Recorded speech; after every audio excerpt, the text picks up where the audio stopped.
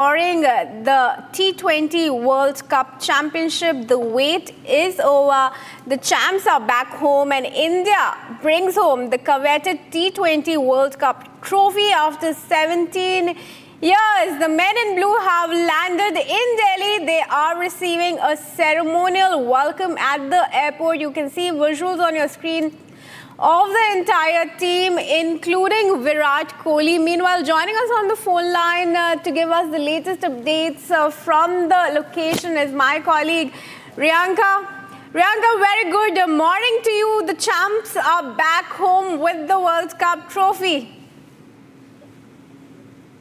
Oh, absolutely, Kriti. If you can hear me, I am standing here at the airport itself. Slightly network glitch, which is why I've been joining on the phone. See, there is a massive crowd that has been joined here at the IGI P3 to welcome the team that has brought in victory to the nation. Yes, the celebrations are underway as our world champions. The Indian cricket team has finally arrived in the national capital, and there are enough number of people who are here to welcome the team. In fact, the team has received a ceremonial welcome by the people. People here have come in wearing jerseys, raising posters of Rohit Sharma, Virat Kohli. There are chants of the top, cricketers here, and people are in fact very happy. There is a massive crowd, here joining at the VIP gate of the T3. So we also know that the team from the airport will be moving to the ITC hotel where they will be staying, and from there at around 9:30 the team will be moving ahead to meet Prime Minister Narendra Modi. There is going to be a felicitation by the Prime Minister for the team today, and that is going to be a big ceremony for 2 hours after the team goes back to Mumbai, where there will be a massive open bus parade that has been organized by the BCCI. Now, while India's win has certainly caused a frenzy storm within the country, it was not an easy way for the men in blue, as they were in fact stranded in, amid the celebrations in the Barbados. And here, the shooting has already begun. The team is in fact exiting the terminal. People all scooting and filled with joy and massive frenzy. All the team members are in fact coming out of the terminal. These are the visuals also that we are showing to you viewers of all the team members who have in fact now joined in. It is indeed a day of massive celebration. Indeed a big victory for Team India. Moment for Team India.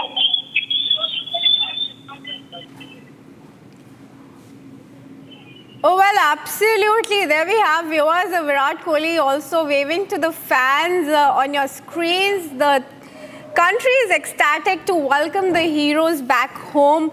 In fact, the team is expected to meet the Prime Minister at 10 a.m. and the meeting will last for about 2 hours until 12 noon. And from there, the team will return to ITC Moria before departing from Mumbai at 12:30 p.m. and then they are expected to land at Mumbai around 4 p.m. And then a grand celebration is also planned at Nariman Point in the evening at 5 p.m. that will culminate at Wankhede Stadium. In fact, the BCCI has already announced a prize money of rupees 125 crore for the Team India, and the award will likely be dispersed in the evening today. Riyanka, take us through everything that we can expect from the itinerary of the champs back home. Well, that's right. As I rightly mentioned ahead, the champs are, of course, going to meet Prime Minister Narendra Modi, and then they will make their way to Mumbai. There will be an open bus parade through Marine Drive to the Wankhede Stadium, and this is all is coming in the plans after they meet the Prime Minister today. But for now, the crowd is waiting for the team to exit. As you can see, people are in... बहुत किस प्रकार स्वागत करेंगे? कुछ देर के बाद यहाँ पे टीम इंडिया निकलेगी, यहाँ से गुजरेगी। बस बोल नहीं सकेंगे, बस देख सके उनको, बस खुशी से बस मन भर जाएगा। एक झलक पाना चाहते हैं फैंस, कितने जोश में आप? बहुत जोश में है, बस वेलकम दिल के लिए धड़कनें बढ़ चुकी हैं, चाहते हैं बस एक बार जल्दी से वो वहाँ से निकले और बस एक बार ही हम उनको देख ले, बस एक बार ही। कितने जोश में आप लोग? बहुत ज़्यादा, बहुत ज़्यादा। किस प्रकार से स्वागत करेंगे टीम इंडिया का? बहुत अच्छे जोश, बढ़िया कुछ दोस्त। कितने जोश में आप लोग? बहुत ज़्यादा, पूरे जोश में है।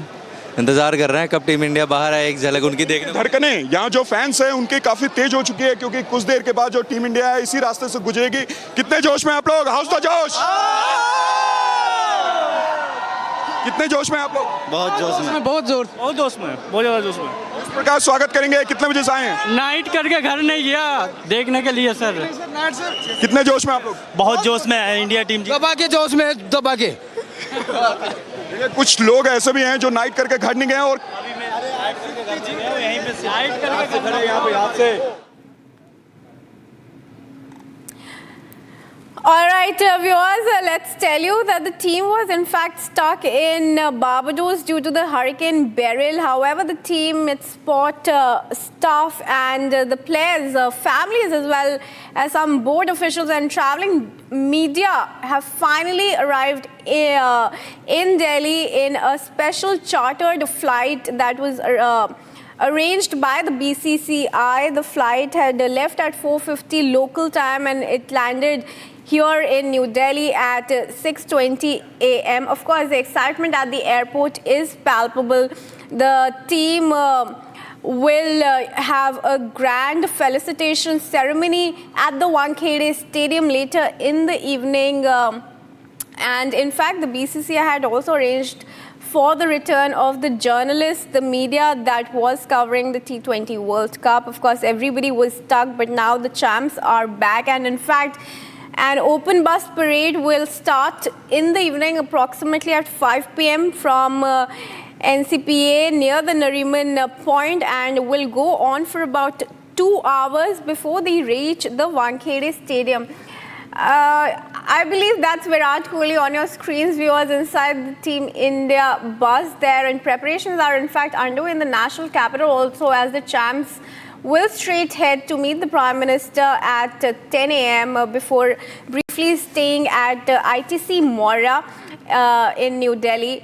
And the meeting between the Prime Minister will start around 11 a.m. will conclude at his residence by noon, and after which the team will fly back to Mumbai. Let's tell you once again that the roadshow from Nariman Point in the open bus to felicitate and honor the players will also see the disbursement of the prize money of 125 crore for the T20 champs.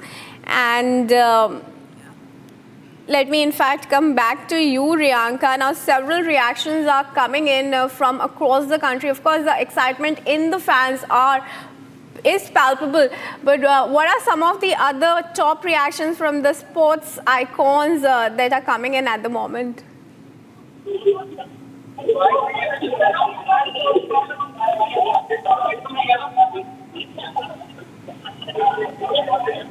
Riyanka?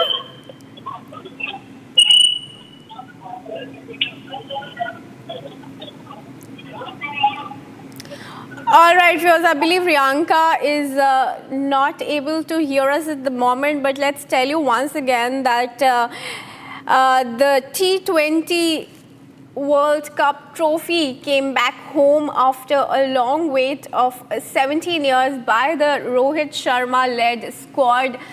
And soon after the victory, both Rohit Sharma and Virat Kohli announced their retirements, giving a little heartbreak to the fans, but of course paving the way for the next generation. The much awaited return of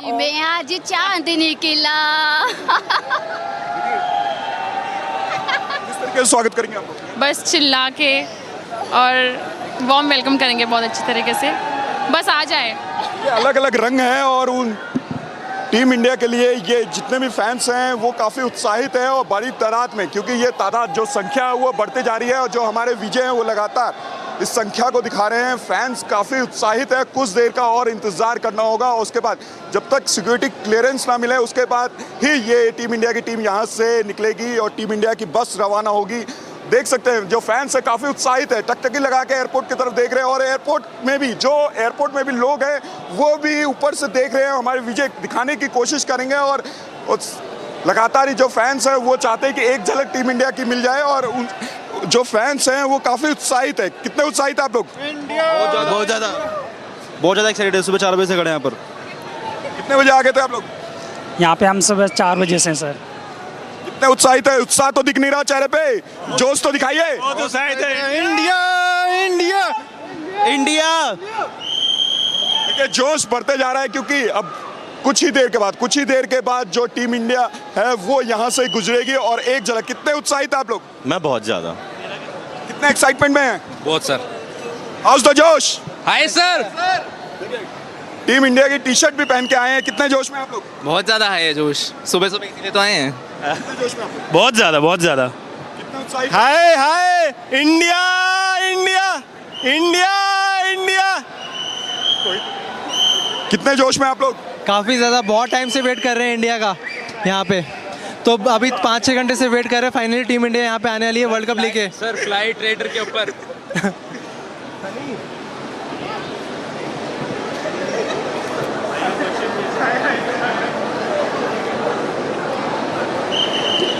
Alright viewers, the Josh is high for sure.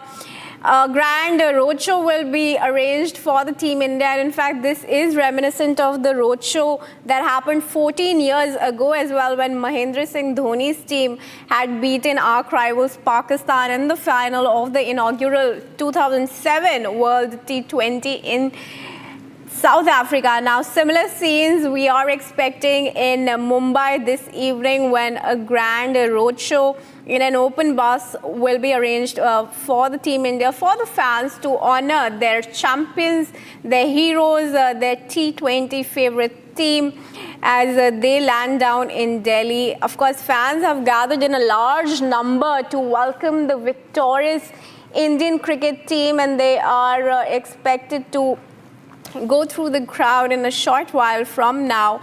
Of course, the fans will be looking forward to meeting them and seeing them. But let me come back to you, Riyanka, if you're with us.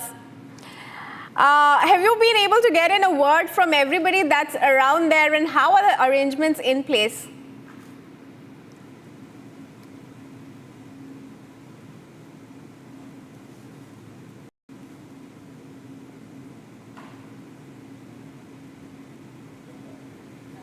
All right, I believe viewers, Riyanka is unable to hear us at the moment, but we are continuing to bring you the live visuals of the T20 World Cup team arriving in India. They in fact landed at 6:20 a.m. this morning at the Indira Gandhi International Airport. In fact, several leaders and top cricketers have been awaiting the arrival of the T20 champions. There you can see on your screens, there's a massive crowd looking forward to get a glimpse of their favorite team, the champs that brought back the coveted trophy after 17 years. In fact, Riyanka, I believe, is patched with us once again. Riyanka, talk to us about the scenes that you're witnessing there at the airport at the moment, and what kind of arrangements are also underway, given I'm assuming there must be high security in place for the champs.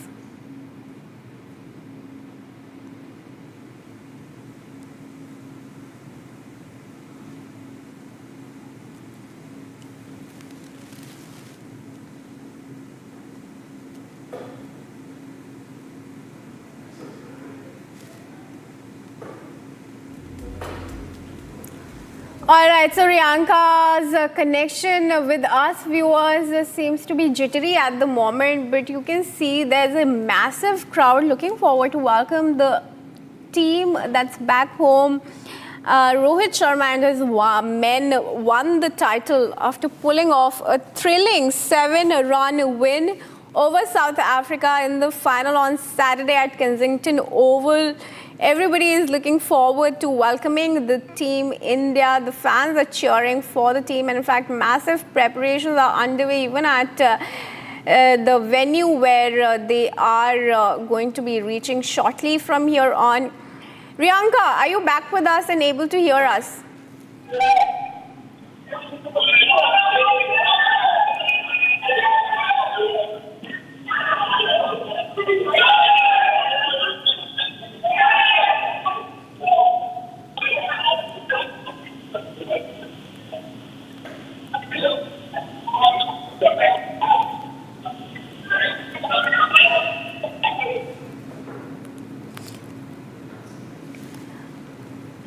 Alright viewers, I believe there's a very bad network and probably jammers are in place where my colleague Riyanka is continuing to report live.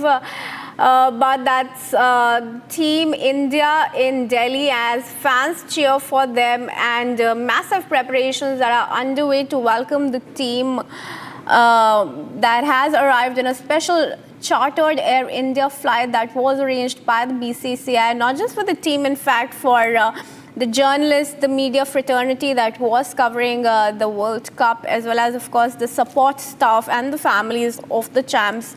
They're all back, and the team departed from Barbatos's Grantley Adams International Airport.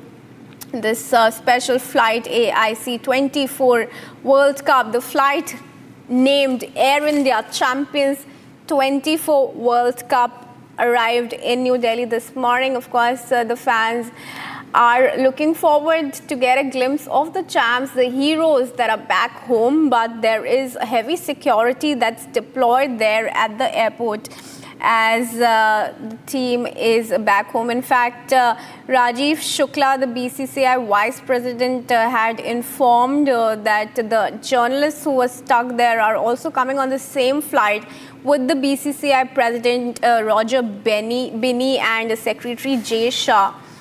So massive arrangements are underway to welcome the victorious Indian captain Rohit Sharma led team back home in New Delhi. In fact, I just want to take you through, viewers, the itinerary of the team today.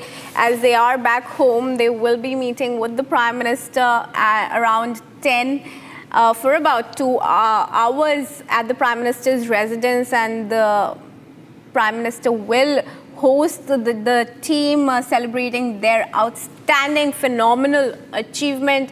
And after this function, the team will return to ITC Maurya before departing for Mumbai at 12:30 p.m. They are expected to land at the Mumbai airport at 4 p.m. and the celebrations will continue with an exhilarating open bus parade from the Nariman Point at 5 p.m. And this parade will actually culminate at the Wankhede Stadium. And let's tell you once again that similar scenes were, the scenes that we can expect this evening are very reminiscent of what we saw back when Dhoni-led team had brought back the World Cup way back in 2007. A similar roadshow had happened, and Dhoni's team had beaten the arch rivals Pakistan, and this was the inaugural T20 World Cup. Of course, the trophy back home after all those years, 13 years, and Rohit Sharma's team has done it once again. And of course, every player had a significant contribution to make in that thrilling finale where India won by 7 runs, winning every single match in the game. In fact, it was probably what Virat Kohli and Rohit Sharma, who announced their retirement, could have only expected for a similar draw. Meanwhile, viewers, all right, the bus has now departed for ITC Maurya, where the team is going to reach. The bus is moving from the airport to ITC Maurya, and we are also bringing you the visuals from the hotel, where massive preparations are underway for the team to host them in New Delhi. The bus is, of course, carrying not just the Team India, but also the BCCI President and Secretary Roger Binney and Jay Shah. And preparations are also, I believe, underway for the grand meeting of the team with the Prime Minister this morning, which will start at 10 a.m. The Prime Minister is expected to host the team at his residence itself, and he will felicitate the champs.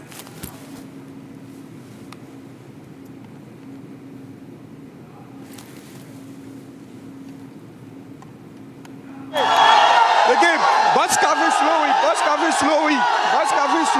Slow होने के बाद यहाँ जो fans का जोश वो काफी बढ़ गया है और ये जो जोश है देख सकते हैं सभी फैंस ने मोबाइलों को अपने हाथ में ले लिया है और जो बस है वो इस जगह से निकल रही है और ये जो एयरपोर्ट का जो रास्ता है वो पूरी तरीके से खचाखच फैंस से भर गया और जिसके कारण ये बस को थोड़ा स्लो करना पड़ रहा है और यहाँ से देखिए जो फैंस है काफी जोश में है और यहाँ पे जो सिक्योरिटी की टीम है वो फैंस को साइड करने में लगी है और यहाँ पे एक एक करके जो खिलाड़ी है वो यहाँ से निकल रहे हैं और ये जो जोश जो टीम इंडिया देखिए फैंस काफी उत्साहित है यार देखिए फैंस काफी उत्साहित है। कितने जोश में आप लोगों ने टीम इंडिया को देखा, कितने जोश में? बहुत ज्यादा जोश में, एकदम बहुत अच्छा लग रहा है। देखिए तस्वीर दिखाइए यार देखिए जो टीम इंडिया यहाँ से गुजर रही है और जो फैंस है बस के पीछे चल रहे हैं धीमे रफ्तार में फैंस यहाँ पे बस के पीछे चल रहे हैं और काफी जोश है क्योंकि टीम इंडिया ने इतिहास रचा है। उस इतिहास का स्वागत यहाँ पे जो फैंस हैं वो करते हुए नजर आ रहे हैं। टीम इंडिया का स्वागत फैंस यहाँ पे करते हुए नजर आ रहे हैं। भारी तादाद में यहाँ पे जो फैंस हैं वो पहुंचे हुए। टीम इंडिया की जो बस है वह एयरपोर्ट से निकल चुकी है। अब टीम इंडिया होटल जाएगी और वहाँ से जो पीएम का कार्यक्रम है उसमें शरीफ होगी। लगभग 9:30 बजे का वो कार्यक्रम बताया जा रहा है जब टीम इंडिया पीएम से मिलेंगे और यहाँ तमाम जो फैंस हैं वो अब यहाँ से निकलना शुरू कर दिए हैं क्योंकि टीम इंडिया की जो बसेस हैं वो निकल चुकी है। लेकिन जो बारिश हो रही थी उसके बावजूद भी यहाँ पे जो फैंस थे भारी तादाद में यहाँ पे पहुँचे हुए थे। देखिए जश्न मनाया जा रहा है। टीम इंडिया यहाँ पहुँच चुकी है, काफ़ी जश्न मनाया जा रहा है और इस जश्न का हिस्सा हर एक फैन बनना चाहता है। आपने टीम इंडिया कैसा लग रहा है? टीम इंडिया को बहुत एक्साइटेड है और ज्यादा एक्साइटेड सब प्लेयर्स हैं। विराट भाई, रोहित भाई, salute for champion, come on champion India. जोश में आप लोगों ने बहुत जोश में सब इतने खुश है वो लोग। इंडिया टीम आई है यहाँ पे, सब बहुत फेस्टिवल, एक नया फेस्टिवल है आज, बहुत मजा आ रहा है। ये लोग फेस्टिवल की तरह आज का दिन मना रहे हैं और यहाँ पे कितने जोश में वर्ल्ड चैंपियंस देखिए भारी तादाद में यहाँ जो फैंस है वो पहुंचे हुए हैं। लगातार ही काफी उनमें जोश देखा जाए। कितने जोश में आप लोग? बहुत ज़्यादा। कितने जोश में आप लोग? मज़ा आ गया, बहुत मज़ा आएगा। देखिए आपने देखा टीम इंडिया को? हाँ, मेरे को विराट कोहली ने ऐसे भी कैच देख के विंडो से देखा और ऐसे थम्स अप किया, मज़ा आ गया। बिल्कुल विराट कोहली के चेहरे पे एक उत्साह था क्योंकि उनको भरोसा था जो हमारे लोग हैं वो हमारे स्वागत में पहुंचे हैं। बिल्कुल उनको तो पूरा पता ही होगा ना कि टीम तो आएगी, मतलब फैंस तो आएंगे स्वागत के लिए। इतना बड़ा ट्रॉफी जीत के आए तो आना ही था और प्लेयर्स को भी देख के हमें भी अच्छा लगा और प्लेयर्स को हमें देख के भी अच्छा ही लगा होगा कि फैंस कैसे वेलकम के लिए सुबह आए। दिन को फेस्टिवल के तौर पे यहाँ पे मनाया जा रहा है और जो फैंस है देखिए फैंस यहाँ पे नाच गा करके काफी उत्साहित है। देखिए कितने जोश में। It's hilarious. That's the atmosphere we wanted. It's been 17 years. That's what we were waiting for. आज के दिन को एक फेस्टिवल के रूप में देखा। बिल्कुल, कभी जिंदगी नहीं भूल सकते इंडिया को हम। और चैंपियन ट्रॉफी जीत के आएगी इंडिया, पूरा विश्वास है। Champions Trophy 2027 World Cup. We will definitely India का झंडा गड़ेगा। कितने जोश में हैं आप लोगों ने टीम इंडिया? ज्यादा जोश में, और ये जो मोमेंट था इससे बड़ा मोमेंट नहीं हो सकता। I cannot explain. That's what we were waiting for. You know, that's the moment. आज के दिन को फेस्टिवल के रूप में मनाया जा रहा है। बिल्कुल, अब हर दिन फेस्टिवल होगा ये दिन। जोश। देखिए टीम इंडिया के स्वागत के लिए जो फैंस पहुंचे थे वो काफी जोश में हैं क्योंकि टीम इंडिया की एक झलक उनको मिली है और लगातार ही जो फैंस है काफी जोश में यहाँ पे दिख रहे हैं और लगातार ही भारत माता के जयकारे के नाते यहाँ पे लगाए जा रहे हैं। देखिए तस्वीर, जो रंगीन तस्वीर की हम बात कर रहे थे, लगातार ही यहाँ पे एयरपोर्ट पे हम देख सकते हैं आज का दिन काफी खास है। टीम इंडिया पहुंच चुकी है। आप लोगों ने टीम इंडिया को देखा? बिल्कुल देखा, मैंने देखा। 4 बजे से आया हूँ। रोहित शर्मा को जैसे वहाँ पर ट्रॉफी लेकर गया, कसम से दिल खुश हो गया। रोहित शर्मा, कोहली भाई थे, हार्दिक भाई थे, कैसे भी करके खुश है। और इंडिया जीता है। रोहित शर्मा भारत का नंबर 1 कप्तान।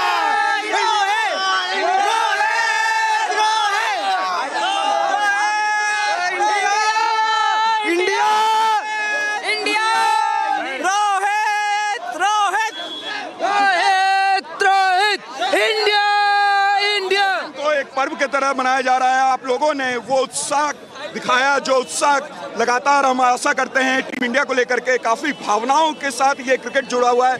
कितने उत्साह में थे आप जब टीम इंडिया को देखे?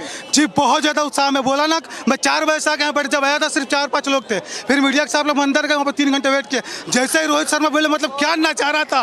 और ऐसा ही नजारा हम चाहते हैं कि इंडिया आने वाली चैंपियंस ट्रॉफी पाकिस्तान में हो या जहाँ पर भी हो, अपनी टीम जीते और रोहित शर्मा कम से कम 3 वर्ल्ड ट्रॉफी जीते। एक टेस्ट का वन चैंपियनशिप है, क्योंकि वनडे तो बहुत टाइम तब तक रुके ना रुके, लेकिन रोहित शर्मा का नंबर 1 कप्तान बनाना है। देख रहे हैं ऐसा माहौल, ऐसा पर्व कभी देखने को मिलता है। एयरपोर्ट में दिवाली जैसा माहौल है और यहाँ पर हर एक शख्स यहाँ पर पोस्टर बैनर लेकर पहुंचा हुआ है, इंडियन फ्लैग लेकर पहुंचा हुआ है। और लगातार ही जो लोग हैं काफी उत्साहित है, जो फैंस है काफी उत्साहित है। कितने उत्साहित है आप?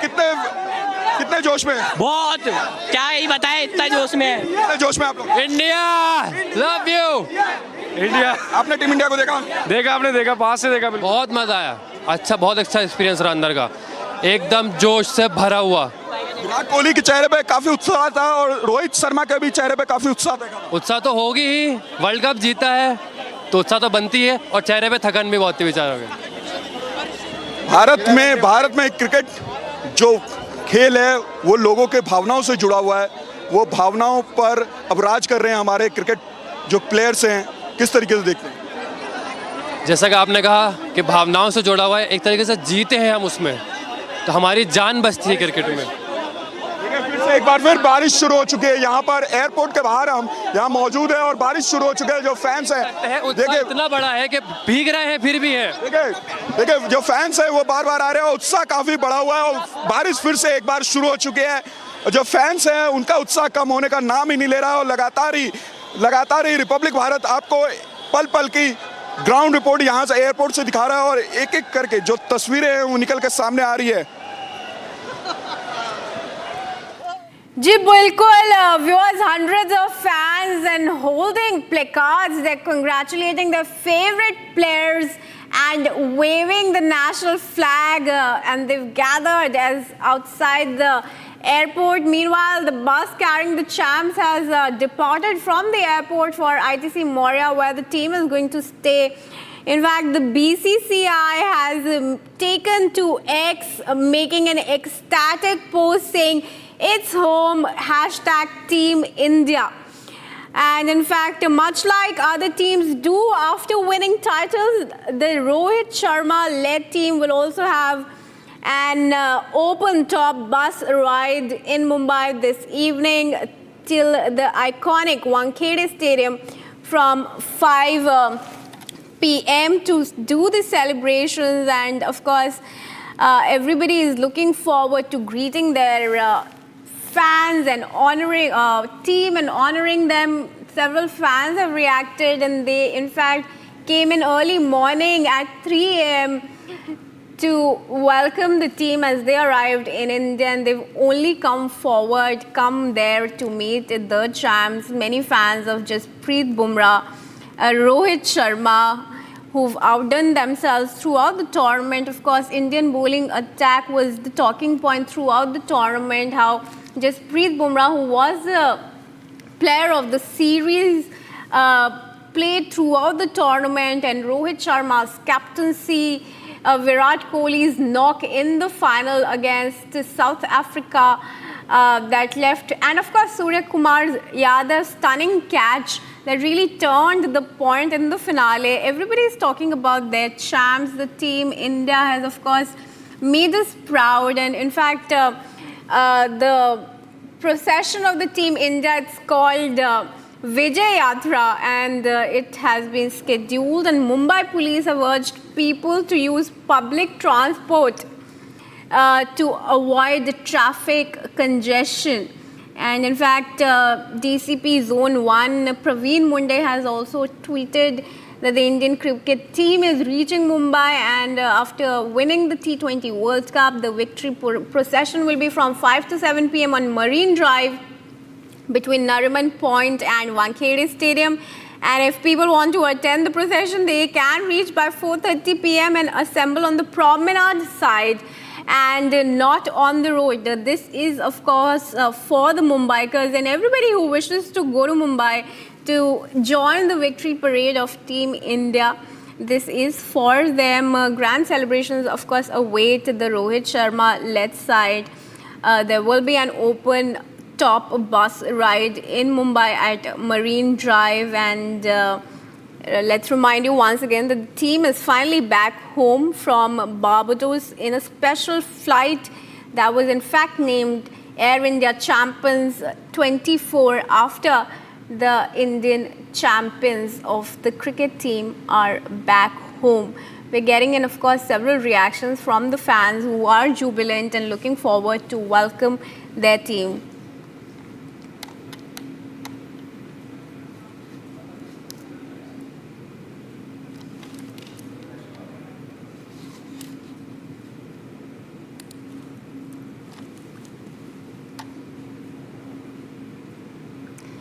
I, in fact, want to take you through, viewers, some of the reactions that have been coming in from the fans. Of course, I want to put out their messages. Says one Viren says he is a huge fan of Jasprit Bumrah and was waiting for him. He was standing there at the airport since 5:30 a.m.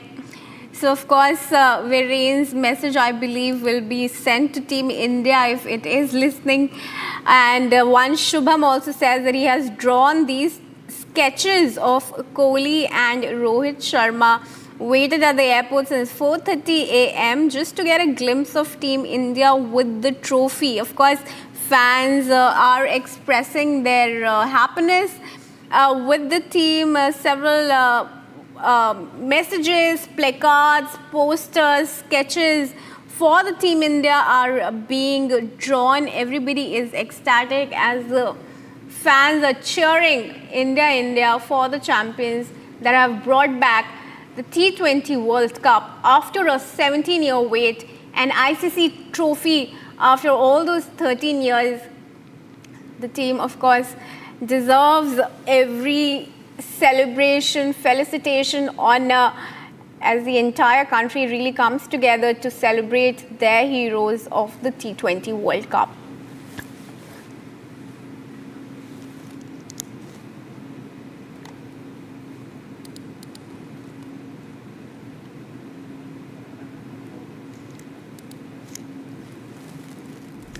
All right, viewers, those are the visuals of the bus that's ferrying Team India to ITC Moria. It has left from the IGI airport in New Delhi, and the bus is well on its way to the hotel where the team will be briefly staying before meeting Prime Minister Modi, who will be felicitating the World Cup champs.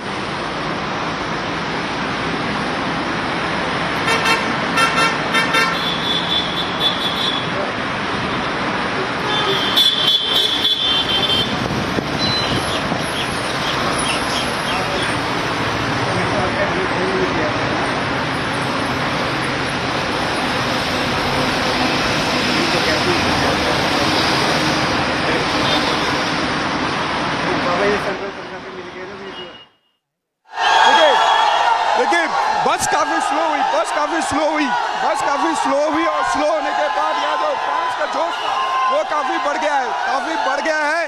और ये जो जोश है देख सकते हैं, सभी fans ने मोबाइलों को अपने हाथ में ले लिया है और जो बस है वो इस जगह से निकल रही है। और ये जो एयरपोर्ट का जो रास्ता है, ये एयरपोर्ट का जो रास्ता है वो पूरी तरीके से खचाखच फैंस से भर गया है और जिसके कारण ये बस को थोड़ा स्लो करना पड़ रहा है। और यहाँ से देखिए जो फैंस है काफ़ी जोश में है और यहाँ पे जो सिक्योरिटी की टीम है वो फैंस को साइड करने में लगी है और यहाँ पे एक एक करके जो खिलाड़ी है वो यहाँ से निकल रहे हैं। और ये जो जोश जो टीम इंडिया देखिए फैंस काफ़ी उत्साहित है यार, एक एक फैंस काफ़ी उत्साहित है। कितने जोश में आप लोगों ने टीम इंडिया को देखा, कितने जोश में? बहुत ज्यादा जोश में, एकदम बहुत अच्छा लग रहा है।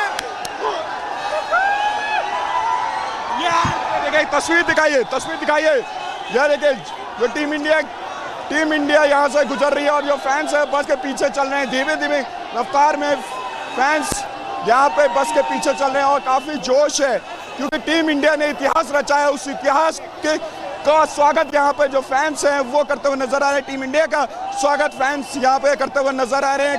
भारी तादाद में यहाँ पे जो फैंस हैं वो पहुंचे हुए। टीम इंडिया की जो बस है वह एयरपोर्ट से निकल चुकी है। अब टीम इंडिया होटल जाएगी और वहाँ से जो पीएम का कार्यक्रम है उसमें शरीफ होगी। लगभग 9:30 बजे का वो कार्यक्रम बताया जा रहा है जब टीम इंडिया पीएम से मिलेंगे। और यहाँ तमाम जो फैंस हैं वो अब यहाँ से निकलना शुरू कर दिए हैं क्योंकि टीम इंडिया की जो बसेस हैं वो निकल चुकी है। और लेकिन जो बारिश हो रही थी उसके बावजूद भी यहाँ पे जो फैंस थे भारी तादाद में यहाँ पे पहुँचे हुए थे।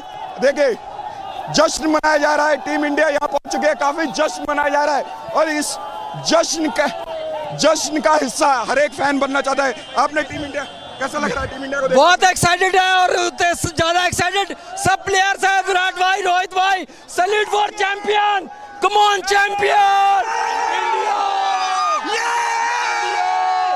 इंडिया। जोश में आप लोगों ने बहुत जोश में, सब इतने खुश है वो लोग। इंडिया टीम आई है यहाँ पे, सब बहुत फेस्टिवल, एक नया फेस्टिवल है आज, बहुत मजा आ रहा है। ये लोग फेस्टिवल की तरह आज का दिन मना रहे हैं और यहाँ पे कितने जोश में। World champions India. देखिए भारी तादाद में यहाँ जो फैंस है वो पहुंचे हुए हैं। लगातार ही काफी उनमें जोश देखा जाए। कितने जोश में आप लोग? बहुत ज्यादा। कितने जोश में आप लोग? मजा आ गया, बहुत मजा आएगा। देखिए आपने देखा टीम इंडिया को? हाँ, मेरे को विराट कोहली ने ऐसे भी कैच देख के विंडो से देखा उन्होंने और ऐसे थम्स अप किया, मजा आ गया। विराट कोहली के चेहरे पे एक उत्साह था क्योंकि उनको भरोसा था जो हमारे लोग हैं वो हमारे स्वागत में पहुंचे हैं। बिल्कुल उनको तो पूरा पता ही होगा ना कि टीम तो आएगी, मतलब फैंस तो आएंगे स्वागत के लिए। इतना बड़ा ट्रॉफी जीत के आए तो आना ही था और प्लेयर्स को भी देख के हमें भी अच्छा। All right, viewers, those are the visuals of the Team India bus now finally reaching ITC Moria, where the team will stay briefly, freshen up and head thereafter to meet Prime Minister Modi. In fact, I'm joined in on the phone line by my colleague Riyanka, who is in fact there at the Indira Gandhi International Airport as well, where the team landed a short while ago at, in fact, an hour ago at 6:20 a.m. Riyanka, of course, the excitement was palpable. We heard the cheers, we heard everybody hooting for the champions, but you were there. How was the atmosphere really like? Absolutely, it was indeed a very, exciting atmosphere because a large group of people, fans had in fact arrived. They were waiting here since 4 a.m. in the morning to get a glimpse of their favorite cricket stars. And a while ago, we saw the bus filled with the victorious team India moving out of the IGI airport. And now we know that the team has arrived at the ITC Moria Hotel. And after, from there, they will be moving ahead to meet the Prime Minister. At around 9:30, the team will be moving out from the hotel. And there is going to be a ceremonial felicitation for the team today at the Prime Minister's office. And it will be from around 10 a.m. to 12 p.m. So there is a power pack schedule that the team is going to be having for today in a bid for a massive celebration and felicitation for the team. On the other hand, we saw how the men in blue, in fact, they have also planned a mega rally today at Mumbai, where there will be an open bus parade that is going to take place. This parade will go to Marine Drive and conclude at the Wankhede Stadium. And there also a huge group of fans can be expected. They will have a glimpse of their favorite players who in fact brought a major trophy home after 11 years. And this is going to be a small function from 7 to 7:30 p.m. For the victorious Indian team to be felicitated at the Wankhede Stadium, following which the players will also then, end their day. But the one thing to look out for is the grand meeting with Prime Minister Narendra Modi today that will take place at around 10 a.m. at the Prime Minister's office. The Rohit Sharma led won the country's expecting T20 World title, and this was bringing an end to an 11-year wait for an ICC trophy. In fact, a special Air India chartered flight was, got in for the players to come to, come to India. I beg your pardon. And because we know how the players were stranded in Barbados due to hurricane. The Indian squad, its support staff, the players, their families, and the board officials were in fact aboard the flight that landed at the IGI an hour ago. And now they have, in fact, reached the ICC Moria. So, several of these, occasions that need to be looked out for today. Next up, meeting with Prime Minister Modi. Felicitation by the Prime Minister for the Team India. Oh, well, absolutely, Riyanka. I'm sure the excitement is as high as the Josh is among all the Indians, who are looking forward, especially for the evening when there will be a grand open bus parade of the Team India, as we saw way back in 2007. Tonight, similar scenes will be visible. In fact, those are right now the visuals of the Indian team reaching ITC Moria again, where there are, massive measures and preparations underway. The team is getting a grand welcome. I would request if we could play those nats also from the scenes at ITC Moria, where, you could really see how the team is receiving a grand welcome. All right, the players one by one reaching the hotel. And Riyanka, if you're able to get in any sense from what's really happening at ITC Moria at the moment now, and how are the arrangements in place for the coach, of course, and the team as well? Absolutely, there has been a full power pack arrangement done for the victorious team at the ICC Moria Hotel, where they will be, taking rest for a bit. They will be freshened up and, have quick snacks and then go ahead and meet the Prime Minister, because there will be a big felicitation ceremony for 2 hours at the Prime Minister's office. In fact, we saw that how the star batter Virat Kohli, along with fast bowler Jasprit Bumrah, amongst the first players to, give a glimpse of them to their beloved fans. And, for now, we see that the team is going to rest at the ITC and then moving ahead to meet the Prime Minister, bringing the trophy back home after 11 years. The first visual of the team after landing in Delhi, all the players, they did complete their immigration process. They started boarding the bus. So a bit of time went there. In fact, it is raining in Delhi as well. So there was a bit of delay on that note. But now all set for the team. They have reached ITC. All preparations made. Every security is also there for the team, because a huge amount of people are joining to get a glimpse of their stars. So security is also, kept in place on that note. But we also have to look out for the grand event that will take place in the evening in Mumbai. A similar road show was arranged back in 2007 when MS Dhoni had gotten the cup home. So similar scenes will be visible today in the evening from Marine Drive to Wankhede Stadium. There will be a massive rally. So that is also going to be one of the things that we will be looking out for. Fans have been waiting in long queues, and since late night yesterday in the IGI, they got to wave at their favorite cricketers, get a glimpse of them, and now also we see that how there has been security measures placed outside ITC so that there is no trespassing of the fans, because everybody, all the people of India, all the citizens, they are very, very happy, very, very excited to get the cup back home, especially all thanks to the men in blue, which is led by Rohit Sharma.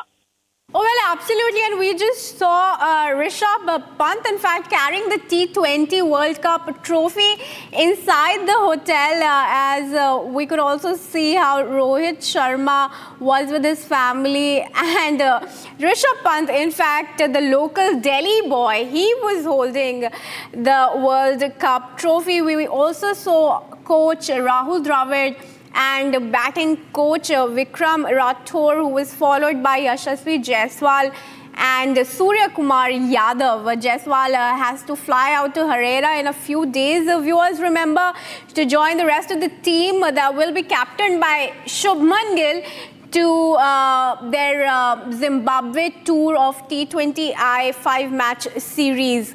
The team bus had just reached the ITC Moria Hotel in the national capital, and fans everywhere, you see, despite the fact that we are still seeing a rainy day, it's in the national capital, but fans are out there early morning to welcome, and they flooded the airport. They're there outside the hotel gates as well to just get a glimpse of their favorite champs.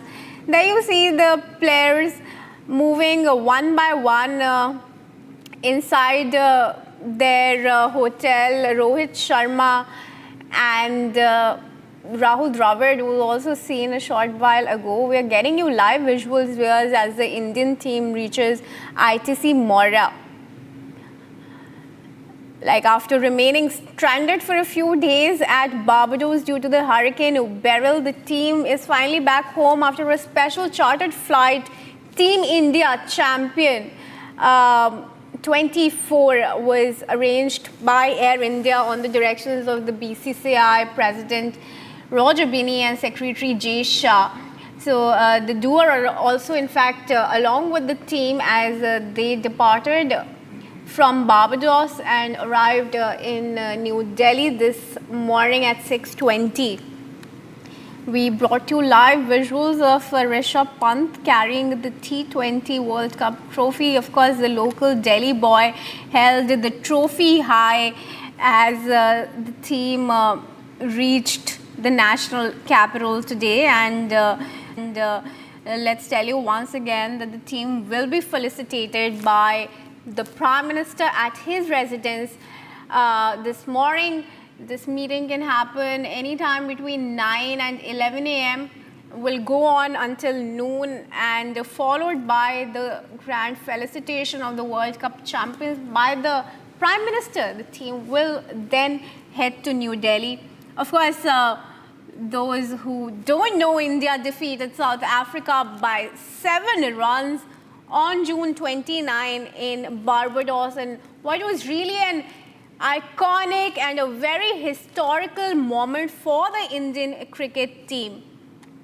The trophy that's coming back home, Virat Kohli, Hardik Pandya, Sanju Samson, Mohammad Siraj, along with the entire team, arrived at the Delhi airport, and the men's Indian cricket team thereafter arrived at ITC Moria. We brought you live visuals of the convoy of T20 World Cup champions from the airport to ITC Moria, where the visuals are live from at the moment. You can see a massive crowd. Flag लेके आए हैं, फहराया, थोड़ा दिखा दिया बस को। किस प्लेयर को देखा? कोई नहीं दिखा। आई थिंक दैट सरदार जी दिखे, थोड़ा वो जो बॉलर है Akashdeep, Harshdeep. He is my friend Kapil, इसी की वजह से हम यहाँ आ पाए। इधर आ जा, कोई नहीं। Thank you sir. Thank you. बहुत हो जाएगा, बस ऑफिस जाना है, जल्दी जाना है।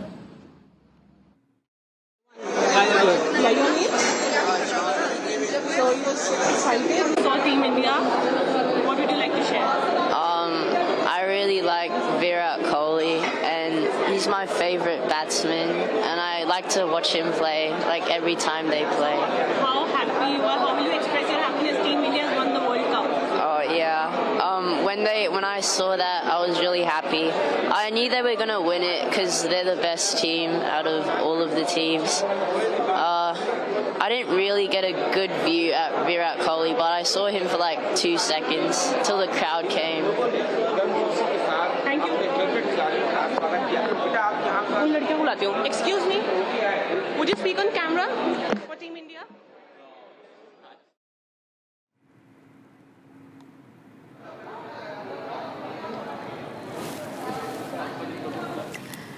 All right, viewers, of course, the fans are jubilant. Young fans are waiting to get a glimpse of the champions, the Indian tricolor being waved across the national capital, of course, as Team India is back home with the T20 World Cup trophy, of course, holding it high. And there's massive India chorus.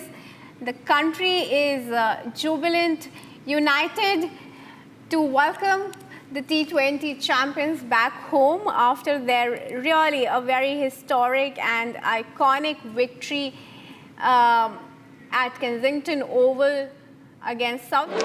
Prachi Pani. So how will you express your happiness? You just saw Team India coming. Like, I was like really happy. Like, I don't know how to like contain like my excitement and like happiness. India has won the World Cup. Yeah. How will you express excitement? Like jump, like I could like run like a marathon right now. So who is your favorite cricketer? Probably like Virat Kohli or someone. I don't really watch too much cricket. Hi. Your name? Hi, my name is Prisha. And how will you express your excitement after seeing Team India? I've only seen Team India on TV because I'm from America, so I don't really come here that often.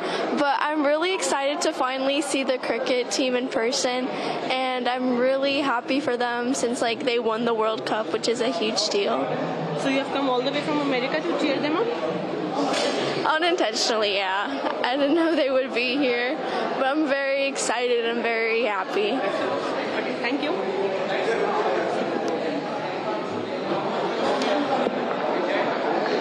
Everything is sorted? Yeah. Thank you.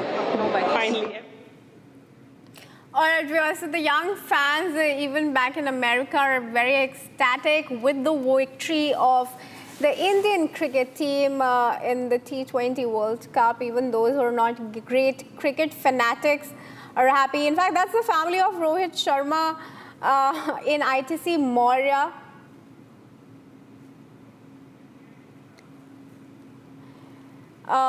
The Indian team at ITC Maurya, Jasprit Bumrah follows Rohit Sharma and family. Of course, the families of the team are there with them. Viewers, Republic is continuing its rolling coverage as Team India is back home.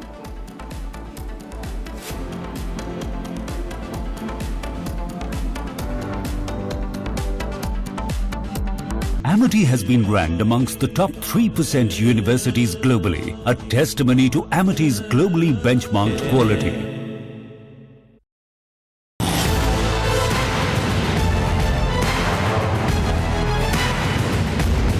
Get ready to witness the best technology extravaganza of the year. The first edition of the Republic Business Emerging Technology Awards has received an overwhelming number of nominations. Dominating the categories are AI and robotics, healthcare, edutech, fintech, banking and finance, and MarTech. Groundbreaking innovations and revolutionary ideas from the largest digitalized economy in the world. Join us as we celebrate India's incredible digital growth story. Republic Business Emerging Technology Awards, Friday, 5th July 2024.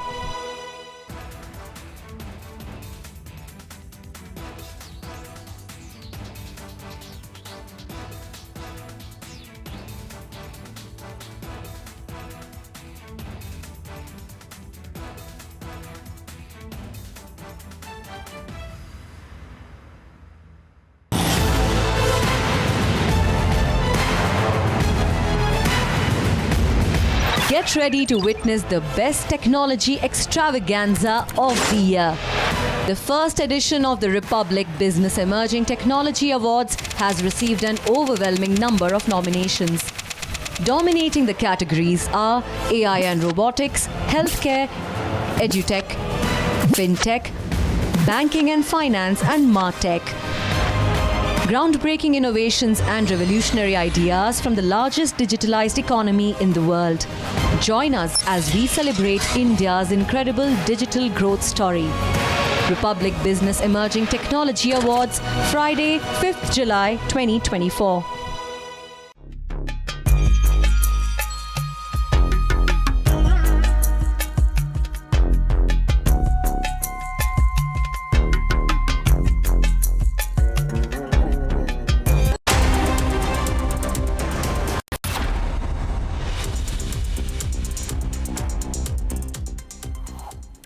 Welcome back, viewers. Our Republic is continuing to bring you live visuals of Indian cricket team that's back home after a jubilant win at Barbados at Kensington Oval after securing the T20 World Cup 2024 trophy after a long wait of 17 years, an ICC trophy that has come back home after 13 years, and the champions are back holding that trophy high. Visuals of Virat Kohli, Rohit Sharma and family, head coach Rahul Dravid, Jasprit Bumrah and the entire team.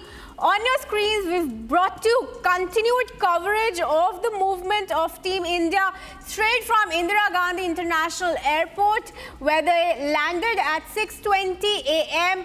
to ITC Moria, where the team has now arrived, where they will be doing a small stay before finally heading to meet the Prime Minister at his residence around 9 to 10 a.m. this morning. The Prime Minister will felicitate the T20 World Cup champions at his team. They will meet the Prime Minister there until noon before finally departing for Mumbai and arriving in the financial capital at 4 p.m. where a victory parade, an open bus victory parade of the Team India is arranged from 5 p.m. will go on until at least 7:30 p.m. The team will be felicitated not just by the fans that will come together to get a great visual this evening at 5 p.m.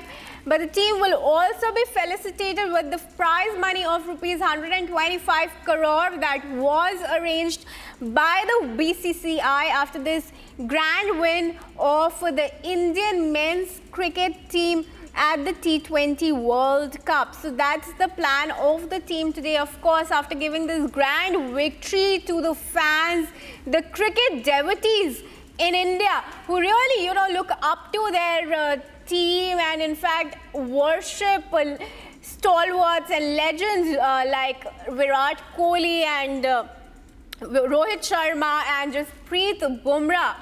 They are all looking forward to get a glimpse of the champions who are back home after remaining stranded in Barbados, of course, with the World Cup trophy, but they are now back home. We got you the visuals of all the Team India players back home in New Delhi.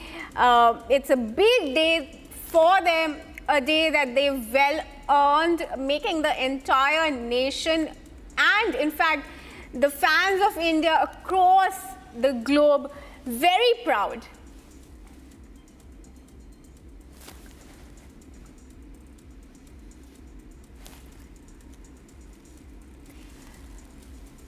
India is celebrating, viewers.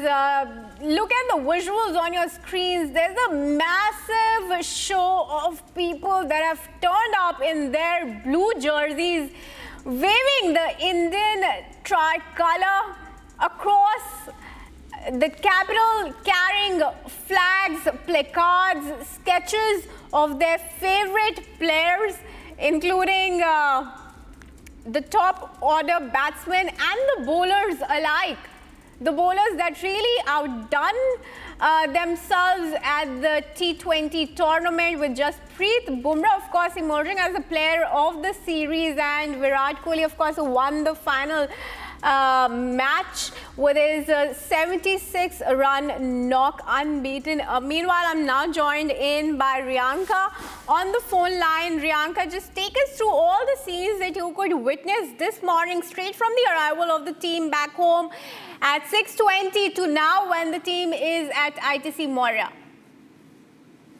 Absolutely right, Kriti. Well, the T20 World Cup-winning Indian cricket team returned to the country aboard a specially arranged charter flight with scores of fans lining up outside the airport to welcome the players.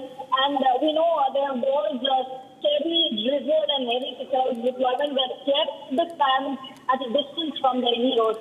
In fact, hundreds of supporters holding placards congratulating their favorites and taking the national flag. They all braved the weather to welcome the victorious side, which in fact defeated South Africa by 7 guns in the final in Bridgetown on Saturday, as you know, last week. The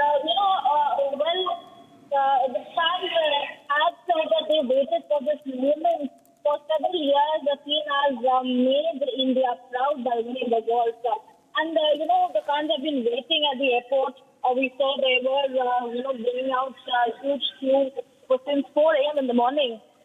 And the side was, the men in blue led by Rohit Sharma was unable to head back home immediately after the title win due to a shutdown, which was, in fact, forced by Hurricane Beryl in Barbados. And they were cocooned in their hotel before the BCCI made special arrangements for a special chartered flight that got them back home.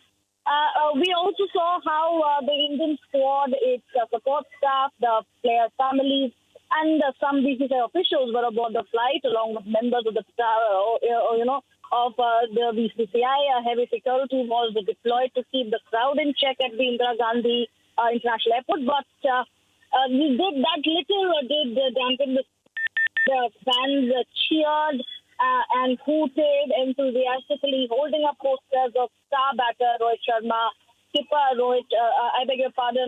star batter Virat Kohli, skipper Rohit Sharma, and outgoing head coach Rahul Dravid. We also saw that how there were 2 buses that were stationed outside the Terminal 3 to fetch the players to their hotel. Now the players are, of course, at the ITC Maurya hotel, from where they will have to meet, Prime Minister Narendra Modi at his residence at 7 LKM at around 9:30 a.m. tentatively for a grand ceremonial felicitation by the Prime Minister. In fact, Surya Kumar Yadav, who took the sensational match-winning catch of David Miller in the final, was the most enthusiastic in responding to the cheering. We saw how he was waiting at the crowd at the airport. In fact, Virat Kohli as well, Rohit Sharma and Virat Kohli, they were also among the last of the VIPs to come out of the airport. We saw Rohit Sharma, who held the coveted trophy in his hands, raised it for the fans to catch a glimpse before boarding the bus. Kohli also gave a thumbs up to acknowledge the support before taking his place in the bus. And the excitement to see the heroes in the people, the fans also claim that they have been waiting at the airport since last night. So, it is indeed a great homecoming for the men in blue, for Team India, making all proud. And up next, meeting with Prime Minister at his residence, and then they fly to Mumbai, where there will be a major open bus parade that will be organized from Marine Drive to Wankhede. Oh, well, absolutely, viewers. Republic will continue its rolling coverage on what's in the itinerary for the Indian cricket team today. We will bring you all the latest visuals and all the excitement that is building up. We will bring you all of that here on Republic. Stay tuned.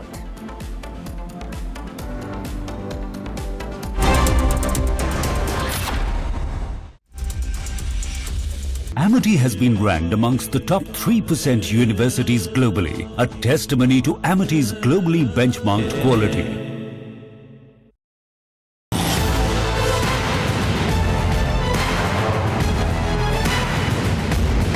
Get ready to witness the best technology extravaganza of the year.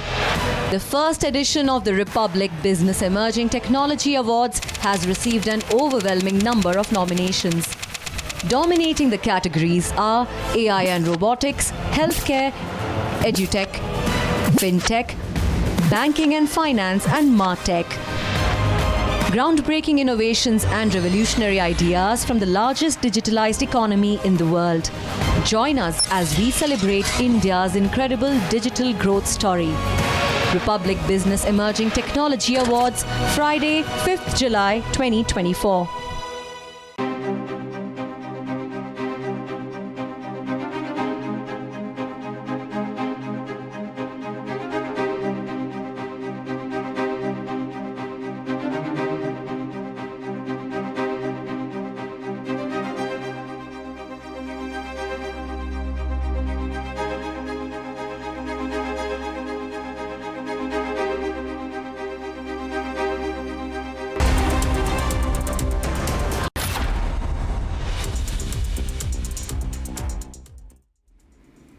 Virat Kohli on your screens, viewers, back home with the T20 World Cup trophy.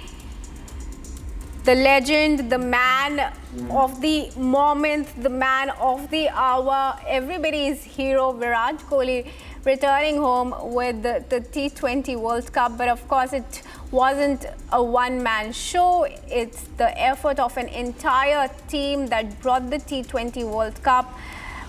We can't speak enough about the captaincy of Rohit Sharma, the bowling attack led by Jasprit Bumrah, Kuldeep Yadav, Surya Kumar Yadav, the batters, of course, and the contributions of the head coach, Rahul Dravid, who propelled the team to a victory after 17 years that India got the T20 World Cup.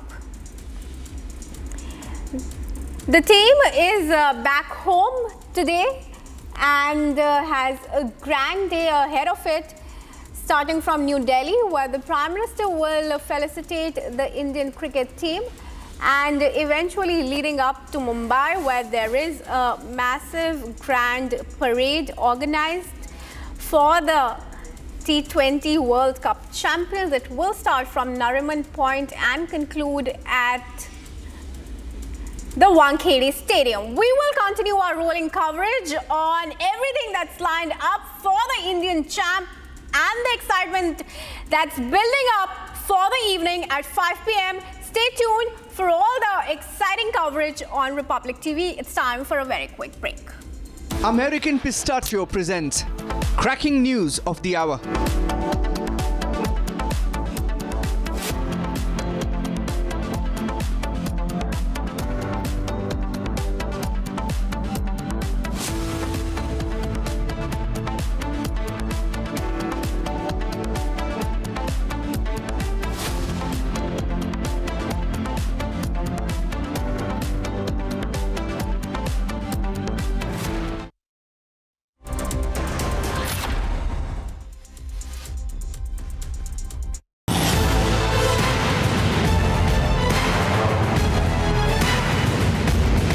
Get ready to witness the best technology extravaganza of the year. The first edition of the Republic Business Emerging Technology Awards has received an overwhelming number of nominations. Dominating the categories are AI and robotics, healthcare, edutech, fintech, banking and finance, and martech.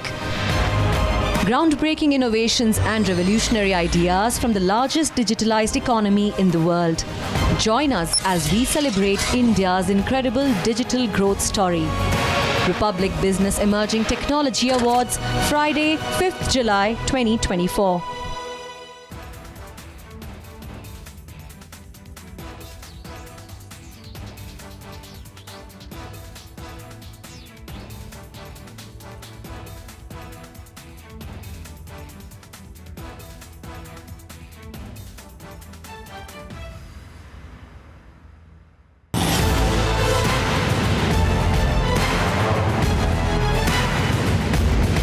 Get ready to witness the best technology extravaganza of the year. The first edition of the Republic Business Emerging Technology Awards has received an overwhelming number of nominations. Dominating the categories are AI and robotics, healthcare. You are a representative of the, if I could say, Gen Z. You are a Gen Z Neta, and we're not used to seeing, the Gen Z Neta. You're an MP, you're not just a leader. I just want to understand from you, how does a Gen Z Neta look at politics of the country? I look at politics as a good medium of change. Like Gandhiji said, you should be the change that you wish to see in the world. I think this is the apex of being a change maker.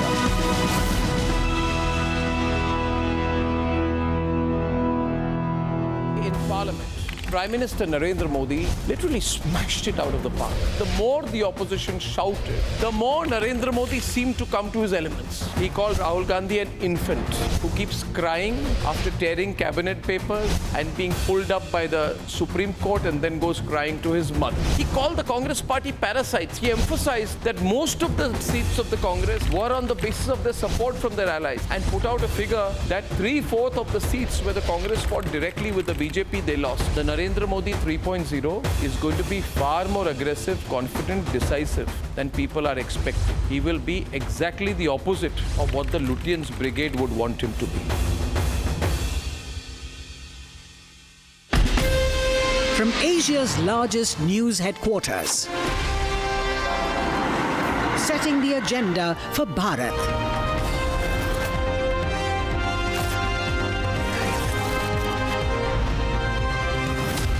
You're watching Republic.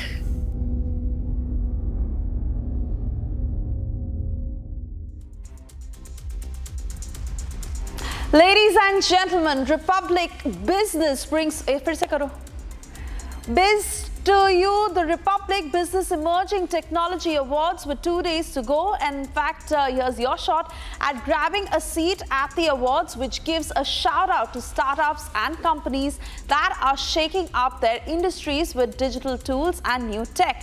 These awards spotlight the innovative work of digital trailblazers who are changing the game. Scan the QR code on your screen and grab your pass to be part of the day-long event filled with speakers, ideators and achievers from the world of India's emerging tech.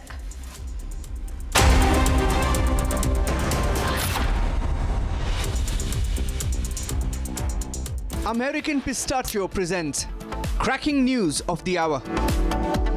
The wait is over. T20 World Champs are back in India. India brings home the coveted T20 World Cup trophy after 17 years.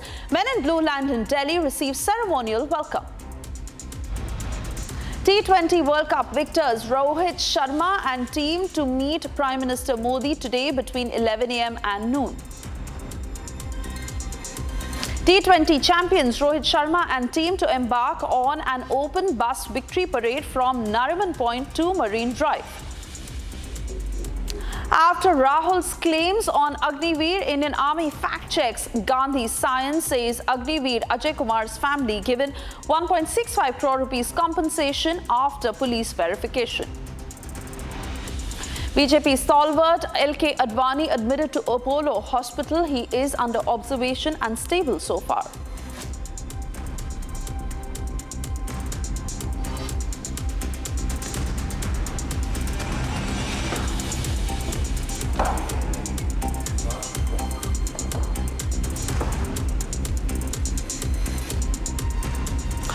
Good morning, you're watching Live This Morning. I'm Suesha Sound. Our focus on the Hathras tragedy of the devastating turn of events where the death toll from the Hathras stampede has now risen to 121.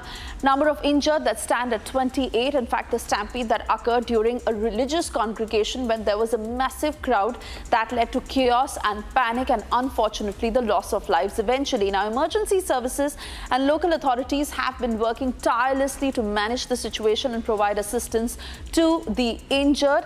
In fact, they've been transported to nearby hospitals where they are undergoing treatment. It was Yogi Adityanath yesterday who had also held a news conference saying that a detailed probe has been ordered into the matter. In fact, an SIT panel that has been appointed by the UP government in order to get into the depth of what really happened and what caused these deaths. Unfortunately, 121 people who lost their lives in a tragedy that was completely man-made, and the unfortunate part of it that the self-styled godman, quote-unquote, Bhole Baba, who continues to be on the run. He has still not been nabbed by the cops. My colleagues Piyush and Akhil, who continue to stay on the ground to get us the very latest of how the situation has developed so far. Akhil, if I could come to you first, you've been talking to a lot of eyewitnesses and those who saw it first up. You also got us those accounts to give us a sense of what led to the death of these 121 people. And even as you have been confronting the cops on how far the investigation has reached, the unfortunate part of it that Bhole Baba is still on the run. What's the latest you're picking up? Well, if you see, Bhole Baba is still on the run, but he has issued a statement and he has said that his lawyer will be fighting the case. And the statement which the Bhole Baba has issued, it is very clearly mentioned that some anti-social element tried to create disruption at his event, due to which this mishap took place. Apart from that, if you see on the investigation part, we have been constantly questioning the district administration. And apart from that, if you see, I simply confronted the GM of Hathras, Mr. Ashish Patel, but he had no answers to these questions, that why proper arrangements were not being made at the venue. Because if you see, there were no proper barricading at that point of time. When the admission was taken from the administration, what happened at that time, if you go just by the FIR report, it's clearly mentioned that the permission was granted for 80,000 people, but approximately 2.5 lakh people have turned out for that event. So it turned out to be a nightmare for the people over there when that stampede broke out. So recently what happened, that we have been constantly speaking, even I confronted SGM of that region, and he also had no answers to these questions, that why proper arrangements were not being made, why ambulances were not there, why there was no proper security measures at that point of time. So these are the unanswered questions by the administration, and they must need to answer on that line. Yes, Susha. As we also cut across to Piyush, Piyush, there are several families who are still looking for their loved ones, and really a question to the kind of assistance that is being provided to them. Other than those who are injured, they are undergoing treatment. What is their condition?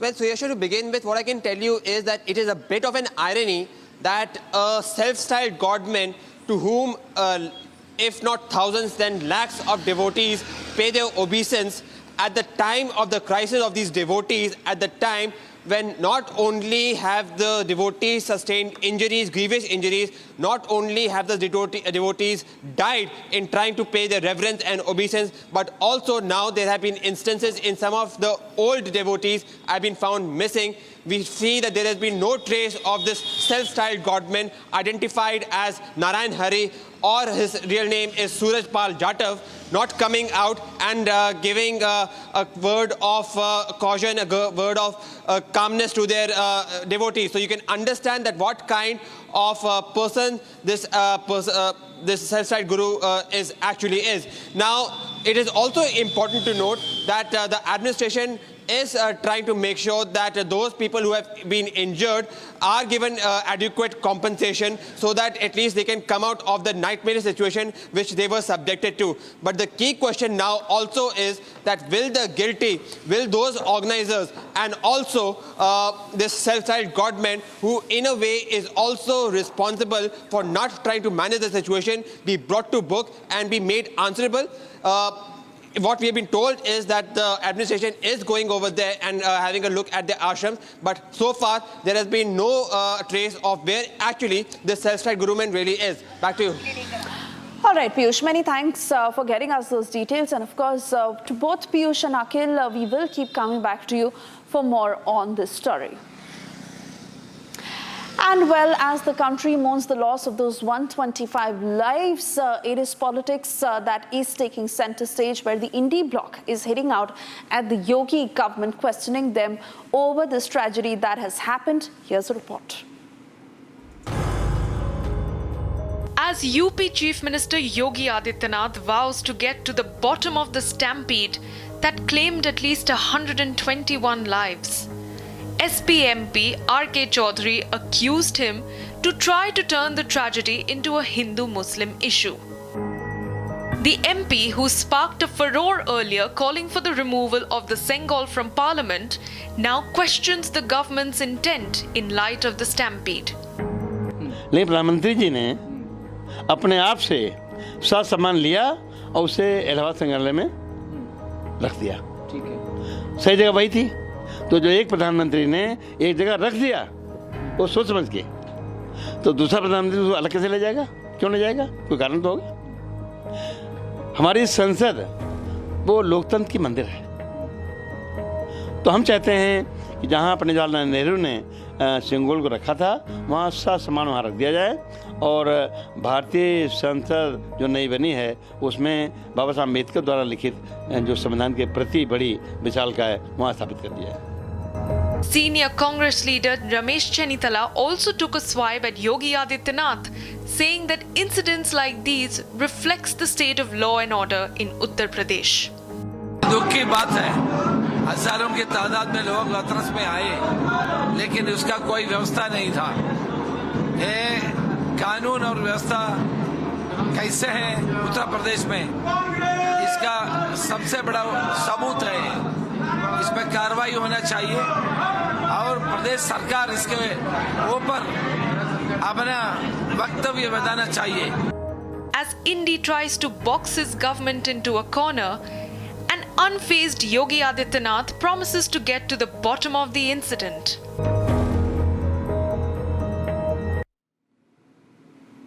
And moving on, Russian President Vladimir Putin led world leaders in condoling the loss of lives in the Hathras Stampede tragedy. His message came as the toll from the event has passed 120. Getting you all the details of what happened.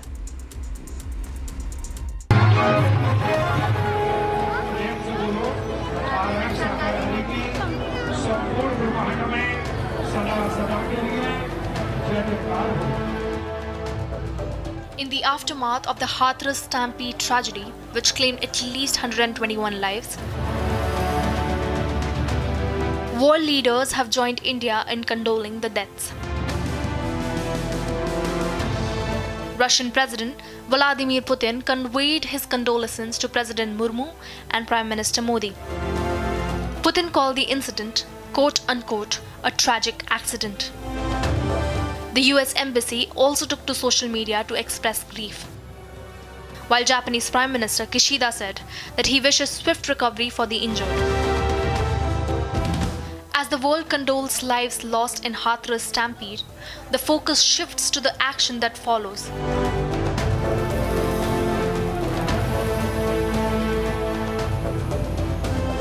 And whether UP government follows through on Yogi's promises on fixing accountability.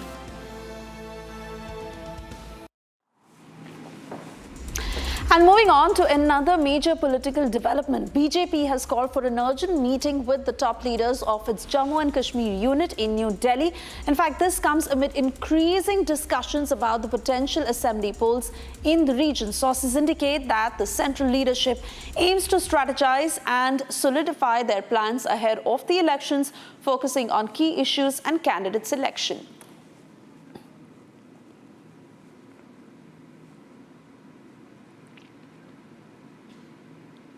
Gursimran is all set to join us to give us more details of how the meeting is going to happen in the national capital, but most importantly, the strategy that is to be devised. Remember, it is extremely important ahead of the polls in Jammu and Kashmir, and I'm being told Gursimran joins us live. Gursimran, do take us through the finer details of how BJP is planning this meet in the national capital and what is going to be the way forward for the BJP as far as the plan in Jammu and Kashmir is concerned. Yes, Suisha, good morning. And yes, this is an immediate meeting that was called. The BJP top brass was summoned on the urgent basis to the national capital yesterday evening. The top brass of the Bharatiya Janata Party, that includes the 7 leaders, the state president Ravinder Raina, the state general secretary Ashok Kohl, along with the 3 general secretaries that include the advocate Vibodh Gupta, Dr. Manyal and Sunil Sharma, along with the 2 members of parliament, that is Jugal Kishore and MOSPMO Dr. Jitendra Singh. All 7 have been called to the national capital today, and they are leaving. 6 out of the 7 were in Jammu region when they were called to the national capital. Now they have a series of meetings lined up at 6 in the evening. That is what we are getting to know from the sources within the Saffron party, that they will be meeting G. Kishan Reddy, the union minister, and also the in charge of the J&K assembly polls, G. Kishan Reddy, at 6 in the evening. At 7 they will be meeting the BJP national president JP Nadda, and also it is expected that they will also be calling on the union home minister Amit Shah, and the discussions will be on the assembly elections in Jammu and Kashmir, as the Supreme Court has already set a deadline of 30th September to hold the assembly elections in Jammu and Kashmir.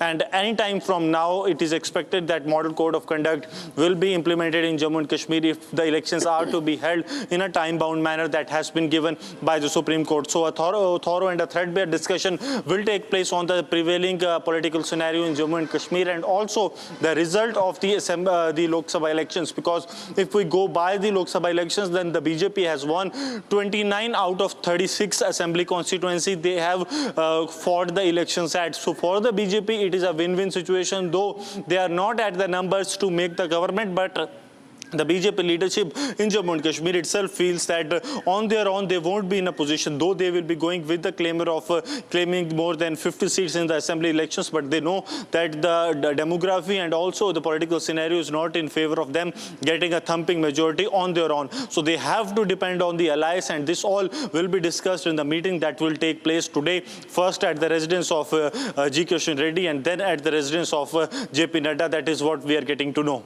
Yes, Suesha. But Gursimran, that exactly is the tricky part, because the alliance with Mehbooba Mufti the last time around was a complete miss. And let's understand that these polls are also happening after the abrogation of Article 370, for which it is the BJP that led the way forward. So in that sense, the people's mandate is really put to test in the upcoming polls, and the BJP has a tough nut to crack.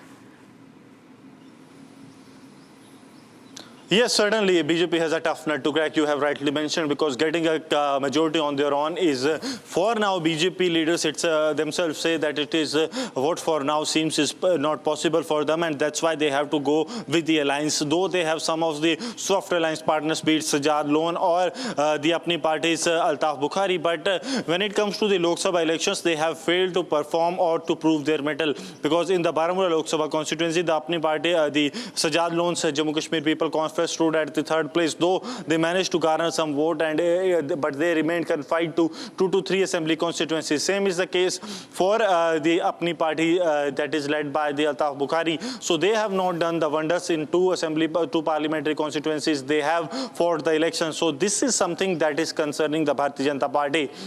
Today noon, all the leaders of the BJP that are in Jammu region, they will be leaving to the national capital, and then they will be having a threadbare discussion, because today today they will be meeting JP Nadda, and on 6th of July, that is 2 days after this, JP Nadda will himself be coming to Jammu for the executive meet of the Bharatiya Janata Party. This is a extended executive meet of the Bharatiya Janata Party in which over 1,200 functionaries of the BJP have been called in. So this is seen as a preparations to the assembly elections, that the BJP is going to go all out to secure as many seats as they can from the Jammu region, and then some bonus seats from the Kashmir Valley, so that they are in a position to bargain with the other political parties to have a big brother roles in the government that will be formed after the assembly elections. Suresh. All right, Gursimran, many thanks for getting us those details. Of course, we wait and watch what the BJP does next, but so far the focus certainly on this meet to happen in New Delhi. And well, we shift our focus to the Assam floods, where the situation is only worsening. In fact, as it remains critical, the death toll that is also on the rise. It continues to wreak havoc, and even as the rescue operations are underway, Chief Minister Hemanta Biswa Sarma says that they are doing their best to ensure that the damage is minimal. Meanwhile, the IMD has predicted heavy rainfalls until the 5th of July. Here's a report.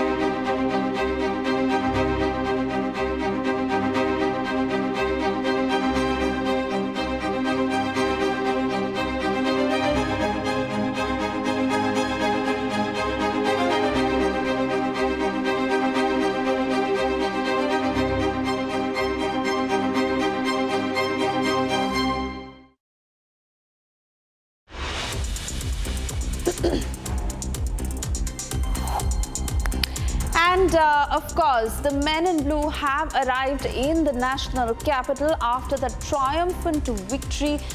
It is celebration time where they have landed stage in the national capital. In fact, it was just a short while ago that they reached and then made their way to ITC Moria.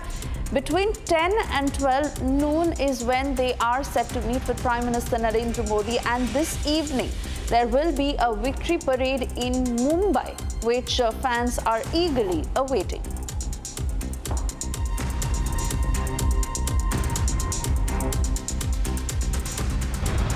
Students' Federation of India has called for a nationwide education strike today, further intensifying their protests against the National Eligibility Cum Entrance Test. The SFI Central Executive Committee has spearheaded this bandh, demanding the abolition of the National Testing Agency and the immediate resignation of Union Education Minister Dharmendra Pradhan. Various student organizations have extended their support to the bandh, expressing solidarity with the cause. A joint committee comprising leaders from student organizations have been formed to lead the counter-protests against NTA.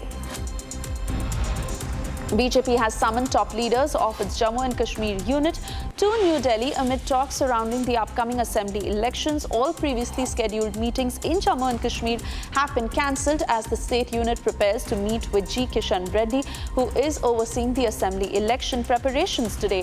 Following this, the unit will convene with BJP chief JP Nadda and is also expected to meet with Union Home Minister Amit Shah. JP Nadda, who is also the Union Minister, is scheduled to visit Jammu on July 6 to kickstart the party's election campaign in the region following BJP's third consecutive victory.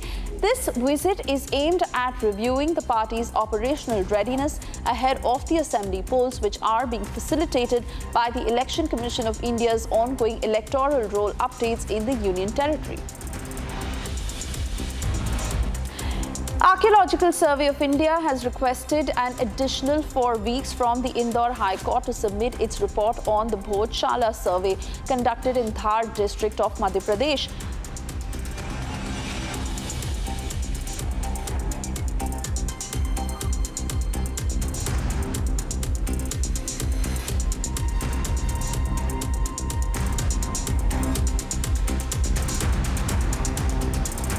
Andhra Pradesh Chief Minister N. Chandrababu Naidu is all set to visit New Delhi. In fact, this visit that will be marked by several meetings, including that with Prime Minister Narendra Modi and other key union ministers. During his visit, Naidu is expected to discuss a range of issues pertinent to Andhra Pradesh. His agenda includes seeking funds for the completion of the Polavaram Dam project, as well as additional financial assistance, concessions and tax breaks in lieu of special category status for the state. Sources have indicated that Naidu will also raise concerns regarding pending irrigation projects, the Amravati capital project, infrastructure development such as state highways and roads, and overall financial health of the state.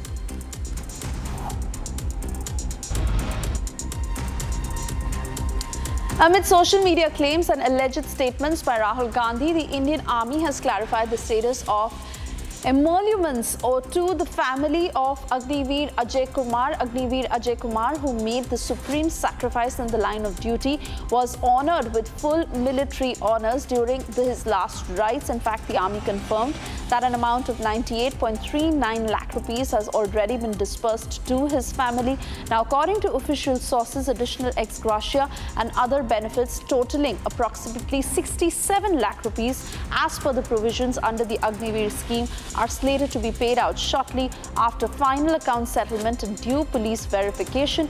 This will bring the total amount disbursed to approximately 1.65 crore rupees. The army reiterated its commitment to expeditiously provide emoluments to the next of kin of fallen heroes, including those under the Agniveer scheme.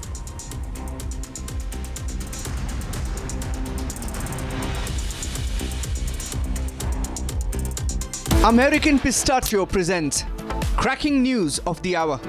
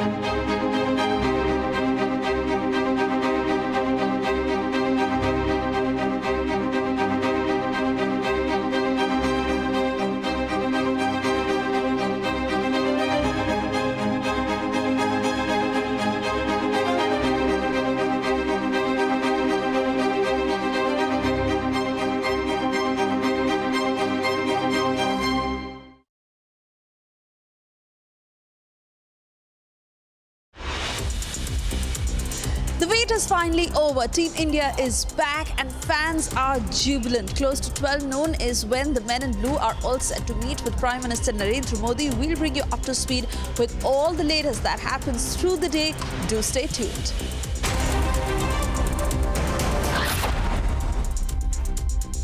Amity has been ranked amongst the top 3% universities globally, a testimony to Amity's globally benchmarked quality.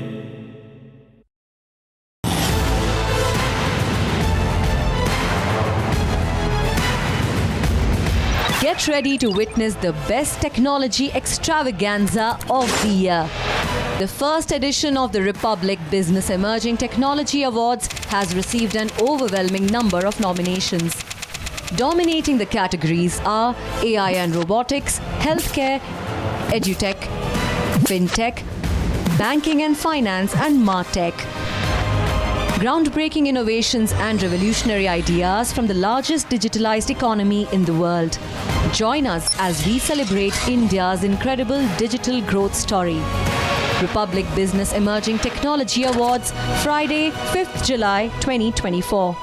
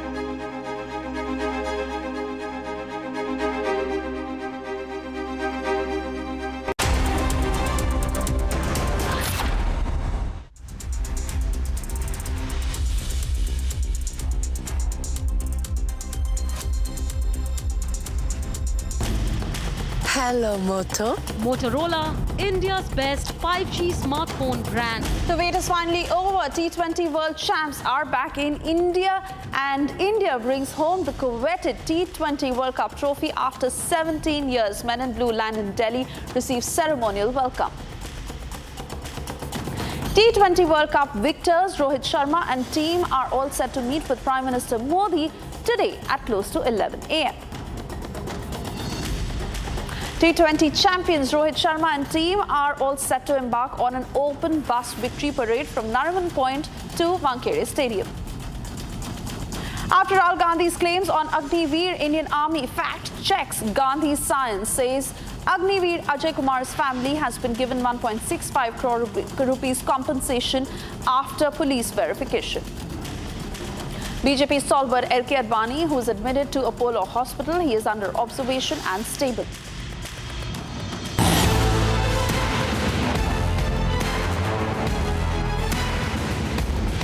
Get ready to witness the best technology extravaganza of the year. The first edition of the Republic Business Emerging Technology Awards has received an overwhelming number of nominations. Dominating the categories are AI and robotics, healthcare, edutech, fintech, banking and finance, and martech. Groundbreaking innovations and revolutionary ideas from the largest digitalized economy in the world. Join us as we celebrate India's incredible digital growth story. Republic Business Emerging Technology Awards, Friday, 5th July 2024.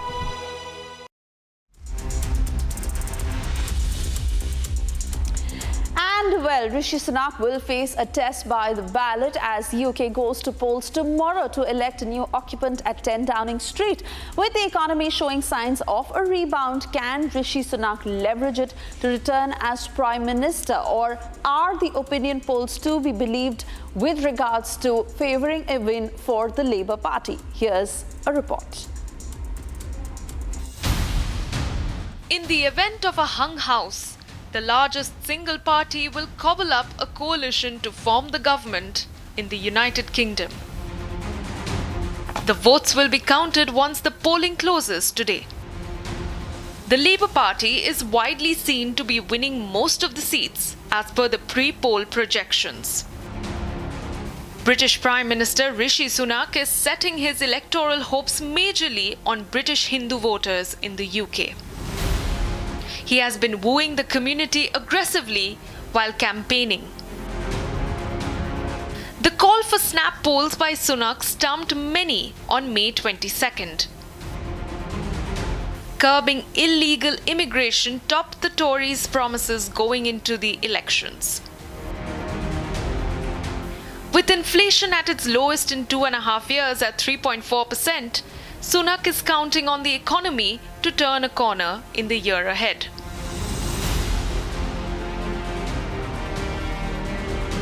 However, the reduced inflation has failed to tame rising food, fuel and housing prices.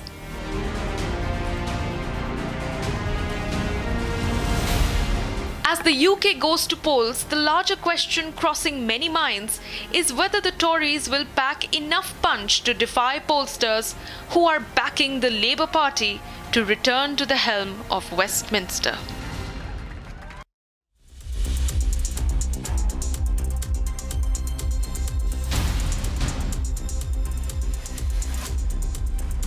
And well, moving on, thousands of people gathered in Paris at La République Square to protest the results of France's first round of legislative elections. In fact, the national rally led by Jordan Bardella emerged with the most votes but faces strong opposition in the upcoming runoff. Here's a report.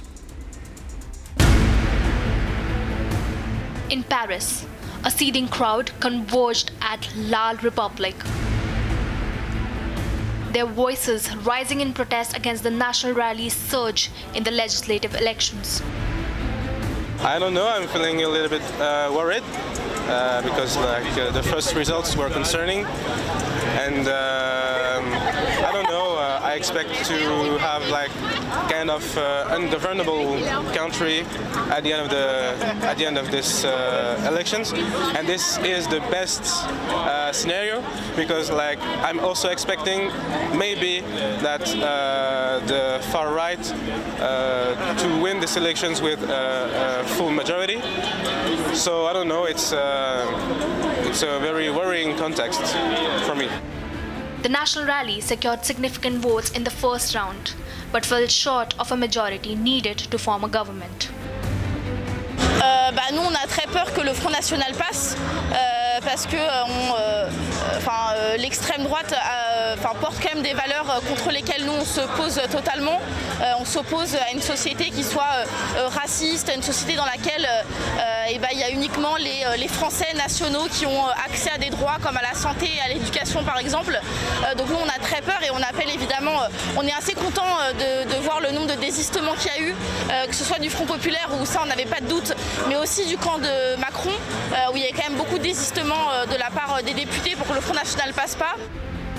The first round of elections propelled the national rally closer to power than ever before, prompting a unified response from left-wing and centrist alliances.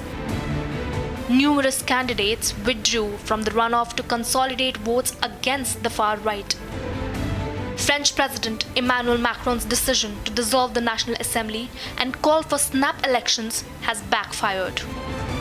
The national rally is capitalizing on voter dissatisfaction over economic issues and immigration policies under Macron's rule.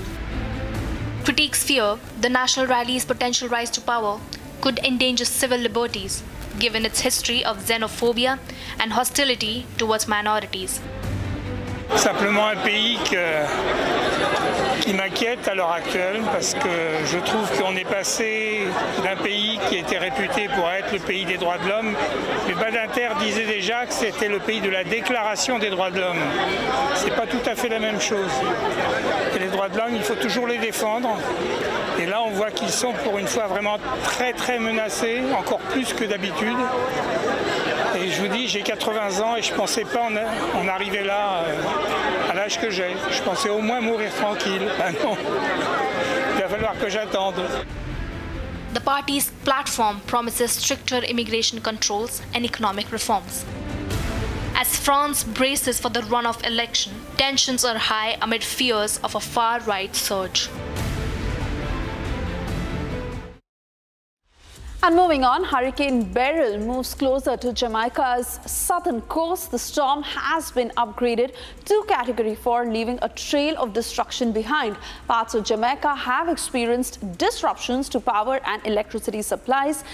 Fishermen in Barbados were assessing the damage caused to the vessels after Hurricane Beryl swept through the southeast Caribbean. Now, according to the fishermen, all the boats at the Bridgetown Marina suffered some degree of damage, while a few entirely sank under by big waves that washed over the docks.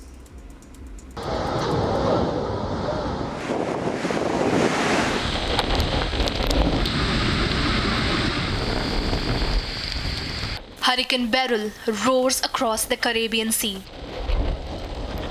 Wind and rain lash through the trees. Dark clouds gather to unleash their downpour. Homes, vegetation, and buildings have been devastated by the hurricane. Waves sweep through the streets, leaving household items adrift in their wake. The storm, now classified as Category 4, is headed towards Jamaica. Jamaica's Prime Minister has declared the country a disaster area for 7 days. I am now declaring the whole of Jamaica to be a disaster area in accordance with Section 26 of the Disaster Risk Management Act for the next 7 days. All Jamaica should note that following on this declaration, an island-wide curfew will be in effect between the hours of 6 a.m. and 6 p.m. tomorrow, Wednesday, the 3rd of July, 2024. This is to ensure the safety of everyone during the passage of the storm and prevent any movement with the intent to carry out criminal activity. The Prime Minister further warned about the escalating danger of climate change. Hurricane Beryl is the earliest Category 5 hurricane on record. It highlights the growing impact of climate change on global weather patterns, particularly on small island developing states like Jamaica. While our carbon emissions are minuscule, our region bears the brunt of the impacts of climate change. The hurricane further highlights the urgent need for global climate action and targeted support to enhance resilience against the escalating dangers of climate change. Meanwhile, residents hunker down in their homes under curfew orders. Jamaica was under a state of emergency before the storm's impact and now has been declared a disaster zone. Hello, Moto. Motorola, India's best 5G smartphone brand. And well, on his final day of campaigning before the UK general election, Prime Minister Rishi Sunak visited a school in Hampshire. Sunak made the case for voting Conservative by stating that the lawmakers will help to offer a counterbalance to what is expected to be a landslide majority for the Labour Party. He urged activists to continue campaigning and listed his government's achievements during its mandate as he called on voters to support his party and not a Labour government. United Kingdom voters will cast their ballots on Thursday, passing judgment on Sunak's 20 months in office and on the 4 Conservative prime ministers before him.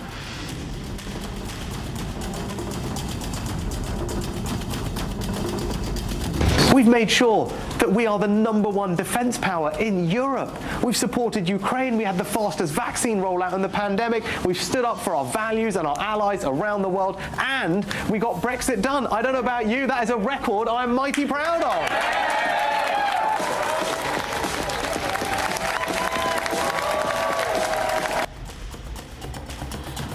Moving on, as several leaders have arrived to take part in the SEO summit that is hosted by Kazakh President Kassym-Jomart. Kazakhstan's Deputy Foreign Minister expressed hope that this summit would elevate elevate cooperation within the organization to newer heights. On the sidelines, other global leaders also held a series of meetings to enhance their bilateral ties. The summit, which will conclude today, will address a range of significant issues impacting its member state and the broader region. Here's the report. The SCO summit, hosted by Kazakh President Kassym-Jomart, witnessed the arrival of leaders from around the world. Kazakh fighter jets painted the sky with colored smoke upon the arrival of the Chinese President Xi Jinping.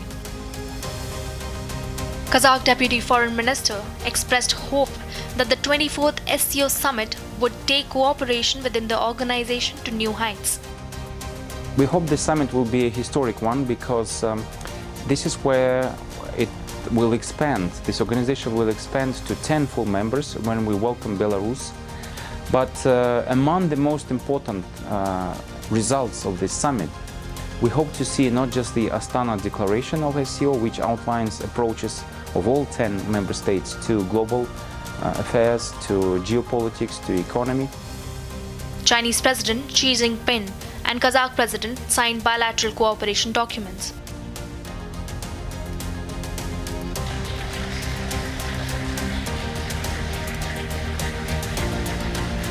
On the sidelines, other global leaders also held a series of meetings to enhance their bilateral ties. Russian President Vladimir Putin met with the President of Mongolia and Azerbaijan. В этом году мы отмечаем знаковую дату, 85 лет победы на реке Халхин-Гол против японских агрессоров. И в целом отношения между нашими странами складываются на основе очень позитивного и прочного фундамента взаимодействия и дружбы на протяжении десятилетий. Furthermore, Putin also held a meeting with his Turkish counterpart. Trade between the two countries is expected to rise to $100 billion from its current value of around $55 billion. Хотел бы отметить, что, несмотря на все сложности текущего момента в мире, тем не менее отношения между Россией и Турцией развиваются поступательно. Мы констатируем за предыдущие несколько месяцев небольшой спад в торговом обороте, но он остается на достаточно высоком уровне, $55 миллиардов. Looking back, the SCO meeting in 2023, held in Goa, provided an opportunity to reflect on the state of multilateral cooperation within the SCO to address regional and geopolitical issues. The SCO includes 9 members: China, India, Kazakhstan, Kyrgyzstan, Russia, Pakistan, Tajikistan, Uzbekistan, and Iran. The 2024 Shanghai Cooperation Organization Summit, being held in Astana, Kazakhstan from July 3rd to 4th, is set to address a range of significant issues impacting its member states and the broader region. And well, firefighters were battling wildfires that erupted across Northern California, forcing thousands to evacuate as the region smolders under a prolonged heat wave. Getting you those details.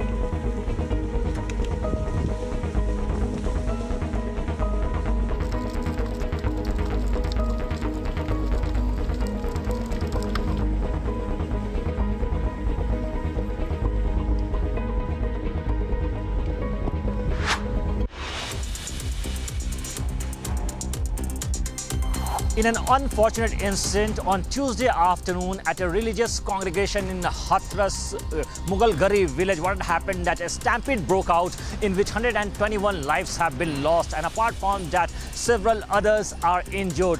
Though if you see, administration must need to come forward and answer tough question that if permission was given for 80,000 people, then why over 2.5 lakh people have entered in that premises? Keep watching Republic TV. We will be just right back after a short commercial break.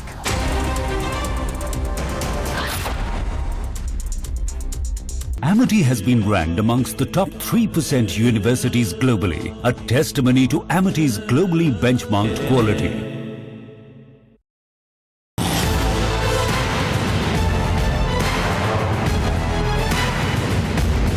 Get ready to witness the best technology extravaganza of the year. The first edition of the Republic Business Emerging Technology Awards has received an overwhelming number of nominations. Dominating the categories are AI and robotics, healthcare, edutech, fintech, banking and finance, and martech. Groundbreaking innovations and revolutionary ideas from the largest digitalized economy in the world. Join us as we celebrate India's incredible digital growth story. Republic Business Emerging Technology Awards, Friday, 5th July 2024.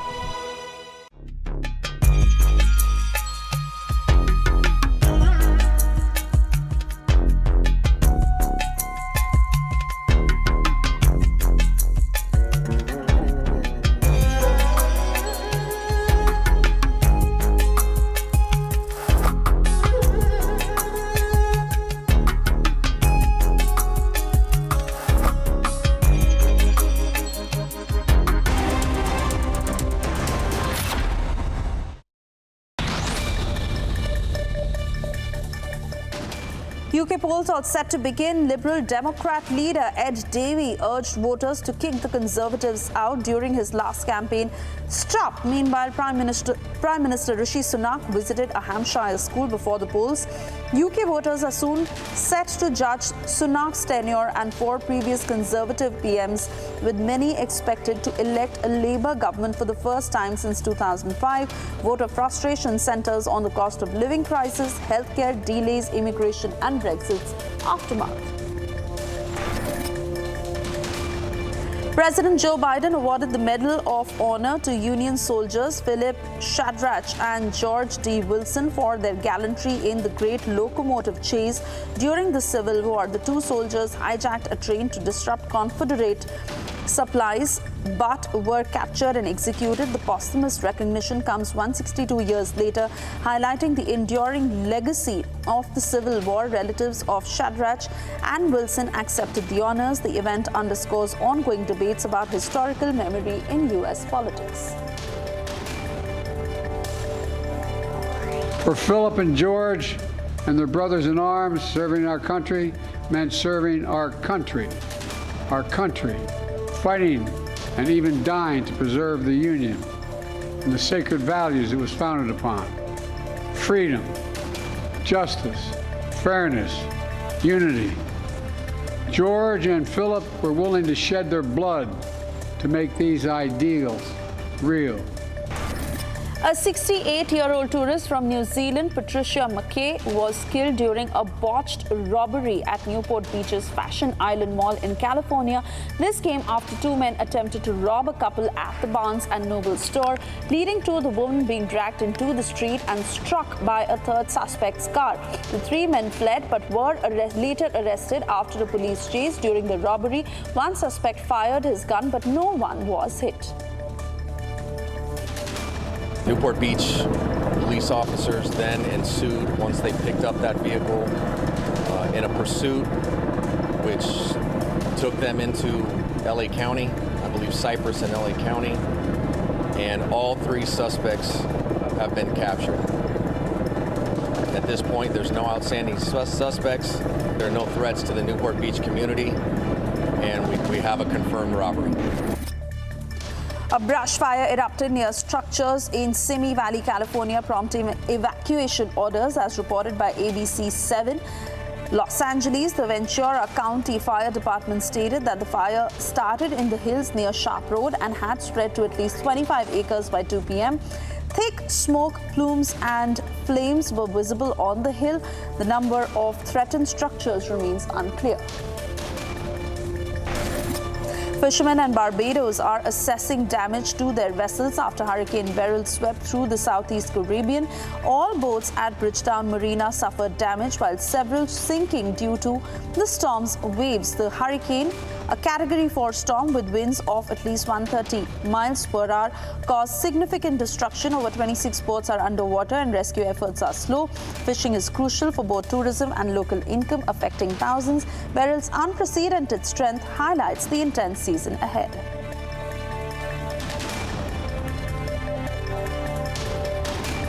American Pistachio presents cracking news of the hour.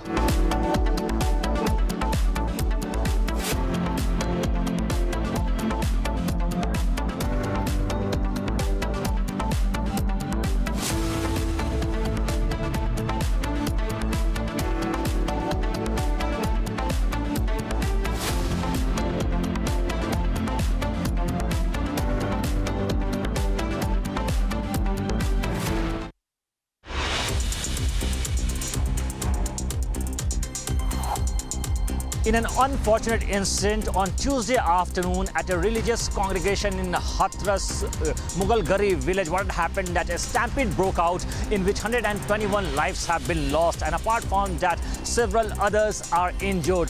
Though if you see, administration must need to come forward and answer tough question that if permission was given for 80,000 people, then why over 2.5 lakh people have entered in that premises? Keep watching Republic TV. We will be just right back after a short commercial break.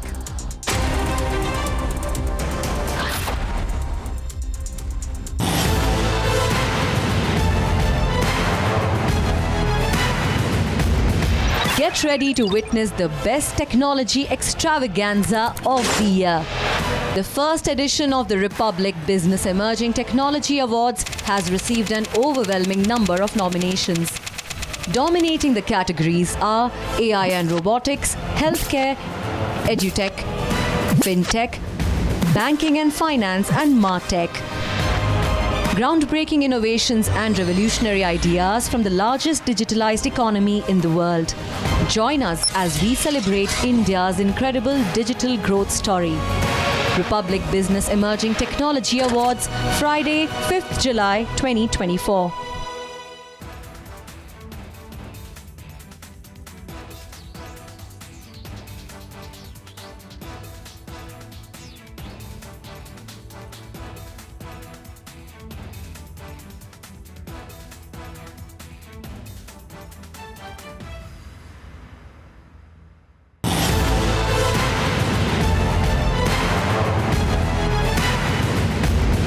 Get ready to witness the best technology extravaganza of the year.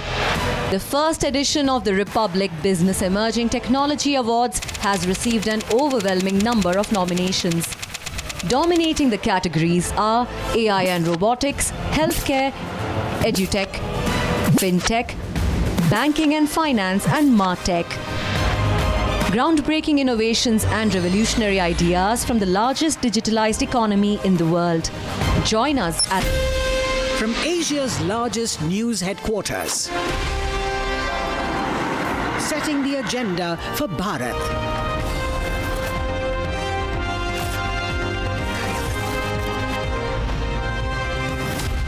You're watching Republic.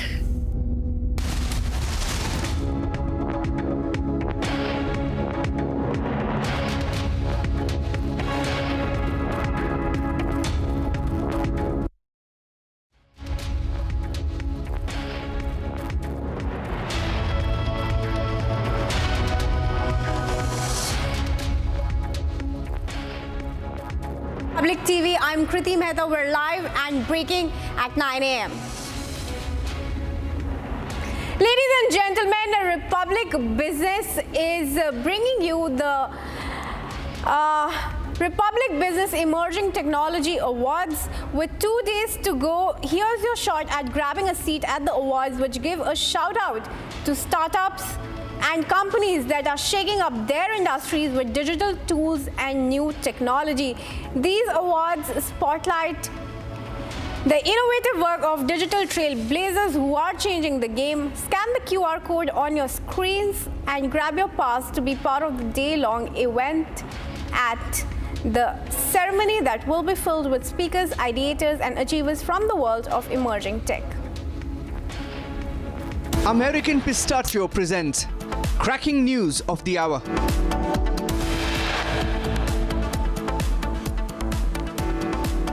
The wait is over. The T20 World Champs are back in India. India brings home the coveted T20 World Cup trophy after 17 years. Men in blue land in Delhi.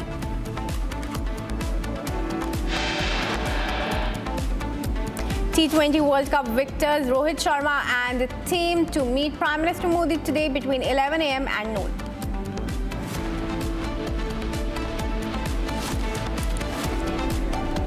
T20 champions Rohit Sharma and team to embark on an open bus victory parade from Nariman Point to Marine Drive.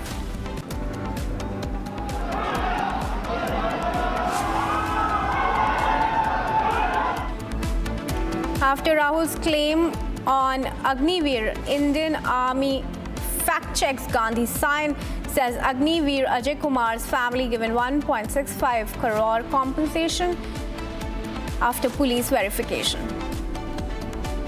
BJP stalwart LK Advani admitted to Apollo Hospital. He is under observation and stable.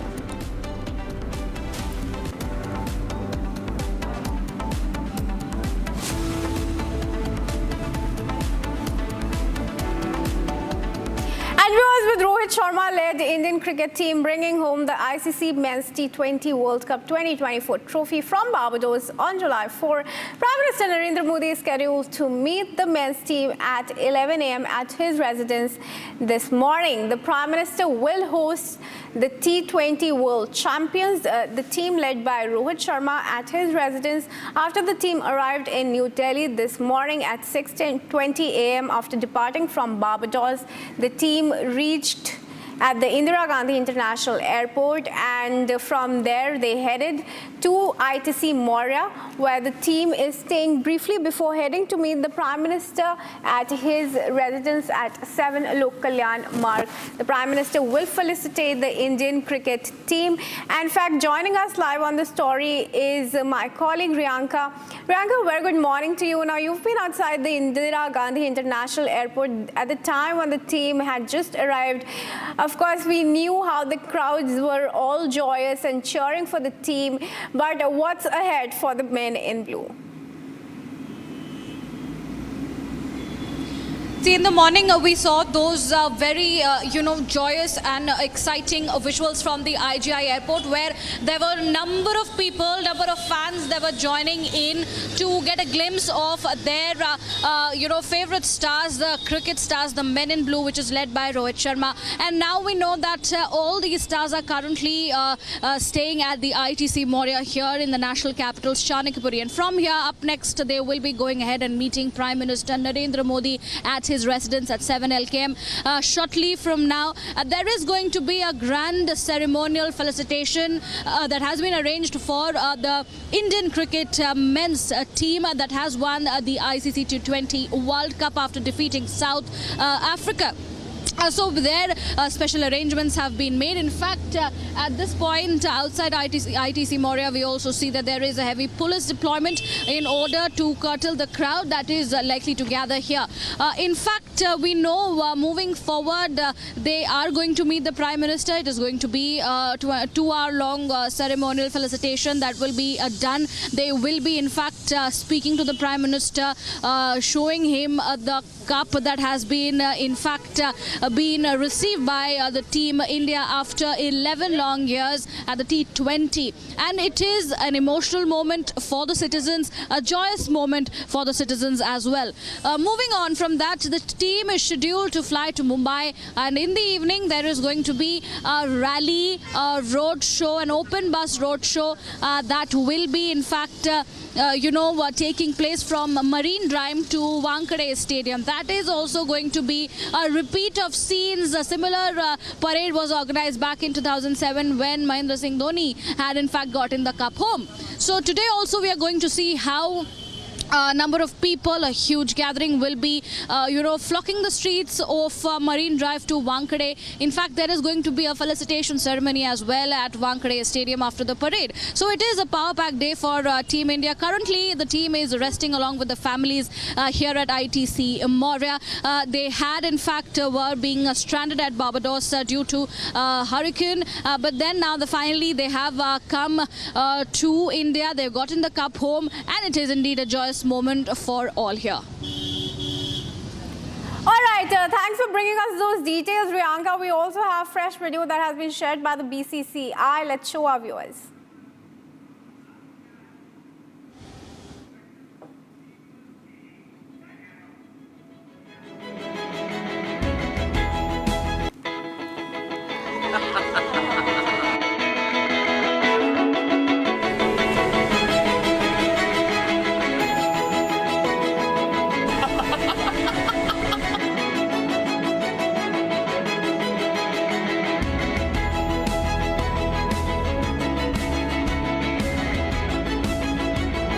So excited.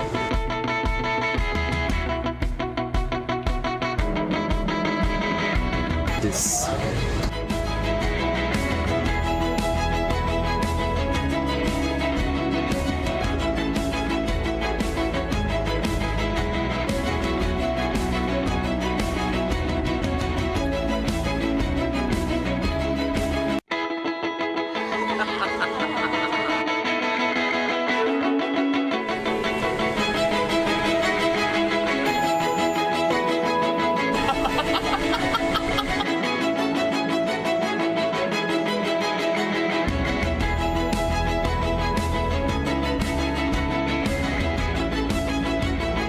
All right, viewers, those are the visuals from the special flight in which the team India headed back home from Barbados back to New Delhi. Meanwhile, let's move on and take a look at some of the other top stories that we are tracking for you in Bharat in 2 minutes.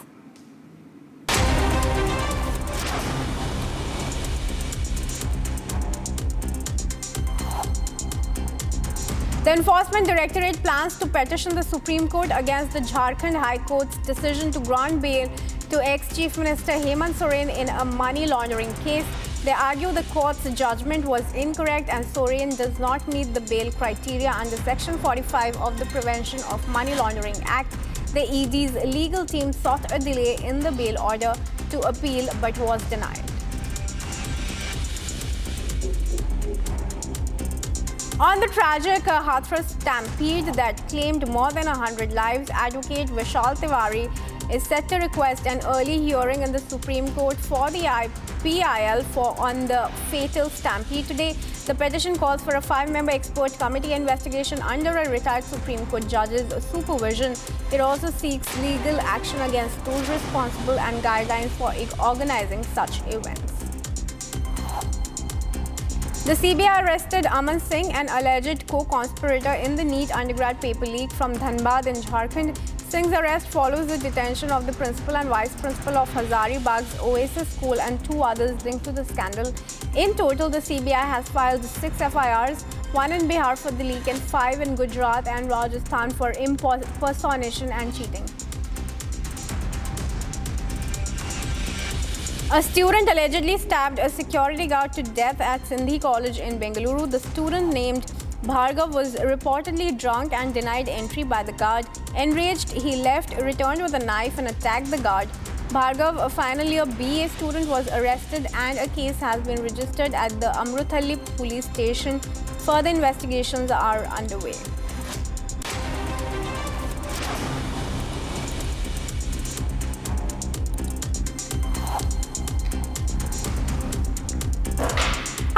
on, viewers. After more than 100 people were killed in a stampede during a satsang in Uttar Pradesh's Hathras, an extensive search operation to hunt Bhole Baba was initiated. We have a report on this from our digital desk. Take a look.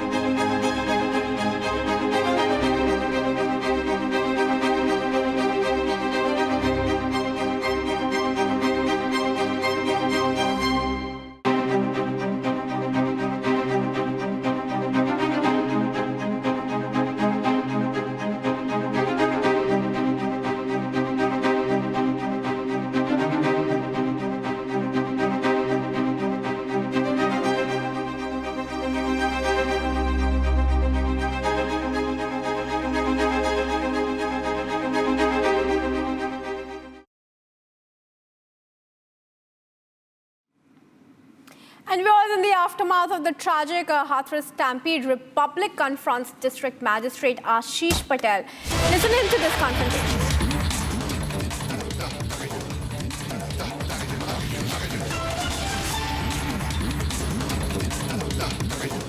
121 lives have been lost. Why there is no FIR against Bhole Baba?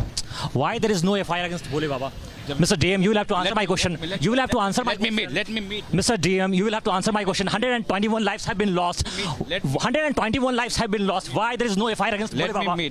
24 hours have been passed. Why there is no FIR? Why there have been no arrests made so far? 24 hours have passed. Mr. DM, you will have to answer my question. Mr. DM, you will have to take Republic TV's question. Mr. DM, Mr. DM, you will have to take my question. Mr. DM, you will have to take my question. Just a second. I'm just asking one simple question. 24 hours have passed, but there is no arrest. There is zero arrest. 24 hours have passed, but there is zero arrest.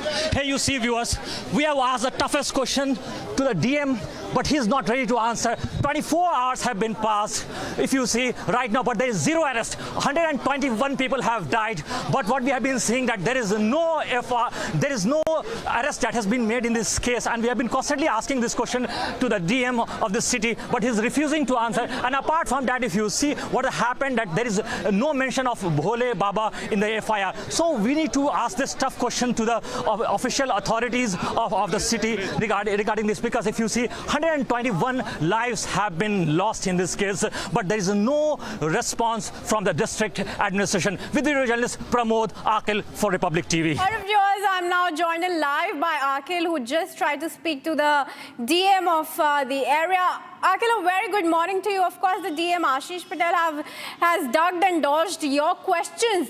But why was it like that? Why did he have no answers to everything that panned out? Absolutely. If you see, Kriti, there are multiple loopholes at different fronts, because we have been constantly questioning to the SP as well.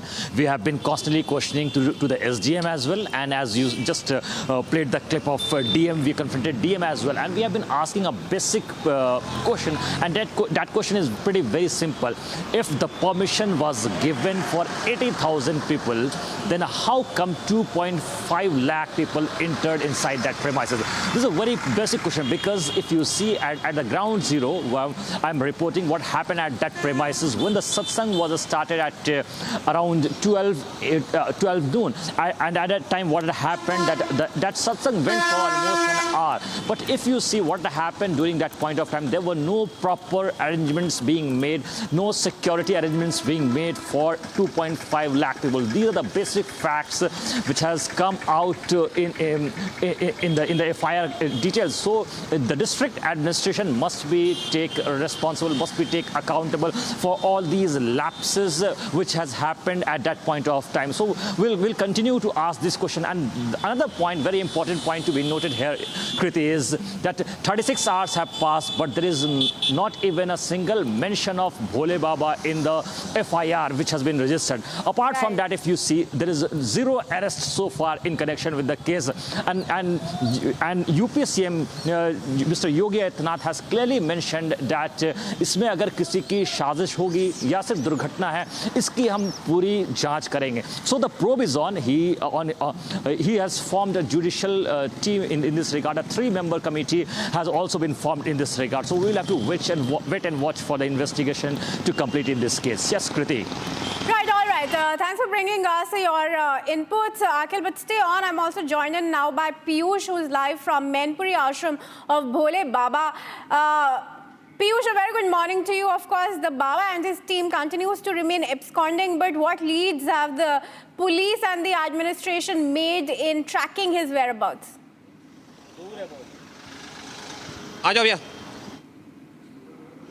So, Kriti, what I can tell you is that, and I would just request my video journalists to just show the visuals over here of the Mainpuri Ashram, because over here, it is believed that this self-styled godman identified as Narayan Hari, but his real name is Sunil Pal.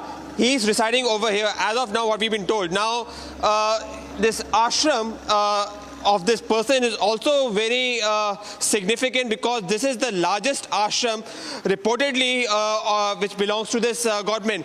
Now, what we were told is that in the series of raids that were conducted by Uttar Pradesh police yesterday night, this was one of the main ashram where the Uttar Pradesh police came. In fact, I would also request my video journalists to just show the visuals of the Uttar Pradesh police who are still over here, so you can understand that taking into consideration of the serious lapses, taking into consideration of the involvement of this self-styled godman in this negligence which has resulted in the loss of 121 lives, it seems that the Uttar Pradesh state agencies led by the Chief Minister Yogi Adityanath now have to make sure that there is some action that needs to be taken. And in this regard, not only are the organizers in radar, but also this person, Narayan Hari, the self-styled godman, is also in radar.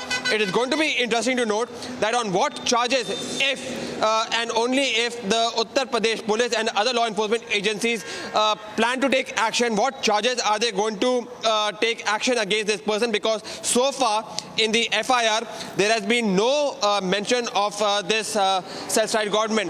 However, in the press conference which we saw yesterday, the Chief Minister categorically mentioned that right now the main priority after registering the FIR is to investigate all aspects of the case, and then if they find that there is a loophole, if they find that there are some more people that needs to be given punishment, there are some more people whom the punitive passion needs to be initiated, there is a possibility that the self-styled government also will be taken action against. So yes, while I'm speaking, you can see that visuals of the Uttar Pradesh police, you can see the visuals of the ashram, which reportedly is the largest of the ashrams of this godman. And if we are made to believe, it is told to us that perhaps this godman is hiding over here, and only in the time which is going to pass by, we will come to know that will the Uttar Pradesh law enforcement agencies take action against Narayan Hari, also known as Sumit Pal, who was earlier in the Uttar Pradesh police, but now is a controversial self-styled godman. Back to you in the studio. Oh, well, absolutely. Thanks for bringing us your details, Piyush and Akhil. Viewers, several lapses that Republic continues to report, and big questions remain on the Hathras tragedy that has claimed the lives of 121 and injured several others. Many yet remain to be identified. We will continue to go to the bottom of the tragedy and how it broke out. For now, let's shift our focus. The flood situation in Assam has also become critical. The death toll is rising as the floods continue to wreak havoc. We have a report on the situation on the ground. Take a look.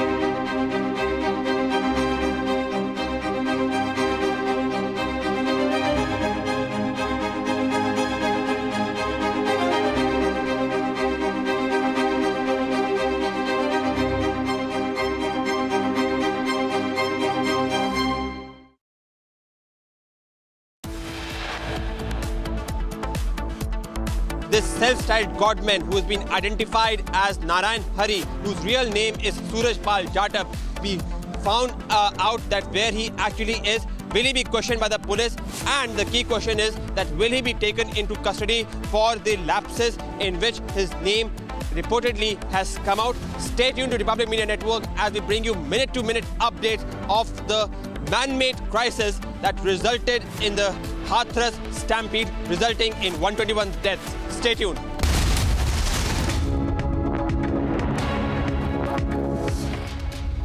Amity has been ranked amongst the top 3% universities globally, a testimony to Amity's globally benchmarked quality.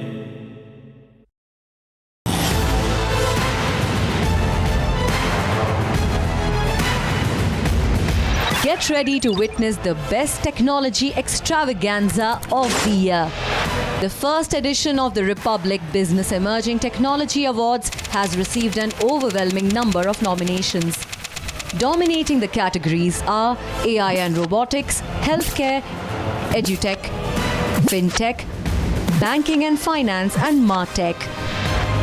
Groundbreaking innovations and revolutionary ideas from the largest digitalized economy in the world. Join us as we celebrate India's incredible digital growth story. Republic Business Emerging Technology Awards, Friday, 5th July 2024.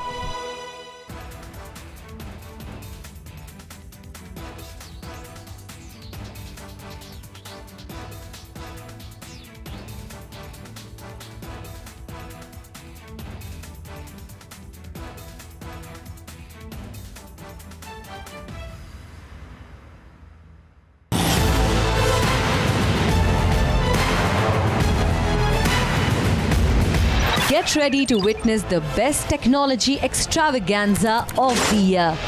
The first edition of the Republic Business Emerging Technology Awards has received an overwhelming number of nominations. Dominating the categories are AI and robotics, healthcare, edutech, fintech, banking and finance, and martech. Groundbreaking innovations and revolutionary ideas from the largest digitalized economy in the world. Join us as we celebrate India's incredible digital growth story. Republic Business.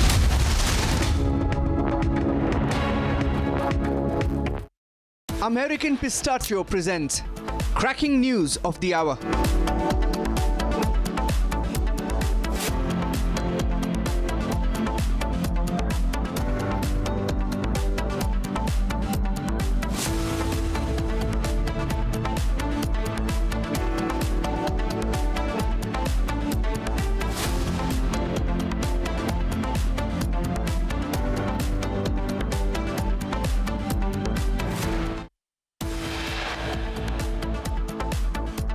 This self-styled godman who has been identified as Narayan Hari, whose real name is Suraj Pal Jatap, we found out that where he actually is. Will he be questioned by the police? And the key question is that will he be taken into custody for the lapses in which his name reportedly has come out? Stay tuned to Republic Media Network as we bring you minute-to-minute updates of the man-made crisis that resulted in the Hathras stampede, resulting in 121 deaths. Stay tuned.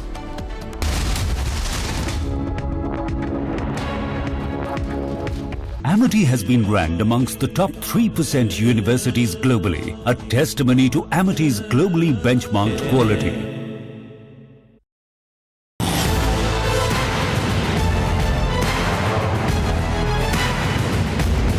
Get ready to witness the best technology extravaganza of the year. The first edition of the Republic Business Emerging Technology Awards has received an overwhelming number of nominations. Dominating the categories are AI and robotics, healthcare, edutech, fintech, banking and finance, and martech. Groundbreaking innovations and revolutionary ideas from the largest digitalized economy in the world. Join us as we celebrate India's incredible digital growth story. Republic Business Emerging Technology Awards, Friday, 5th July 2024.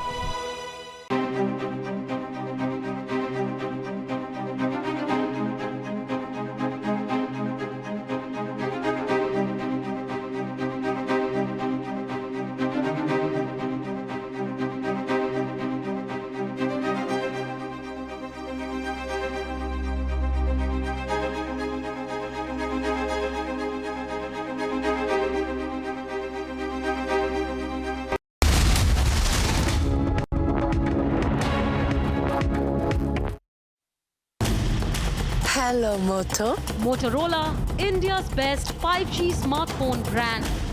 The wait is over. The T20 World Champs are back in India. India brings home the coveted T20 World Cup trophy after 17 years. Men in blue land in Delhi receive warm welcome. T20 World Cup victors Rohit Sharma and the team to meet Prime Minister Narendra Modi today between 11 a.m. and noon. Team India to also embark on an open bus victory parade from Nariman Point to Marine Drive in Mumbai. After Rahul's claims on Agniveer, Indian Army fact checks. Gandhi Science says Agniveer Ajay Kumar's family given rupees 1.6 lakh crore compensation after police verification. BJP stalwart LK Advani admitted to Apollo Hospital. He is under observation and stable.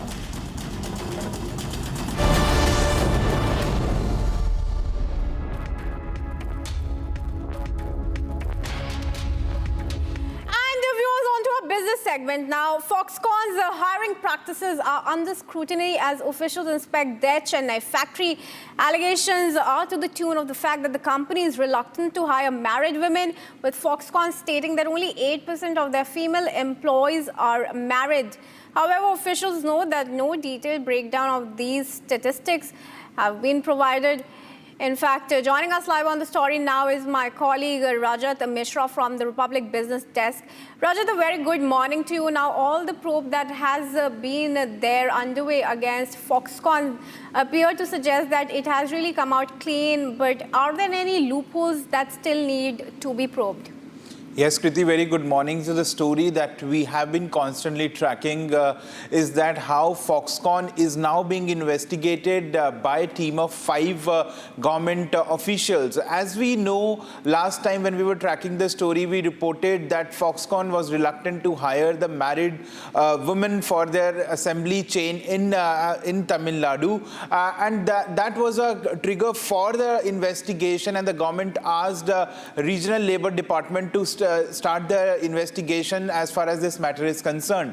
Now, a 5-member team visited the assembly plant of Foxconn, which is a supplier to one of the world's most valuable company, Apple, in Tamil Nadu. And those 5-member committee and the people from the regional department, Labour Department, asked for the various documental proof ranging from retirement policy to their recruitment policy. And also they have interviewed 40 married women working in the factory of Foxconn. But as far as these interviews conducted by the Regional Labour Department are concerned, 40 female married women who are working on the in the factory did not talk about any sort of discrimination as far as Foxconn company is concerned. But it would be early to say that the company has come clean, because some documents are still underway process. They are being asked from the company's side to be submitted, and also the company has not given proper staffing numbers as far as their assembly line is concerned, because you know this major thing was happening only on the female, those who were working on the assembly line. And as far as the company's version is concerned, they have not given the breakdown of the staffing on the assembly line of the factory. So that is still a concern, and that is what the Labour Department reportedly has told media, that the company has not given the detailed breakdown of number of women working on assembly lines. So that is still remains to be resolved. Also, the company has said that they have over 41,000 employees working in the factory, out of which 32,000 are female, and 8% of the total workforce are married women. So that is something which is still need to be resolved, because a proper breakdown of female working on the assembly of iPhone in Tamil Nadu's factory is not given by the company's side. Also, one thing that we need to understand, that company in a response has talked about its acknowledged the lapses that they had in their recruitment policy in 2022, but they have not even once mentioned about the lapses that media has highlighted in 2023, and now what we have been highlighting, that how there was discrimination as far as married women were concerned, Kriti. So it would be early to say that company has come clean, because investigation is still underway. Documents are sought from the regional labor department, and also the proper breakdown of staffing on the assembly line is still not given by the company site. Right, all right. Well, thanks for joining us for these details, Rajat, and we will continue to track all the latest in connection to the Foxconn case in regard to hiring of married women. For now, viewers, let's move on and take a look at some of the other business stories that we are tracking for you.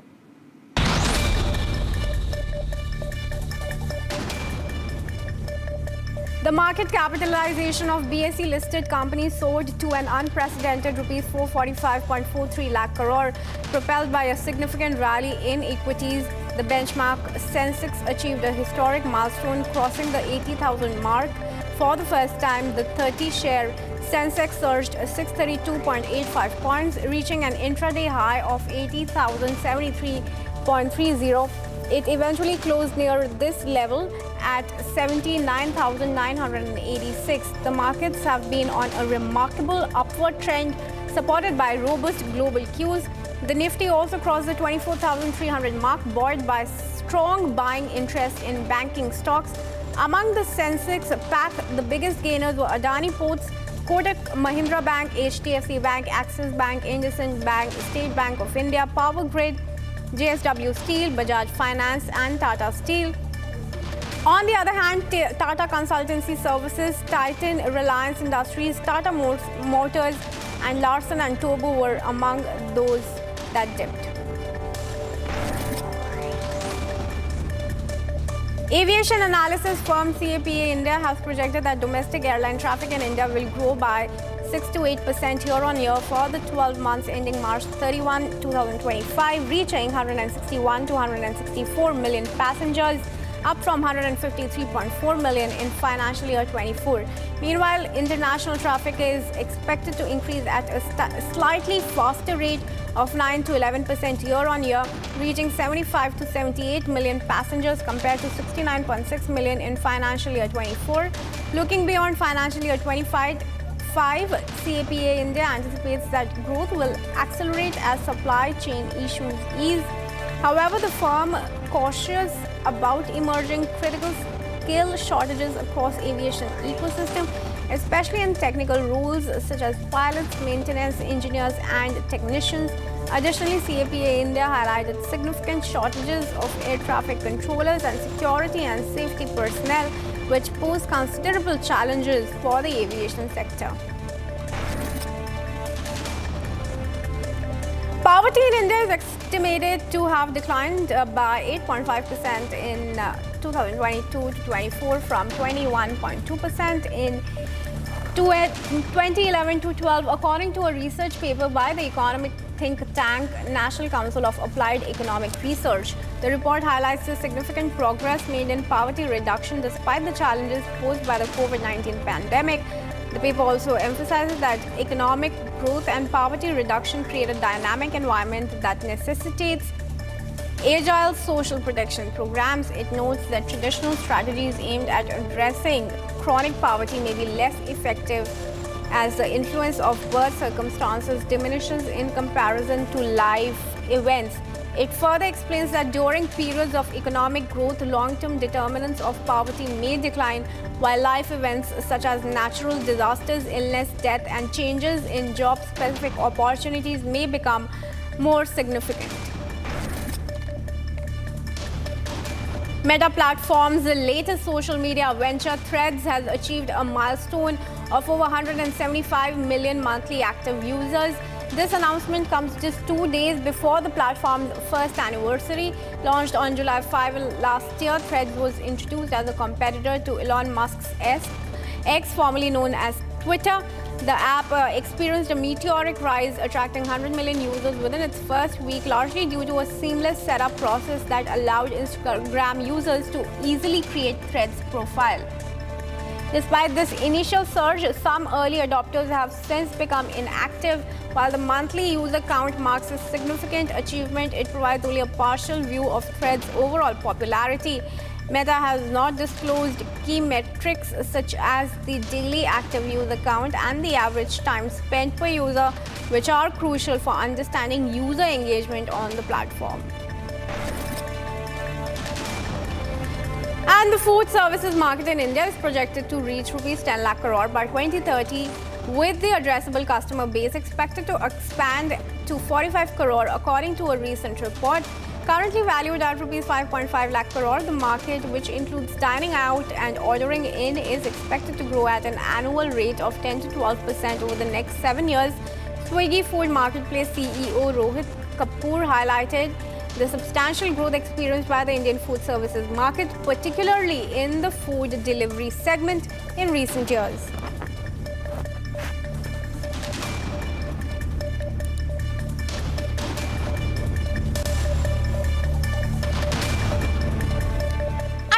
Viewers, the first edition of India's flagship technology event, R-Beta, gathers the best minds in technology to celebrate the country's leap in tech innovation.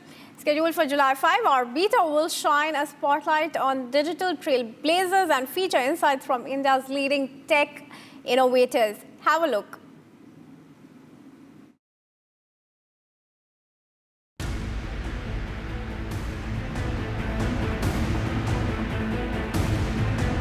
To celebrate an ensemble of India's young and budding technology talent, the maiden edition of R-Beta, Republic Business Emerging Technology Awards, is all set to be held in the heart of the capital on July 5th.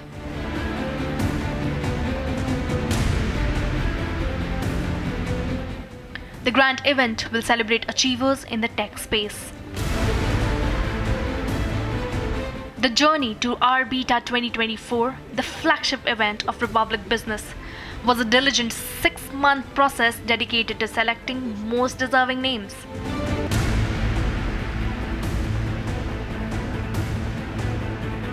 Due to an overwhelming response from all corners of the country, our esteemed jury members were faced with the challenge to select the winners in 16 categories.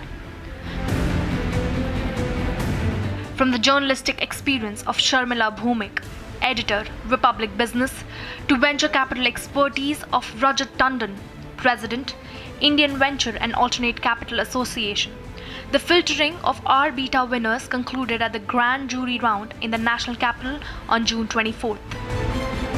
The rigorous exercise was supervised by Ernst & Young.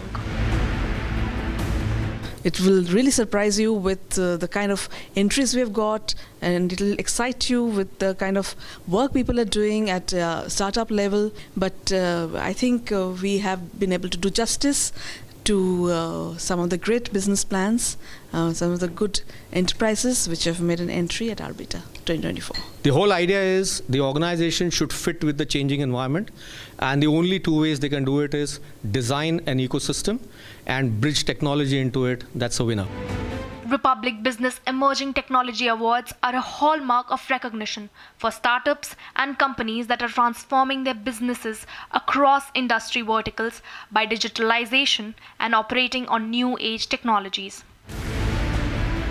From fintech to medtech to the automobile sector and more, R-Beta is a salutation of the spirit of innovation in India's tech ecosystem. R-Beta 2024 is instituted to acknowledge, promote, and reward the path-breaking use of new age technologies across industry verticals that have led to unprecedented transformation. We discussed about the safety of women in the metaverse. So how women can navigate the metaverse safely digitally. India, mostly from a technology standpoint, has achieved what it has to achieve. We have the best techies around building tech outside of India for the world. Stay tuned to witness the biggest tech event of the year. R-Beta 2024, celebrating pioneers in technology.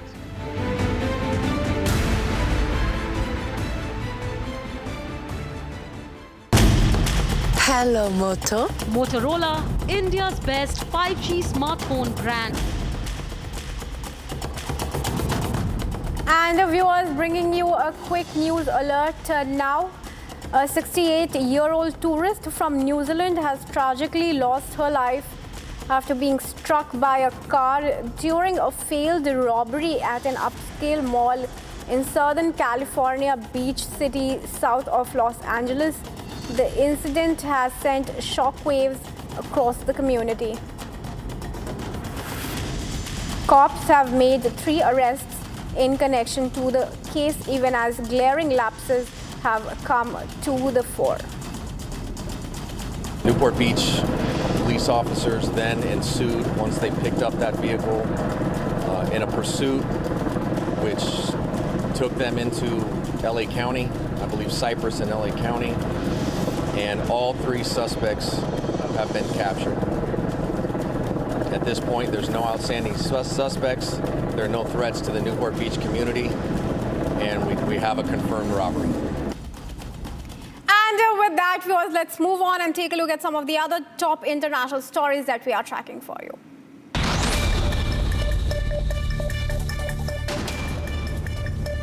As the UK polls is all set to begin, a Liberal Democratic leader Ed Davey urged voters to kick the Conservatives out during his last campaign stop in Harpenden. Meanwhile, Prime Minister Rishi Sunak of the UK visited a Hampshire school.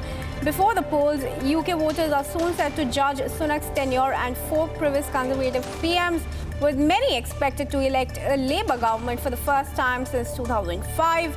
Voter frustration centers on the cost of living crisis, healthcare delays, immigration, and Brexit aftermath. President Joe Biden of the U.S. awarded the Medal of Honor to Union soldiers Philip G. Shard and George D. Wilson for their gallantry in the Great Locomotive Chase during the Civil War. The 2 soldiers hijacked a train to disrupt Confederate supplies but were captured and executed. The posthumous recognition comes 162 years later, highlighting the enduring legacy of the Civil War. Relatives of Shadrach and Wilson accepted the honors. The event underscores ongoing debates about historical memory in U.S. politics.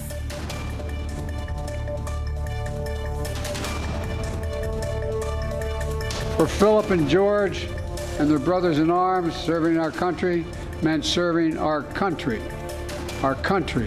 fighting and even dying to preserve the Union and the sacred values it was founded upon: freedom, justice, fairness, unity. George and Philip were willing to shed their blood to make these ideals real.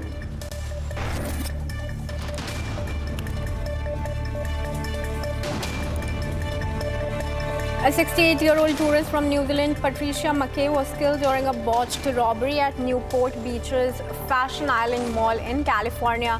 This comes after 2 men attempted to rob a couple at a Barnes and Noble store, leading to the woman being dragged into the street and struck by a 3rd suspect's car. The 3 men fled but were later arrested after a police chase. During the robbery, 1 suspect fired his gun, but no one was hit.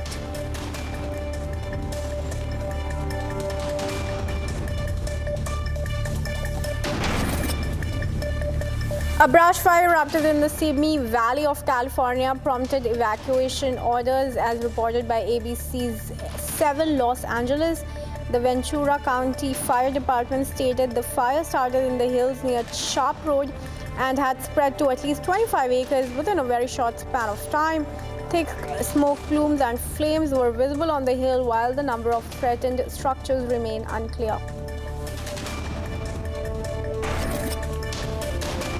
Fishermen in Barbados are assessing damages to their vessels after Hurricane Beryl swept through the southeast Caribbean.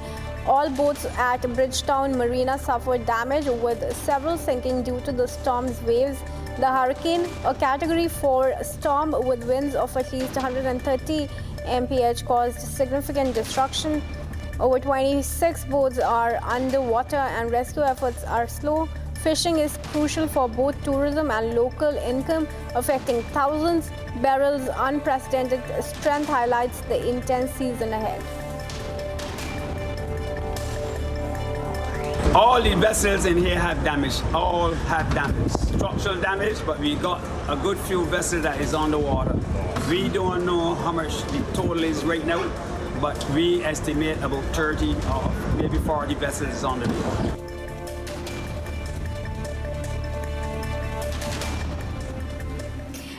the long 4th of July holiday weekend in the United States is anticipated to set new travel records. Airlines are optimistic that the experience will be equally positive for the millions of passengers scheduled to fly over the next few days. Here's a report. Take a look.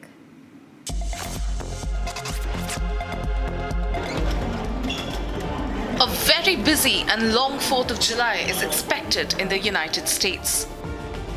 Airlines hope the outcome is just as good for millions of other passengers scheduled to take holiday flights over the next few days.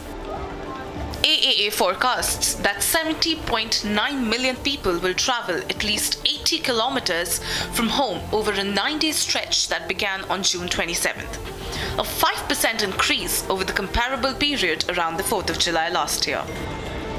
Most of these people will drive, and the Motor Club says that the traffic will be the worst between 2 p.m. and 7 p.m. most days. Federal officials expect air travel records to fall as Americans turn timing of July 4th into a 4-day or longer holiday weekend. The Transportation Security Administration predicts that its officers will screen more than 3 million travelers at U.S. airport on Sunday. The Transportation Security Administration predicts that its officers will screen more than 3 million travelers at U.S. airports on Sunday. That would top the June 23rd mark of more than 2.99 million.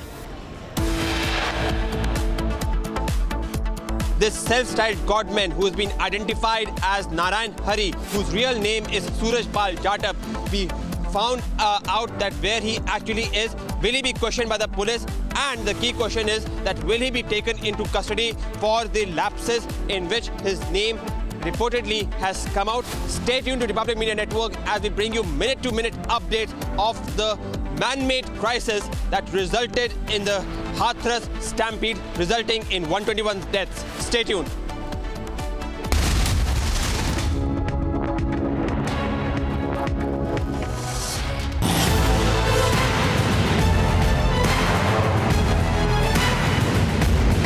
Get ready to witness the best technology extravaganza of the year. The first edition of the Republic Business Emerging Technology Awards has received an overwhelming number of nominations.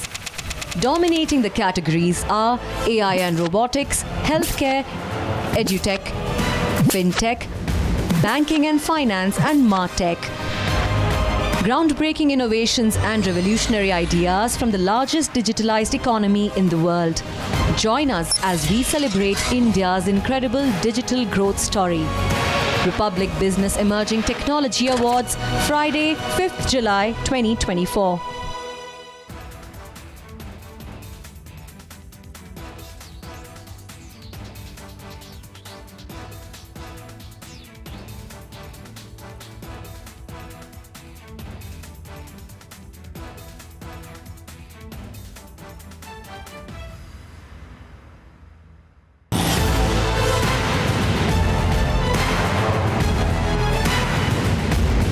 Get ready to witness the best technology extravaganza of the year. The first edition of the Republic Business Emerging Technology Awards has received an overwhelming number of nominations. Dominating the categories are AI and robotics, healthcare, edutech, fintech, banking and finance, and martech.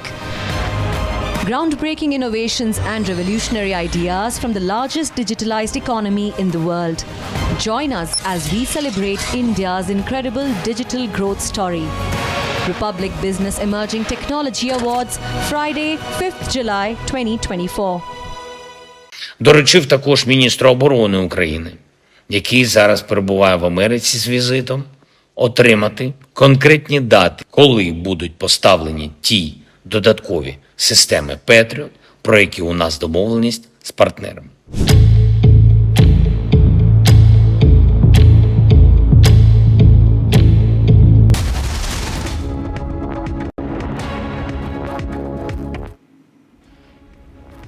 Welcome back, viewers. viewers, now UK Prime Minister Rishi Sunak will face a test by the ballot as the UK goes to polls tomorrow to elect a new occupant at 10 Downing Street. With the economy showing signs of a rebound, can Sunak leverage it to return as the Prime Minister?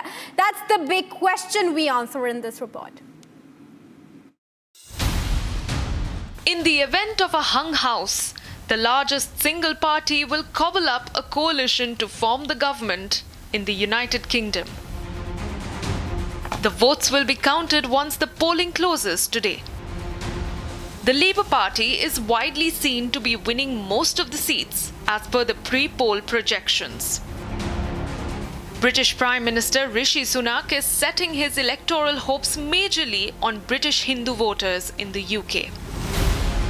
He has been wooing the community aggressively while campaigning. The call for snap polls by Sunak stumped many on May 22nd. Curbing illegal immigration topped the Tories' promises going into the elections. With inflation at its lowest in 2.5 years at 3.4%, Sunak is counting on the economy to turn a corner in the year ahead.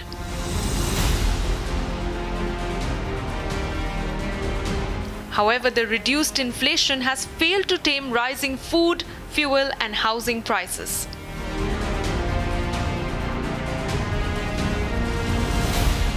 As the UK goes to polls, the larger question crossing many minds is whether the Tories will pack enough punch to defy pollsters who are backing the Labour Party to return to the helm of Westminster. And ladies and gentlemen, Republic Business brings you the Republic Business Emerging Technology Awards. With 2 days to go, here's your shot at grabbing a seat at the awards, which give a shout out to startups and companies that are shaking up their industries with digital tools and the new tech. These awards spotlight the innovative work of digital trailblazers who are changing the game. Scan the QR code on your screens and grab your pass to be part of the day-long event full with speakers, ideators and achievers from the world of India's emerging tech. Well, the victorious Team India has come back to their home turf with the ICC Men's T20 Cup, which they have won after 11 years. Up next, they will be heading to meet the Prime Minister for a grand felicitation ceremony, and then the day's power packed with a massive parade that will be taking place at Mumbai. Viewers, stay tuned. We'll get you more details on the other side, tracking the entire rolling coverage of Team India.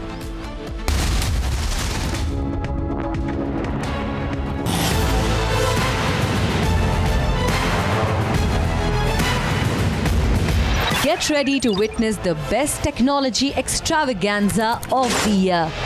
The first edition of the Republic Business Emerging Technology Awards has received an overwhelming number of nominations. Dominating the categories are AI and robotics, healthcare, edutech, fintech, banking and finance, and martech. Groundbreaking innovations and revolutionary ideas from the largest digitalized economy in the world. Join us as we celebrate India's incredible digital growth story. Republic Business Emerging Technology Awards, Friday, 5th July 2024.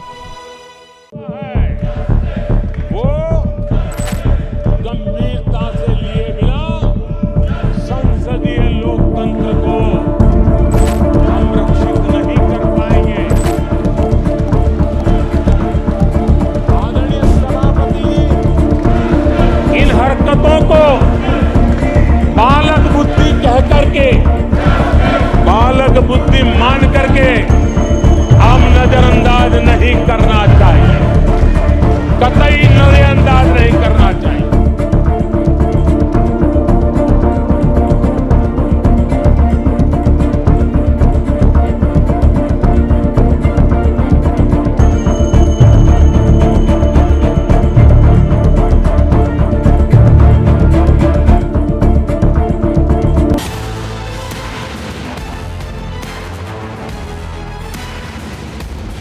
Get ready to witness the best technology extravaganza of the year. The first edition of the Republic Business Emerging Technology Awards has received an overwhelming number of nominations. Dominating the categories are AI and robotics, healthcare, edutech, fintech, banking and finance, and martech. Groundbreaking innovations and revolutionary ideas from the largest digitalized economy in the world. Join us as we celebrate India's incredible digital growth story. Republic Business Emerging Technology Awards, Friday, 5th July 2024. From Asia's largest news headquarters, setting the agenda for Bharat.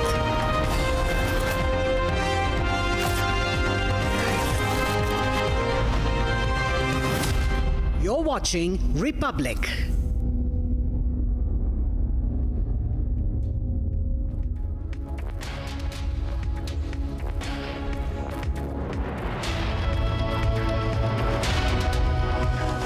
Very good evening, very good morning, ladies and gentlemen. Republic Business brings to you the Republic Business Emerging Technology Awards. With just 2 days to go, here's your shot at grabbing a seat at the awards, which gives a shout out to all the startups and companies that are shaking up the industries with digital tools and new tech. Now, these awards spotlight the innovative work of digital trailblazers who are changing the game. Scan the QR code on your screens right now and grab your pass to be the part of this day-long event filled with speakers, ideators, and achievers from the world of India's emerging tech.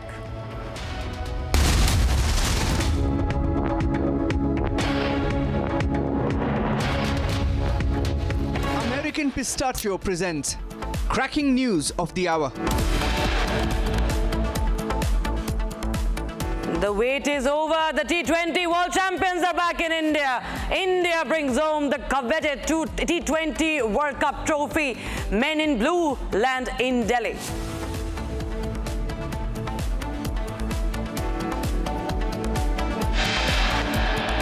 T20 victors Rohit Sharma and team to meet Prime Minister Modi today between 11 a.m. and noon. T20 champions Rohit Sharma and team to embark on an open bus victory parade from Nariman Point to the Marine Drive.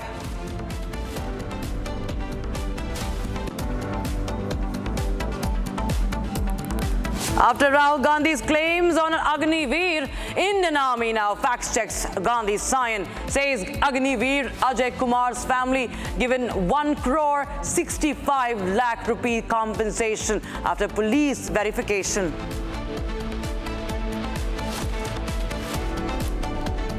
And BJP stalwart L.K. Advani admitted to hospital again. He is under observation. He's stable. He's in the Apollo Hospital.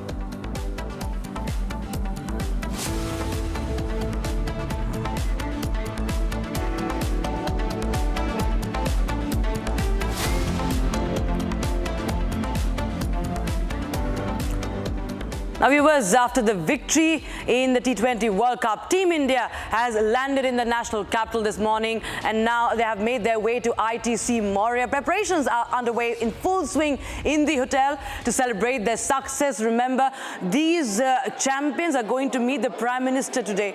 And before that, you can see that grand welcome at the ITC Maurya. You can see that cake that's in the colors of Team India's jersey, that orange color, the saffron color, and blue, and the trophy is also carved out. That trophy style cake is all set for the celebrations, and the staff of the hotel, you can see, they are waiting for the men in blue to come here and share the joy with everybody as they have brought back this trophy, the much-awaited trophy. It took 11 years for this for Team India, who have been shining all across formats, from Test to ODIs to T20. But that trophy remained elusive, and now the wait is over.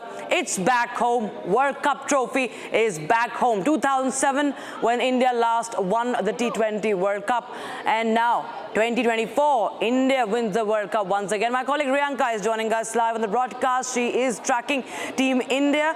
And how is the celebration going on, Riyanka? You've been, you've been tracking the team since morning. You've been, I believe, you've been able to even spot the boys there from the bus as they got down, and now they are in ITC Moria. What are the plans at the hotel today? Absolutely. Now, of course, we are getting the visuals of the cake cutting ceremony there inside ITC Moria. We are stationed outside and we are expecting the team to move out of this location and go ahead at 7 LKM, because there is a meeting with Prime Minister Narendra Modi at 11. And well, there will be a ceremonial felicitation for the entire team by the Prime Minister. Moving on from that, we will see the team flying to Mumbai, where there is a full preparation of a massive roadshow, an open bus roadshow that will be taking place from Marine Drive to Wankhede today evening at 7 p.m. In fact, after that, there will be a ceremony that will be taking place at Wankhede Stadium, where the team will be felicitated by the officials. And for now, the massive victory is being celebrated inside the ITC Moria. We have a few fans who are, in fact, joining right now here outside ITC. We'll go ahead and speak to them. You have come here to welcome Team India. What do you have to say? Yeah, we have come here to see the glimpse of our champions. It has been like 11 years since we last won the ICC trophy, Champions Trophy in 2013, and after that so many heartbreaks, and now we are finally out of that, and it feels good. So you're waiting here to get a glimpse of who is your favorite? Yeah, whole of the team is my favorite. There is no favoritism to every player. I just want to see any glimpse of any particular player. What is that in your hand? Would you like to show our viewers? That's the picture, the winning picture which Rohit Sharma held the T20 World Cup, and I printed it myself at my home only. So I just want an autograph of any of the player at the back of it. Hope to see that. Alright, so you're also here with your friend. I suppose you're wearing the jersey Dream 11 India. What are your feelings? It feels really immense. I feel really good along with the whole 1.5 billion people. It's kind of dream come true. We had been waiting for this like since 13 years, and it feels surreal. It feels unreal. But I think this is the start of the reign of new Team India. We're going to win the next Champions Trophy in World Cup, which is going to be in India only in 2016. So yeah, very good. It feels unbelievable. Yeah. There were several heartbreaks previously, and once this game was won against South Africa, we saw that there were massive emotions in the hearts of the players as well. And that is what was shared with the citizens of India as well. What do you have to say on that? See, we won it finally because we were patient. So I would just say that for every 19th November 2023, we are going to have life gives you 29 June 2024. We just have to be patient, we just have to work hard, and as Rinku says, it's God plan. Right, thank you for speaking with us. So, of course, there were the voices of a few of the fans who have joined in here outside ITC Moria. We'll try and go ahead and speak to a few more. Hi, you have joined in here. We are live on Republic. We are all waiting to see the team who has arrived, bringing the cup back home. What do you have to say? Sorry? What do you have to say? The cup is back home. We are coming from Noida and we are here for cheering Team India. Right. Also, you are also here. Why don't you raise the flag up? Yep. Yeah, Noida se aaye normally. Cheers for Virat and Rohit. India! India! India! India! Let's have more energy. Come on, India! Yeah! Check that! So, well, you saw the energy amongst the fans who have come in to get a glimpse of the star cricketers who will be moving out of ITC Moria shortly and going ahead to meet Prime Minister Modi in a while at 7 LKM. And from there, they will be going ahead with their plans in Mumbai. Absolutely, of course, the celebration has just begun, in fact, and we will be continuing to track all the visuals that are coming in and get the voices from the ground. Thank you so much, Arianka, for the moment joining us with those inputs coming in, viewers. But we now switch our focus to the Hathras tragedy, viewers. Republic TV continues with the investigation, and now we have confronted A.K. Singh, who's the Additional Superintendent of Police in Hathras, amidst the mounting concerns about the mounting questions and, of course, exposing the several lapses. And let me just get you that sequence. Take a listen in. How does it react to us? You will have to say something. You are the ASP. You are the ASP, sir. No, please. You have to react, sir. 121 lives have been lost. 121 lives have been lost. There is zero arrest. There is zero arrest. Mr. ASP of Hathras, there is zero arrest in this case. Excuse me. Yes, there is zero arrest. So far, 36 hours have passed. There is zero arrest. You will have to answer. You will have to answer Republic Media Network's question. Excuse me. 36 hours have passed. 121 lives have been lost. You will have to answer, sir. Mr. ASP, you will have to answer tough questions. Mr. ASP, you will have to take the question. 121 lives have been lost. 121 lives have been lost. 121 lives have been lost. Mr. ASP, 121 lives have been lost. That's huge. You will have to respond. You will have to respond. 121 lives have been lost. You will have to respond. 36 hours have passed, but there is zero arrest. Why there is no FIR against Bhole Baba? Why there is no FIR against Bhole Baba? Mr. Ashish Kumar, I'm asking you one simple question. Hathras ASP, I'm asking you one simple question. Why there is no FIR against Bhole Baba? Excuse me. 121 lives have been lost. Excuse me. That's huge. 121 lives matters. Excuse me. This is. No, you will have to answer. You will have to take tough question. No. You will have to answer. Excuse me. No, you will have to answer. No, excuse 121 me. lives have been lost. Please, I can't say. My colleague Akil Jamil and Piyush Ohri also join us live on the broadcast. Akil, I'll go across to you first because you've confronted the ASP. And, there are, of course, many questions to be answered by the organizers, but also, on part of the investigators. The fact that the FIR still does not mention of Baba Bholenath. His Sevadar has been mentioned. Baba is missing. He is not at all, he has not been, nabbed up until now. And the pertinent questions, when they're put forth against the police, there are no answers.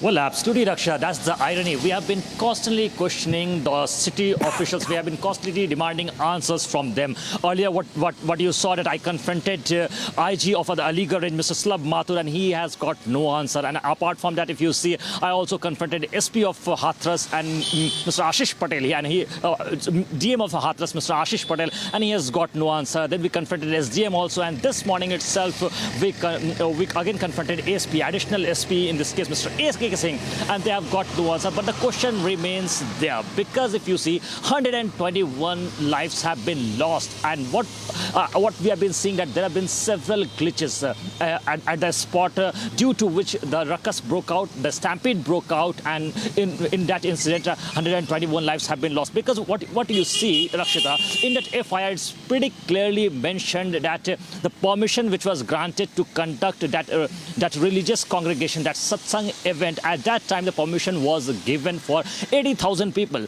But if you see what happened at the time of the incident, that approximately 2.5 lakh people have reached over. This is what the FIR claims. Apart from that, if you go and talk to the locals, the eyewitnesses over there, they are saying it's more than that. But just going by the FIR copy, if you see the details, the nuanced detail, what happened, that there is no single mention of Bhole Baba, because Bhole Baba is the one who because he is the one who is a spiritual guru, and apart from that, he is a self-styled god man, and to meet him, to get blessings from him, everybody rushed towards him to touch his feet, and at that point of time, just to get, as they say, कि पाँव की धूल लेने के लिए जब वो वहाँ पे पहुँचे, and that time the incident broke out, which created a ruckus, and then what we saw, that stampede took place, and everybody started rushing, and then in that incident 121 lives have been lost. And we'll continue to keep asking these tough questions to the city administration, that why no FIR has been registered against Bhole Baba, because he is the one who is somehow responsible for the entire West. But what had happened, that while we have been speaking to some other officials in this case, they are saying that the event was organized by someone else. And absolutely. So, Yes, Akhil, of course. We will continue to track more updates coming. Thank you so much for the moment, Akhil, with those updates. But right now, we are cutting across live to those visuals coming in from ITC Moria in the national capital, where Captain Rohit Sharma, the victorious team, is there to celebrate. And there you have that, that cake in Team India's jersey colours. Rohit Sharma, you can see there. And many of those cricketers have...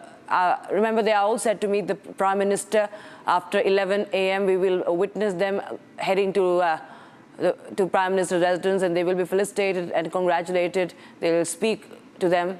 And this is a cake-cutting ceremony that is planned for our champions who have brought back this World Cup trophy after a very, very long wait, viewers. And everyone is waiting with a bated breath for that moment to catch a glimpse of that trophy, which the fans have been waiting for so long. And there are shots coming in, viewers, of Rohit Sharma cutting that cake, and celebrations all across the country erupted when India won the final. India beat South Africa by 7 runs in that final in Barbados.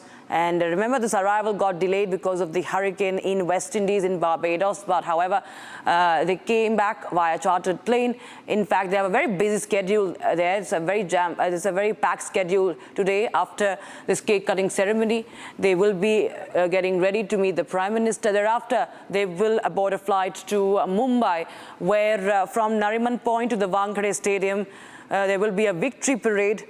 As you saw, the last time India got to witness that was in 2011, when India won the 50-over World Cup. And prior to that, it was in 2007 when India won that I beg your pardon, the T20 World Cup. You can see those visuals where we just saw Rohit Sharma, Roger Binney, the head of the BCCI, the BCCI president, also in one of those sequence you can see on your screens coming in. First on Republic TV, my colleague Riyanka Chaudhary continues to track our champions from this hotel. Riyanka, we believe that the cake cutting ceremony has been carried out. Rohit Sharma has cut the cake, and all our champions will be now getting ready to meet the Prime Minister, isn't it?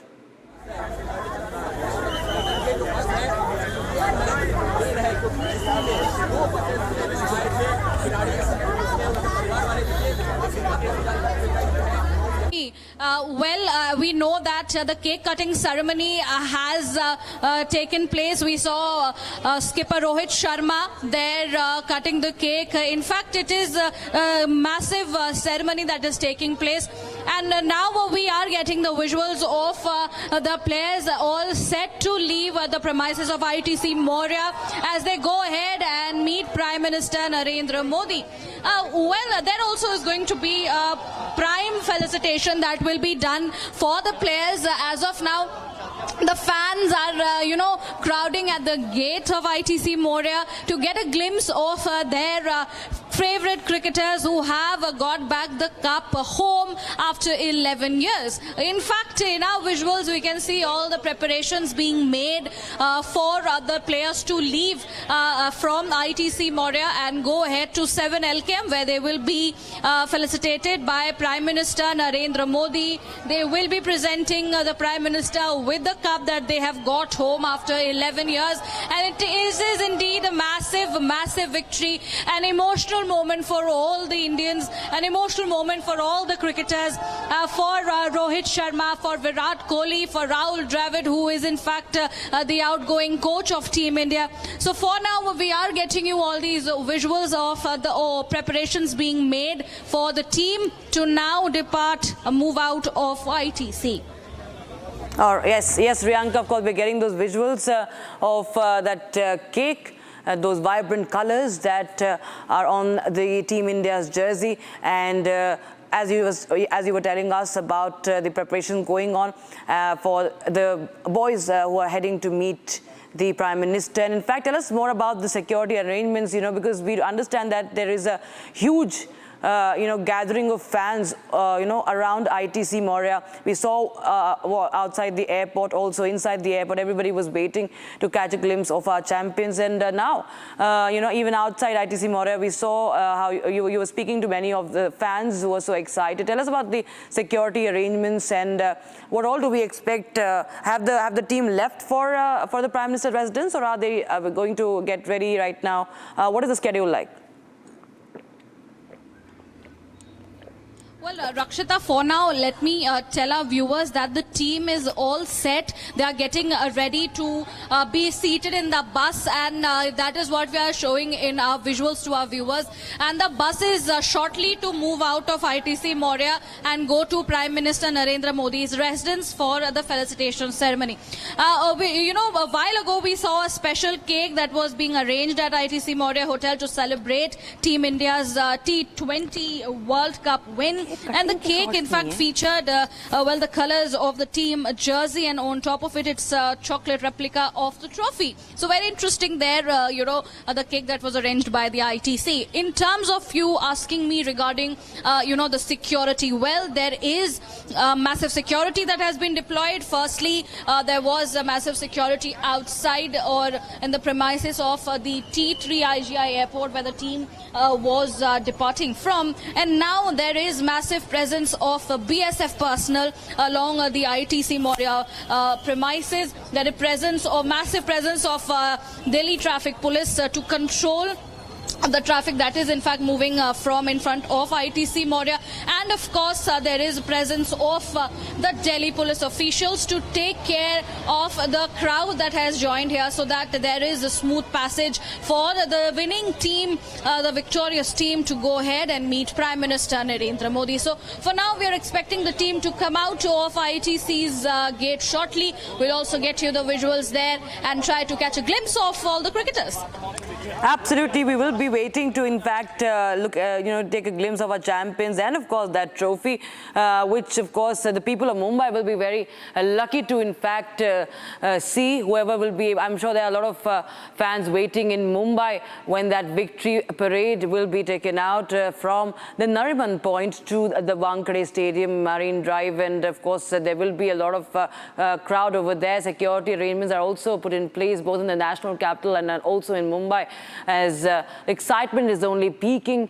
Viewers, remember 5 p.m. to 7 p.m. It's going to be an open bus parade, as we've seen in the past. Last time we got to witness that moment was that moment of pride was in 2011 with the Mahendra Singh Dhoni when he was the captain. And of course, India won that World Cup in Wankhede in their home ground itself. But before that, it was in 2007. India won that World Cup, T20 World Cup. It was the inaugural edition, and India won the 2007 T20 World Cup. And that was the last time India won a T20 World Cup. And now, after 13 years, it's 2024 that India won. In fact, that very, very coveted trophy, viewers. And there you have, to the right of your screens, are the BCCI officials and other staff members of the Indian cricket team.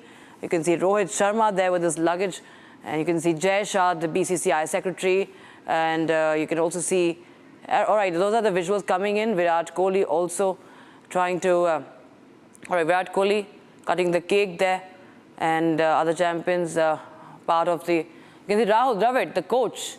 It's of course, a great swan song for Rahul Dravid. His stint as the coach, as the head coach of the Indian cricket team is ending, and it has ended indeed on a high. And all the cricketers there, they've been, of course, surrounded by all the media persons, heavy security around them also, as everyone trying to get in a word from them and also catch a glimpse at the ITC Moria. And there you have those visuals coming in, viewers. Virat Kohli, Rohit Sharma, Rahul Dravid, and all the other members coming in. There you have Rohit Sharma, and a round of applause for Rohit Sharma there at the ITC Moria as he cuts the cake, and he heads back.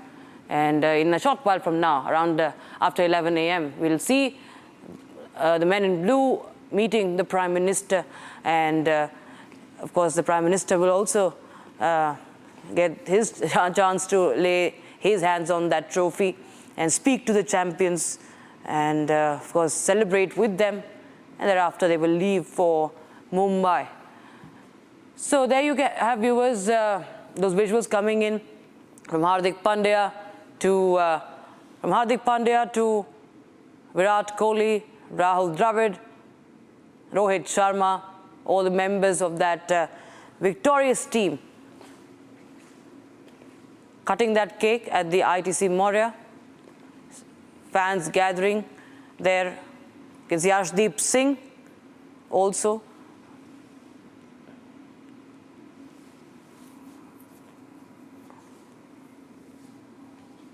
And remember, viewers, this is just the first leg of the celebrations, if we see. And there are many visuals coming in on social media. BCCI.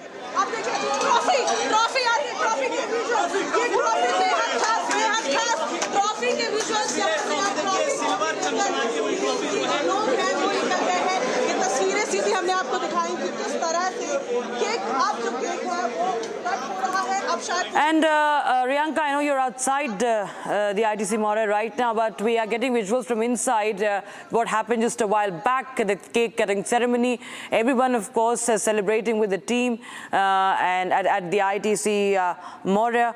And tell us what's happening outside. What is happening outside ITC Maurya? Are the fans still excited, and what are they feeling like?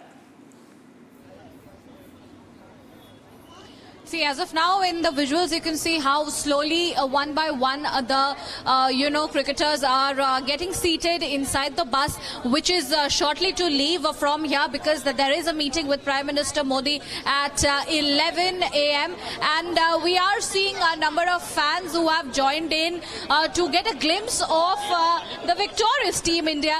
And slowly, the gate, the guard is asking all the fans and the media to clear the gate from where the bus is all set to depart. We are getting you visuals of the bus now departing from the ITC Maurya. Take a look at these visuals coming in. The police trying to clear the way for the bus to move out, and fans all here hooting. There you can see in the visuals that we are showing you the bus being escorted by the Delhi police vehicle that is now stationed first, and then from here they will be going ahead and meeting Prime Minister Narendra Modi at 7 LKM. Around 5 to 7 minutes route from ITC Maurya to Prime Minister's residence.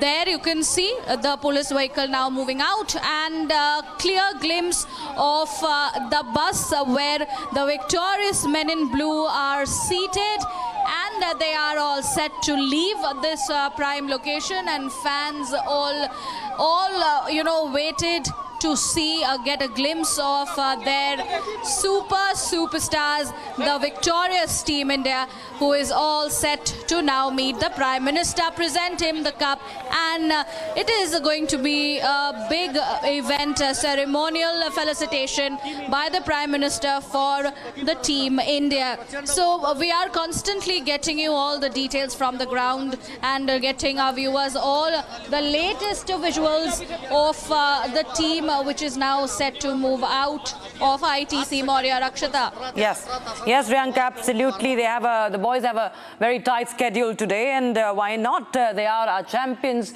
and the fans, every Indian is so proud of them, and this is a much awaited moment, and this is something that will be shared by everyone. This moment actually unites everyone, and the celebrations, of course, are being felt all across, even as we witness these these scenes coming in from inside the hotel, and also outside we can see many of the fans holding that tricolour very high, and there is, of course, heavy security.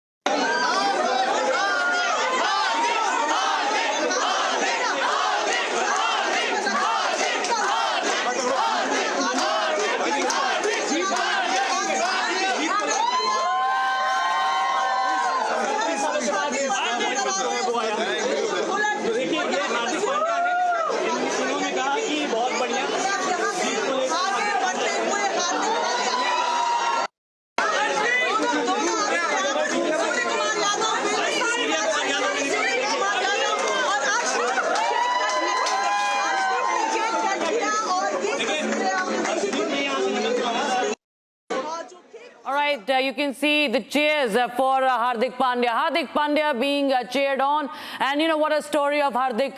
You can see that Team India in the bus out there and showing a thumbs up. One of the members of the team, I believe maybe the coaching staff or so, could be not very visible, but you can see Akshar Patel there waving at the fans and the media persons outside. Arshdeep Singh there, Hardik Pandya. Remember, we just got you that audio from inside that ITC Maurya celebrations where everyone in unison cheered for Hardik Pandya. What a story this man has been. You know, it has been a very much of a struggle for Hardik Pandya this year and for the longest time so. But the way we've seen him bouncing back and that very important performance, his contribution of 3 wickets in that final, and in fact the final over was very much dependent on Hardik Pandya. So you can see all our team members there being they're now all set to meet the Prime Minister. It's going to last a couple of hours, that felicitation ceremony at the 7 Lok Kalyan Marg, and after that they will be heading to Mumbai via another chartered flight, and they will be driving from the Mumbai airport, in fact from Nariman Point to Wankhede Stadium, and that will be in an open bus. The open bus parade, remember, was done even when Team India won the inaugural T20 World Cup in 2007, when Captain Dhoni was at the helm of affairs, and everybody was, you know, enthralled by those scenes. Team India will be having their breakfast with the Prime Minister, it seems, and they will be meeting and speaking with the Prime Minister, and Republic TV continues to track all the developments, viewers. The World Cup is home. We can see the celebrations inside ITC Maurya, and outside the fans have been so excited. And now this is of course for everyone to catch a glimpse. Whoever is in Delhi, whoever is in Mumbai can catch a glimpse of our champions. It's a triumphant return home after the historic victory in Barbados, marked by a grand welcome and celebrations. And the Indian cricket team, remember, this morning, early morning, they landed in Delhi, and there is of course a big welcome at the airport. There was a big welcome at the airport, and you can see Rohit Sharma very jubilant, dancing, grooving to the tunes. Those are the visuals earlier where Rohit Sharma is going viral on social media. That clip you can see to the left of your screens, Rohit Sharma grooving to some tunes. There are dhol and nagaras around him, gidda and bhangra happening in the background for their welcome. And of course, it's a moment of victory, moment of celebration. And Surya Kumar Yadav, of course, some electrifying moves there, not just on ground, not just with his bat, but also how he dances. Full frame, full frame. Hataao cake wake.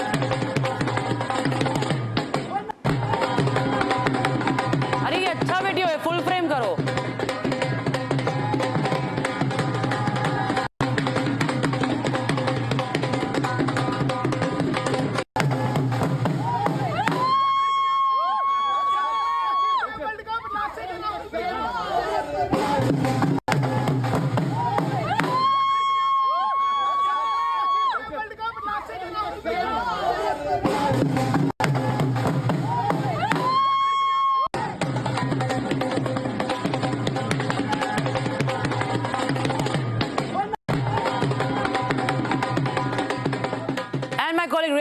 Continues to get us all the latest. And Riyanka, we just wanted to focus on these visuals because this is a visual that is going viral there, and you can see Surya Kumar Yadav, you know, doing bhangra and grooving to the tunes of the dhol. Rohit Sharma, everyone is so ecstatic. You can see these smiles. You know, we've seen what has happened in the past few tournaments. India, you know, our boys have been crestfallen, and so have the fans. But this is something that we haven't seen in quite some time, and it's so wonderful to see our team, you know, celebrating this way. It's the time for the team to celebrate. This is what they deserve, we know, because after 11 years, the cup is home. And why not? That it is indeed a moment of celebrations. It is indeed a moment of, it is a big occasion indeed. People are calling it a festival because this cup has come home after 11 years. There were sad moments. There were sad moments for the team, and why not? They will be dancing on those bhangra tunes, on the dhols and whatnot, because their hearts are full of joy, of the hard work that has paid for Team India. The victorious boys are on their way now to meet Prime Minister Narendra Modi. We just saw the bus which was full of Team India. They are now moving to meet Prime Minister. There will be a grand celebration. Also, they were in fact welcome at the ITC Moria by the beats of dole, tunes of Bhangra, where we saw Rohit Sharma, Surya Kumar Yadav all shaking a leg, in expressing their joy and happiness. In fact, they also cut a beautiful cake that was, looked like a jersey of Team India with, a replica of the trophy made in chocolate. So very creative there. All thanks to ITC Moria for arranging that particular cake for the team. And now, after this meeting with Prime Minister Narendra Modi, the team will be departing for Mumbai, where there is another power-packed schedule. There is going to be a parade, an open bus parade that will be taking place at 7 p.m. The similar scenes have been witnessed earlier back in 2007 when MS Dhoni had gotten the cup home. Then also there was massive celebrations in Mumbai. There will be the parade which will be starting from Marine Drive to Wankhede Stadium, and then we are expecting huge crowd to be joining in on the streets of Mumbai. And in fact, there as well, massive security arrangements have been made. Lastly, to conclude, there is going to be a felicitation ceremony that will be taking place at Wankhede Stadium. And till then, the boys are going to be moving from one place to the other in terms of the joyous moment, the victory that they have sounded, and building, this moment for all the fans, all the Indians, all the citizens of Bharat. Absolutely. Thank you so much, Priyanka, for getting us that celebration, the mood of our fans from outside our ITC Moria. And viewers, we just got you a glimpse of what happened today when our Team India, our champions, landed in the airport. And those are the latest visuals that have been also shared by the BCCI. And we saw the way our champions are, of course, shaking a leg and grooving to the tunes of Bhangra. You can see a grand welcome at the ITC Moria, and they're cutting the cake. And now they're all set to meet the Prime Minister at the 7 Lok Kalyan Marg. Republic TV will be tracking our men in blue, our Team India, all day long as the celebrations have just begun. All right, viewers, we're going to take a look at some more updates coming in from across the country.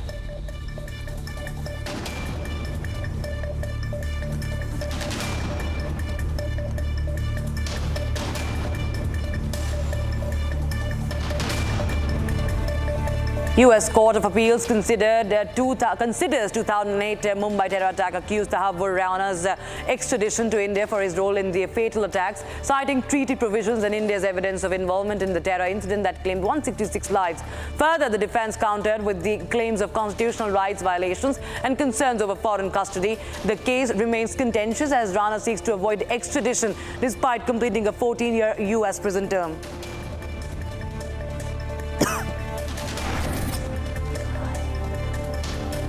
In the case of the Tees Hazari court firing and rioting incident, which occurred on the 5th of July last year, has progressed to the Court of Sessions. The judicial magistrate has transferred the case to the principal district and sessions judge, with proceedings expected to begin mid of July. All accused individuals at present out on bail must appear before the judge on the 18th of July. Charges under various sections, including the IPC and Arms Act, were filed against 8 accused, supported by CCTV footage and forensic reports. The Bar Council of Delhi has suspended the accused lawyers pending inquiry.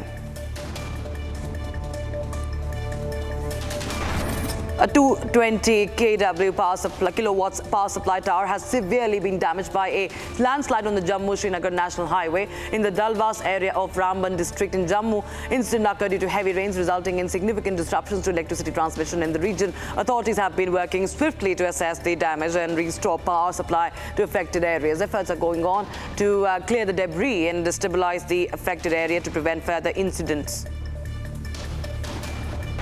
Indian Navy Chief Admiral Dinesh Tripathi visited Bangladesh, meeting Air Marshal Hassan Mahmood, Chief of the Air Staff. Discussions highlighted strong bilateral ties, focusing on enhancing cooperation in training, joint exercises and interoperability between the two nations' naval and air forces. The visit underscores India's commitment to regional stability and security through the active engagement with Bangladesh.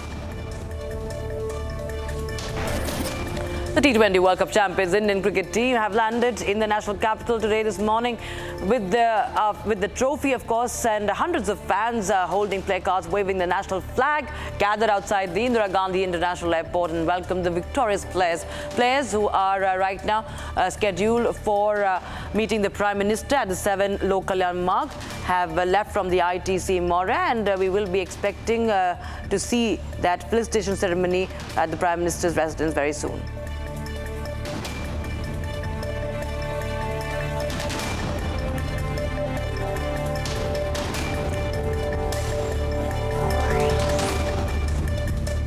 Now, a 68-year-old tourist from New Zealand tragically lost his life after being struck by a car during a failed robbery at an upscale mall in Southern California, Beach City, south of Los Angeles. Now, this incident has sent shockwaves across the community. Here's what we know. In fact, we'll go across live to visuals coming in, latest visuals coming in of Team India. Remember, they are right now they are going to meet the Prime Minister, and the men in blue right now in that bus.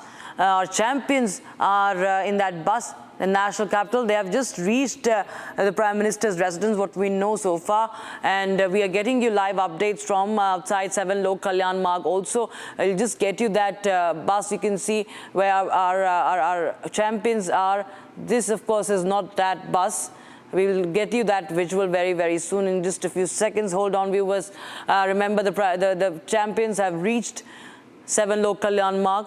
This felicitation ceremony is going to it will be lasting for quite some time, and you know, we're getting you visuals from the celebrations this morning, right from their arrival, right from the moment of touchdown in the national capital. The way Team India have been welcomed at the airport in ITC Moria, and now, of course, by the Prime Minister himself, and of course, even the men in blue must be waiting for that moment. And there will be, of course, words of appreciation and encouragement from the Prime Minister, as he will be also holding that trophy with him, with the team. And right now we're getting you shots from outside the team, outside the 7 Lok Kalyan Marg. There you have our team, the Team India, inside that white bus, heading to 7 Lok Kalyan Marg. And of course, we will be tracking that event, which will be broadcast as they meet the Prime Minister. Priyanka, we are getting shots from the road there outside the Prime Minister's house at the 7 Lok Kalyan Marg, and they're all set for this felicitation ceremony. All right. We just saw the team leaving from ITC Moria, and in just 5 minutes distance there is the Prime Minister's residence at 7 Lok Kalyan Marg, and the team has in fact arrived there. These visuals now coming in where we are showing our viewers that the team is all set now to meet the Prime Minister, and they will be felicitated by the Prime Minister. It is a grand ceremony that is going to take place at the Prime Minister's residence.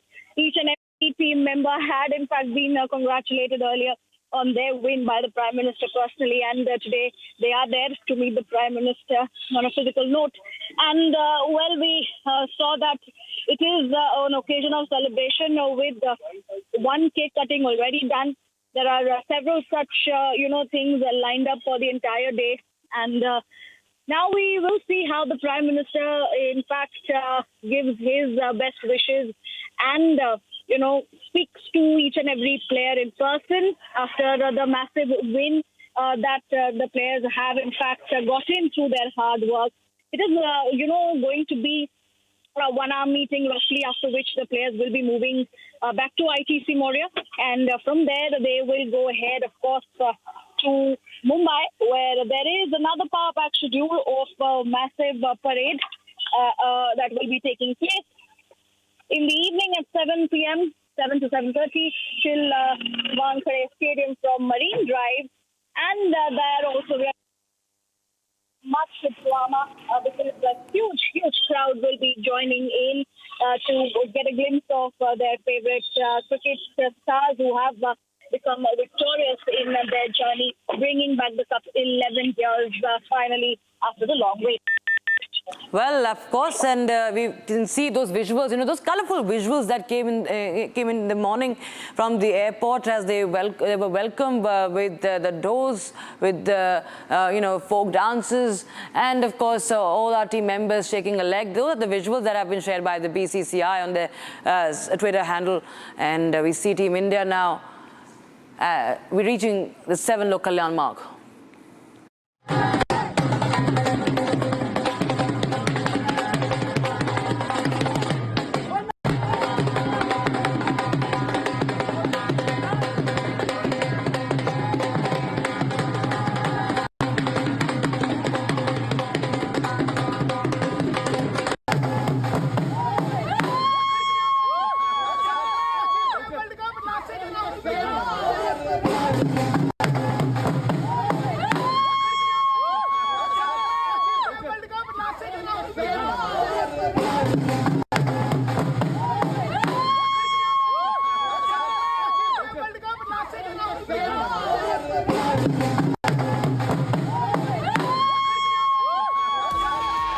Team India, and of course all the fans are all smiles as they come back after years of long wait to the national capital. They bring back the trophy home. They're all set to meet the Prime Minister next. They will be meeting the Prime Minister over breakfast, and after that they will be felicitated at 7 Lok Kalyan mark. They've just reached. We'll get you more details from Ground Zero. Don't go anywhere. Stay tuned.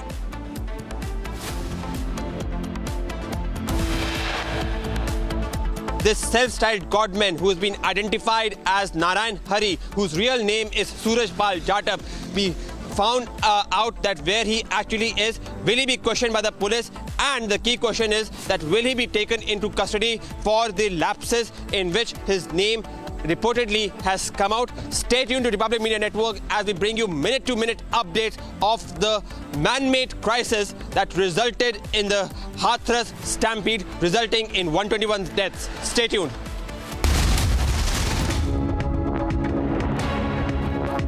Loan मिलेगा या नहीं, ये आपके credit score पे depend करता है। आज ही जाइए पैसाबाजार.com पर और अपना क्रेडिट स्कोर चेक कीजिए फ्री में, क्योंकि लोन की जरूरत किसी को भी कभी भी पड़ सकती है। चल एक्टिंग थोड़ा भेल बनो।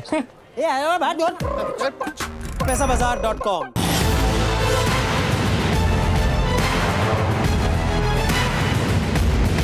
Get ready to witness the best technology extravaganza of the year. The first edition of the Republic Business Emerging Technology Awards has received an overwhelming number of nominations. Dominating the categories are AI and robotics, healthcare, edutech, fintech, banking and finance, and martech. Groundbreaking innovations and revolutionary ideas from the largest digitalized economy in the world. Join us as we celebrate India's incredible digital growth story. Republic Business Emerging Technology Awards, Friday, 5th July 2024.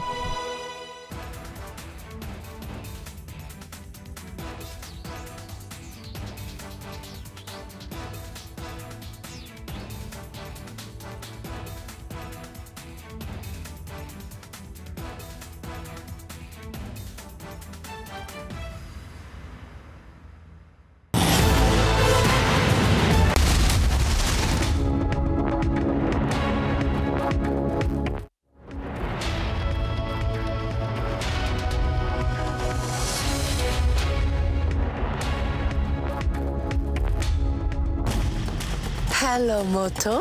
Motorola, India's best 5G smart. A look at the top stories this hour. The wait is over, viewers. The T20 World Cup champions are back home, and India has brought home the coveted T20 World Cup trophy. And men in blue have landed in the capital. They have received a warm welcome.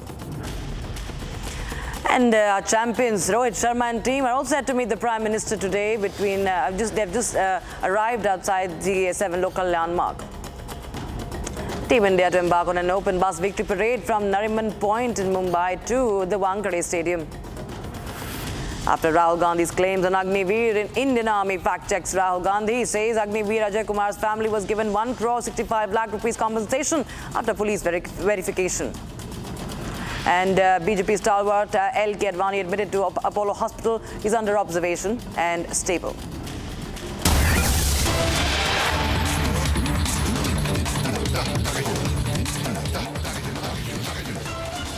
And we have some breaking news coming in right now. The Ministry of Home Affairs has appointed Bansuri Suraj as member of the NDMC. Lok Sabha MP Bansuri Suraj is now a member of the New Delhi Municipal Council. Remember, Suraj is a BJP MP from the New Delhi Lok Sabha constituency and the daughter of late BJP leader and former Union Minister Sushma Suraj. So that is the big breaking news we are getting in right now. Bansuri Suraj is now a member of the NDMC, the New Delhi Municipal Corporation, and the newly elected MP from New Delhi has taken oath, in fact, already as a member of the NDMC, and we'll get you more details on that.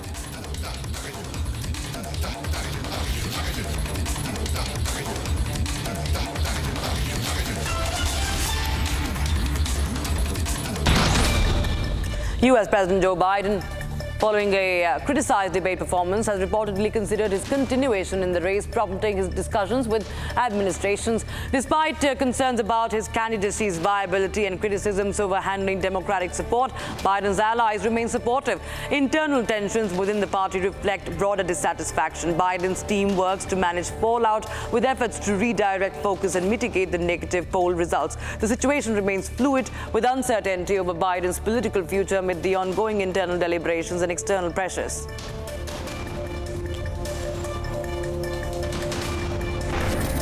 In response to recent speculations, the White House firmly denied any contemplation of President Joe Biden stepping down, with the press secretary Karine Jean-Pierre categorically denying the inquiries. Concerns have arisen over Biden's candidacy viability following a challenging performance in Atlanta. Now, she also acknowledged Biden's tough moments, but emphasized his record of accomplishment for almost 4 years. Remember, Biden has been focusing on the upcoming public appearances, including interviews and campaign stops, to address the criticism and sway public opinion amid the ongoing scrutiny about his performance and future plans. Hurricane Beryl passed near Jamaica, unleashing powerful winds and rain, causing widespread power outages and prompting nearly 500 people to seek shelter. Prime Minister Andrew Holness declared a state of emergency and imposed a 7-day disaster zone status, along with an island-wide curfew. Evacuation orders were issued for flood-prone areas. The storm previously devastated parts of the southeastern Caribbean, resulting in fatalities in Grenada, in Carriacou, St. Vincent, and northern Venezuela. Beryl is forecast to weaken to a tropical storm over the Yucatan Peninsula before potentially impacting the Gulf Coast states of Mexico. The Kenyan police officers, outfitted in body armors and armed with automatic weapons, were observed patrolling the streets of Port-au-Prince, the capital of Haiti. This deployment marks the first UN-backed international police contingent in Haiti, responding to a dire plea for assistance amidst escalating gang violence. At present, criminal gangs command approximately 80% of this city, signaling a crisis that has displaced over 580,000 people in recent months, as reported by the UN's International Organization for Migration. Now, this patrolling has drawn interest from locals, but proceeded without incident or confrontation with the gangs. The opposition in Punjab Assembly, backed by disruption during Chief Minister Maryam Nawaz's budget speech. We're talking about Pakistan's Punjab here. Opposition leader Malik Ahmed Khan Bhachar criticized the Pakistan Tehreek-e-Insaf plans to boycott House proceedings as standing committees. And as per reports, they are set to hold parallel sessions in a tent outside, protesting the suspension of 11 lawmakers for alleged sanctions as unfair, and demanded their revocation. He accused the Speaker of bias and emphasized their intent to challenge these actions legally, while urging restraint from the government to prevent escalating tensions.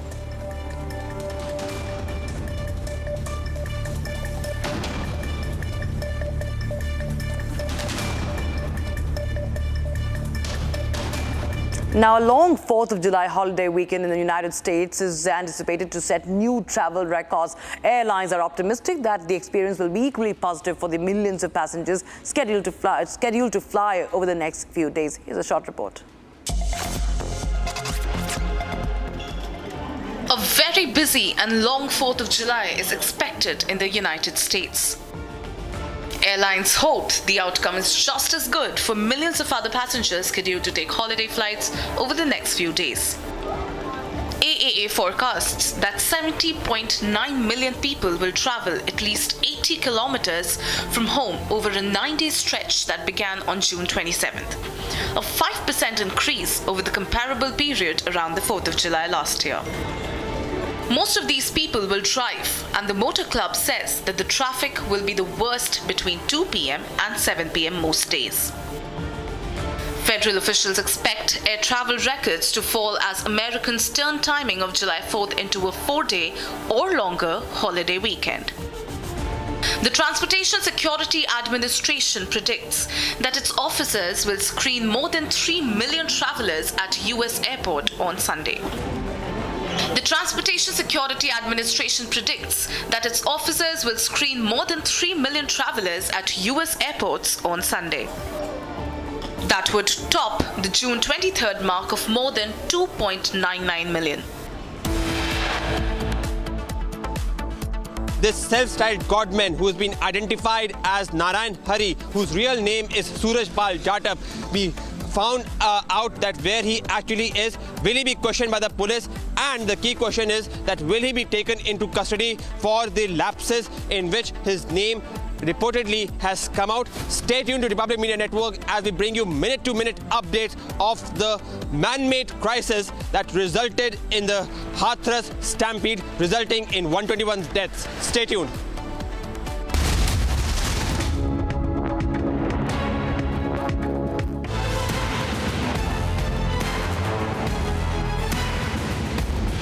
Get ready to witness the best technology extravaganza of the year.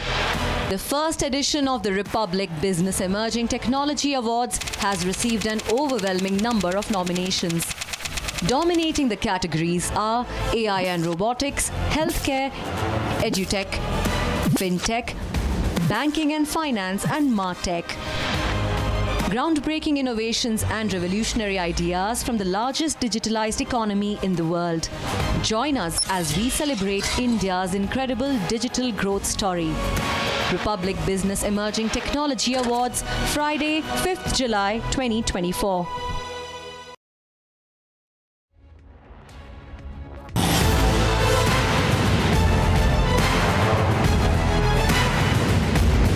Get ready to witness the best technology extravaganza of the year. The first edition of the Republic Business Emerging Technology Awards has received an overwhelming number of nominations. Dominating the categories are AI and robotics, healthcare, edutech, fintech, banking and finance, and martech.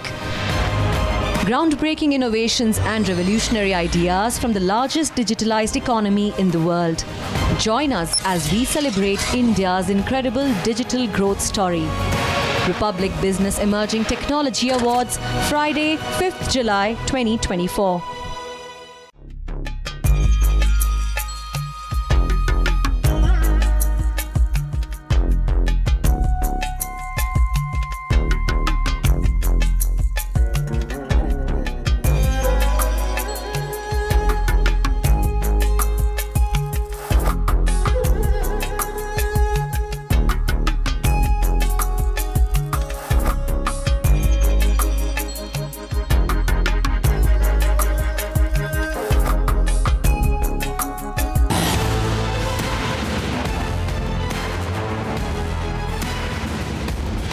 Get ready to witness the best technology extravaganza of the year.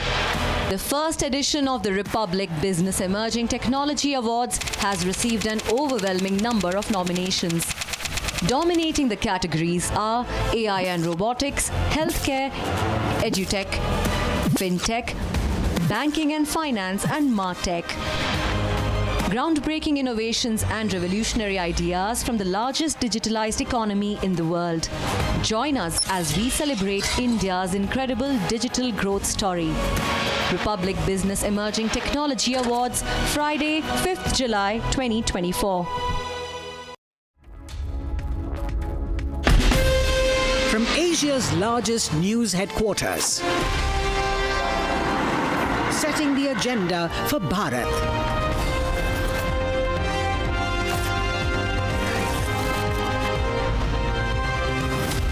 You're watching Republic.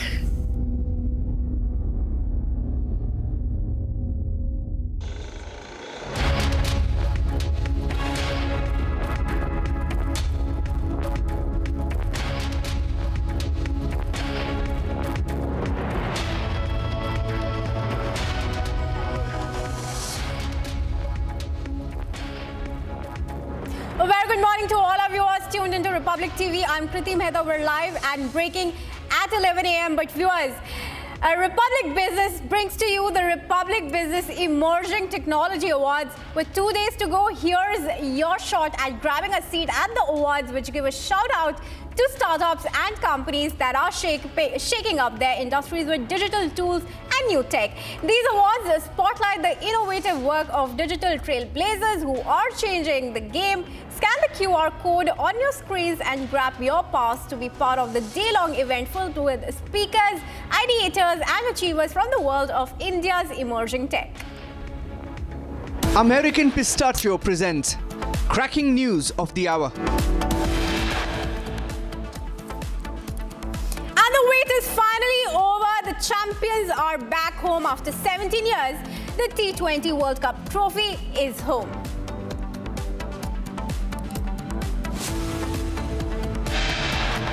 Team India at 7 Lok Kalyan Marg set to meet Prime Minister Modi.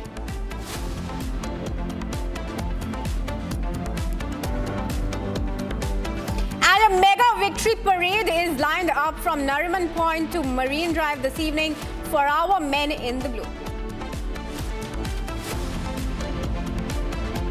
72 hours on, more than 120 innocent lives lost, but no accountability whatsoever. The Baba is still on the run.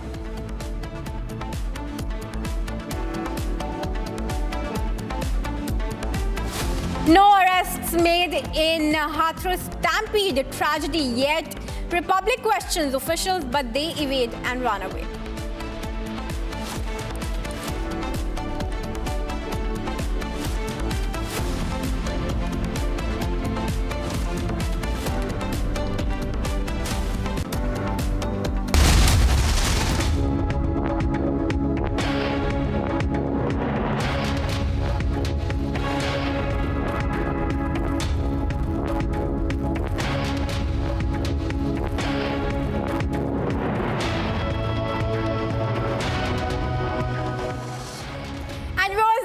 Is finally over. The champions are back home. The Indian cricket team is back from Barbados with the T20 World Cup trophy. They landed this morning at the Indira Gandhi International Airport at 6:20 and headed to ITC Moria for a brief stay before heading to meet the Prime Minister at his residence in 7 Lok Kalyan Marg. The Prime Minister will hold a meet with the T20 champions at his residence and he will felicitate the T20 champion team led by Rohit Sharma and our bowling greats and batsmen alike. We brought you the live coverage of the movement of the Indian cricket team as they departed from IGI Airport and reached ITC Moria Hotel, and now when they're heading to meet the Prime Minister at his residence at 7 Lok Kalyan Marg. Meanwhile, joining us live on the story now is my colleague Riyanka to give us the latest as to where the team is as of now and what is scheduled on their itinerary now. Riyanka, a very good morning to you. All right, viewers, before I actually go to Riyanka, I'm joined by Rakshita from Republic Newsroom. Rakshita, tell us about the movement of the team India as of now. Well, as of what we know, that the Team India have arrived at the 7 Lok Kalyan Marg. We just got our viewers those visuals to the right of the screens. Team India in that bus, they headed straight to 7 Lok Kalyan Marg after that grand welcome at the ITC Maurya. And we are showing our viewers the visuals that came in early from the IGI airport. There was, of course, a special celebration, dance and music, dole, nagaras, and of course the team was enjoying in full fervor. And thereafter we saw the cake cutting ceremony at the ITC Maurya. The cake, it's a chocolate cake, what we know as per the chef, but it was in the color of Team India's jersey. And there is a special breakfast that was planned for our champions as they arrive back home. There was, of course, all the favorites, what we know as per the chef of all our players who have been, of course, on a very, very strict diet, remember, for this mega event, that is the World Cup. And that hard work has, and that discipline, of course, has indeed paid off this time. And the cup is back home. And any time from now, we are going to see the Prime Minister felicitating our boys in blue. We saw that they are heading to the 7 Lok Kalyan Marg. And remember, there's a breakfast also, a breakfast that is planned with the Prime Minister. And thereafter, we will see Prime Minister Modi speaking to our men in blue. And also, of course, holding the trophy in his hand. That is something that is in as per the schedules in the plans. And after that, they will be heading to Mumbai via a chartered flight, and that is going to be, a victory parade that is going to be witnessed after a long time. In 2007, the last time we saw that sort of a victory parade happening in Mumbai, and now once again, Rohit Sharma and the team will be holding that cup, and of course people of Mumbai, all the fans will be enthralled to witness that historic moment. Oh, well, absolutely. It would very much, remind all the viewers of the scenes that unfolded way back in 2007 when the team led by Dhoni brought the cup at the inaugural edition of T20, Rakshita beating Pakistan in that match. And today it is the Rohit Sharma-led team that will be felicitated and honored by the fans and the BCCI at Wankhede Stadium, where the prize money of rupees 125 crore will be dispersed to the winning cricket team. Of course, the procession on the open bus will go from Nariman Point to Wankhede via the Marine Drive. So, Rakshita, I just want to know from you, how are the preparations there in Mumbai as the excitement builds up? Of course, we expect that there is a lot of heavy security deployment, just like we saw outside ITC Maurya. There was heavy security, and of course they were heading to 7 Lok Kalyan Marg in that bus. And of course it's going to be even more stricter when it comes to Mumbai, because this is going to be an open bus parade. And of course the routes will be affected, and especially given the fact that there are rains also that are being witnessed in Mumbai, in the maximum city.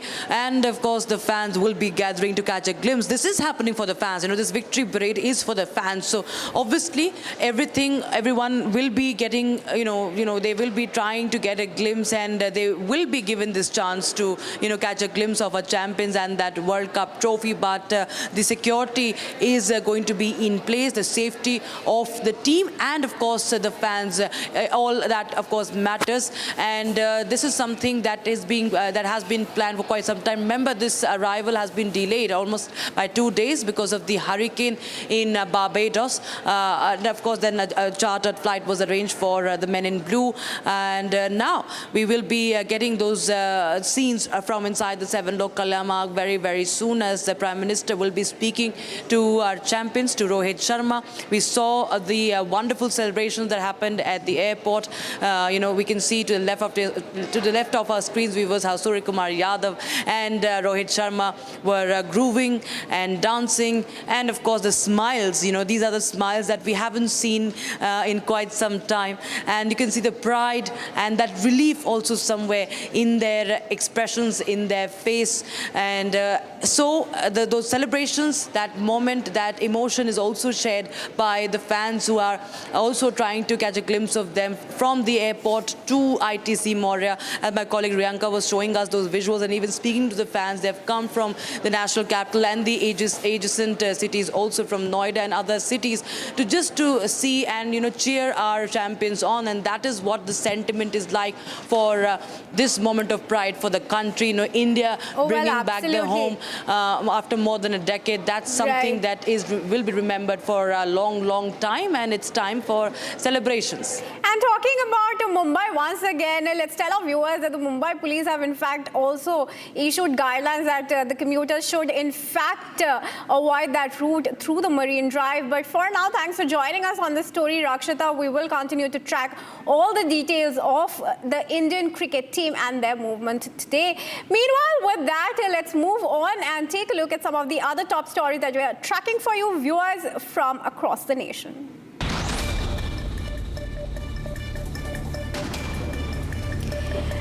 US Court of Appeals considers 2010 Mumbai terror attack accused Tahawwur Rana's extradition to India for his role in the fatal attacks, citing treaty provisions and India's evidence of involvement in the terror incident that claimed 166 lives. Further, the defense countered with claims of constitutional rights violations and concerns over foreign custody. The case remains contentious as Rana seeks to avoid extradition despite completing a 14-year US prison term.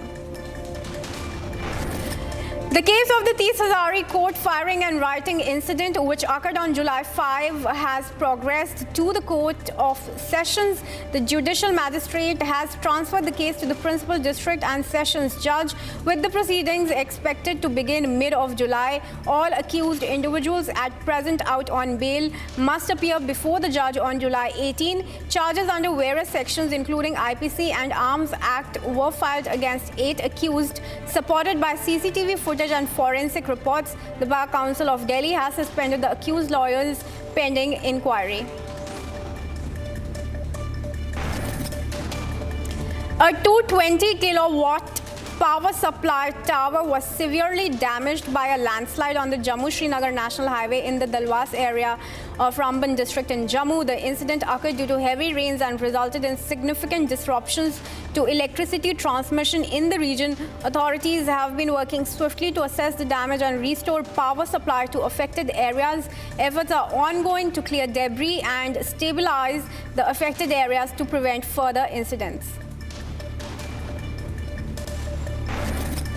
Indian Navy Chief Admiral Dinesh K. Tripathi visited Bangladesh, meeting Air Marshal Hassan Mahmood, Chief of Air Staff. Discussions highlighted strong bilateral ties, focusing on enhancing cooperation in training, joint exercising, and interoperability between the two navies and air forces. The visit underscores India's commitment to regional stability and security through active engagement with Bangladesh. The T20 World Cup champions Indian cricket team landed in Delhi today morning after winning the World Cup title in Barbados. Hundreds of fans holding placards, waving the national flag, gathered outside the Indira Gandhi International Airport and welcomed the victorious players. The players who are scheduled for a brief meeting with the Prime Minister Modi are going to head to Mumbai from there.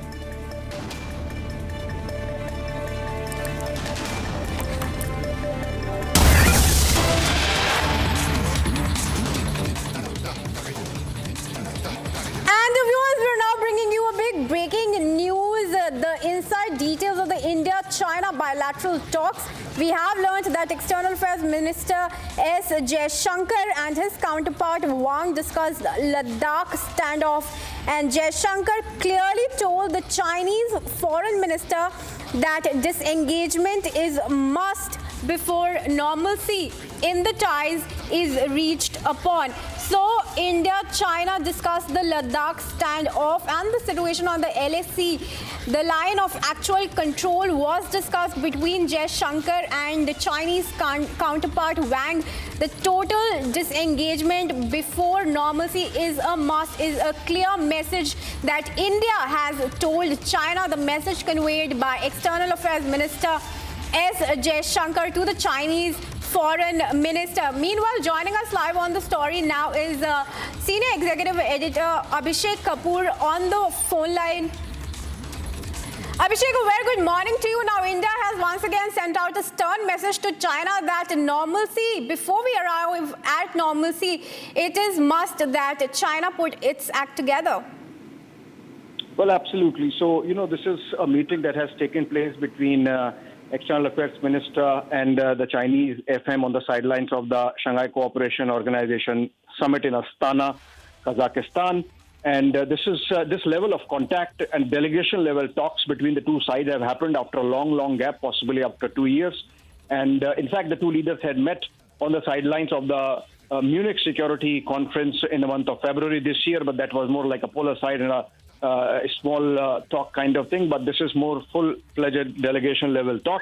And there, as per information coming in and as per the Ministry of External Affairs, the two leaders had a very deep dialogue on the ongoing standoff between India and China in the eastern Ladakh along the line of actual control, which has been happening since Galwan clash of 2020. And the External Affairs Minister clearly said that total disengagement from the remaining areas in eastern Ladakh is something which is sort of a precondition. Not sort of a precondition, is actually the precondition for restoration of peace and tranquility across the border. And in fact, that is one thing, total disengagement, which is going to remove all obstacles in terms of normalcy returning to bilateral relations. Remember, while the Chinese have been harping on the issue of normalizing other aspects of the relationship, particularly the trade aspect, which is a big component of India-China relationship, India has been insisting that you first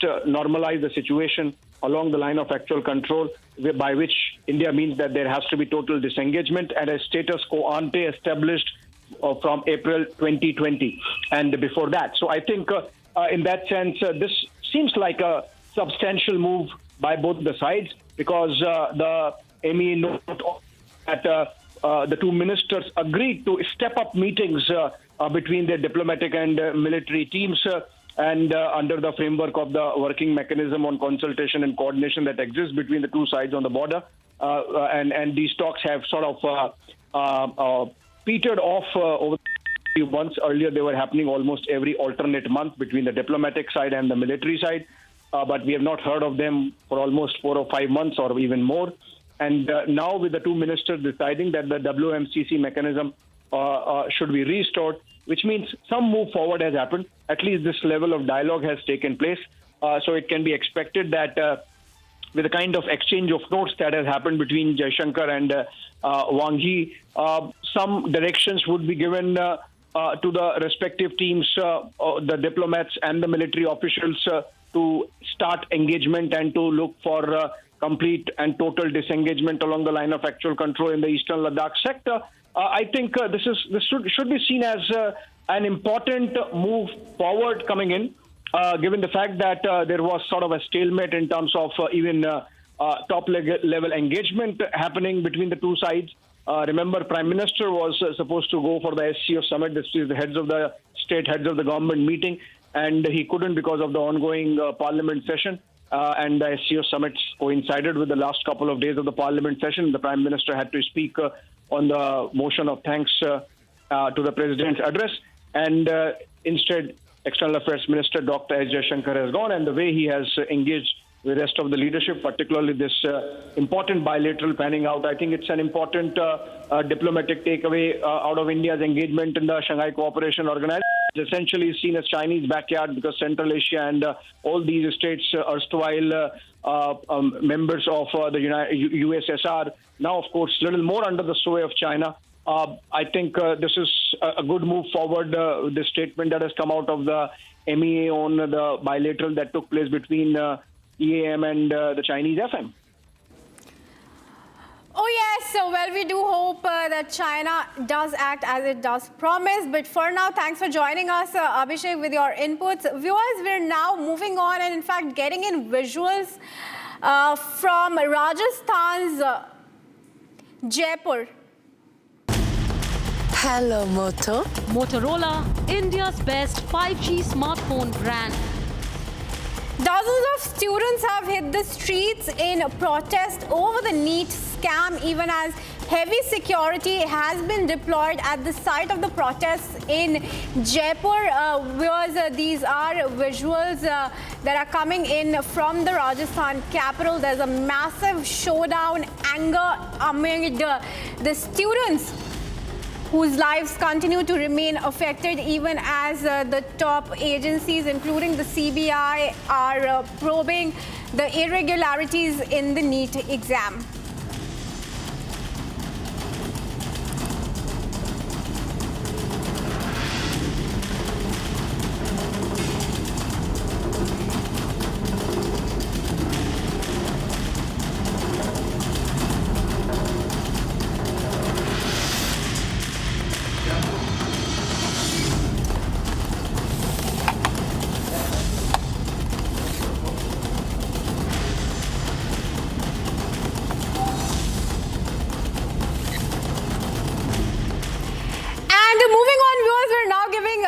Getting you a big news update from the national capital, where Chandrababu Naidu has met Prime Minister Modi a short while ago, and sources have informed that the meeting went for about nearly 20 minutes.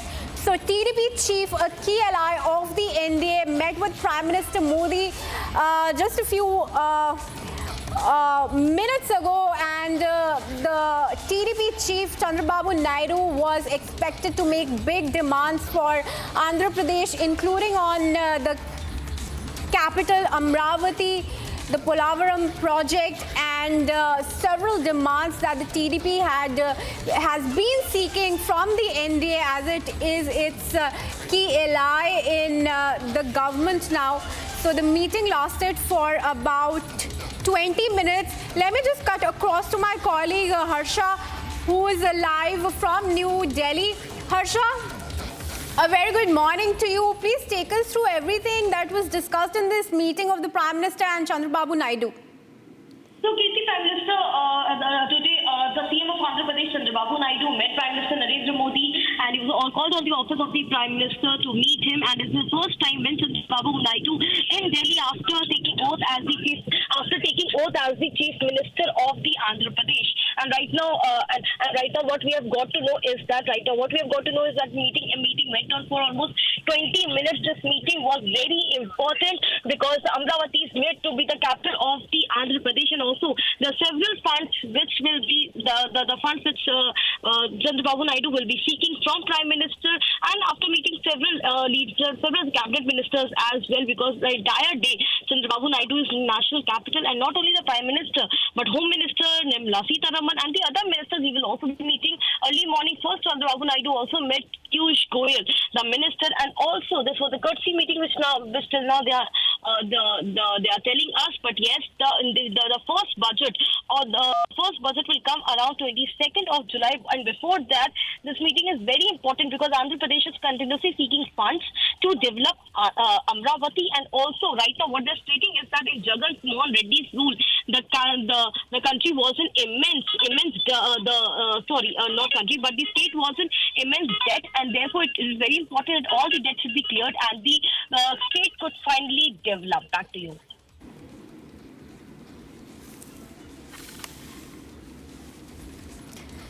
All right, thanks for giving us those details. For now, Harsha, we will continue to come back to you when more details of the meeting do emerge and more clarity is given. For now, viewers, let's shift our focus. All right, but before we bring you the next story, let's tell you that the agenda of the meeting between the Prime Minister and Chandrababu Naidu included seeking funds for the completion of the Polavaram Dam project, as well as to seek additional financial assistance and concessions, and in fact tax breaks as well, in lieu of the special category status for the state of Andhra Pradesh. And in fact, sources have also indicated that Naidu will also raise concerns regarding the pending irrigation projects, the Amravati capital project, infrastructure development such as the state highways and roads, and the overall financial health of the state.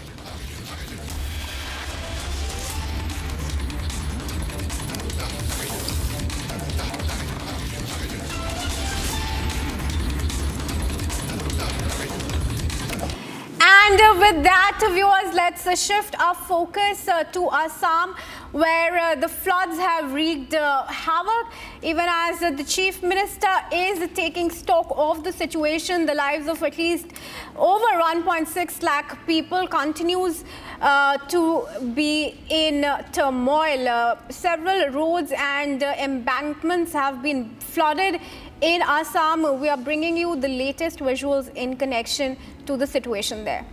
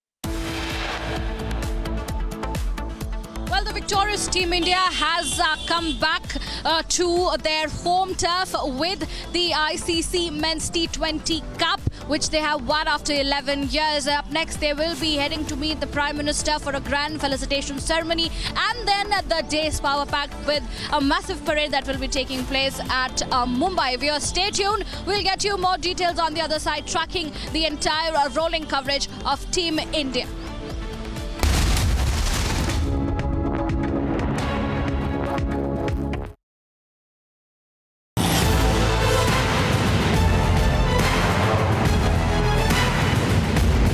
Get ready to witness the best technology extravaganza of the year. The first edition of the Republic Business Emerging Technology Awards has received an overwhelming number of nominations. Dominating the categories are AI and robotics, healthcare, edutech, fintech, banking and finance, and martech. Groundbreaking innovations and revolutionary ideas from the largest digitalized economy in the world. Join us as we celebrate India's incredible digital growth story. Republic Business Emerging Technology Awards, Friday, 5th July 2024.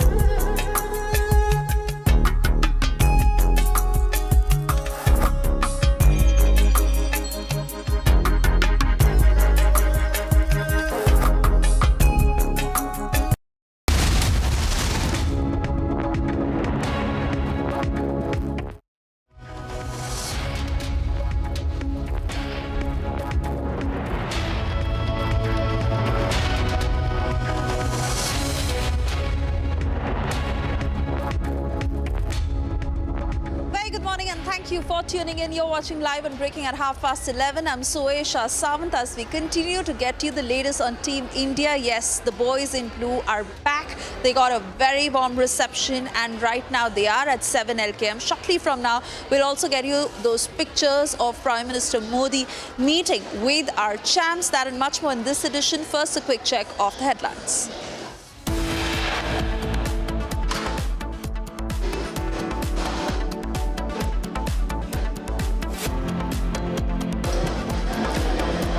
The wait is finally over. Our champions are back home after 17 years. T20 World Cup trophy is here.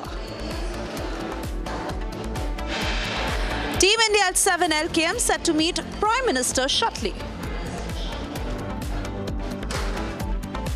A mega victory parade lined up from Nariman Point to Marine Drive this evening in Mumbai for our men in blue.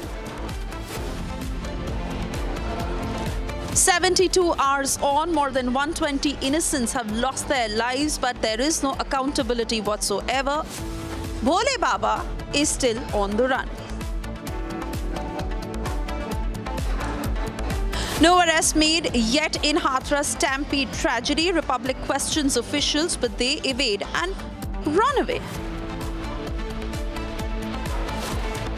India-China discuss LAC standoff. Jaishankar tells Wang disengagement is must to move forward on bilateral ties.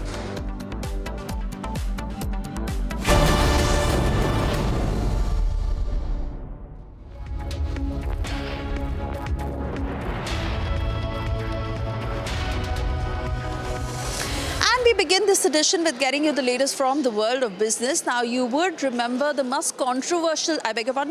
controversial position of Foxconn, where allegedly they refused to hire married women because they were of the opinion that when a woman is married, she tends to give more priority to her family over work. Stating this reason, Foxconn had to state a lot of criticism. In fact, they were really facing the wrath, and Apple also came down to justify that Apple is not gender biased like that, and this is not their company policy. Now, in the latest, we are learning that Foxconn has gone on to say that there isn't any policy like this. In fact, they've also said that there is no detailed breakdown of the kind of statistics that are being stated in public domain. Let's get more details from Saqib, who joins us on the broadcast to tell us the latest. Good morning to you, Saqib.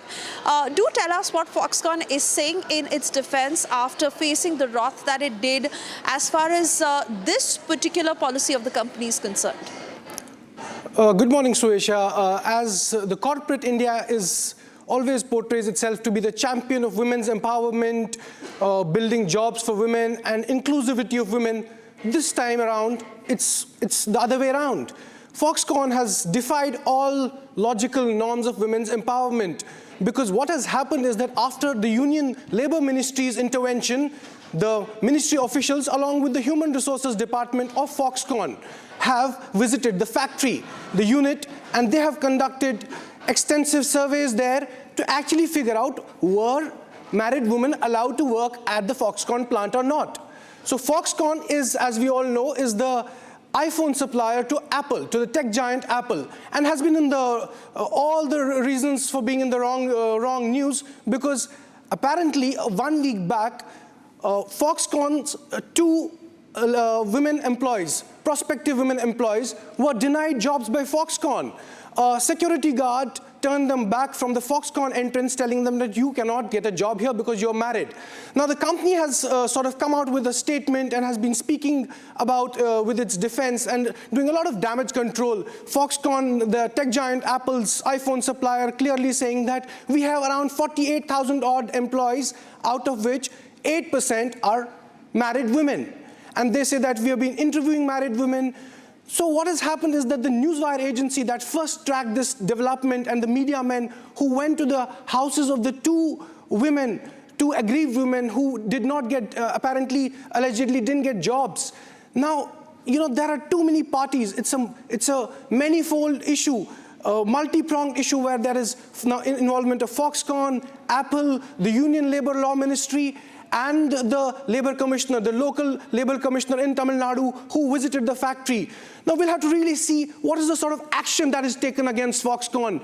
There are officials and there are HR, the Human Resources Department, which is, deliberating on the sort of alleged, denial of jobs to women at Foxconn. We tried reaching out to Foxconn, but trust me, the company has been tight-lipped, except just issuing a statement here and there. The company has been pretty tight-lipped. We'll have to really wait and watch what is the sort of action that the Union Law and Labour Ministry takes against Foxconn.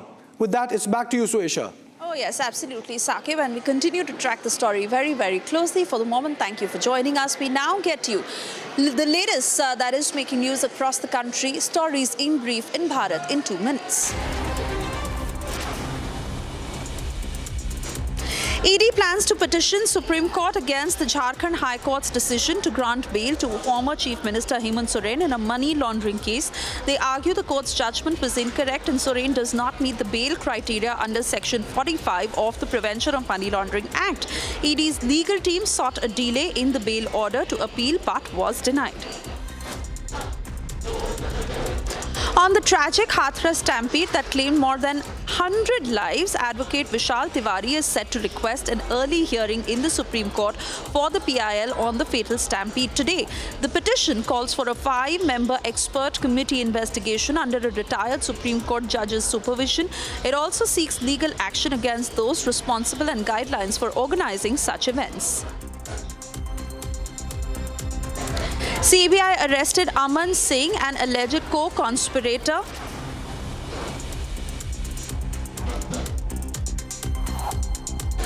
in the NEET undergraduate paper leak from Dhanbad, Jharkhand. Singh's arrest follows the detention of the principal and vice principal of Hazaribag's Oasis School and the 2 others linked to the scandal. In total, CBI has fixed 6 FIRs, 1 in Bihar for the leak and 5 in Gujarat and Rajasthan for impersonation and cheating. A student allegedly stabbed a security guard to death at Sindhi College in Bengaluru. The student named Bhargav was reportedly drunk and denied entry by the guard. Enraged, he left, returned with a knife and attacked the guard. Bhargav, a final year BA student, was arrested and a case has been registered at Amrutahalli police station. Further investigations are underway.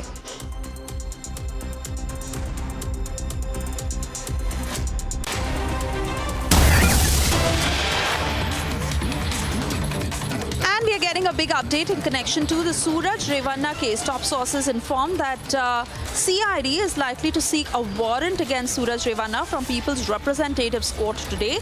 This comes after Suraj was sent to judicial custody after completing the investigation in the first case, and today CID is all set to file body warrant seeking his custody again in connection with the second case. Prajwal joins us live to take us through the latest details. Over to you, Prajwal. Suesha, now we are going ahead and learning that the 42nd ACMM court had remanded Suraj Revanna to a 14-day judicial custody yesterday when he was produced before the court. But today, in all likelihood, the CID, after going ahead and grilling him for 10 days in the first case, will again be seeking a body warrant before the People's Representative Court out here in Bengaluru, stating that Suraj Revanna will also be needed in the second case as well. Because remember that there was also a second case which was registered by Suraj Revanna's very own close aide as well, and therefore in this particular regard he will be taken into custody. According to the complaint that has been registered with the police, it's being stated that he was sexually harassed by Suraj Revanna for a period of around 3 to 4 years as well, and regarding this the CID wants to go ahead and interrogate him too. So this is absolutely something which is important now in the longer term too, because this will also be mentioned in the charge sheet. But will the CID be going ahead and clubbing these 2 cases together, or will this be only one case is something that needs to be seen as well. And therefore now they have also gone on to record the statements of the victim under CRPC section 164 in front of the magistrate too. So depending on the statement that has been given by the victim now, Suraj Revanna will also be questioned on these same lines. Oh yes, absolutely. And let's also understand, Prajwal, from you, to if the warrant is granted, then what next for Suraj Revanna?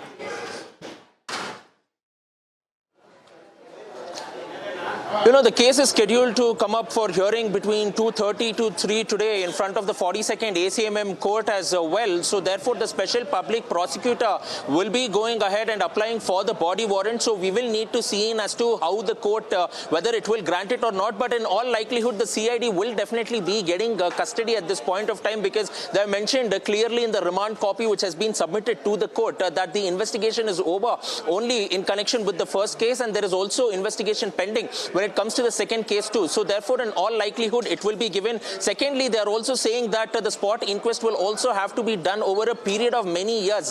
That is around 3 to 4 years too, and he will have to be taken to many locations. There is already a spot inquest which was conducted in Gannikada, which was his farmhouse around 25 to 30 kilometers away from Hassan. But now we will also be taken to these other locations in Hassan town itself. So therefore, they will go ahead and request more time for the spot inquest as well as crime recreation too.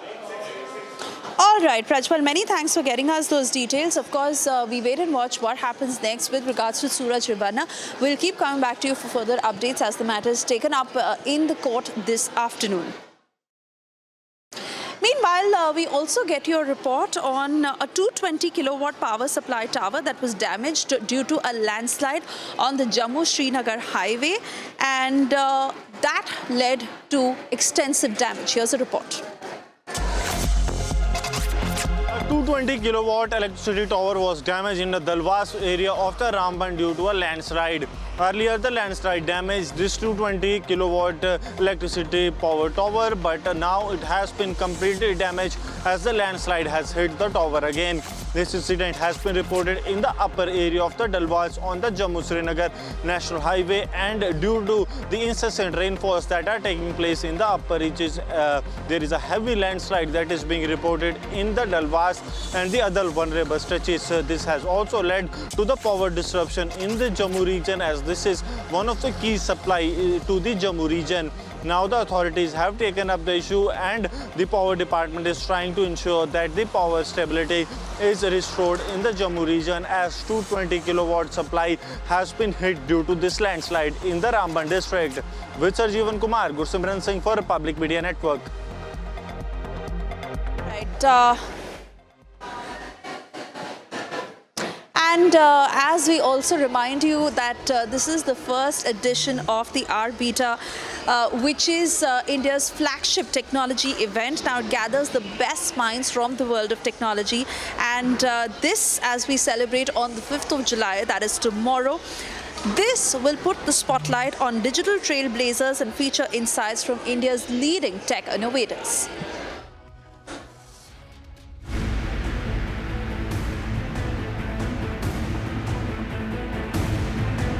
To celebrate an ensemble of India's young and budding technology talent, the maiden edition of R-Beta, Republic Business Emerging Technology Awards, is all set to be held in the heart of the capital on July 5th.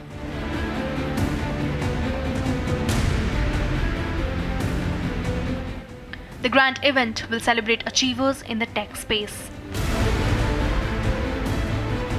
The journey to R-Beta 2024, the flagship event of Republic Business, was a diligent 6-month process dedicated to selecting most deserving names.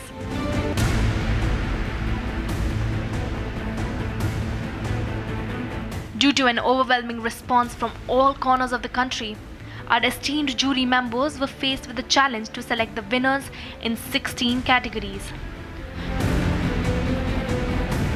From the journalistic experience of Sharmila Bhumik, editor, Republic Business, to venture capital expertise of Rajat Tandon, president, Indian Venture and Alternate Capital Association, the filtering of R-Beta winners concluded at the grand jury round in the national capital on June 24th. The rigorous exercise was supervised by Ernst & Young. It will really surprise you with the kind of entries we have got, and it will excite you with the kind of work people are doing at startup level. But I think we have been able to do justice to some of the great business plans, some of the good enterprises which have made an entry at R-Beta 2024. The whole idea is the organization should fit with the changing environment, and the only two ways they can do it is design an ecosystem and bridge technology into it. That's a winner. Republic Business Emerging Technology Awards are a hallmark of recognition for startups and companies that are transforming their businesses across industry verticals by digitalization and operating on new age technologies. From fintech to medtech to the automobile sector and more. Arbita is a salutation of the spirit of innovation in India's tech ecosystem. Arbita 2024 is instituted to acknowledge, promote, and reward the path-breaking use of new age technologies across industry verticals that have led to unprecedented transformation. He discussed about the safety of women in the metaverse. So how women can navigate the metaverse, safely digitally. India, mostly from a technology standpoint, has achieved what it has to achieve. We have the best techies around building tech outside of India for the world. Stay tuned to witness the biggest tech event of the year. Arbita 2024, celebrating pioneers in technology.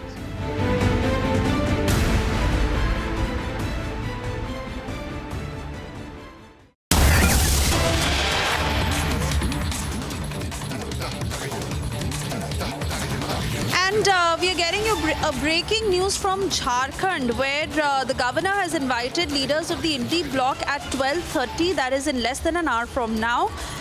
This, as we told you yesterday, how Champai Soren had resigned as the Chief Minister of Jharkhand, and Hemant Soren, who is out on bail, has staked claim to form the government. This is the latest development coming in from Jharkhand.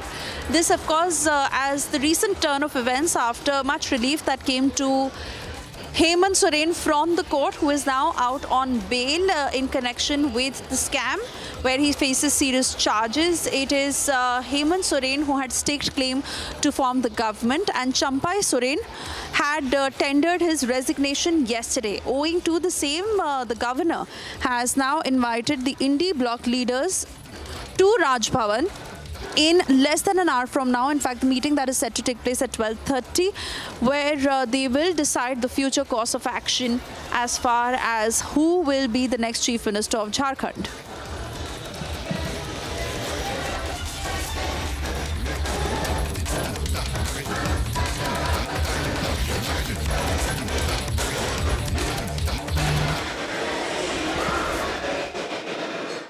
All right, Prakash Singh gathering more details on the same, as he will join us shortly to give us a sense of what this meeting will be about, and with regards to Hemant Soren, who is all set to take over as he has staked claim. But the numbers certainly that he does have, what will be the future of Jharkhand? We'll continue to tell you more. For the moment, we also get you this next news alert from the national capital.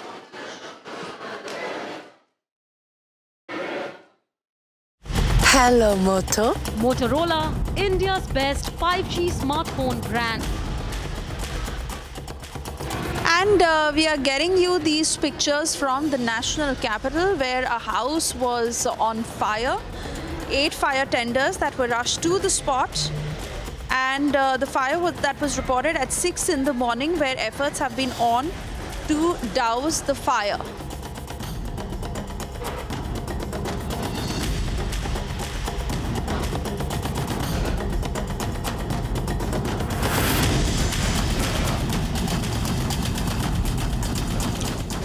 As we shift our focus back to the Hathras tragedy, where 121 people lost their lives, and the biggest question that the authorities face is, why has Bole Baba still not been nabbed? Now, we are being told that extensive search operations are underway in order to book him. Let's take a look at this report.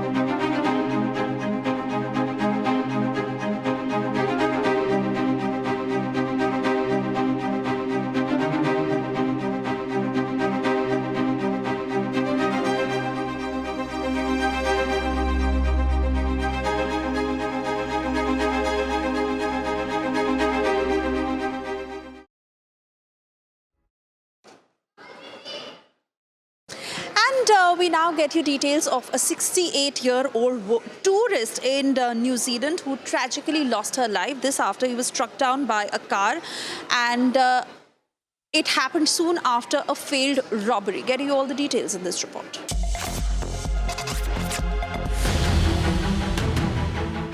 A 68-year-old tourist from New Zealand was struck and killed by a car during a botched robbery attempt. The incident occurred at an upscale mall in the popular Southern California beach city south of Los Angeles. Violence broke out when two men, one with a gun, tried to rob a woman and her husband. Here's what the police had to say. At about 3:30 in the afternoon, there was a couple, a husband and a wife at Barnes & Noble. They were approached by two suspects, and there was a struggle, and they were robbed. A white Toyota Camry sedan then pulled up, and the suspects tried to get into that vehicle to flee the scene. One of the suspects ran while the vehicle fled and actually struck the female victim. The woman was identified as Patricia McKay, who was visiting from New Zealand. Subsequent to that, the male suspect that ran got back into the vehicle, at which point some rounds were fired from a handgun, and the vehicle fled the scene. Fortunately, no one was struck by any of the handgun rounds. Unfortunately and tragically, the female that was struck by the car was pronounced deceased.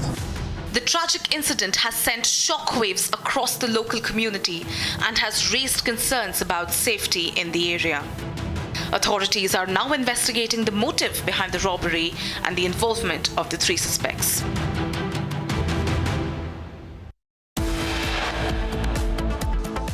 Well, the victorious Team India has come back to their home turf with the ICC Men's T20 Cup, which they have won after 11 years. Up next, they will be heading to meet the Prime Minister for a grand felicitation ceremony, and then the day is power-packed with a massive parade that will be taking place at Mumbai. Viewers, stay tuned. We'll get you more details on the other side, tracking the entire rolling coverage of Team India. This self-styled godman who has been identified as Narayan Hari, whose real name is Suraj Pal Jatap, we found out that where he actually is. Will he be questioned by the police? And the key question is that will he be taken into custody for the lapses in which his name reportedly has come out? Stay tuned to Republic Media Network as we bring you minute-to-minute updates of the man-made crisis that resulted in the Hathras stampede, resulting in 121 deaths. Stay tuned. American Pistachio presents cracking news of the hour.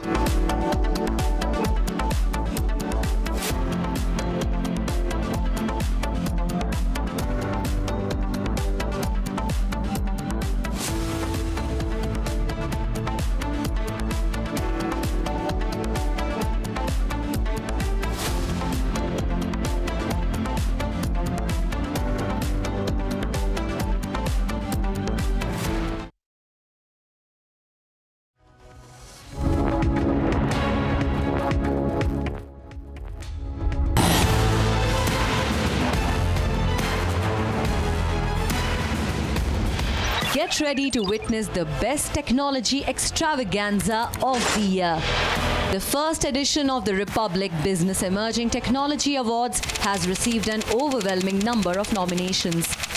Dominating the categories are AI and robotics, healthcare, edutech, fintech, banking and finance, and martech.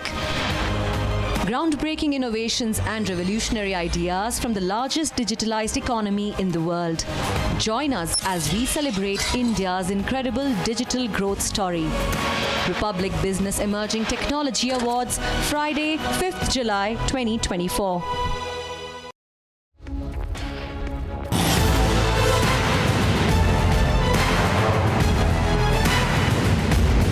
Get ready to witness the best technology extravaganza of the year.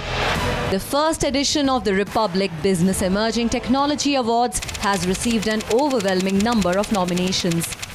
Dominating the categories are AI and robotics, healthcare, edutech, fintech, banking and finance, and martech.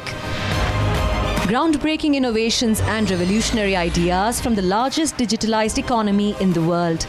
Join us as we celebrate India's incredible digital growth story. Republic Business Emerging Technology Awards, Friday, 5th July 2024.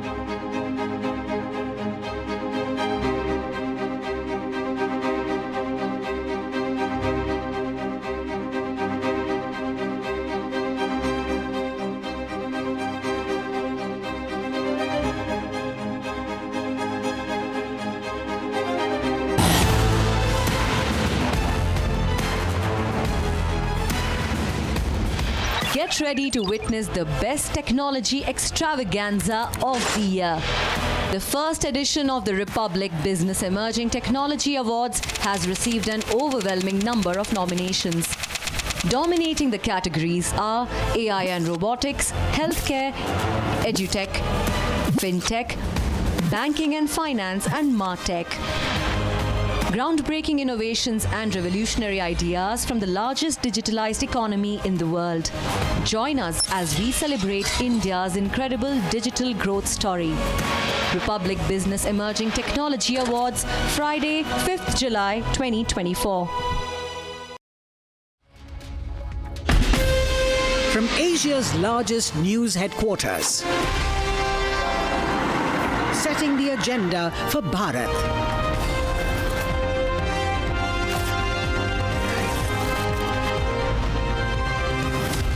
You're watching Republic.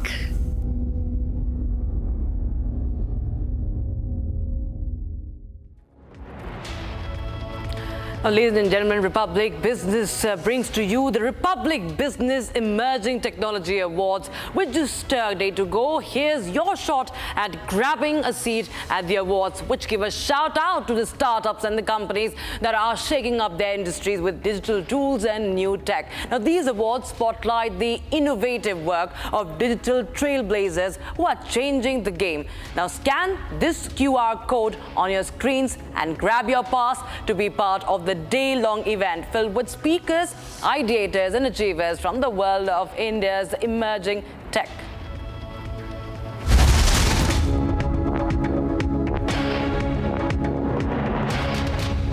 American Pistachio presents cracking news of the hour.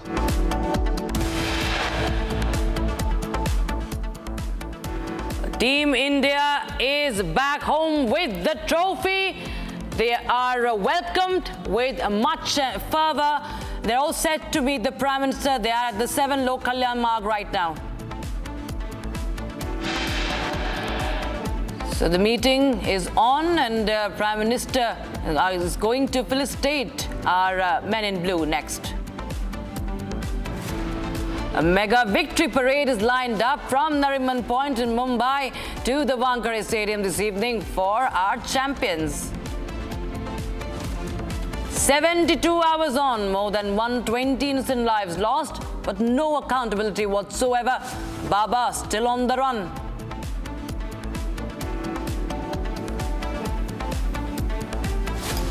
I'm asking one simple question. Disconnected. I'm just asking one simple question. Mr. IG, Mr. Salab Mathur, I'm just asking one simple question. Why there is no arrest? Why there is zero arrest? No arrests made yet in Hathras stampede tragedy. Republic questions officials, but they evade and run away.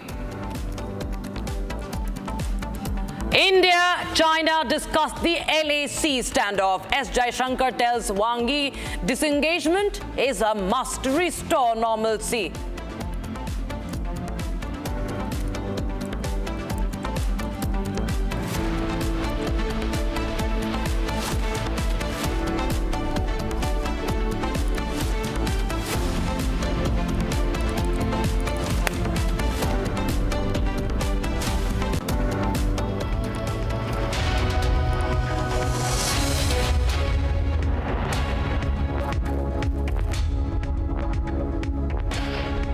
We start with our top focus with the Hathras viewers. Now 72 hours on, no arrests have been made in the Hathras tragedy, the stampede that claimed more than 120 innocent lives, and even the very self-styled Godman is on the run. His name is yet to find a place in this FIR. But while questions arise over the accountability, Republic TV has been on the ground tracking every single development. And in the latest, viewers, Republic TV has questioned Aligarh Range IG Shalabh Mathur about this inaction, about the inaction in this case. Take a look at this confrontation.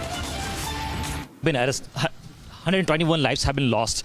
You see, there have been no arrests so far. There have been no arrests so far. Just a second. Let me just ask one simple question. Mr. Shalabh Mathur, just one question. Thank you. 121 lives have been lost. Thank you. Thank you. Zero arrest. Why there is no FIR against Bhole Baba? Why there is... Just a second. I'm asking one simple question. I'm just asking one simple question. I'm just asking Mr. IG, Mr. Shalabh Mathur. I'm asking one simple question. Why there is no arrest? Why there is zero arrest?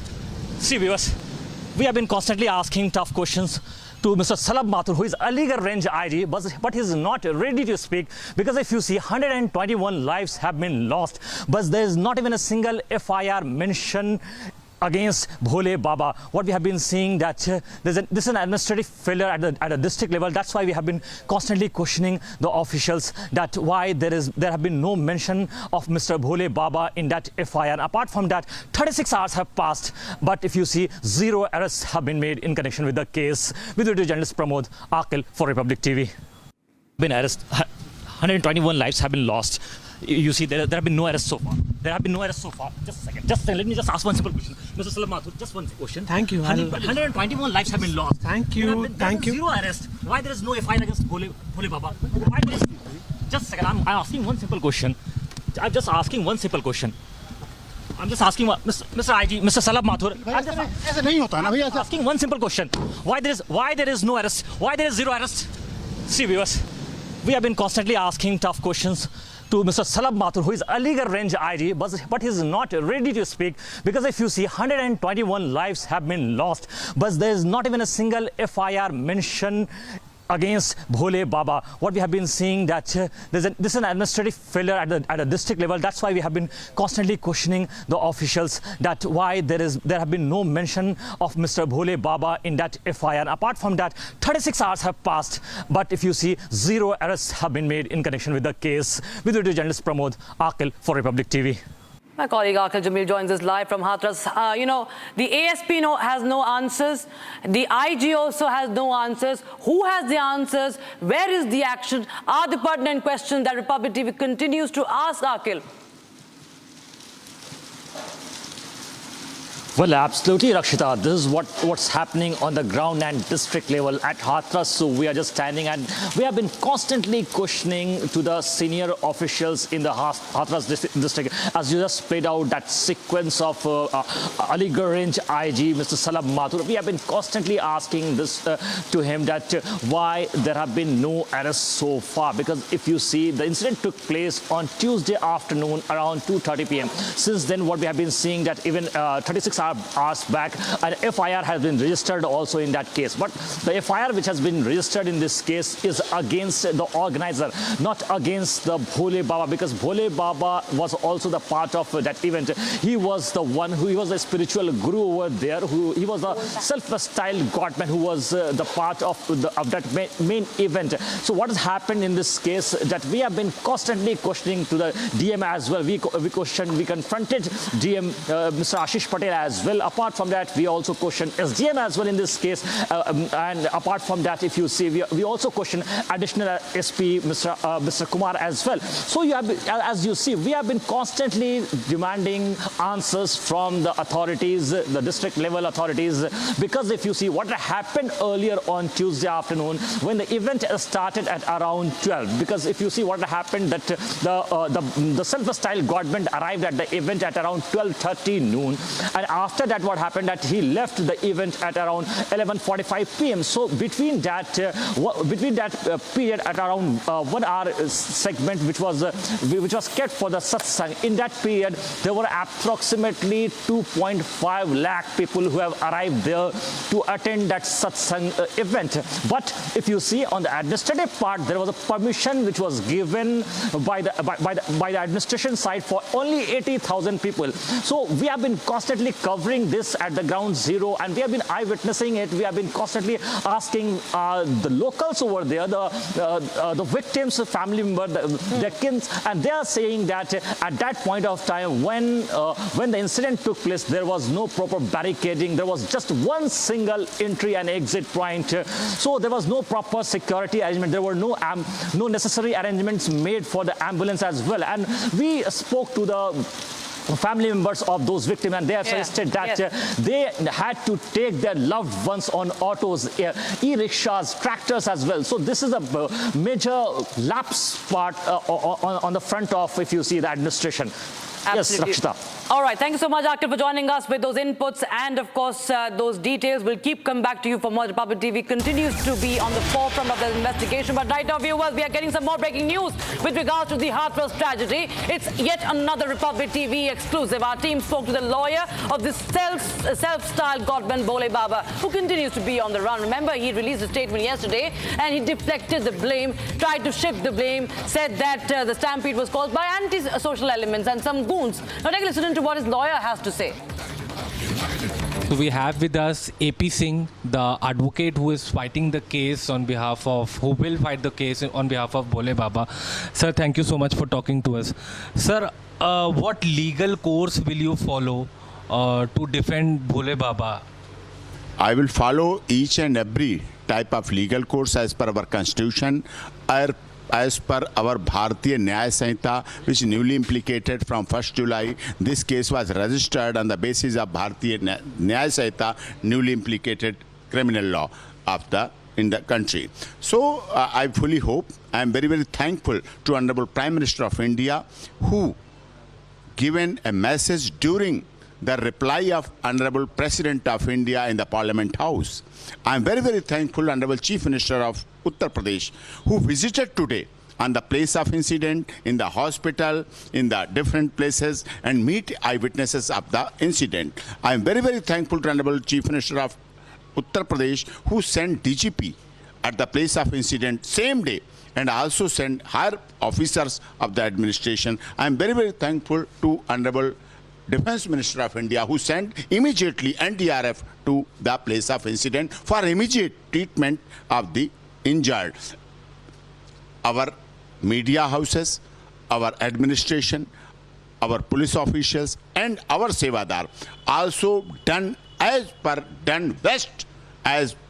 given best for the treatment of the injured, and the priority of the Sevadars to send the injured in the better hospital and for the better management.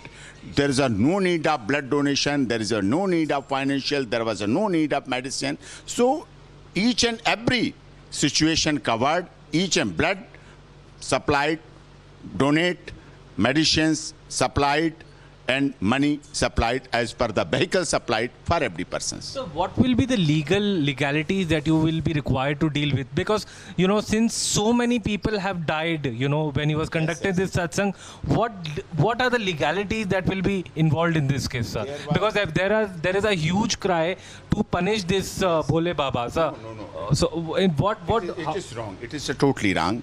There was no rule of Narayan Sakar Hari.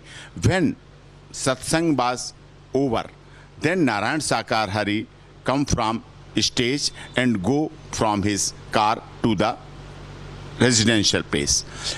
But in the meantime, some anti-social elements with a criminal conspiracy hatched against our Sevadar, against our satsang.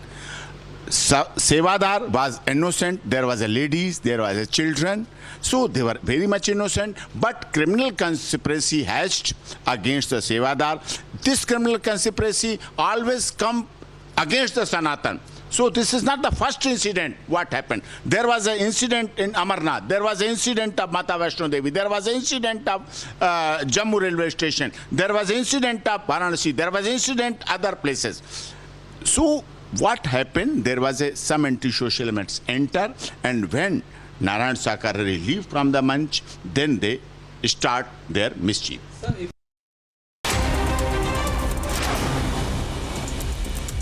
All right, some more news from across the country. Prime Minister Narendra Modi paid homage to Swami Vivekananda on his death anniversary, praising his teachings for their strength and wisdom. Over a social media post, the Prime Minister reiterated the commitment to realizing Swami Vivekananda's vision of a prosperous and progressive society.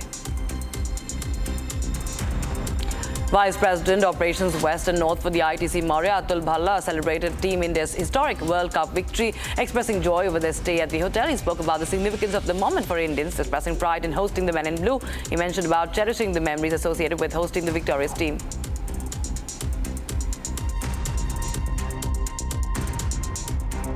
So it's a great moment for all of us as Indians, and especially at ITC Maurya.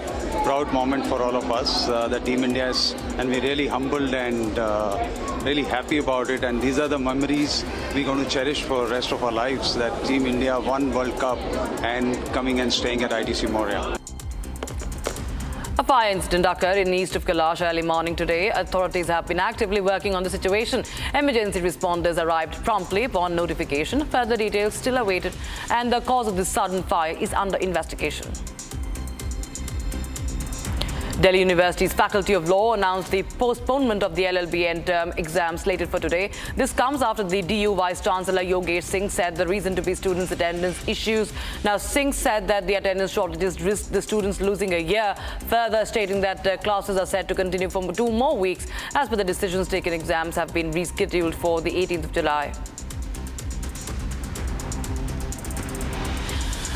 A petition in the Supreme Court urged Bihar government to conduct top-level structural audits of bridges following collapses. Advocate Brajesh Singh highlighted multiple incidents, emphasizing the urgent need for intervention to prevent further disasters. Bihar is known to be flood-prone in nature. It faces significant risks with bridge failures endangering lives. The petition calls for real-time monitoring mechanisms akin to national highway guidelines. It seeks a permanent body of experts to oversee the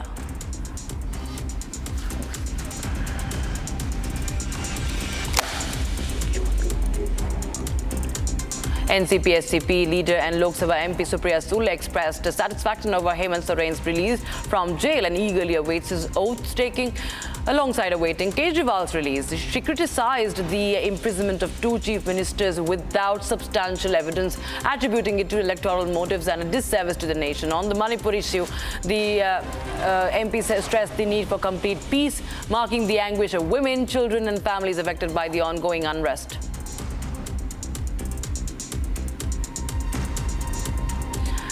Uttarakhand Chief Minister Pushkar Singh Dhami celebrated 3 years in office, emphasizing his commitment to the state's comprehensive development. He expressed gratitude for public support and vowed to uphold Uttarakhand's cultural integrity while cracking down on corruption and illegal activities like land jihad, quote-unquote, and forced conversions. Now, Chief Minister Dhami credited Prime Minister Narendra Modi's leadership for the state's progress and urged collective efforts towards a strong, self-reliant Uttarakhand. He reiterated his dedication to work for the upliftment and progress of this state.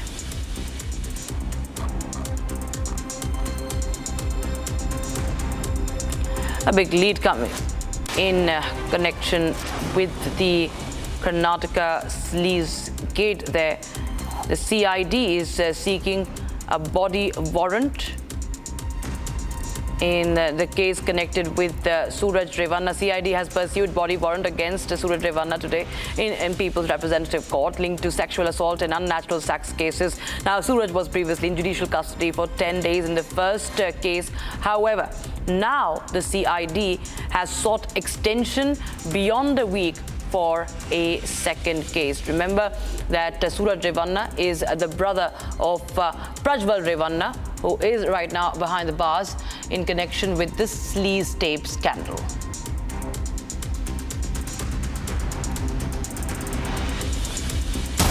And we have breaking news coming in right now, viewers.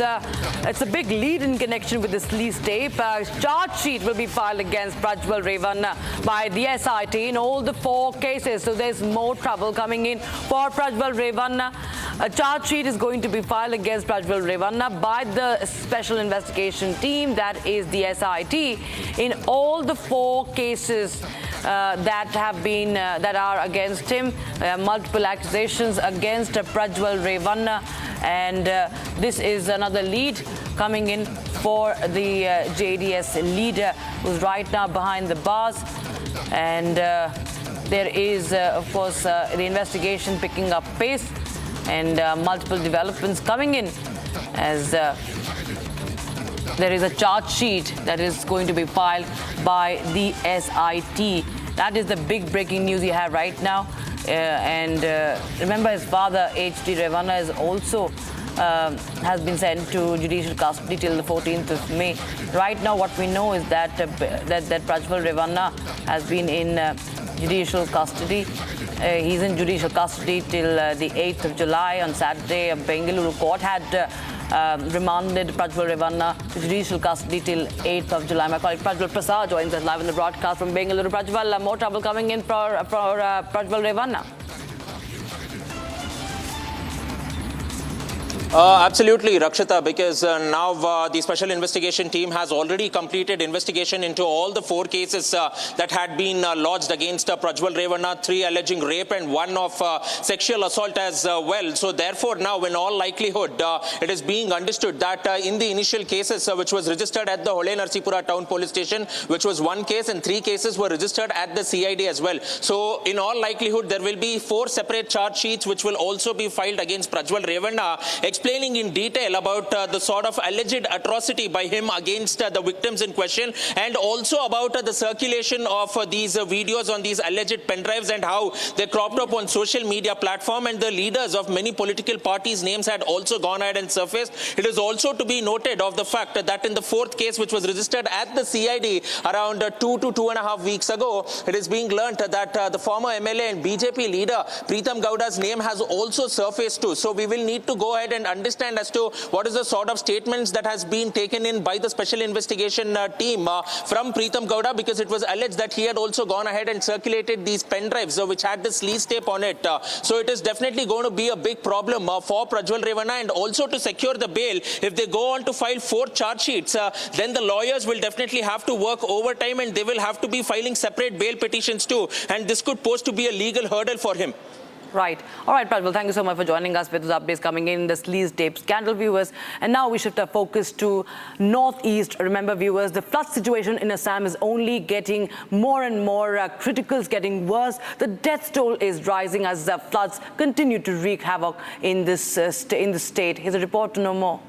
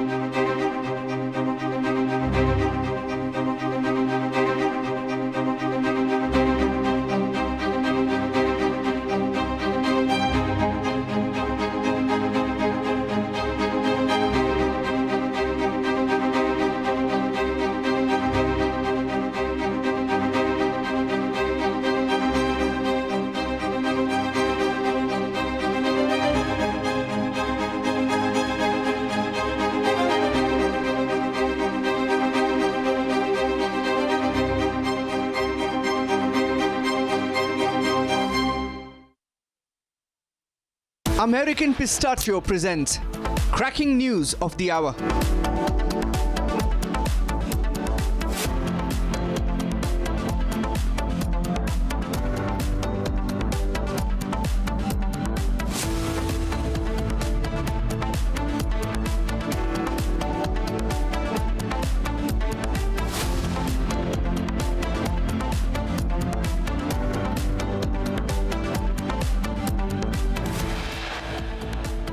After a rousing reception in the national capital and meeting with Prime Minister Modi in Delhi, Team India will make its way to Bombay for the victory parade that is all set to take place post 5 p.m. this evening. We'll keep you up to speed with the latest as it is a day of celebration for our champs. Stay tuned.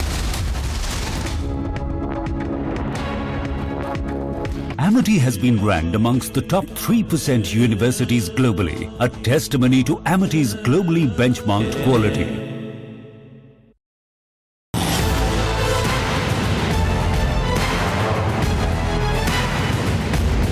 Get ready to witness the best technology extravaganza of the year. The first edition of the Republic Business Emerging Technology Awards has received an overwhelming number of nominations.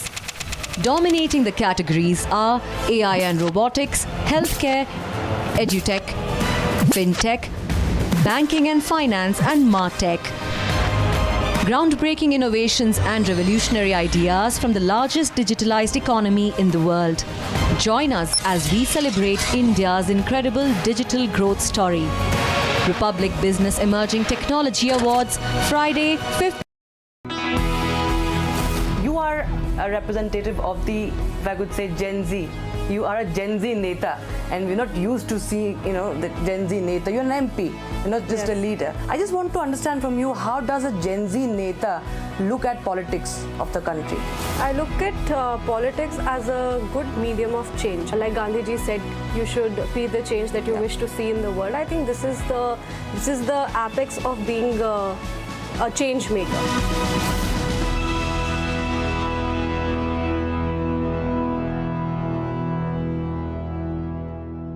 In Parliament, Prime Minister Narendra Modi literally smashed it out of the park. The more the opposition shouted, the more Narendra Modi seemed to come to his elements. He called Rahul Gandhi an infant who keeps crying after tearing cabinet papers and being pulled up by the Supreme Court and then goes crying to his mother. He called the Congress party parasites. He emphasized that most of the seats of the Congress were on the basis of their support from their allies and put out a figure that 3/4 of the seats where the Congress fought directly with the BJP, they lost. The Narendra Modi 3.0 is going to be far more aggressive, confident, decisive than people are expecting. He will be exactly the opposite of what the Lutyens Brigade would want him to be.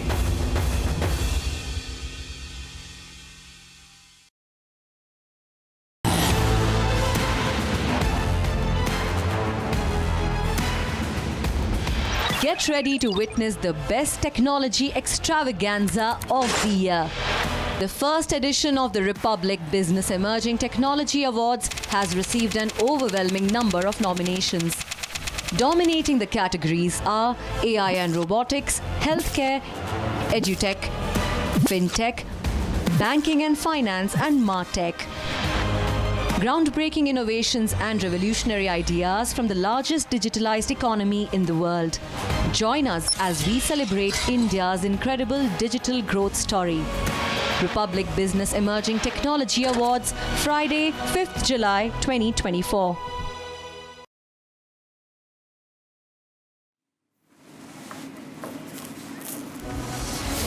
Ladies and gentlemen, Republic Business brings to you the Republic Business Emerging Technology Awards, which is 2 days to go. Here's your shot at grabbing a seat at the awards, which give a shout out to startups and companies that are shaking up their industries with digital tools and new tech. These awards spotlight the innovative work of digital trailblazers who are changing the game. Scan the QR code on your screen and grab your pass to be the part of the day-long event filled with speakers, ideators and achievers from the world of India's emerging tech.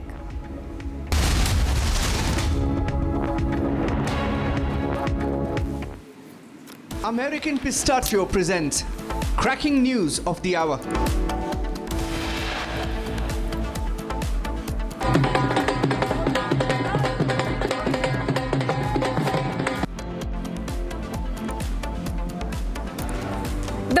is finally over. Our champions are back home after 17 years. T20 World Cup trophy is home. Team India at 7 Lok Kalyan Marg is set to meet Prime Minister Modi next. And a mega victory parade is lined up from Nariman Point to Wankhede Stadium this evening for our men in blue. 72 hours on, more than 120 innocent lives lost, but no accountability whatsoever. The Baba is still on the run.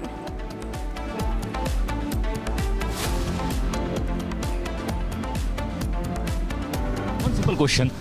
I'm just asking one simple question. Mr. IG, Mr. Salab Mathur, I'm asking one simple question.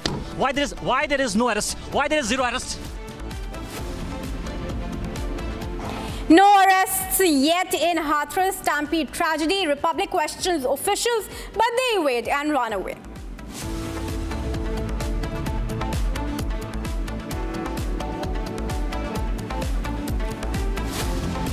India-China discuss LAC standoff. Jaishankar tells Wang disengagement is must to restore normalcy.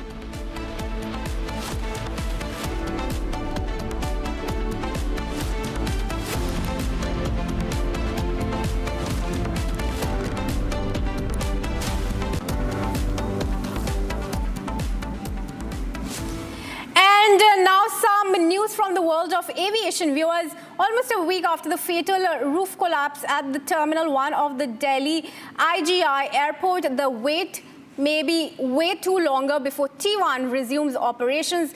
Let's in fact cut across to Saqib from the business desk to know a time frame of the airport operation resumption. Saqib, what is the progress at the T1?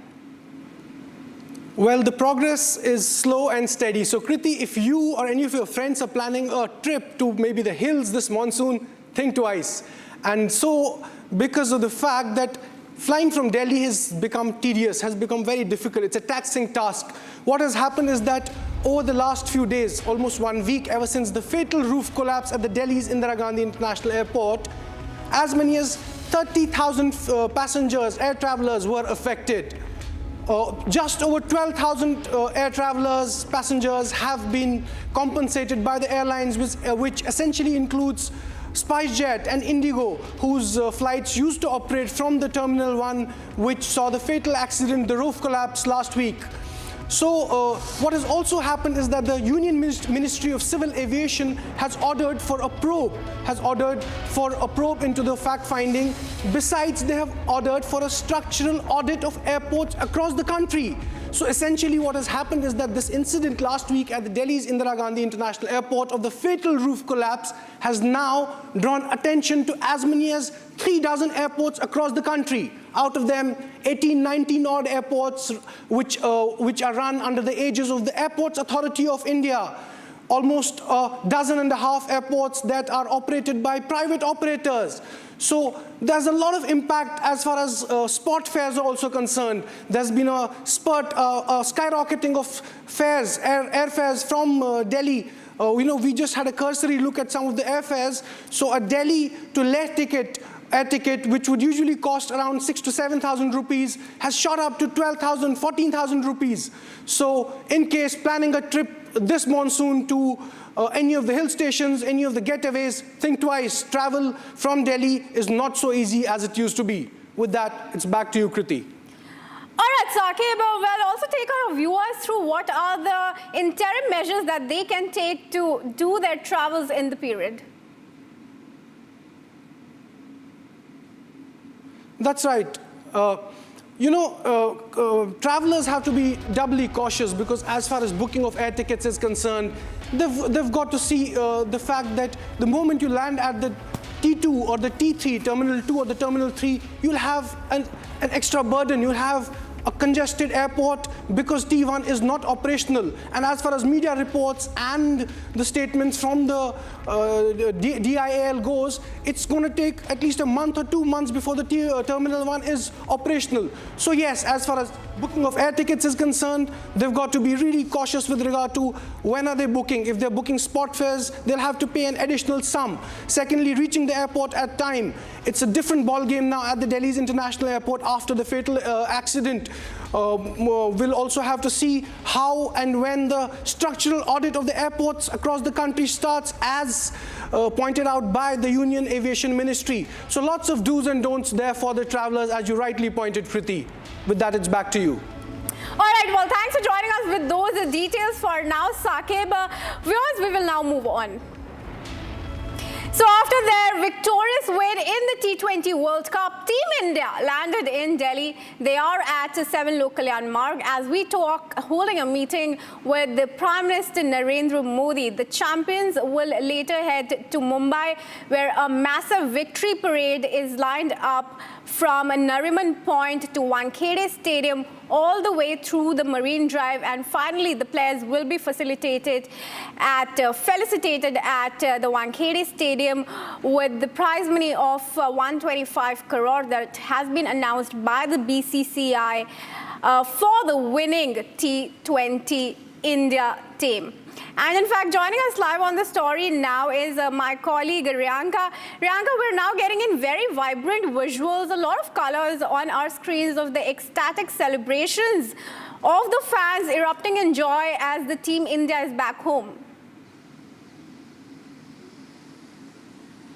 Right, we saw all the developments since 6 a.m. in the morning. First, with the team arriving at the IGI airport, there we saw a huge number of fans coming up to get a glimpse of their favorite stars, the Indian men's cricket team that has in fact won the ICC T20 World Cup, getting the cup once again back in 11 years. In fact, after that, they had come in to the ITC Moria Hotel. After that, there also we saw a few fans who had reached the ITC to get a glimpse of their super cricketers who, in fact, were victorious in winning the match against South Africa. And now we know that the victorious men in blue, they have come to meet Prime Minister Narendra Modi at his residence at 7 Lok Kalyan Marg.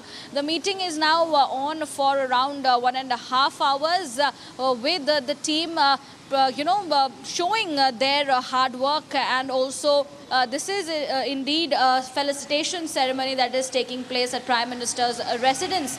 And we saw that there were wishes pouring in for Team India. There has been joyous visuals, very dramatic and colourful visuals that you rightly mentioned. We saw Surya Kumar Yadav and Rohit Sharma shaking a leg at the ITC along with the beats of doles, and of course Bhangra dance that was in fact performed by a few of the people there. In a short while from now, we are expecting a movement of the Indian cricket team to start from here back to their hotel, and then they go all the way to Mumbai, where there is indeed a massive roadshow that has been planned in an open bus, where the team will be showing off their hard work, the trophy that they have won after 11 years. And there as well, we are expecting massive crowd to come down on the streets to welcome the cricket stars of the country. And after that, there will be a ceremonial felicitation once again at the Wankhede Stadium. Well, the road show will go on from Marine Drive to Wankhede in Mumbai. For now, there are several developments taking place in the national capital. All right, please do continue to track the movement of the Indian cricket team, and we will also hope that you are able to get in a word from any of the players or the support staff or the family members as well. Well, for now, thanks for joining us, Riyanka. Viewers, we will shift our focus and take a look at some of the other top stories from across the nation in Bharat in 5 minutes.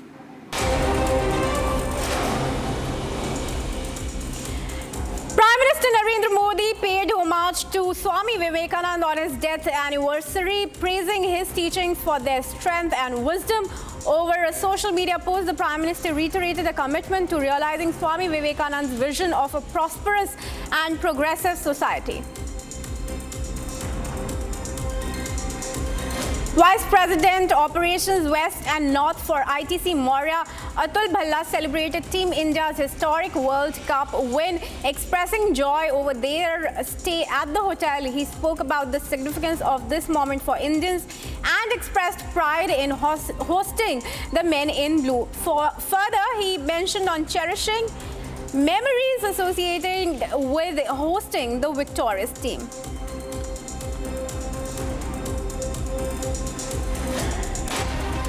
So it's a great moment for all of us as Indians, and especially at ITC Moria. Proud moment for all of us, the Team India's, and we're really humbled and really happy about it. And these are the memories we're going to cherish for the rest of our lives, that Team India won World Cup and coming and staying at ITC Moria.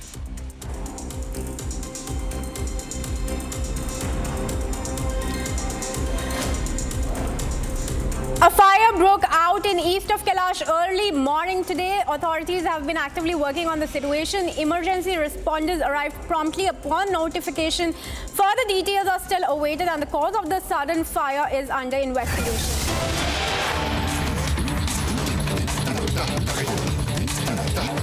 We're getting you live visuals of Team India leaving from the Prime Minister's residence at 7 Lok Kalyan Marg. The Prime Minister has met with the World Cup champions. The meeting lasted for about an hour and a half. The Prime Minister reportedly and expectedly felicitated the champions, whom he met right upon their arrival back home in India after they were stranded in Barbados for 2 days after their thrilling victory in the T20. The champions will now head to ITC Moria, and from there they will move to the Indira Gandhi International Airport, from where they will board the flight to Mumbai, where a grand victory parade is lined up for the fans to get a glimpse of their champions and honor and really pay their tributes to the winning Indian cricket team. Those are the live visuals of the Indian team aboard their bus leaving from the residence of the Prime Minister. The families of the players and the BCCI President and Secretary Roger Binney and Jay Shah also likely in the bus there. The players will be felicitated this evening in Mumbai, a grand victory parade, just like we saw way back in 2007 when the Dhoni-led T20 team won the match against Pakistan in the inaugural T20 World Cup. Similar scenes will be evident this evening in Mumbai, where a mega parade of the champions will go through Marine Drive in the financial capital. In fact, now joining us live on the story is my colleague Riyanka, who continues to be outside 7 Lok Kalyan Marg. Riyanka, have you been able to get any word from anyone from the Indian team or the support staff? Well, Kriti, that is next to impossible at the moment because there is massive security and the cricketers, the Team India were on board the bus that straight away came out from inside the Prime Minister's residence. So massive security here, to be noted. As far as, we see how the, cricketers were in fact felicitated by the Prime Minister. This is the men in blue, which is led by Rohit Sharma. They have in fact gotten massive victory and pride for the nation.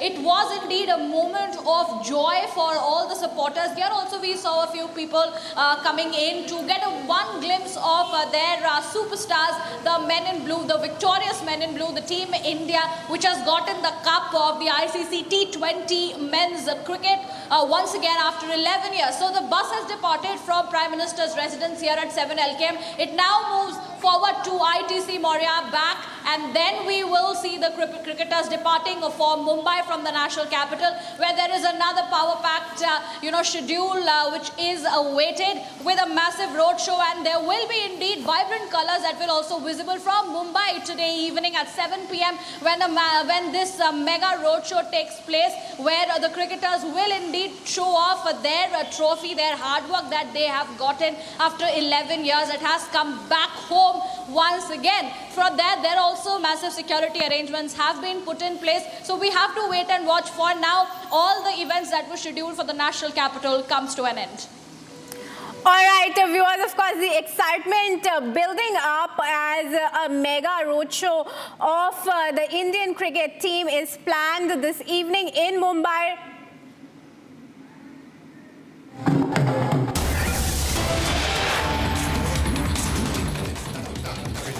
And let me cut across to live visuals, viewers, the big breaking news that's coming in from Hyderabad, where BJP workers have hit the streets in protest against Rahul Gandhi. Dramatic visuals coming in from Hyderabad, where the BJP workers have hit the streets holding effigy of Rahul Gandhi over his anti-Hindu rant.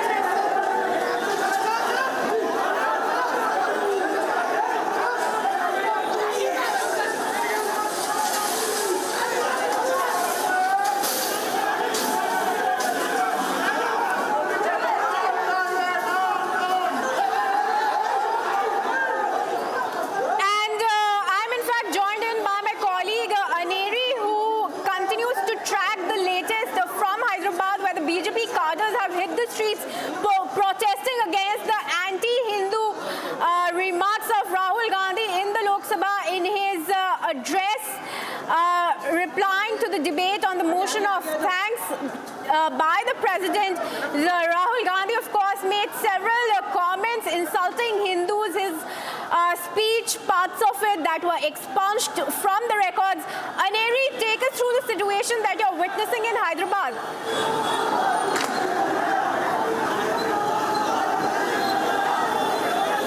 The police officials are trying to stop the protesters as they want to burn the effigy of Rahul Gandhi. They had given a call to protest, to move towards Gandhi Bhavan here in Hyderabad. Well, remember, this is amid the Rahul Gandhi's comments which he had made in Lok Sabha. Days after that, we had seen that how there was a massive outrage among the people across the country, and as you can see, BJYM leaders having a tussle between the police officials, and also as the BJYM protesters want to burn the effigy. However, the police officials are trying to stop them. Well, the heavy police deployed here, and also at the same time, remember how there has been a growing demand that Rahul Gandhi must apologize to the people of India over his comments. Well, remember how there has been a massive face-off when Prime Minister Modi was also talking. Well, as you can see, the BJYM's protesters have now sat down on the road as police is trying to prevent them, to arrest them from here, and also will try and also get a word from the BJYM protesters here. Well, as you can see,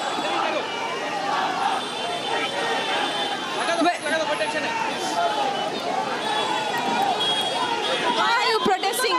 Why are you protesting? Actually, what's the demand? Rahul Gandhi, he gave a statement against of Hindu. He is not a Hindu. Why he is giving against of Hindus, Hindu dharma? Who is he? He is not at all Hindu. Why he is giving? And if we say Bharat Mata ki Jai, he will say something. What happened to him? Why he is against of Hindutva and What do you have to demand? What do you have to say?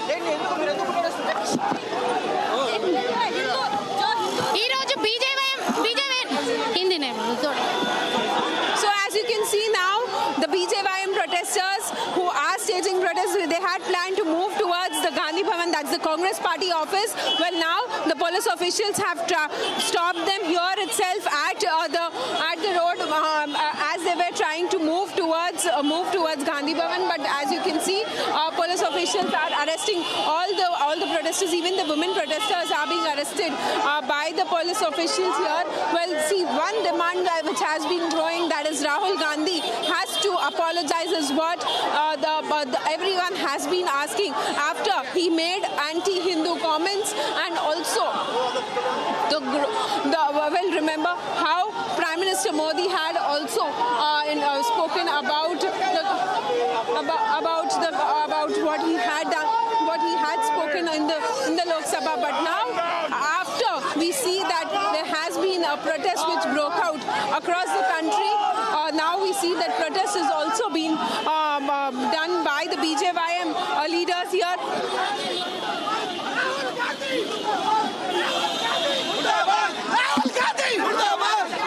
आज पूरे संसद में राहुल गांधी ने जिस तरह से 110 करोड़ हिंदुओं की भावनाओं को ठेस पहुंचा है, आज भारतीय जनता युवा मोर्चा इसका विरोध करता है और ये मांग करता है कि राहुल गांधी इमीडिएट माफी मांगे, वरना ये देश में हिंदू विरोधी 110 करोड़ की जनता अपने आप को गर्व से हिंदू कहती है। जय Shri Ram. As you can see, the people here have been saying that why isn't Rahul Gandhi apologizing? Why isn't Rahul Gandhi apologizing? And also at the same time, the BJP cadres hit the street here. They tried to burn the effigy of Rahul Gandhi, and also the police officials, however, stopped all of them from burning the effigy. But then they sat down on the road, raising slogans against Rahul Gandhi. Well, only one demand which has been growing across the country, and that is Rahul Gandhi must apologize. And as you can see, a massive protest, massive face-off between the BJYM supporters, BJYM protesters, and also the activists, and between the police officials, as BJP had given a call to move towards Gandhi Bhavan, that is the Congress Party office. But however, they have been stopped here near the BJP office itself, and they are not allowed to go ahead.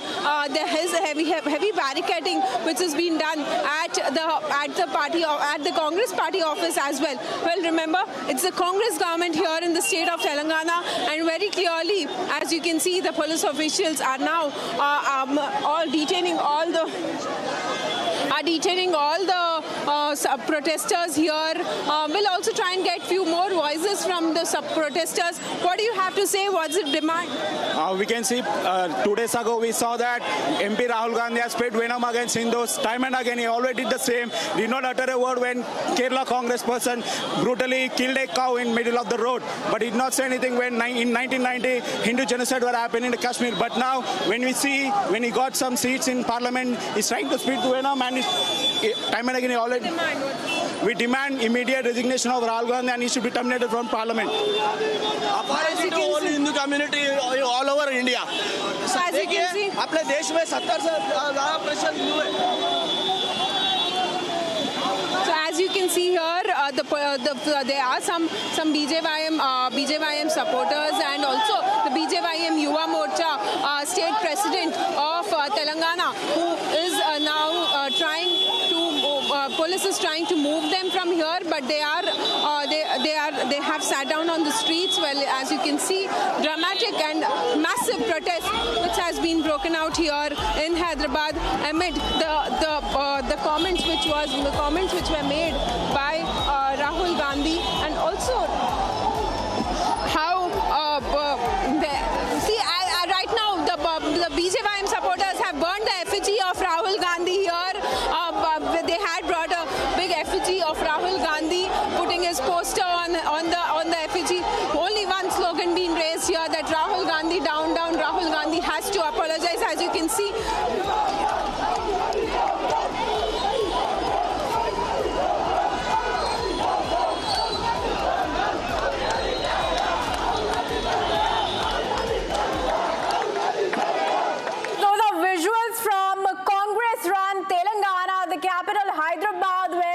the BYGM have hit the streets protesting against Rahul Gandhi's comments insulting Hindu in the Lok Sabha, his first speech as the leader of opposition in parliament after coming back with resurgent numbers, and a missed opportunity by the Congress scion in a speech where he could have raised critical issues that matter. Rahul missed the opportunity, in fact insulted the Hindus, the BJP leaders and Prime Minister Modi's, and now the entire nation where anger is mounting against Rahul Gandhi. Even yesterday there were clashes that erupt between the BJYM and Congress workers in Ahmedabad, in Odisha, and now we're bringing you live visuals from Hyderabad where BYGM protesters have burnt the effigy of Rahul Gandhi, asking for his resignation as the Member of Parliament. Well, live visuals of viewers from Hyderabad, there's a massive escalation.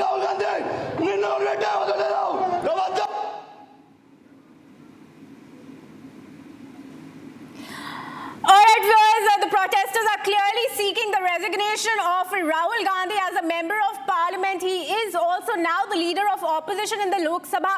So he does represent the voice of the entire Indie bloc that has a massive strength in parliament now. So this is definitely a slap on the face of the opposition whom Rahul Gandhi represented and took and missed this opportunity to in fact insult the Hindus in the country. We will continue our rolling coverage on the visuals that are coming in from Hyderabad.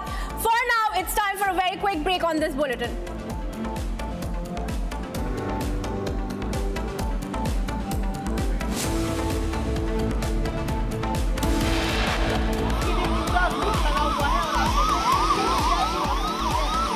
The visuals of the Indian cricket team in the bus on board.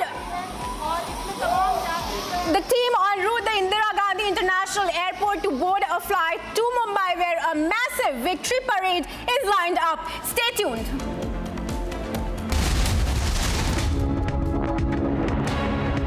Loan मिलेगा या नहीं ये आपके credit score पे depend करता है। तो आज ही पैसाबाजार.com पर जाइए और अपना क्रेडिट स्कोर चेक कीजिए फ्री में, क्योंकि लोन की जरूरत कभी भी किसी को भी पड़ सकती है।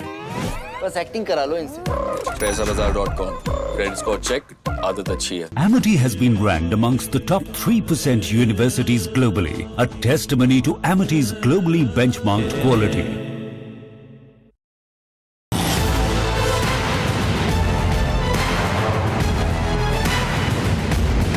Get ready to witness the best technology extravaganza of the year.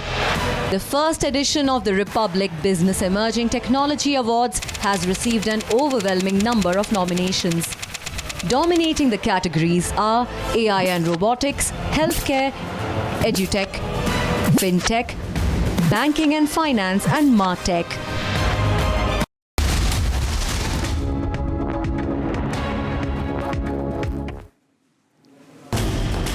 Hello, Moto. Motorola, India's best 5G smartphone brand. For the first time after taking oath, Chandrababu Naidu meets Prime Minister Modi in the national capital. After Heron Soren staked claim, Jharkhand governor invites India Alliance leaders at Raj Bhavan. Concerns over civic apathy in Bihar as a 10th bridge collapse, and that too in the last 15 days. After Rahul's claim on Agniveers on the floor of the House, Indian Army fact-checks him.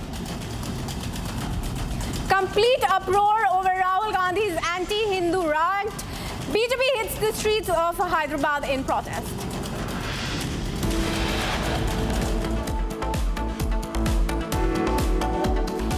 And getting in visuals of Team India heading to Mumbai where a victory parade is lined up. We will continue our rolling coverage. Stay tuned. It's time for a very quick break.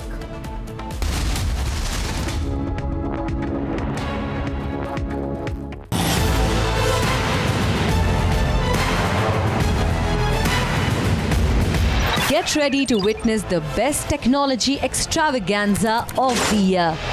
The first edition of the Republic Business Emerging Technology Awards has received an overwhelming number of nominations. Dominating the categories are AI and robotics, healthcare, edutech, fintech, banking and finance, and martech. Groundbreaking innovations and revolutionary ideas from the largest digitalized economy in the world. Join us as we celebrate India's incredible digital growth story. Republic Business Emerging Technology Awards, Friday, 5th July 2024.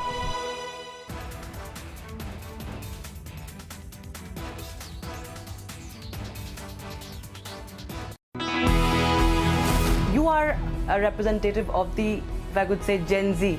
You are a Gen Z Neta, and we're not used to see, the Gen Z Neta. You're an MP, you're not just a leader. I just want to understand from you, how does a Gen Z Neta look at politics of the country?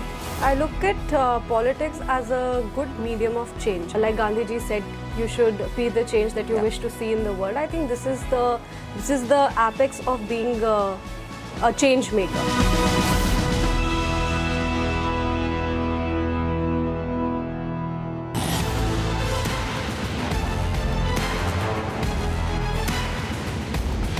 Get ready to witness the best technology extravaganza of the year. The first edition of the Republic Business Emerging Technology Awards has received an overwhelming number of nominations.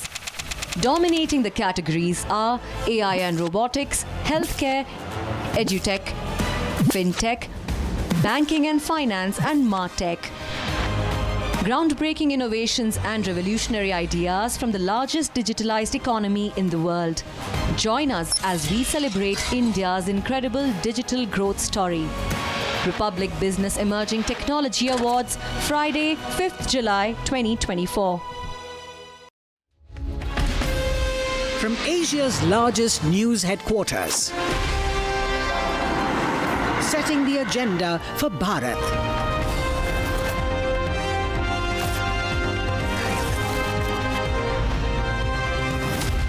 You're watching Republic.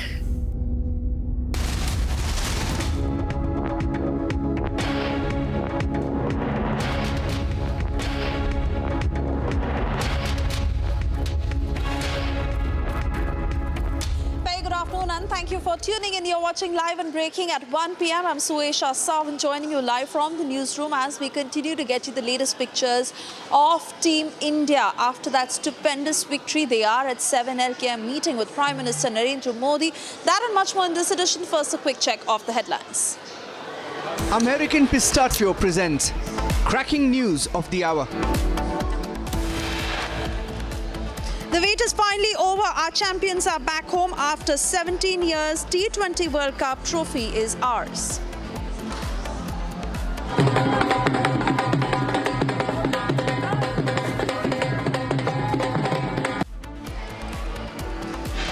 Team India at 7 LKM set to meet Prime Minister Narendra Modi next.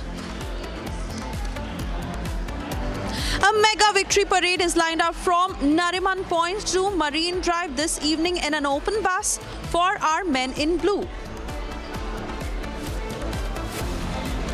72 hours on, more than 120 innocent lives lost, but no accountability whatsoever. Baba on the run.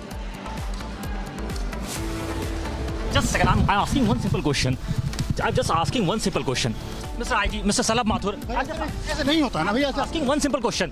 Why there is no arrest? Why there is zero arrest? No arrest yet in Hathras Stampede tragedy. Republic questions officials, they evade.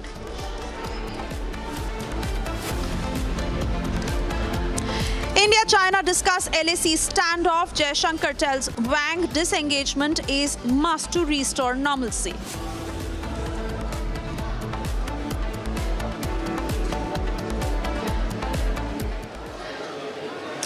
We cut across to more breaking details coming in. Now, this is a shocking link that has emerged between the quote-unquote Bhole Baba, who is a stealth-styled godman and is facing the wrath in the Hathras tragedy. He had a link to NEET accused Harshvardhan Jain. We are learning from our sources that Baba used to hold sermons. He used to give sermons at Harshvardhan Jain's residence. In fact, he used to run his court from there and give sermons 4 times a month. A private army that used to be deployed only for Bhole Baba by Harshvardhan Jain. And in fact, he had built his ashram at Harshvardhan Jain's residence. Remember, Harshvardhan Jain is a NEET accused. He has been accused of leaking 12 question papers. And a whole mafia that he was a part of, that he was rather running. And while he faces these charges, this shocking link that has emerged between Bhole Baba, self-styled godman, who is now an accused in the Hathras Stampede tragedy, and his link to Harshvardhan Jain, a NEET accused.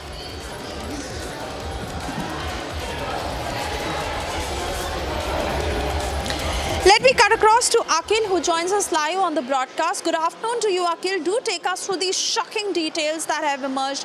Bhole Baba and Harshvardhan Jain had a link. Does this also mean that this Bhole Baba had a connection in the Neet conspiracy too? He was aware of it. He was probably also doing it along with Harshvardhan. Well, absolutely. We will have to wait and watch in this regard, because on that part we have been constantly asking these questions to the city officials, but they are not commenting as of now in that regard. But the one thing is clear in that matter, that Bhole Baba has issued last evening a statement in which he said that when the event concluded, when the satsang event concluded, he left from that place, and after that some anti-social element, and I just quote, and some anti-social element tried to disrupt the event over there, which created the stampede at that point of time. So if you see on the larger front, what has happened, that 121 people have lost their lives, but there has been no mention of Bhole Baba in the FIR. This is what we have been constantly questioning to the senior officials in the UP Police Department. This morning itself, we confronted Aligarh Range IG, Mr. Slab Mathur, as well, and we asked him this question, that if you see what happened at that point of time, that there was a permission which was granted for that satsang event, and in that permission letter it was mentioned that 80,000 people can attend that satsang event. But what had happened next, what we saw that unfurled at that time, that there were approximately 2.5 lakh people who have gathered for that satsang, and we have been constantly speaking to those eyewitnesses who have attended that event, and they said that it was not just 1 day or 2 days event. The people have been gathering over there for a long time, approximately 7 to 8 days. So administration was fully aware of that kind of event, that the people who are going to come over here, not only just coming from the western UP side, apart from that eastern UP side, people are also gathered over there to join that satsang. And apart from that, if you see that there's one thing I would like to mention. And Akhil, let's not forget that it has been 72 hours, 121 people who lost their lives in the Hathras Stampede tragedy, but no arrests have been made yet, and there are a lot of questions over the inaction in this case.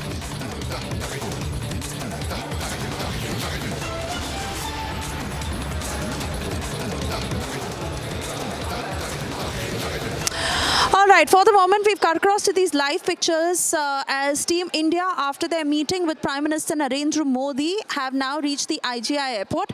Remember, from here, they make their way to Mumbai, where it will be a victory parade, which all the fans can witness, especially in Mumbai, as it is an open bus parade that will happen from 5 p.m. to 7 p.m. and it will end at the Wankhede Stadium. So from Nariman Point to Wankhede Stadium is where the bus will move from. And our men in blue, after that stupendous victory, bringing the World Cup back home, they are now making their way to Mumbai. We've been getting you all these live pictures since this morning after they landed from Barbados in the national capital, and that rousing reception that they got. From the airport, they went to ITC Moria in New Delhi, stayed there for a bit, after which they also went to 7 LKM. They met with Prime Minister Narendra Modi, and the pictures of that meeting that will be released shortly. Now, as Team India is at the IGI airport, heavy security that has been deployed on the ground, and fans in huge numbers to catch a glimpse of their heroes as they are now headed to Mumbai. It will be a victory parade where in an open bus, the men in blue will go from Nariman Point to Marine Lines, and fans across Mumbai, in South Mumbai, where they come from various parts of the country and the globe, will get a glimpse of their heroes. There you see heavy security deployment on the ground as Team India is now leaving for Mumbai. They are at the airport, and I believe Riyanka is also present at the spot as she's been tracking every movement of theirs. Good afternoon to you, Riyanka. What a day it has been to watch our heroes and receive the kind of reception that they have. Now, of course, making their way to Mumbai and awaiting pictures from the victory parade that is set to take place this evening. Absolutely, it is going to be a power-packed evening for the cricketers today. They are done with their work as a national capital and now en route to Mumbai, where there is going to be a massive victory parade that is going to be held. It is going to be starting from Marine Drive till Wankhede Stadium, and a huge crowd is expected to flock the streets to get a glimpse of their heroes who have become victorious. And it is indeed a moment of joy and enthusiasm and excitement for all the citizens. Firstly, in the national capital, we saw how a number of people had joined in to get a glimpse of their favorite stars. And also, we saw them outside ITC Moria, where the... All right, Riyanka, as we cut across to these pictures that have just come in, Prime Minister Narendra Modi holding that World Cup trophy with the men in blue. And what a picture it is, a picture that speaks 1,000 words of Team India with Prime Minister Narendra Modi, who had invited them. And after this stupendous victory and the emotion that runs high, he is holding the World Cup trophy along with Team India. In fact, we also see in these pictures as the entire team in that very impersonal, I beg your pardon, in a very private conversation with Prime Minister Narendra Modi, and in fact coach Rahul Dravid, captain Rohit Sharma, and of course the winners, every single winner shared their personal moments with Prime Minister Narendra Modi of what went on that led to that victory. But we see those smiles. We see how each one of them had the mic passed on to them as they spoke to Prime Minister Narendra Modi. And what pictures, Riyanka, as we stay with them.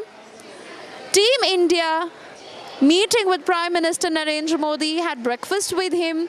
Prime Minister congratulated every single one of them, heard from them. They shared what really transpired on the ground as it led to their victory. But it is a feat that has been achieved after 17 years. After 17 years is when India has brought back the T20 World Cup. And these pictures on our screens right now of every single player sitting with Prime Minister Narendra Modi, interacting with the Prime Minister. These are first images of Narendra Modi talking to Team India, and together as they took that iconic picture of holding the World Cup trophy. There you see Jai Shah also in that picture. And the players who reached 7 LKM in that bus, then they made their way inside, and of course a close-up of the trophy. What a day it has been, Riyanka. Continue talking to us, because we do understand that at the moment Team India has reached the airport. They're making their way to Mumbai, but those first pictures of their meeting with Prime Minister Narendra Modi have just come in. Riyanka. That's right. You can see those very, important and essential visuals coming in from inside 7 LKM, where the Indian cricket team met with Prime Minister Narendra Modi, and the team arrived at, Delhi airport today morning after winning the T20 World Cup in Barbados on 29 June, and they all had come in with heart full of joy and victory, and they met the Prime Minister today a while ago. It was indeed a proud moment for all Indians, and we saw in that video how the Prime Minister was speaking to each and every player one by one. A mic was in fact passed to each of them. They were sharing their experiences. They were talking about how they faced challenges, as well as how it was on the ground, feeling the ambience of the entire nation there, who were constantly supporting the team, because we saw that there were massive setbacks also that the team had faced in the past.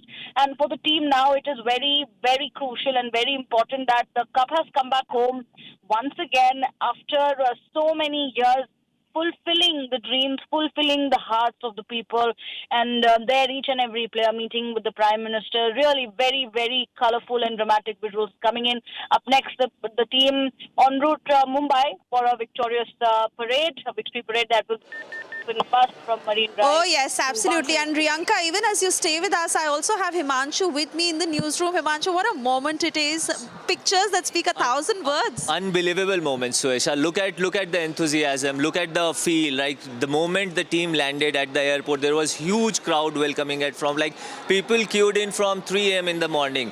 And the reports and the videos that I have seen at the hotel at the ITC Moria where the team arrived, like, they got a rousing welcome. I remember this was after Mahendra Singh Dhoni's team won the World Cup. They brought the entire Mumbai to a standstill. Remember, we have a open roof bus show in Mumbai today, so it's all going to be very exciting. And the way Prime Minister has greeted the players, and you can see emotions flowing in on one of the coolest man in Indian team. That's like he's the captain, Rahul Dravid. And I remember that video where he was screaming and shouting the wall. They said that was one image that you can take from the 2020 World Cup victory. Rahul Dravid getting excited, it never happens. It has never happened during his playing career. So this definitely, and that's what Dravid also gave a quote. He told media people that I never won a World Cup. Probably I was not that lucky. So, like, these are emotions. Captain, you have Rohit Sharma, you have Virat Kohli there. Look at Surya Kumar Yadav and the way Hardik Pandya was dancing. So this is the joy of cricket, the joy of victory. You can see a lot of people now retiring. Virat Kohli has already played his last T20 international. So has Rohit Sharma. So these are like moments you can savor these moments. Keep it in your cupboard. All these players will go for that cupboard. So definitely a moment to savor. In fact, Himanshu, so many of these pictures that go down in history, of course, that victory moment, and right now Prime Minister holding the T20 World Cup trophy with Team India. In the evening, I'm sure thousands of supporters who are going to be on the streets of Mumbai to catch a glimpse of their heroes, and these scenes are mind-boggling. I have no doubt about it. Mumbai, it's a place where a lot of great cricketers have come from. It's Rohit Sharma's home turf. It has produced people like Tendulkar and all. You have Shivaji Park. I am sure all streets today, all roads in Mumbai will lead to one bus, and the bus carrying Team India, the bus taking Team India. So it's going to be a day, and it's going to be a day for all the shutterbugs. You will have photos, you will have moments, you will have celebrations, you will have victory march, you can say. You will have all kinds of things in Mumbai, and this is a festival day today. So stage is set for, you can say, another day of festivities. It is going to be Diwali in Mumbai today. Oh yes, absolutely. And Team India bringing a million smiles with them. Of course, it was that victory moment, and how eagerly all of us were waiting for the team to arrive back. Because of the hurricane in Barbados, it took a while, but now that they are back today, what a day it is. It's going to be a hectic day for all the cricketers. I think this is the time they need rest, but I don't think they would mind being in that center of attraction when all eyes, all cameras, all roads will lead to one bus where Team India would be like marching on the. It's something that I am waiting forward to. Remember, my thought goes back to that great catch from Surya Kumar Yadav. Then Hardik Pandya, he was like booed in a lot of IPL games and all, but the way the entire team pulled things back and they brought things, we almost snatched victory from the jaws of defeat, and that I think is the testament to and the resolve of this team, a young team led by Rahul Dravid. Rahul Dravid is one man. I have seen his images when India had lost in Caribbean islands, when it was it was a 50-over World Cup game, and they were like, I remember a headline which said defeat is an orphan, but I think now they have turned the tables, and victory has many fathers. So you have lot of excitement going on, lot of performances that people will recollect the videos will be shared and watched and all.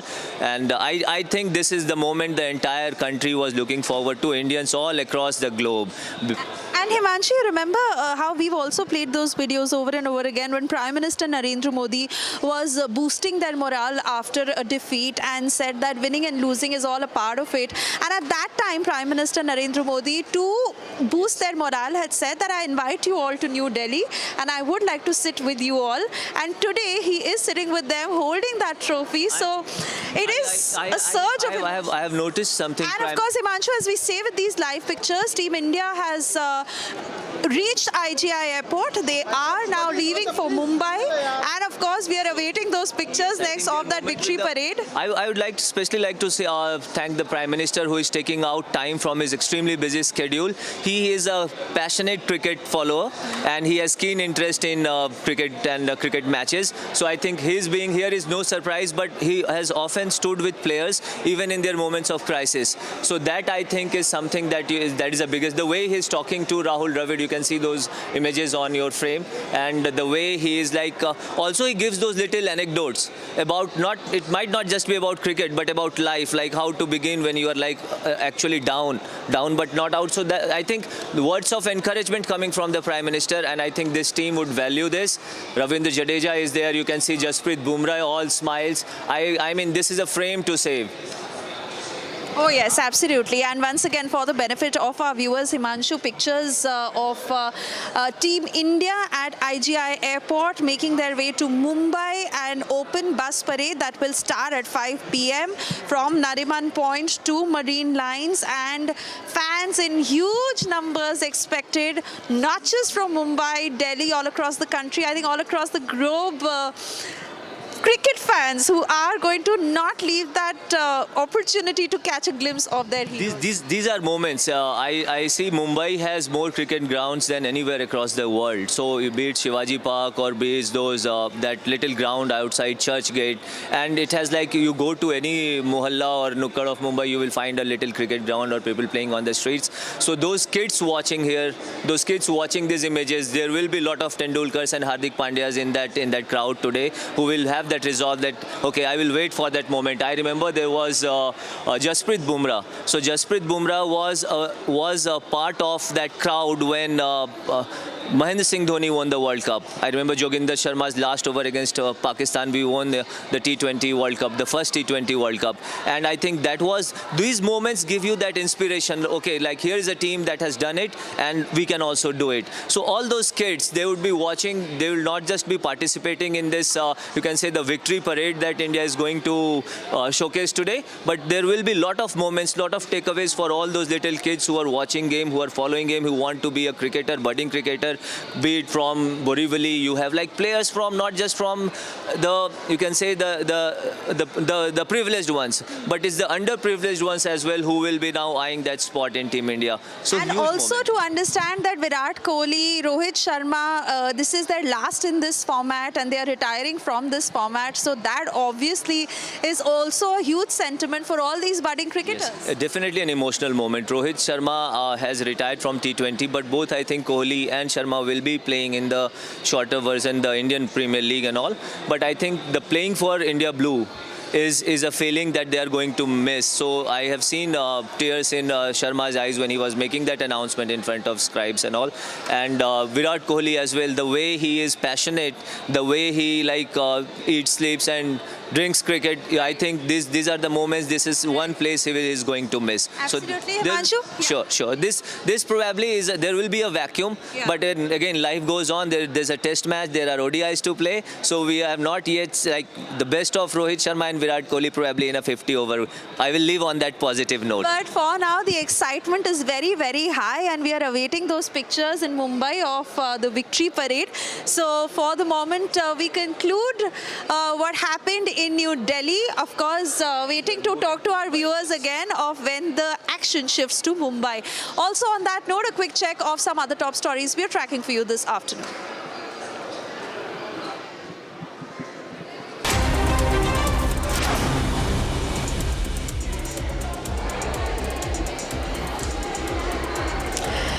Prime Minister Modi paid homage homage to Swami Vivekananda on his death anniversary, praising his teachings for their strength and wisdom. Over a social media post, Prime Minister reiterated a commitment to realizing Swami Vivekananda's vision of a prosperous and progressive society.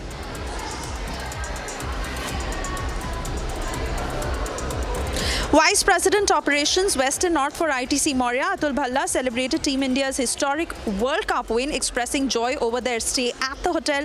He spoke about the significance of this moment for Indians and expressed pride in hosting the men in blue. Further, he mentioned on cherishing memories associated with hosting the victorious team.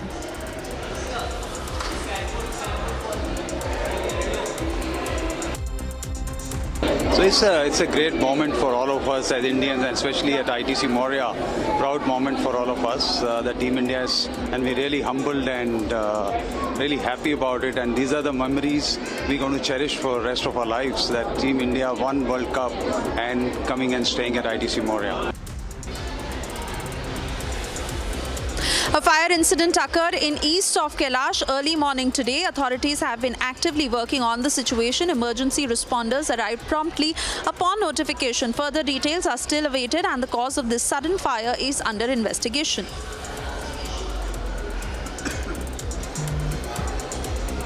Delhi University's Faculty of Law announced the postponement of LLB end-term exams slated for today. This came after DU Vice-Chancellor Yogesh Singh stated the reason to be students' attendance issues. Singh stated that attendance shortages risk students losing a year, further stating that classes are set to continue for 2 more weeks.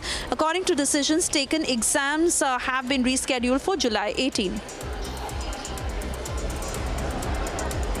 A petition filed in the Supreme Court urged Bihar to conduct top-level structural audits of bridges following collapses. Advocate Brajesh Singh highlighted multiple incidents, emphasizing the urgent need for intervention to prevent further disasters. Bihar, known for its flood-prone nature, faces significant risks with bridge failures and endangering lives. The petition calls for real-time monitoring mechanisms akin to national highway guidelines. It seeks a permanent body of experts to oversee existing and under-construction bridges, emphasizing public safety amid recurring structural failures. NCP-SCP leader and Lok Sabha MP Supriya Sule expressed dissatisfaction over Hemant Soren's release from jail and eagerly awaits his oath alongside awaiting Arvind Kejriwal's release. She criticized the imprisonment of the 2 chief ministers without substantial evidence, attributing it to electoral motives and a disservice to the nation.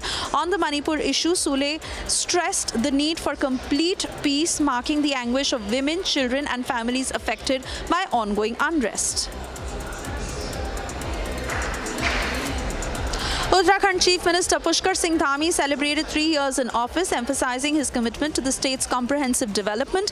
He expressed gratitude for public support and vowed to uphold Uttarakhand's cultural integrity while cracking down on corruption and illegal activities like land jihad and forced conversion. CM Dhami credited Prime Minister Modi's leadership for the state's progressive and urged collective efforts towards a strong, self-reliant Uttarakhand. He reiterated his dedication to good governance to sustain the momentum of growth and prosperity in the region. CID has pursued body warrant against the accused Suraj Revanna today in People's Representative Court linked to sexual assault and unnatural sex cases. Suraj was previously in judicial custody for 10 days in the first case. However, now the CID seeks extension beyond a week for second case.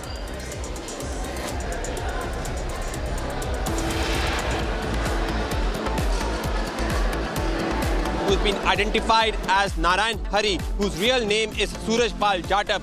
We found out that where he actually is. Will he be questioned by the police?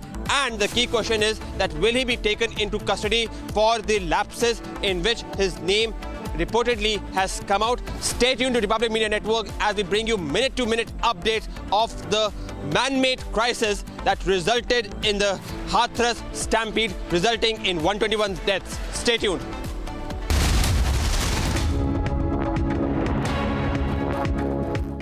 Amity has been ranked amongst the top 3% universities globally, a testimony to Amity's globally benchmarked quality.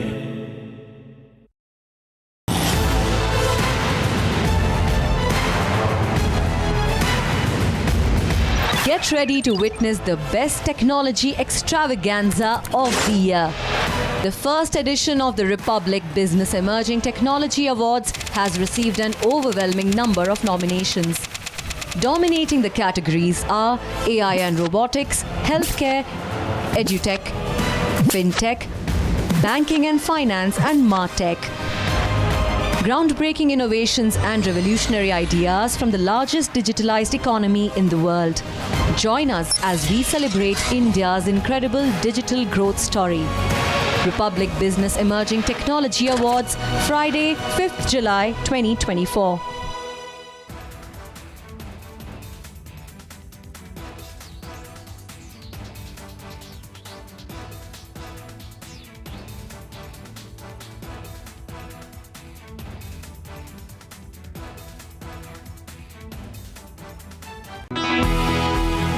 You are a representative of the, if I could say, Gen Z. You are a Gen Z Neta, and we're not used to see, the Gen Z Neta. You're an MP, you're not just a leader. I just want to understand from you, how does a Gen Z Neta look at politics of the country? I look at politics as a good medium of change. Like Gandhiji said, you should be the change that you wish to see in the world. I think this is the apex of being a change maker.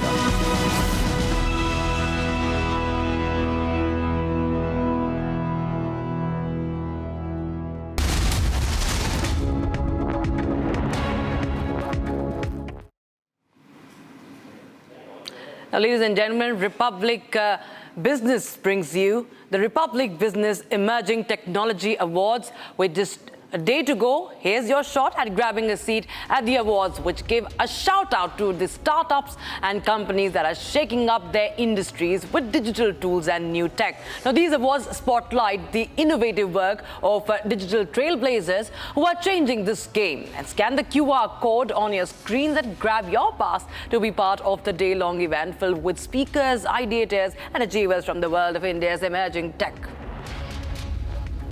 American Pistachio presents Cracking News of the Hour.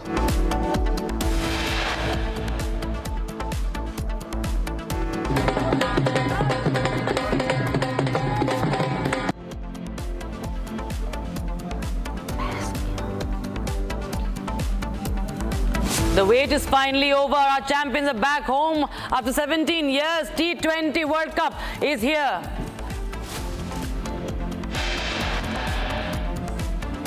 In the national capital, men in blue meet Prime Minister after the mega World Cup victory.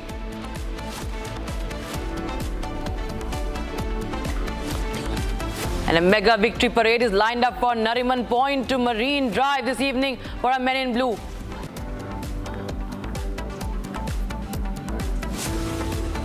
"72 hours on, more than 120 innocent lives lost, but no accountability whatsoever. The Baba is still on the run, still no mention of his name on the FIR.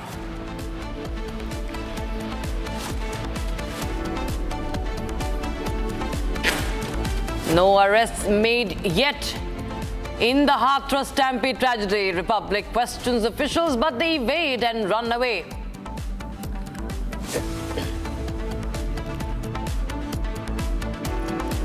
And India-China discussed the line of actual control standoff. Dr. Jaishankar tells Wang Yi disengagement is a must to restore normalcy.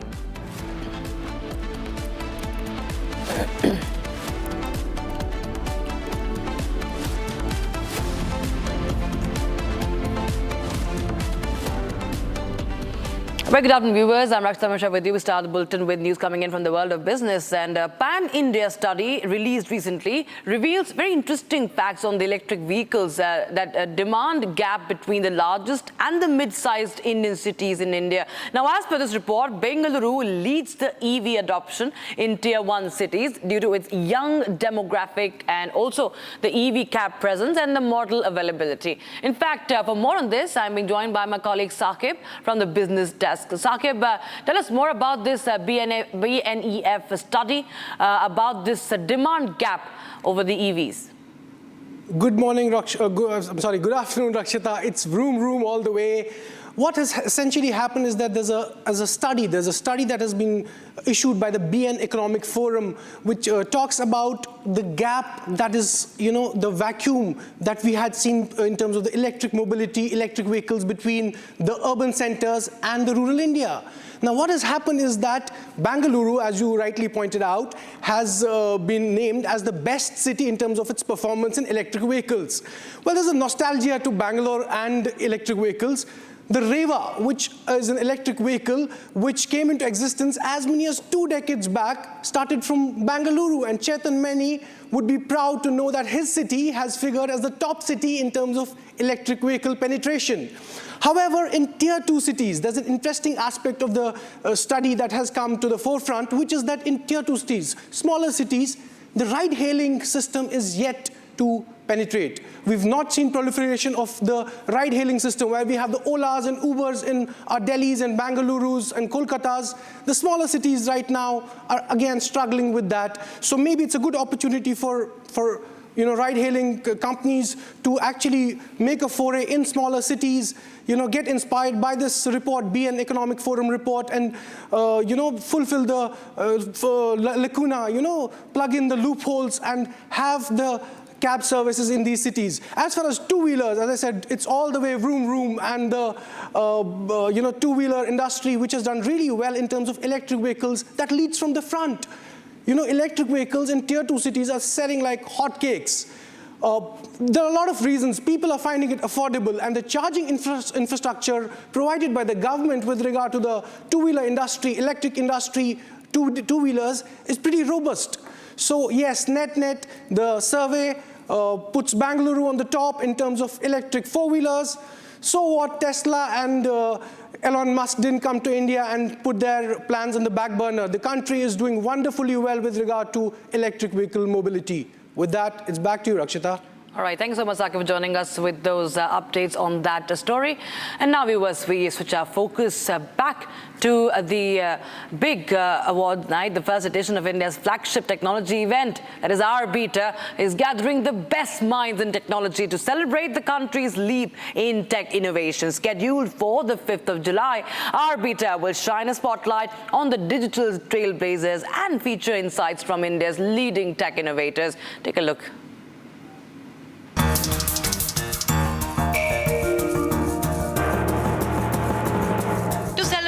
An ensemble of India's young and budding technology talent, the maiden edition of Arbiter, Republic Business Emerging Technology Awards, is all set to be held in the heart of the capital on the 5th of July. The grand event will celebrate achievers in the tech space. The journey to Arbiter 2024, the flagship event of Republic Business, was a diligent 6-month process dedicated to selecting the most deserving names. Due to an overwhelming response from all the corners of the country, our esteemed jury members were faced with a challenge to select the winners in 16 categories. From the journalistic experience of Sharmila Bhaumik, editor, Republic Business, to venture capital expertise of Niket Karajagi, President, Founder Director and CEO, Atyasa, the filtering of Arbiter winners concluded at the grand jury round in the national capital on the 24th of June. The rigorous exercise was supervised by Ernst & Young. It will really surprise you with the kind of entries we have got, and it will excite you with the kind of work people are doing at startup level. But I think we have been able to do justice to some of the great business plans, some of the good enterprises which have made an entry at Arbiter 2024. The whole idea is the organization should fit with the changing environment, and the only two ways they can do it is design an ecosystem and bridge technology into it. That's a winner. Republic Business Emerging Technology Awards are a hallmark of recognition for startups and companies that are transforming their businesses across industry verticals by digitalization and operating on new age technologies, from fintech to medtech to the automobile sector and more. Arbiter is a salutation to the spirit of innovation in India's tech ecosystem. Arbiter 2024 is instituted to acknowledge, promote and reward the path-breaking use of new age technologies across industry verticals that have led to unprecedented transformation. Discussed about the safety of women in the metaverse. So how women can navigate the metaverse, safely digitally. India, mostly from a technology standpoint, has achieved what it has to achieve. We have the best techies around building tech outside of India for the world. Stay tuned to witness the biggest tech event of the year, RBETA 2024, celebrating pioneers in technology. Shifting focus back to politics now. After meeting Prime Minister Modi, Andhra Pradesh Chief Minister Chandrababu Naidu met with the Union Minister Nitin Gadkari in Delhi. Now, discussions focused on key issues pertinent to Andhra Pradesh's development and infrastructure projects. There you can see those visuals coming in. And Naidu meeting the top BJP top brass. My colleague Harsha, tracking the developments from Ground Zero, joins us live on the broadcast. Harsha, tell us more details about what are you picking up on that meeting between Prime Minister Modi and Chandrababu Naidu, and also when he met the ministers also today, especially if we talk about Nitin Gadkari.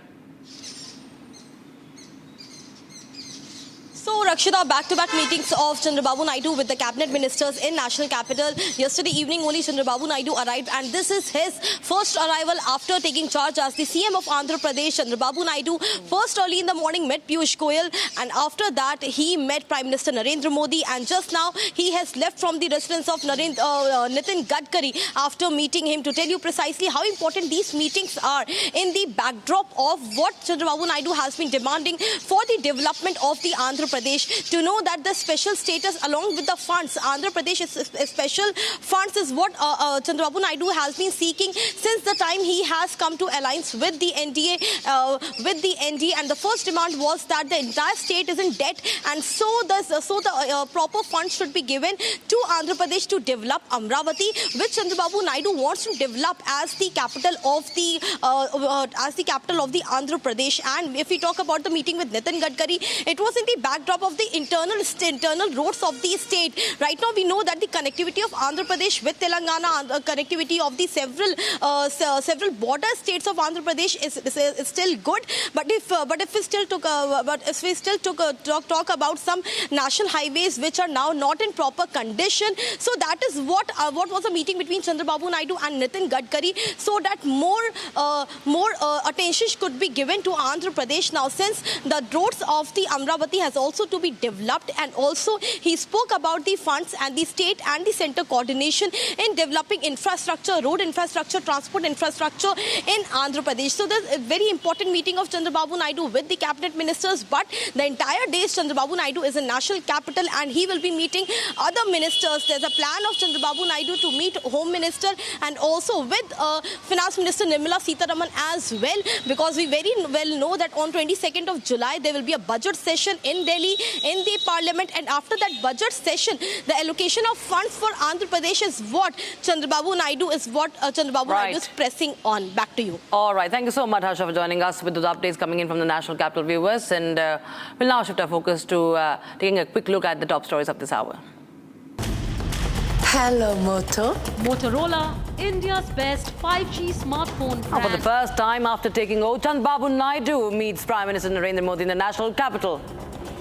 After Hemant Soren's state claim, Jharkhand governor invites India alliance leaders at the Raj Bhavan. Concerns over civic apathy in Bihar as a 10th bridge collapses, and that too in the last 15 days, another incident. After Rahul Gandhi's claims on Agniveers on the floor of the House, Indian Army fact-checks him. Complete uproar over Rahul Gandhi's anti-Hindu rant. Now BJP hits the streets of Hyderabad in protest.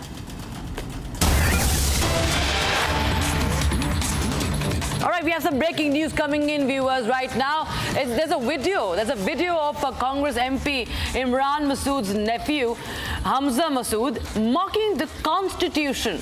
That has now emerged. Now, Hamza Masood, who's also a Congress leader, he's elected from Gangol, is seen making fun of the constitutional oath. You have the video there on your screens.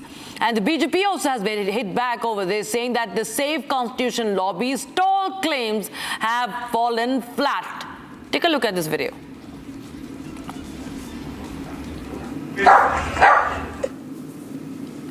संविधान की मैं हमजा मसूद ईश्वर की अल्लाह की शपथ लेता हूं कि मैं द्वारा स्थापित भारत के संविधान के प्रति सच्ची श्रद्धा और निष्ठा रखूंगा। मैं कुछ करके अक्षुण्ण रखूंगा।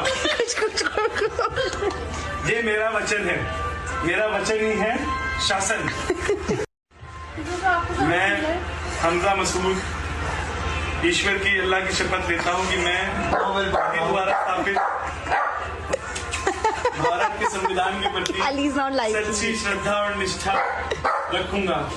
मैं कुछ करके अक्षुण्ण रखूंगा। ये मेरा वचन है, मेरा वचन ही है शासन। There you heard, viewers. There you heard the Congress leader mocking the Constitution on a public platform, and we have the BJP's reaction coming in. Shahzad Poonawalla has hit back at the Congress. Take a listen in. Congress party के लिए केवल एक मजाक है। जिस प्रकार से एक वीडियो सामने आया है जिसमें कि इमरान मसूद, जो इनके सांसद है, बोटी करने वाले इमरान मसूद, उनके भतीजे काजी हमजा मसूद, जो कांग्रेस के नेता है, बड़े नेता है उस इलाके में, वो संविधान का मजाक उड़ा रहे, मखौल उड़ा रहे। संविधान पर जो शपथ दी जा रही है उसका मजाक उड़ा रहे। ये दिखाता है कि कांग्रेस पार्टी हमेशा से संविधान विरोधी रही है। केवल संविधान की कॉपी हाथ में रखने से कुछ नहीं होता राहुल जी, संविधान को जीना भी पड़ता है, उसके अंदर की बातें उसको अपनानी भी पड़ती है। कांग्रेस ने तो संविधान को 75 में कुचला था, कांग्रेस ने तो अंबेडकर जी को हराया था। कांग्रेस आज भी संविधान का अपमान करती है जब वो वॉकआउट करती है या लोकसभा में प्रधानमंत्री के भाषण को होने नहीं देती है और लगातार जो है शोरगुल मचाती है। कांग्रेस मूल रूप से संविधान विरोधी है।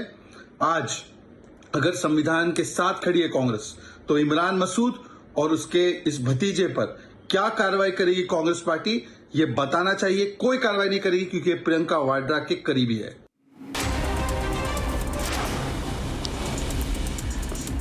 And Uttar Pradesh police has searched Ram Kutir Charitable Trust for the accused Bhole Baba, who is linked to the Hathras stampede, killing more than 123 attendees. However, an FIR that has been filed names the organizers, but not the God man. Now, UP Chief Minister Yogi Adityanath, remember, has ordered a judicial probe, forming a commission led by retired Justice Brijesh Kumar Srivastava to report within 2 months on this.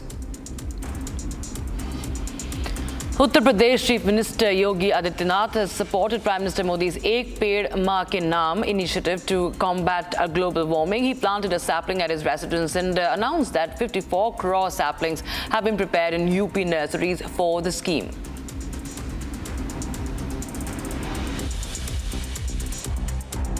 Global warming जैसी चुनौतियों से बचने के लिए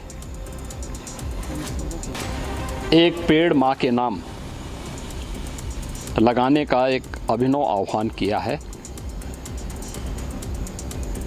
इस आह्वान के लिए मैं प्रदेशवासियों की ओर से आदरणीय प्रधानमंत्री जी का हृदय से आभार व्यक्त करते हुए अभिनंदन करता हूं। The MHA appointed Bansuri Swaraj, daughter of Sushma Swaraj and a current New Delhi MP, to the NDMC. Bansuri succeeded Meenakshi Lekhi as she joins afresh. NDMC members are further sought to manage urban planning, public services, health, education and community welfare in New Delhi. As the Amarnath Yatra begins, another batch of pilgrims embarked on their journey from the Pantha Chowk Srinagar base camp on that Thursday under heightened security. The 45-day pilgrimage follows the Baltal and Pahalgam routes due to the recent terror attacks in Jammu and Kashmir. Punjab Chief Minister Bhagwant Mann has directed enhanced security. Special DGP Arpit Shukla chaired a high-level meeting to ensure the safety of devotees, deploying additional police, SOG, sniper detachments and other commando units along the route.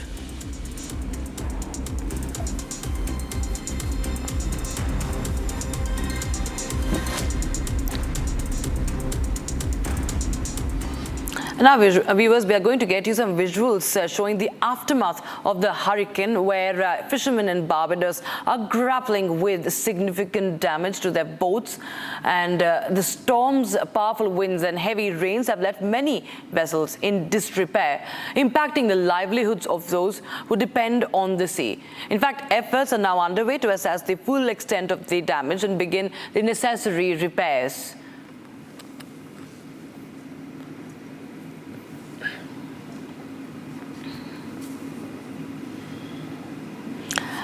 And now, viewers, we shift our focus to the UK general elections. Now, Rishi Sunak says that he is not blind as UK voters prepare to take an unprecedented action not seen since 2005. Well, I'll tell you that you should stay tuned for more updates on the upcoming polls. But here's a report to know the latest. After so many years of being let down, taken for granted by this out-of-touch Conservative government, this is a chance. This is a chance to vote for something different. Now, I believe this campaign has been great, but we have a special job to kick the Conservatives out of government.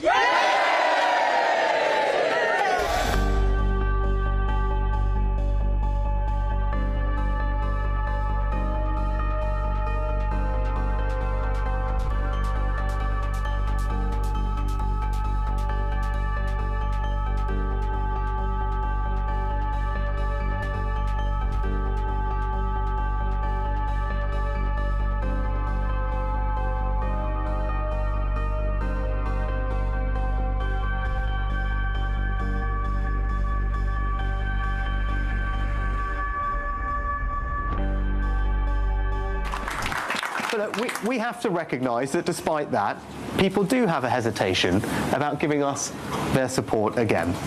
And I understand that. I'm not blind to the fact that it's been a difficult few years for the country with COVID, the war in Ukraine and bills. It's not a referendum about the past. It's a choice about the future of our country.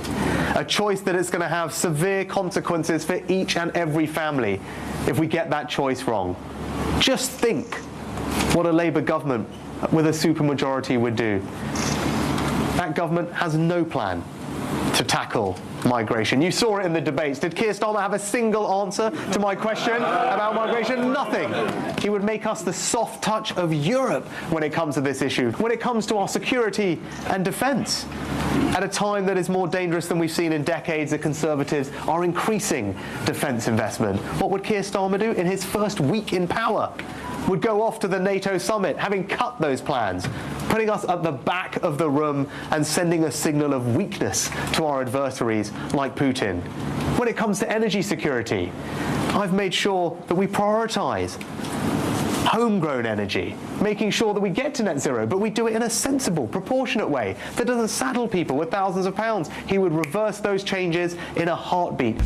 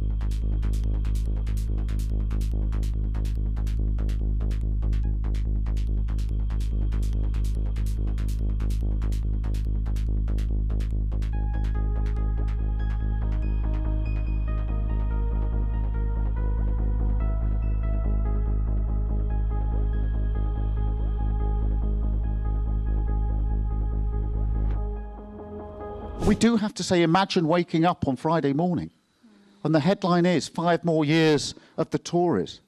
Nothing's changed. They'll be emboldened, entitled, thinking they can get away with anything. So we have to make that case. We have to say over and over again, change only happens if you vote for it. Change only happens if you vote for it.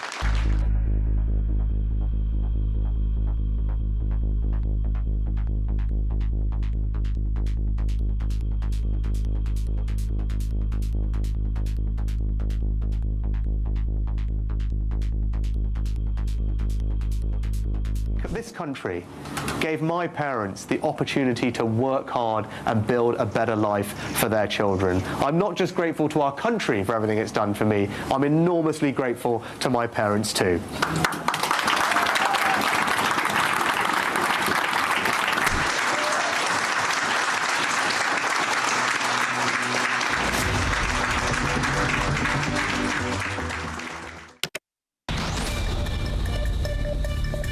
In some more news from across the globe now, US President Joe Biden, following a criticized debate performance, has reportedly considered his continuation in the race, prompting discussions within his administration, despite concerns about his candidacy's viability and criticisms over handling Democratic support. Biden's allies remain supportive. Internal tensions within the party reflect broader dissatisfaction. Biden's team works to manage the fallout with the efforts to redirect focus and mitigate the negative poll results. The situation remains fluid, with uncertainty over Biden's political future amid the ongoing internal deliberations and external pressures. In response to recent speculation, the White House firmly denied any contemplation of President Joe Biden stepping down, with the press secretary Karine Jean-Pierre categorically denying the inquiry's concerns have arisen over Biden's candidacy viability following a challenging performance in Atlanta, as per reports. And the press secretary further acknowledged Biden's tough moments, but emphasized the record of accomplishments for almost 4 years. Remember, Biden has been focusing on upcoming public appearances, including interviews and campaign stops, to address the criticism and sway public opinion amid ongoing scrutiny about his performance and future plans. Hurricane Beryl passed near Jamaica, unleashing powerful winds and rain, causing widespread power outages and prompting nearly 500 people to seek shelter. Prime Minister Andrew Holness declared a state of emergency and imposed a 7-day disaster zone status along with an island-wide curfew.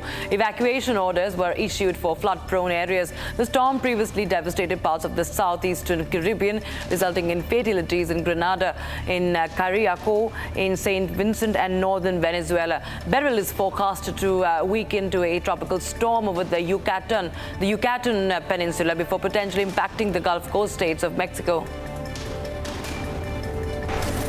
The Kenyan police officers, outfitted in body armors and armed with automatic weapons, were observed patrolling the streets of Port-au-Prince, the capital of Haiti. This deployment marks the first UN-backed international police contingent in Haiti, responding to a dire plea for assistance amidst escalating gang violence. Now, at present, criminal gangs command approximately 80% of the city, signaling a crisis that has displaced over 580,000 people in recent months, as reported by the UN's International Organization for Migration. Now, the patrolling near Port-au-Prince's International Airport drew interest from locals, but proceeded without incident or confrontation with gangs.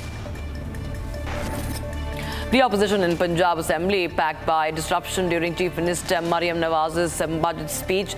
Opposition leader Malik Ahmed Khan Bachar criticized the Pakistan Tehreek-e-Insaf plans to boycott House proceedings and standing committees. As per reports, they are set to hold parallel sessions in a tent outside, protesting the suspension of 11 lawmakers for alleged sanctions as unfair and demanded their revocation. He accused the Speaker of bias and emphasized their intent to challenge these actions legally, while urging restraint from the government to prevent escalating tensions. Should I shut this?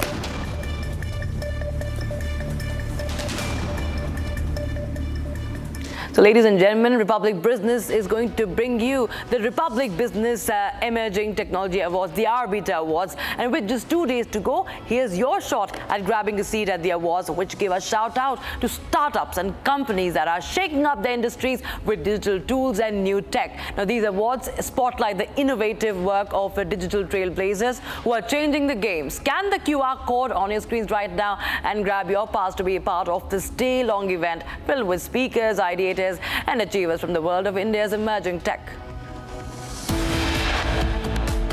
in an unfortunate incident on Tuesday afternoon at a religious congregation in Hathras, Mughalgari village. What had happened that a stampede broke out in which 121 lives have been lost, and apart from that, several others are injured. Though if you see, administration must need to come forward and answer tough question that if permission was given for 80,000 people, then why over 2.5 lakh people have entered in that premises. Keep watching Republic TV. We will be just right back after a short commercial break.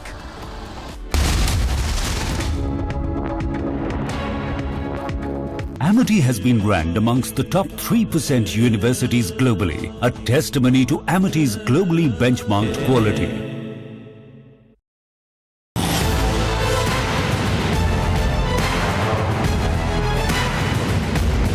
Get ready to witness the best technology extravaganza of the year. The first edition of the Republic Business Emerging Technology Awards has received an overwhelming number of nominations. Dominating the categories are AI and robotics, healthcare, edutech, fintech, banking and finance, and martech. Groundbreaking innovations and revolutionary ideas from the largest digitalized economy in the world. Join us as we celebrate India's incredible digital growth story. Republic Business Emerging Technology Awards, Friday, 5th July 2024.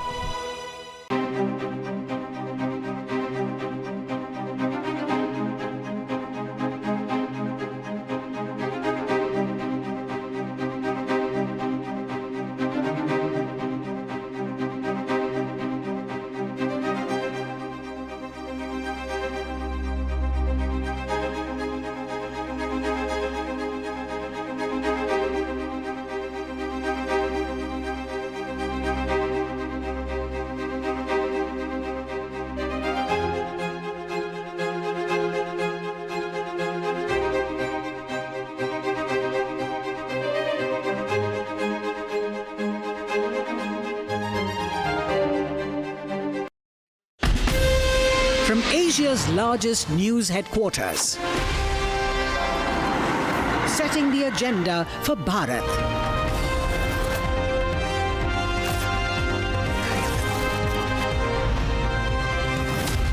You're watching Republic.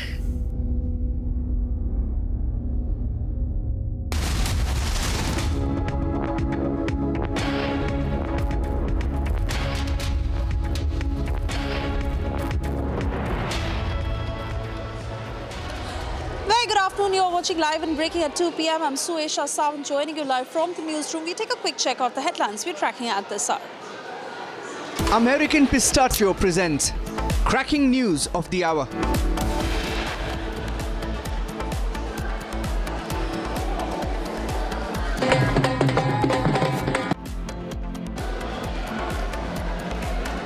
The wait is finally over. Our champions are back home after 17 years. T20 World Cup trophy is here. In the national capital, men in blue meet Prime Minister after the mega World Cup win.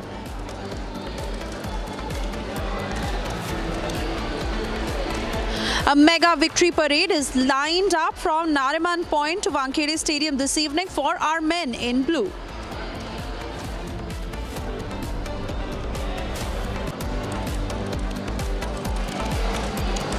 "72 hours on, more than 120 innocent lives lost, but no accountability. Baba is still on the run."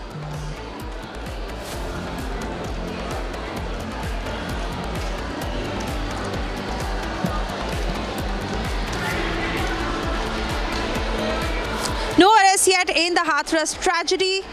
Republic confronts the cops, but they evade our questions. Just a second, I'm asking one simple question. I'm just asking one simple question. Mr. IG, Mr. Salab Mathur, I'm asking one simple question. Why there is no arrest? Why there is zero arrest?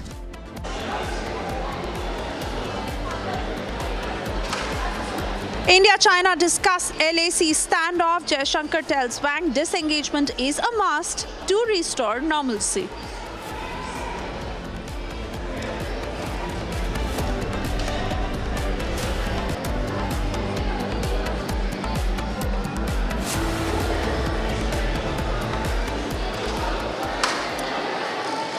it's been 72 hours, 121 lives lost in that Hathras stampede tragedy that was a man-made tragedy. But even as the investigation continues, no arrests have been made so far. In fact, Bhole Baba is on the run. He has still not been nabbed by the cops. But we are learning from our sources that the police team did reach a property where he allegedly lived, and that was a rented property. In fact, the cops also tried to gather more information from the landlord, but he stated that Baba's servant had taken it on rent, and Bhole Baba had held a satsang in Gwalior in 2023.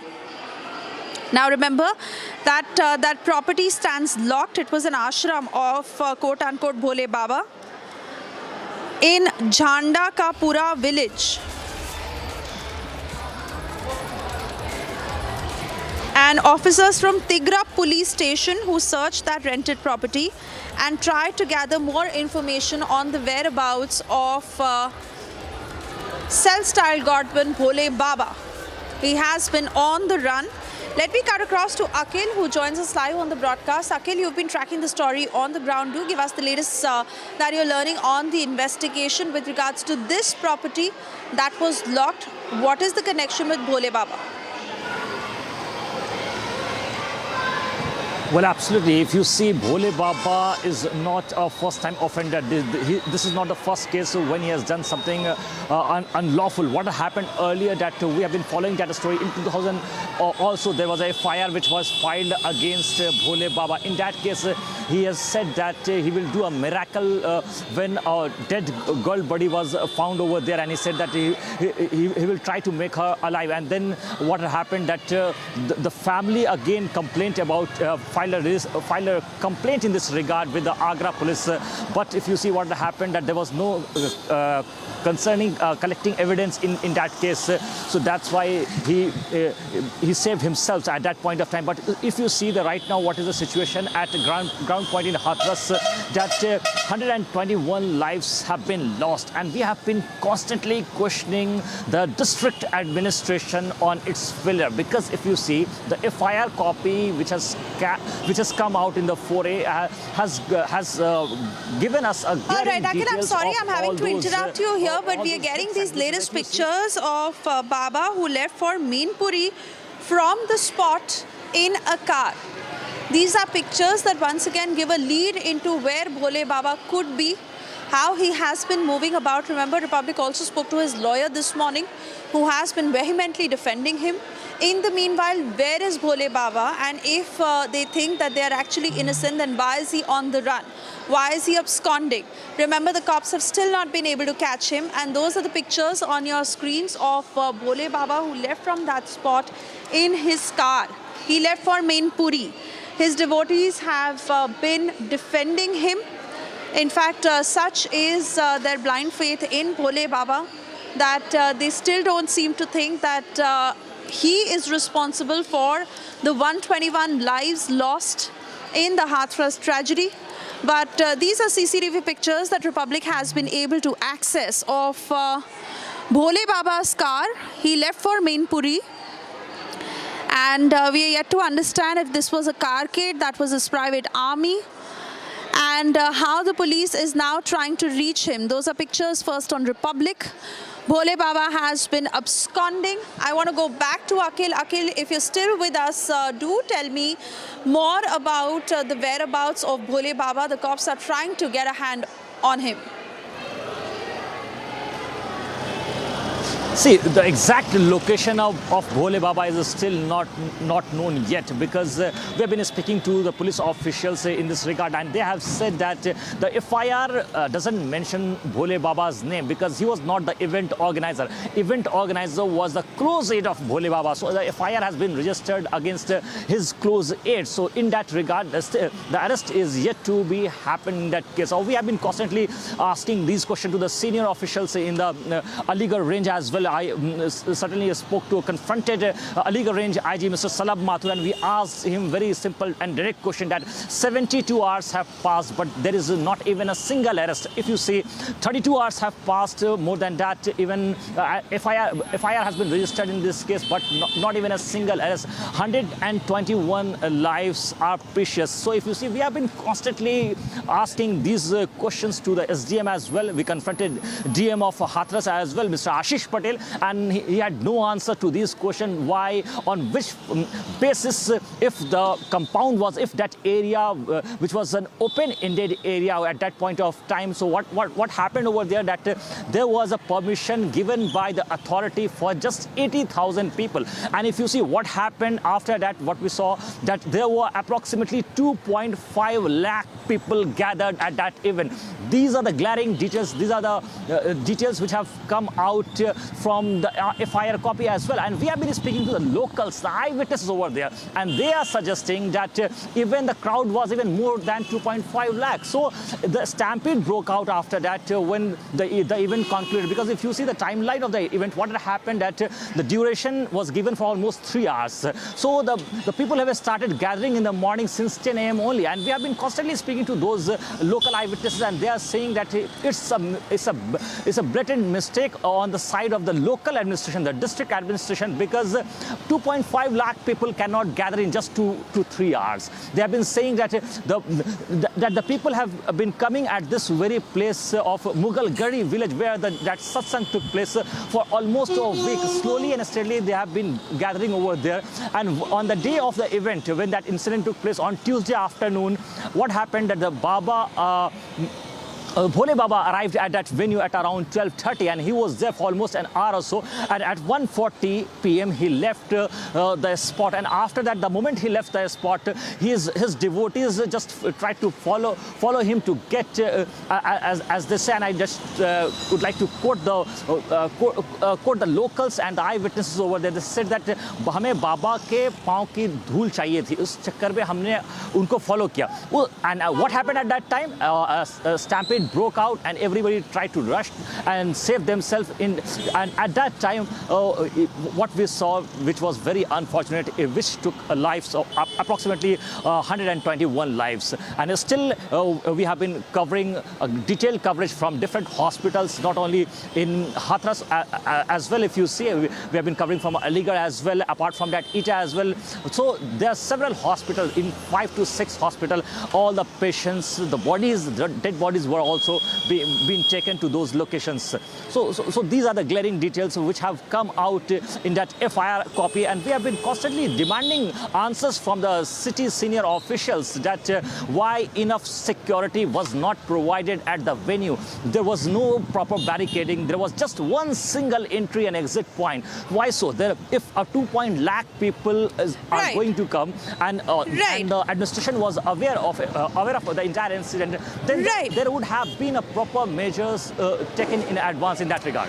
And Akhil, it is absolutely astonishing to how his devotees still continue to protect him despite the fact that 121 lives are lost. This Baba, who's clearly on the run because he has a whole private army deployed, and that carcade that is being seen in this CCTV footage. So he has an army of people who are trying their level best to save him. But also what is shocking, Akhil, is that there are no answers coming in from the cops. You have tried to confront them several times to know why no arrests have been made, but they evade your questions.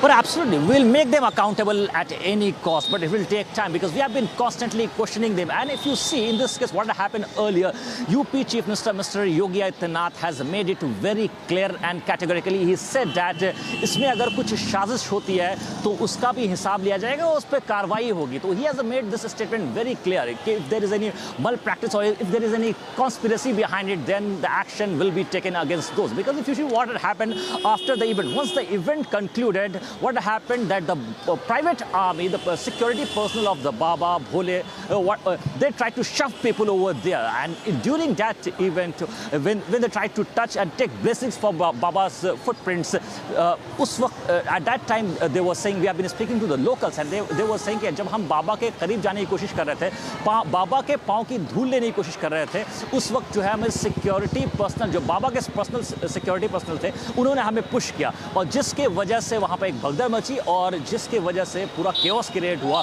And then what we saw unfold was very unfortunate in that incident.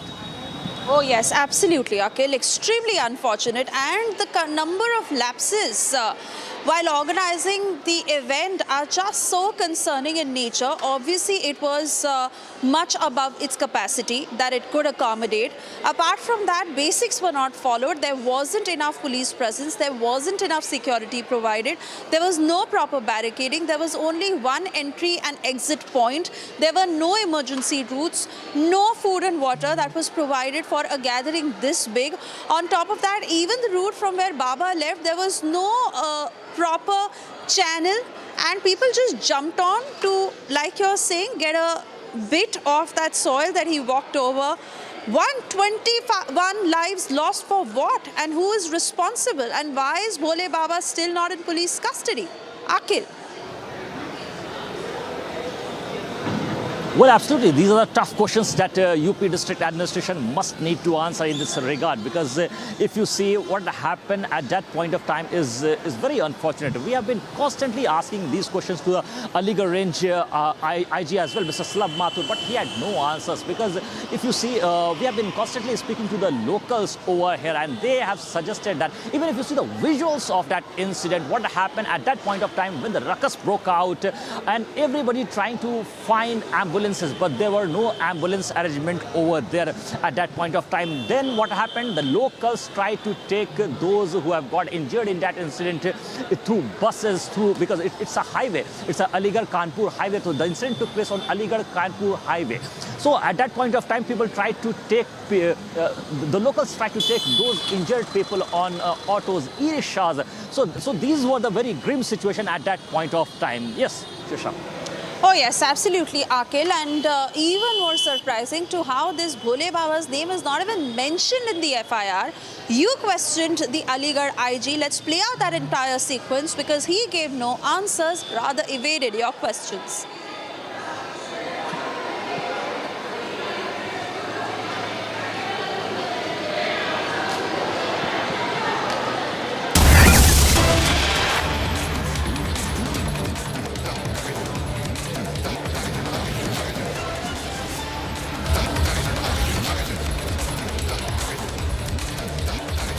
Lost.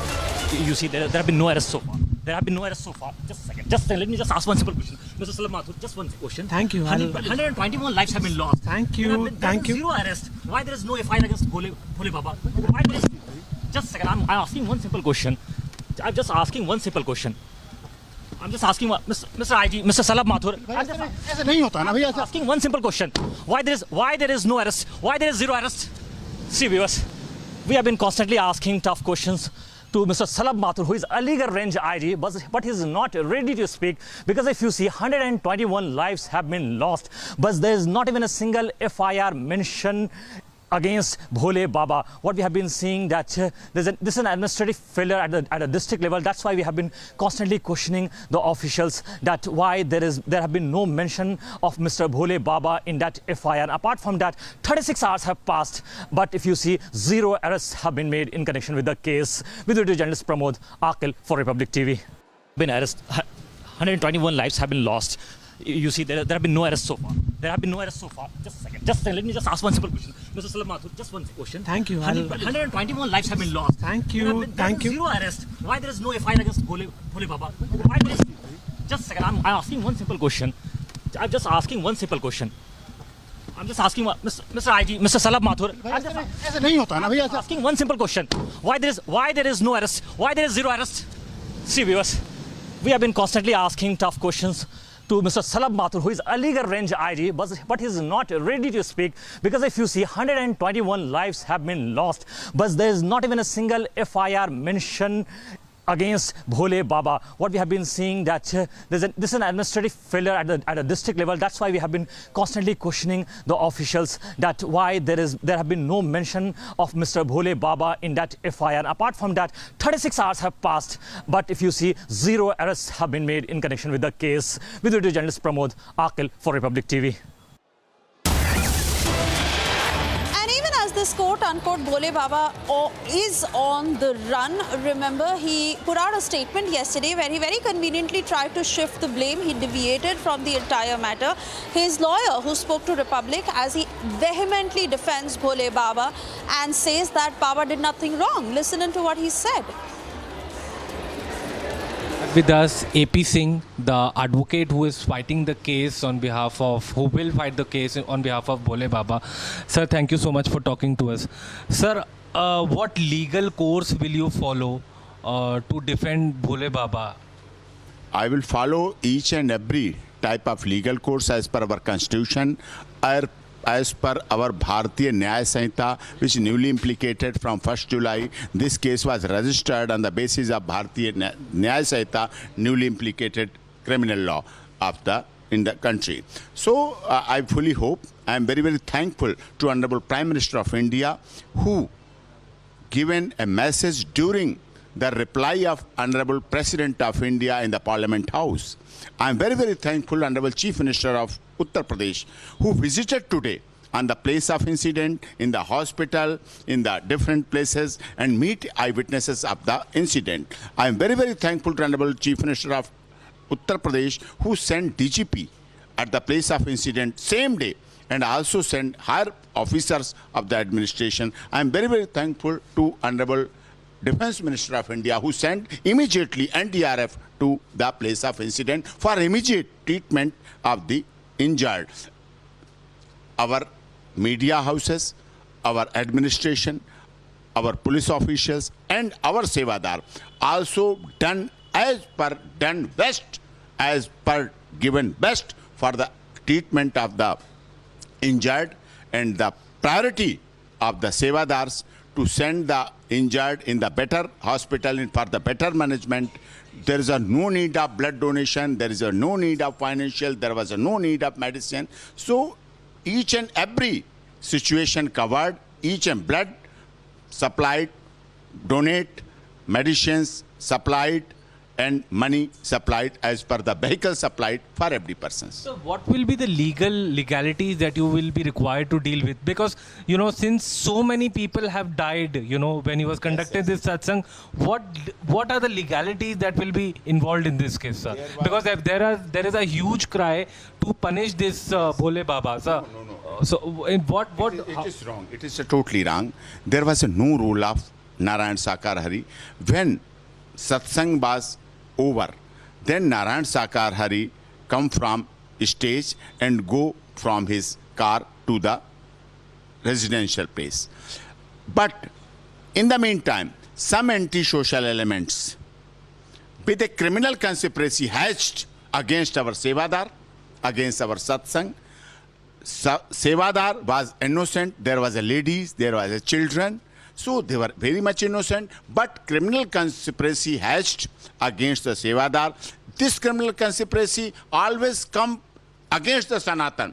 So this is not the first incident what happened. There was an incident in Amarnath. There was an incident of Mata Vaishno Devi. There was an incident of Jammu railway station. There was an incident of Varanasi. There was an incident other places.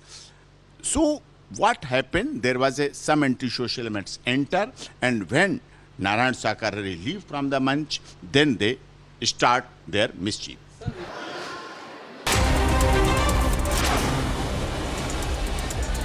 Prime Minister Narendra Modi paid homage to Swami Vivekananda on his death anniversary, praising his teachings for their strength and wisdom.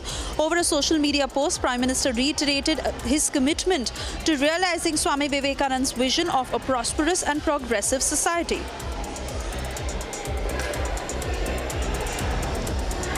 Vice President Operations West and North for ITC Maurya, Atul Bhalla, celebrated Team India's historic World Cup win, expressing joy over their stay at the hotel. He spoke about the significance of this moment for Indians and expressed pride in hosting the men in blue. Further, he mentioned on cherishing memories associated with hosting the victorious team.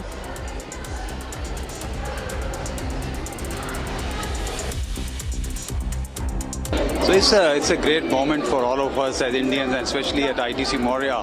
Proud moment for all of us, the Team India's, and we're really humbled and really happy about it. And these are the memories we're going to cherish for the rest of our lives, that Team India won World Cup and coming and staying at ITC Maurya. A fire incident occurred in east of Kailash early morning in the national capital. Authorities have been actively working on the situation. Emergency responders arrived promptly upon notification. Further details are still awaited and the cause of the sudden fire is under investigation. Delhi University's Faculty of Law announced the postponement of LLB end-term exams slated for today. This came after DU Vice Chancellor Yogesh Singh stated the reason to be students' attendance issues. Singh stated that attendance shortages risked students losing a year, further stating that classes are set to continue for 2 more weeks. According to the decision, exams have been rescheduled for 18 July.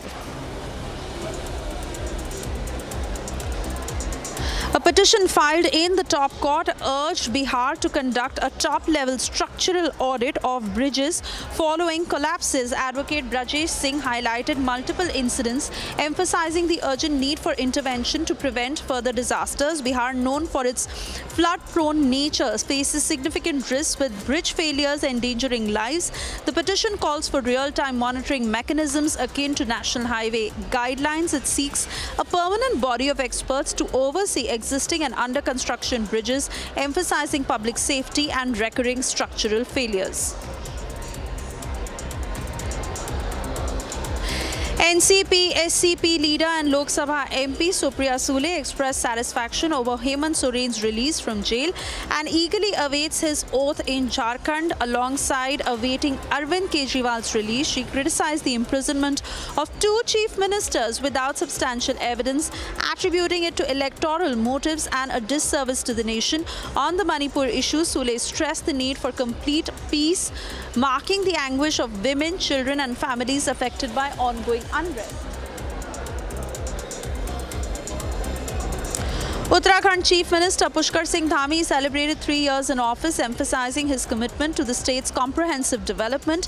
He expressed gratitude for public support and vowed to uphold Uttarakhand's cultural integrity while cracking down on corruption and illegal activities like land jihad and forced conversions. CM Dhami credited Prime Minister Modi's leadership for the state's progress and urged collective efforts towards a strong, self-reliant Uttarakhand. He reiterated his dedication to good governance to sustain the momentum of growth and prosperity in the region. CID pursued body warrant against accused Suraj Revana today in People's Representative Court linked to sexual assault and unnatural cases. Suraj was previously in judicial custody for 10 days in the first case. However, now CID seeks extension beyond a week for second case.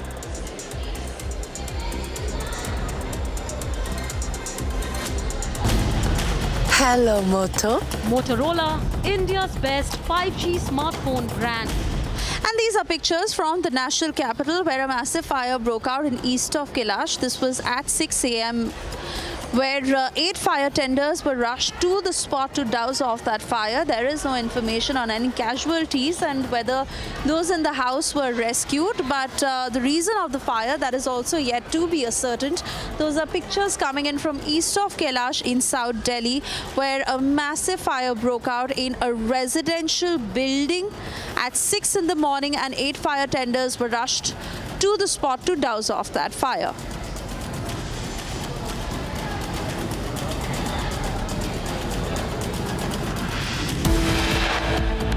After a a rousing reception in the national capital and meeting with Prime Minister Modi in Delhi. Team India will make its way to Bombay for the victory parade that is all set to take place post 5 p.m. this evening. We'll keep you up to speed with the latest as it is a day of celebration for our champs. Stay tuned.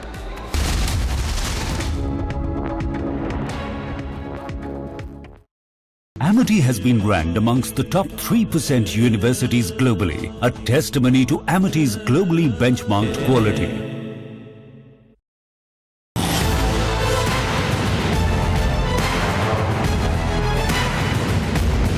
Get ready to witness the best technology extravaganza of the year.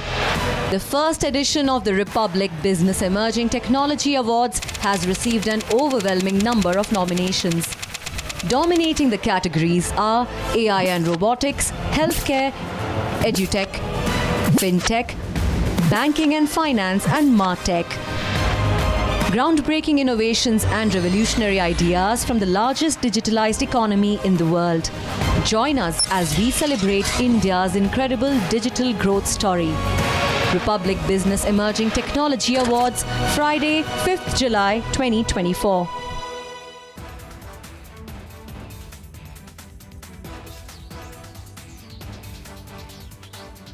In Parliament, Prime Minister Narendra Modi literally smashed it out of the park. The more the opposition shouted, the more Narendra Modi seemed to come to his elements. He called Rahul Gandhi an infant who keeps crying after tearing cabinet papers and being pulled up by the Supreme Court and then goes crying to his mother. He called the Congress party parasites. He emphasized that most of the seats of the Congress were on the basis of their support from their allies and put out a figure that 3/4 of the seats where the Congress fought directly with the BJP, they lost. The Narendra Modi 3.0 is going to be far more aggressive, confident, decisive than people are expecting. He will be exactly the opposite of what the Lutyens Brigade would want him to be.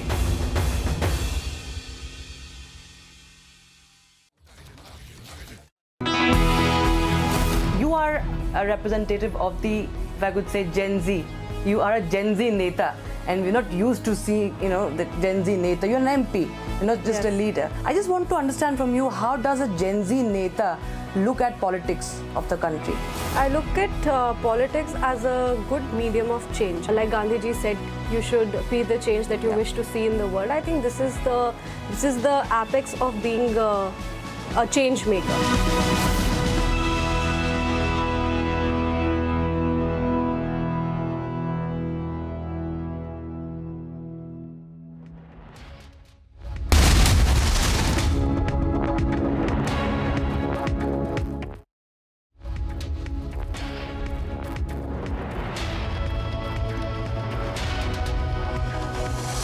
All right, we have breaking news coming in right now, viewers.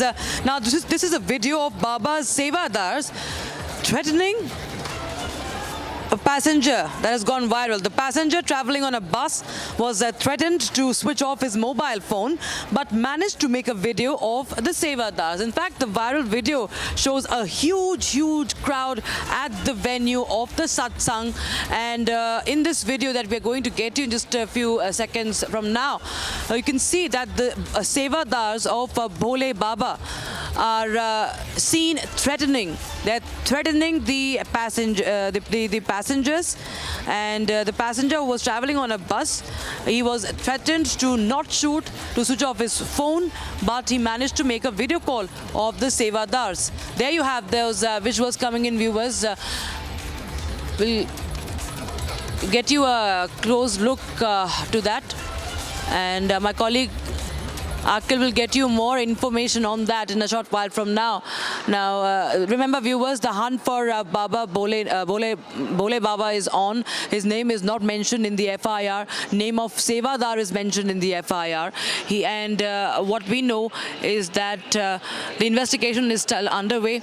And right now, this is a shocking CCTV footage that has now emerged, where the Sevadars of Bhole Baba is now emerging. He's seen threatening people And that's, of course, a shocker coming in. This could be a key link to this entire case, entire investigation.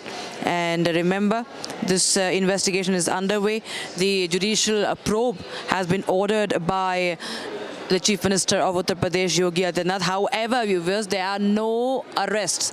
No arrest has been made yet in this tragedy where at least 121 people have lost their lives.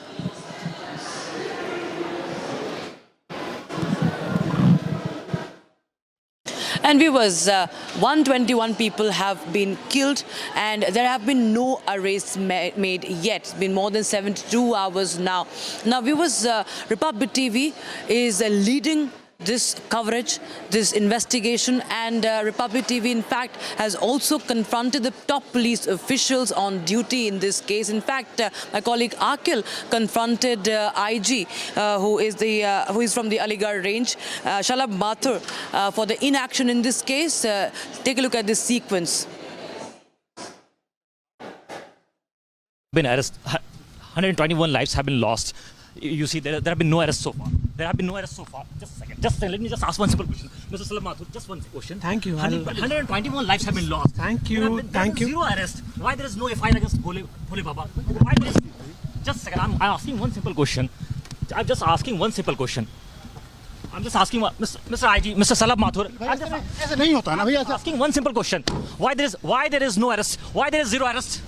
See, viewers, we have been constantly asking tough questions to Mr. Shalab Mathur, who is Aligarh range IG, but he is not ready to speak, because if you see, 121 lives have been lost, but there is not even a single FIR mention against Bhole Baba. What we have been seeing that this is an administrative failure at a district level. That's why we have been constantly questioning the officials that why there have been no mention of Mr. Bhole Baba in that FIR. And apart from that, 36 hours have passed, but if you see, zero arrests have been made in connection with the case. With video journalist Pramod, Akil. And viewers, Republic TV continues to get you exclusive inputs, reactions on this story. Now, Republic TV in the latest has spoken to the lawyer of Baba, Baba, who's on the run right now. Remember, he released a statement yesterday, Bhole Baba. He tried to deflect the blame on some anti-social elements and goons. Now, let's take a listen to what his lawyer AP Singh had to say. So we have with us AP Singh, the advocate who is fighting the case on behalf of, who will fight the case on behalf of Bhole Baba. Sir, thank you so much for talking to us. Sir, what legal course will you follow to defend Bhole Baba? I will follow each and every type of legal course as per our constitution, or as per our Bharatiya Nyaya Sanhita, which newly implicated from 1st July. This case was registered on the basis of Bharatiya Nyaya Sanhita, newly implicated criminal law in the country. So I fully hope, I am very, very thankful to Honorable Prime Minister of India, who given a message during the reply of Honorable President of India in the Parliament House. I am very, very thankful Honorable Chief Minister of Uttar Pradesh, who visited today on the place of incident, in the hospital, in the different places, and meet eyewitnesses of the incident. I am very, very thankful to Honorable Chief Minister of Uttar Pradesh, who sent DGP at the place of incident same day, and also send higher officers of the administration. I am very, very thankful to Honorable Defense Minister of India, who sent immediately NDRF to the place of incident for immediate treatment of the injured. Our media houses, our administration, our police officials, and our Sevadar also done given best for the treatment of the injured, and the priority of the Sevadars to send the injured in the better hospital and for the better management. There is no need of blood donation, there is no need of financial, there was no need of medicine. So each and every situation covered, each and blood supplied, donate, medicines supplied, and money supplied as per the vehicle supplied for every person. So what will be the legalities that you will be required to deal with? Because, you know, since so many people have died, you know, when he was conducting this satsang, what are the legalities that will be involved in this case, sir? Because if there is a huge cry to punish this Bole Baba, sir. No. So in what it is wrong. It is totally wrong. There was no rule of Narayan Sakar Hari. When satsang was over, then Narayan Sakar Hari come from stage and go from his car to the residential place. But in the meantime, some anti-social elements with a criminal conspiracy hatched against our Sevadar, against our satsang.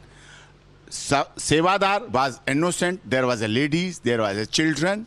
So they were very much innocent, but criminal conspiracy hatched against the Sevadar. This criminal conspiracy always come against the Sanatan. So this is not the first incident what happened. There was an incident in Amarnath. There was an incident of Mata Vaishno Devi. There was an incident of Jammu railway station. There was an incident of Varanasi. There was an incident other places. So what happened? There was some anti-social elements enter, and when Narayan Sakar Hari leave from the munch, then they start their mischief. And now, viewers, we switch our focus to Indo-China talks on LAC. Now, External Affairs Minister Dr. S. Jaishankar spoke to his Chinese counterpart Wankhede in Kazakhstan for the SCO meeting. Now, what was up for discussion? Very importantly, it was the LAC, the standoff at LAC, the line of actual control. And in fact, Dr. S. Jaishankar made it very clear that there needs to be intensifying of efforts there for normalcy in the ties between the two nations. Let's take a listen in. India and China have committed to intensifying efforts towards resolving lingering issues along the LAC. During their meeting in Astana, Kazakhstan, held amidst the Shanghai Cooperation Organization Summit, Jaishankar emphasized India's priorities, respecting the LAC and maintaining peace in border areas. The discussions underscored the importance of mutual respect, sensitivity and shared interests in guiding bilateral relations, reaffirming Jaishankar's stance on India-China ties. This significant diplomatic engagement marks the first formal meeting between Jaishankar and Chinese counterpart Wang Yi in nearly a year. The encounter, which follows a brief interaction at the Munich Security Conference, reflects ongoing efforts to address the prolonged military standoff at the LAC. Both sides agreed to enhance dialogue through diplomatic and military channels to achieve an early resolution of remaining friction points, including areas like Depsang and Demshok. The talks in Astana occurred against the backdrop of a protracted standoff that has strained India-China relations to their lowest point in over 6 decades. The problem with China is that they don't want to listen to what India is saying. India is very clear on its everything, that you have to come down to the pre-2000 positions which were mandated as per the 93 agreement. Now they have violated, China has violated that, and China is now claiming that what they claimed earlier, their 1959 and 1962 claim line, they are saying that no, this is what is our claim line. This gathering allowed both parties to assess the current situation along the line of actual control and recommit to efforts aimed at reducing tensions and enhancing stability in the region. Moving forward, continued diplomatic engagement and pragmatic steps will be crucial in fostering dialogue and addressing the complexities surrounding the India-China border issue. In some other news from across the country, Uttar Pradesh police searched Ram Kutir Charitable Trust for the accused Bole Baba, who is linked to the Hathras stampede. Now, an FIR that has been filed names the organizers but not the godman. Further, UP Chief Minister Yogi Adityanath has ordered a judicial probe, forming a commission led by retired Justice Brijesh Kumar Srivastava to report within 2 months. Uttar Pradesh Chief Minister Yogi Adityanath supported Prime Minister Modi's Ek Ped Maa Ke Naam initiative to combat global warming. He planted a sapling at his residence and announced that 54 crore saplings have been prepared in Uttar Pradesh's nurseries for the scheme.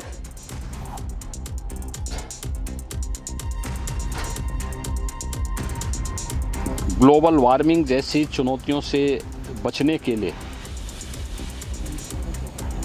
एक पेड़ माँ के नाम लगाने का एक अभिनव आह्वान किया है। इस आह्वान के लिए मैं प्रदेशवासियों की ओर से आदरणीय प्रधानमंत्री जी का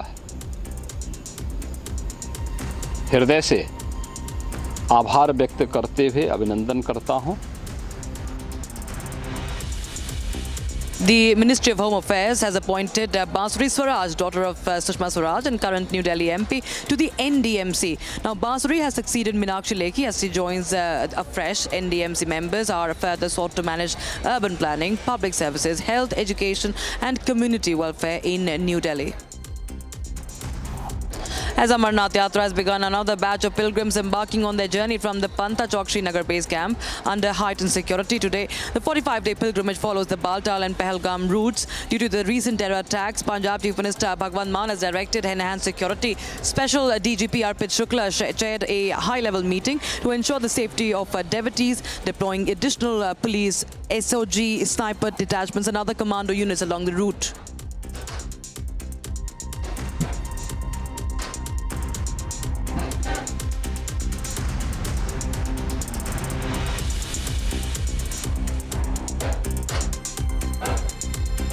The protests are erupting in Paris right against the results of the first round of the French legislative elections, with a few thousand people gathering at the iconic square of La République. Take a look at this report to know more.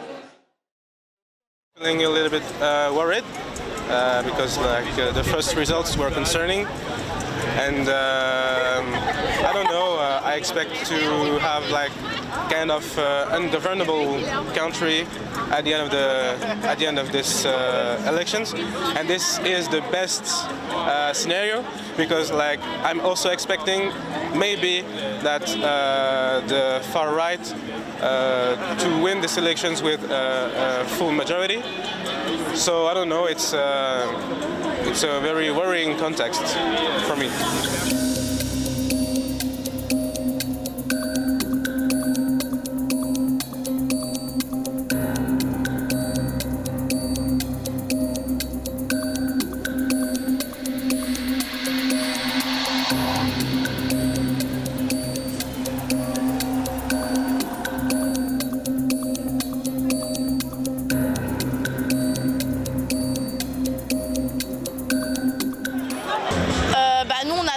Le Front National passe parce que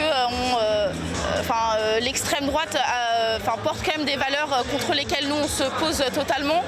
On s'oppose à une société qui soit raciste, à une société dans laquelle il y a uniquement les Français nationaux qui ont accès à des droits comme à la santé et à l'éducation par exemple. Donc nous on a très peur et on appelle évidemment, on est assez content de voir le nombre de désistements qu'il y a eu, que ce soit du Front Populaire où ça on n'avait pas de doute, mais aussi du camp de Macron où il y a quand même beaucoup de désistements de la part des députés pour que le Front National ne passe pas.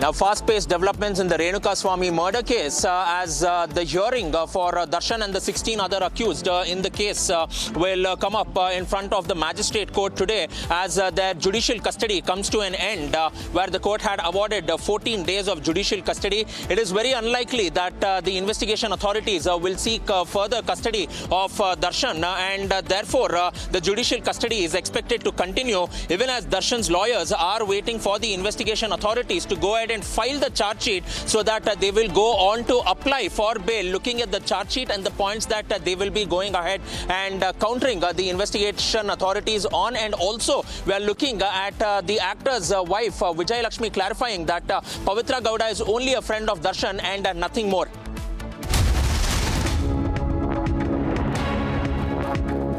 Amity has been ranked amongst the top 3% universities globally, a testimony to Amity's globally benchmarked quality.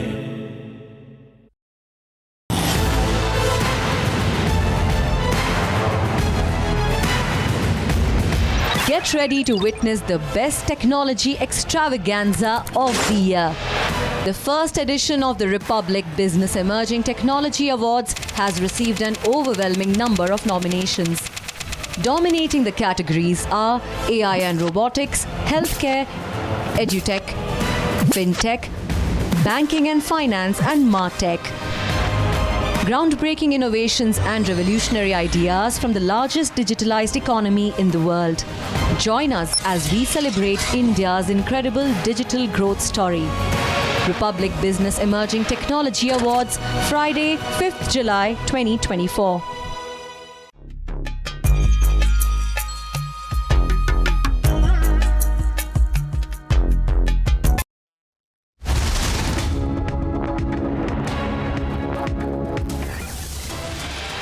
All right, viewers, what we are getting to know is that Hemant Soren will be sworn in as the Chief Minister of Jharkhand at 5 p.m. today. That's the big breaking news we are getting to you right now from Jharkhand. Remember, Champai Soren had submitted his resignation yesterday. And in the latest, what we have is that top sources telling Republic TV that Hemant Soren will be sworn in as the Chief Minister of Jharkhand at 5 p.m. today. So that is the big update we are getting right now. Remember, viewers, just a few days back, we saw Hemant Soren being released from jail, and speculations were rife that is he going to go back at the helm of affairs. And my colleague Prakash joins us live on the broadcast for more. Prakash is also telling us that it could be today that we'll see Hemant Soren being sworn in as the Chief Minister once again. Well, yes, it's been a swift change of guard ever since Hemant Soren has come out from jail on bail after he was arrested by the Enforcement Directorate 5 months back in a land scam. And in a meeting that was held yesterday of all the India party's MLAs, they elected him as the leader again and forcing Champai Soren to resign as the Chief Minister and Hemant Soren to take over. Initially, it was planned that Hemant Soren would be sworn in as the Chief Minister on 7th of this month. But now, there was swift change of decision, and today itself at 5 p.m. Hemant Soren is supposed to take oath as the Chief Minister of Jharkhand once again, probably for the third time, as Jharkhand goes to the poll in October, November this year. And the party needed Hemant Soren, and Hemant Soren would also be playing the role of a martyr. He would be playing the victim card in this election as he was arrested. And the High Court, Jharkhand High Court has given a strong ruling in his favor that the ED was wrong in arresting Hemant Soren. Second, the High Court also stated the fact that the case did not stand at all. There was no case against Hemant Soren. So now we believe that the ED will be moving to the Supreme Court, but that was a kind of strong statement that the Jharkhand High Court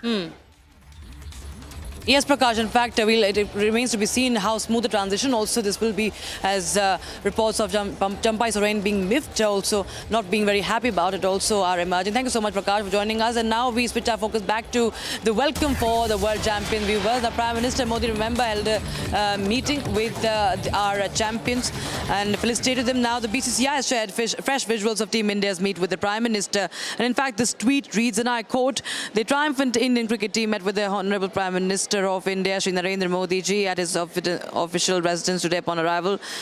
And of course, the BCCI in this tweet extending heartfelt gratitude for Prime Minister welcoming the team. You can see those visuals that came in today, a lot of laughter, a lot of smiles in these visuals that came in today. These are the latest set of pictures that have been tweeted by the BCCI on their social media account.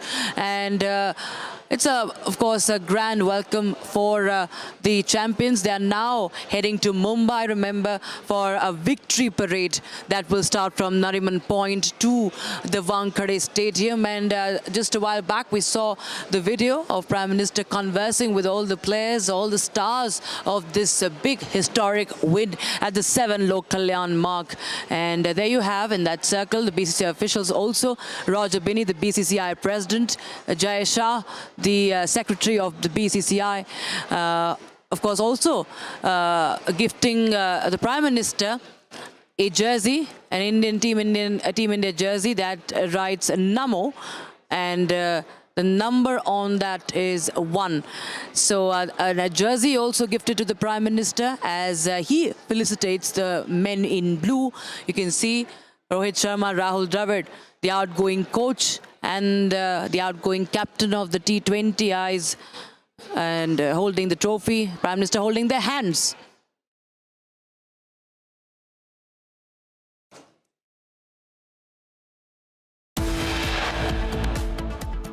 After a rousing reception in the national capital and meeting with Prime Minister Modi in Delhi, Team India will make its way to Bombay for the victory parade. That is all set to take place post 5 p.m. this evening. We'll keep you up to speed with the latest, as it is a day of celebration for our champs. Stay tuned.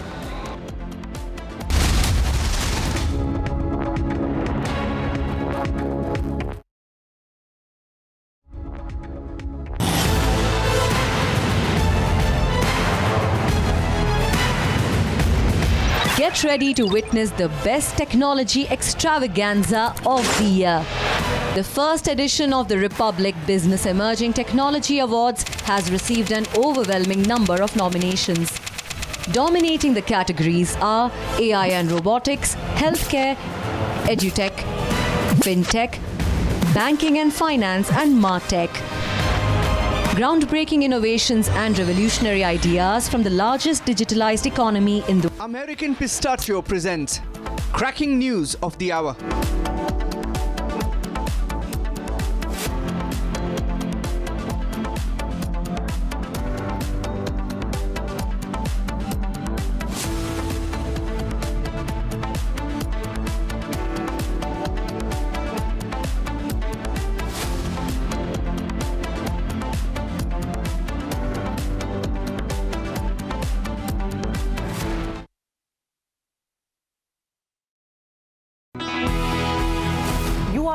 A representative of the, if I could say, Gen Z. You are a Gen Z Neta, and we're not used to see, the Gen Z Neta. You're an MP, you're not just a leader. I just want to understand from you, how does a Gen Z Neta look at politics of the country? I look at politics as a good medium of change. Like Gandhi ji said, you should be the change that you wish to see in the world. I think this is the apex of being a change maker.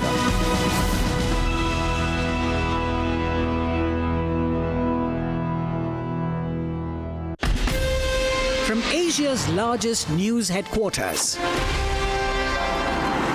setting the agenda for Bharat.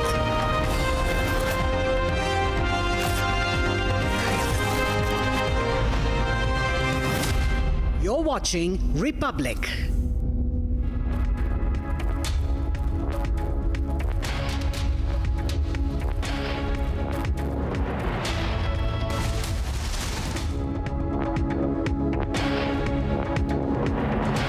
good afternoon, viewers. We are live and breaking on Republic TV, and I'm Rakhta Mishra from Republic Newsroom. Let's get started with all top story making headlines this hour.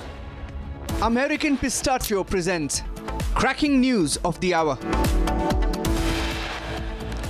Republic accesses exclusive visuals. Moment of Bhole Baba's escape caught on camera.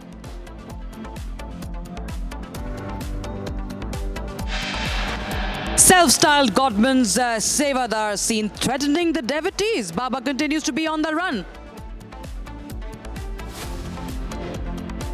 72 hours on, more than 120 innocent lives lost, but no accountability whatsoever. Not a single arrest made yet. After Rahul's claim on Agniveer is on the floor of the House, Indian Army fact-checks him. Back in the national capital, men in blue meet Prime Minister after the mega World Cup win. And a mega victory parade is lined up from Nariman Point to Wankhede Stadium this evening for our men in blue.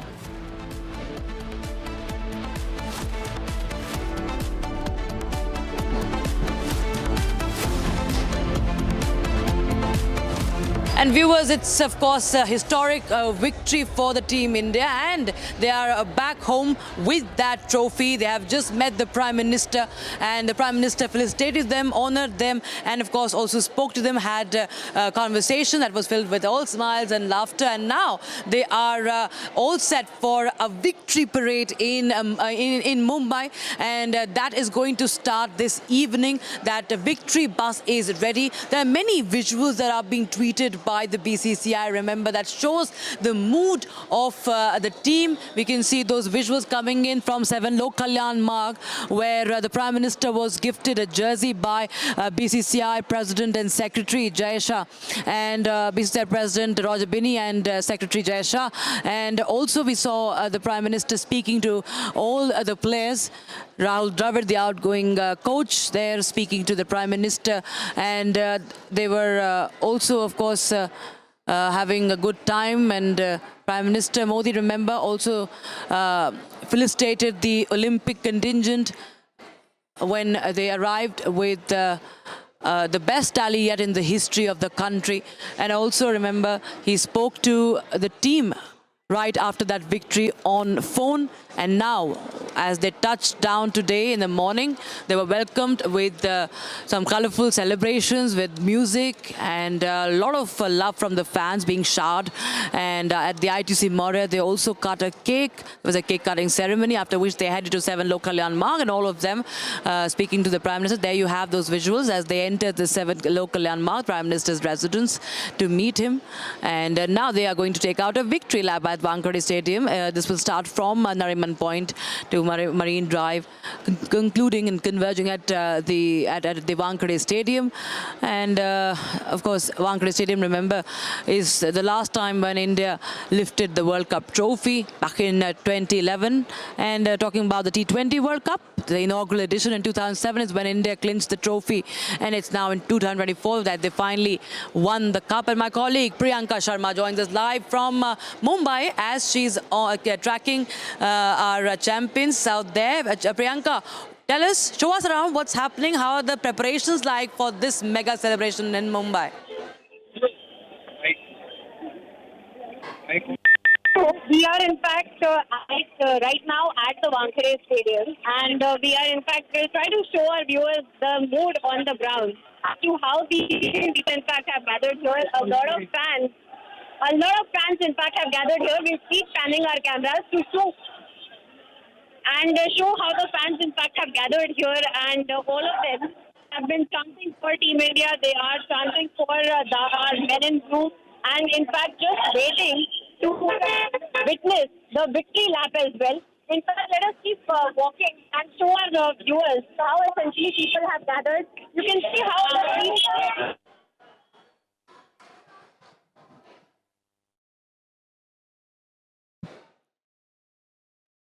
All right. Right. Right. Thank you so much, Priyanka, for joining us with those updates coming in. We'll try and get you those pictures also, viewers. There seemed to be a problem with the network over there. But yes, soon we are going to see that victory lap in Mumbai, and we will get you those colorful visuals very, very soon.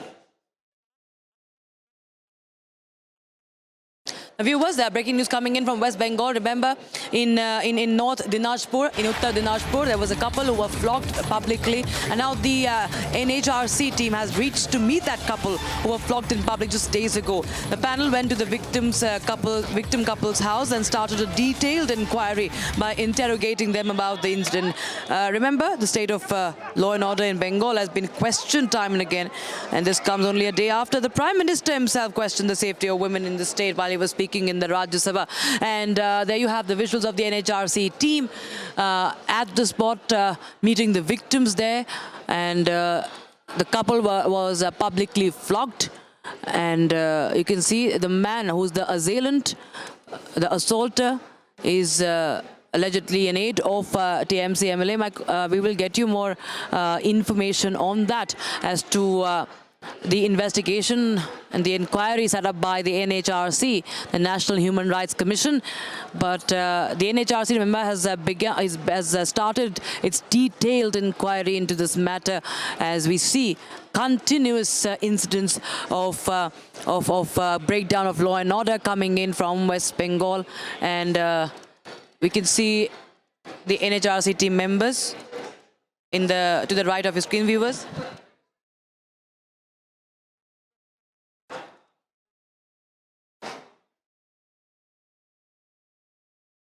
And viewers, this is, of course, many questions have been raised, because this is not the only visual that we have. There are many such visuals doing the round where we can see mob justice that is getting now rampant in the state of West Bengal. My colleague Kisholay is joining us live from our Bangla newsroom in Kolkata. Kisholay, tell us more about this detailed inquiry of the NHRC that is started in Uttar Dinajpur. Well, exactly. We heard before how the NHRC was quite shocked at the incident of Chopra, Uttar Dinajpur, where a boy and a girl, a man and a woman, were beaten, thrashed on the road in between a crowd, where they were beaten because they were in an alleged illicit relationship. Now, the villagers and this person called JCB, Tajimul Islam, a TMC leader, he decided that they have done a mistake, hence they have to be flogged in public. Now, after that incident happened, the NHRC took a stock of the whole situation and what happened exactly there, and spontaneously took this case into their own hand.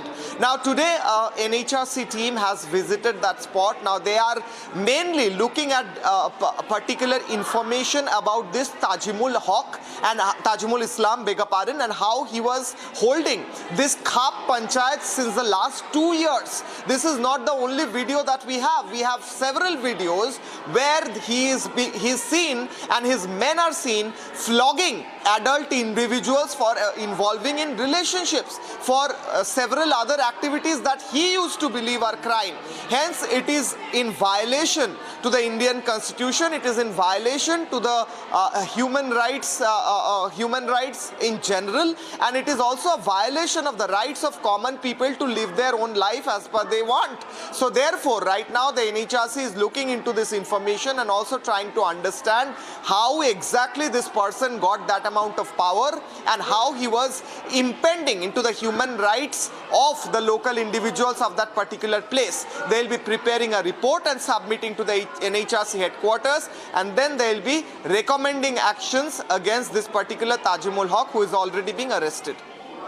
All right. Thank you so much, Kisholay, for joining us with those updates coming in on that story. Viewers, at Republic Bangla is also very closely tracking from Uttar Dinajpur. Remember, the NHRC team in the latest has started a detailed inquiry, and they are going to meet the victim.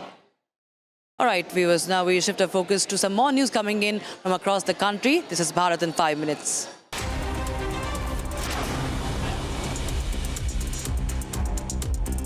Prime Minister Narendra Modi paid homage to Swami Vivekananda on his death anniversary, praising his teachings for their strength and wisdom. Over a social media post, the Prime Minister reiterated a commitment to realizing Swami Vivekananda's vision of a prosperous and progressive society. Vice President Operations West and North for ITC Maurya, Atul Bhalla, celebrated Team India's historic World Cup victory, expressing joy over their stay at the hotel. He spoke about the significance of this moment for Indians and expressed pride in hosting the Men in Blue. He also mentioned about cherishing memories that were associated with hosting the victorious team. So it's a great moment for all of us as Indians, and especially at ITC Maurya. Proud moment for all of us, the Team India is, and we're really humbled and really happy about it. And these are the memories we're going to cherish for the rest of our lives, that Team India won World Cup and coming and staying at ITC Maurya. A fire incident occurred in east of Kailash early morning today. Authorities have been actively working on the situation. Emergency responders arrived promptly upon notification. Details are awaited. And Delhi University's Faculty of Law announced the postponement of the LLB end terms examination slated for today. Now, this comes after DU Vice Chancellor Yogesh Singh said the reason to be a students' attendance issues. Singh says that the attendance shortages risked students losing a year, further saying that classes are set to continue for 2 more weeks, and as per the decisions taken, exams have been rescheduled for the 18th of July. Petition filed in the Supreme Court urged Bihar to conduct top-level structural audits of bridges following collapses. Now, Advocate Brajesh Singh highlighted multiple incidents, emphasizing the urgent need for intervention to prevent further disasters. Now, Bihar is known for its flood-prone nature, faces significant risks with bridge failures that endangers lives. Also, the petition calls for real-time monitoring mechanisms akin to the National Highway Guidelines, and it seeks a permanent body of experts to oversee existing and under construction bridges, emphasizing public safety amid recurring structural failures. NCP-SCP leader and Lok Sabha MP Supriya Sule expressed satisfaction over Hemant Soren's release from jail, eagerly awaiting his oath alongside awaiting Kejriwal's release, she says. She, in fact, criticized the imprisonment of 2 chief ministers without substantial evidence, attributing it to the electoral motives and a disservice to the nation. On the Manipur issue, Sule stressed the need for complete peace, marking the anguish of women, children, families affected by the ongoing unrest.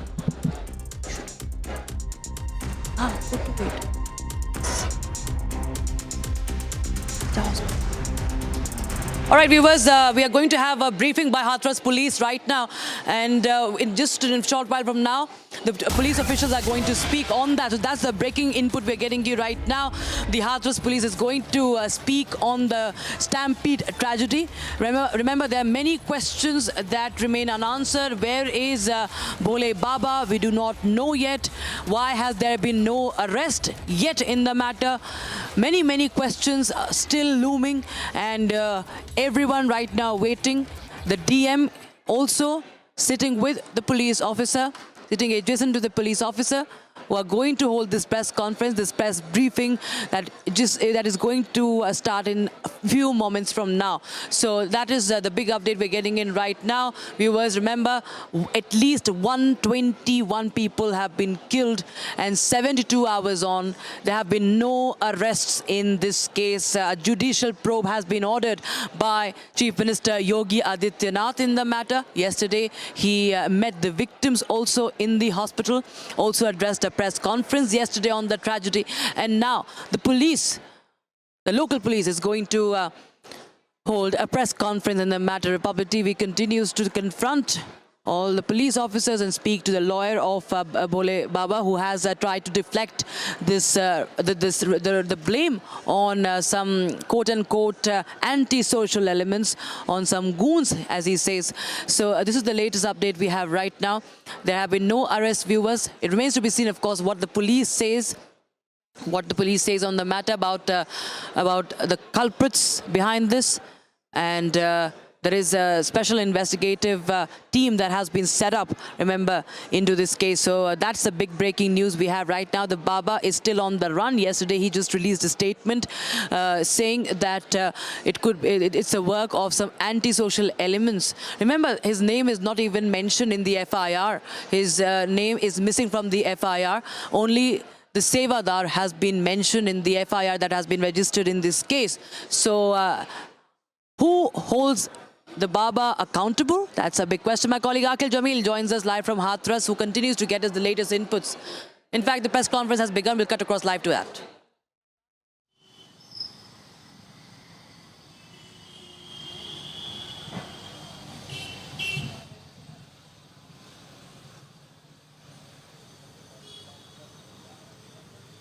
और देख लीजिए आप लोग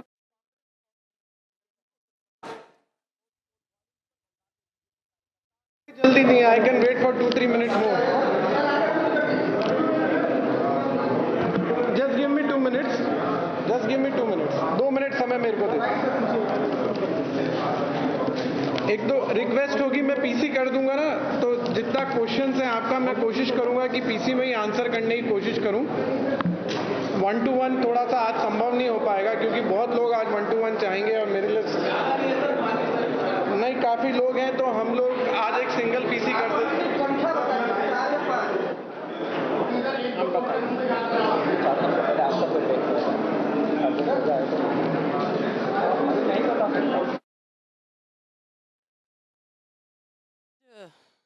Minute or two, we're going to get the press briefing. That's going to just begin. And remember, there has been no arrest and the Baba is still on the run. Who's responsible? Who's accountable for this tragedy in which 121 people have been killed? That remains a big question. Who takes the responsibility? Who's held accountable? Who is punished for the death?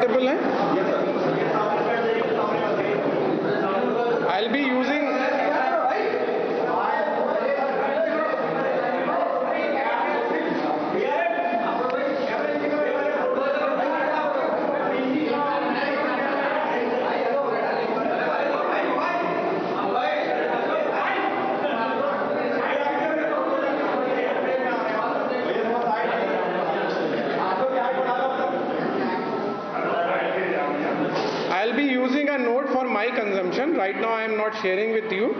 आप उसके बाद जब मेरा briefing खत्म हो जाएगी, आप लोग फ्री हैं अपने क्वेश्चंस पूछने के लिए, राइट? स्टार्ट कर दूं. दिनांक 2/7 को जनपद हाथरस के पुलिस थाना सिकंदराऊ ग्राम फुलरई मुगलगढ़ी में एक बेहद दुखद घटना हुई, जहां पे श्री सूरजपाल उर्फ नारायण साकार बाबा, जिनको भोले बाबा भी कहते हैं, कि सत्संग आयोजन के अंदर भगदड़ मचने से कई लोगों की मृत्यु हो गई. टोटल मृतकों की संख्या 121 है, जिसमें 2 पुरुष, 112 महिलाएं, 6 बच्चे और 1 बच्ची हैं. 121 जो मृतक हैं उन सभी की शिनाख्त हो चुकी है और पोस्टमार्टम की प्रक्रिया, जैसा जिलाधिकारी महोदय ने बताया, सभी की पूरी हो चुकी है.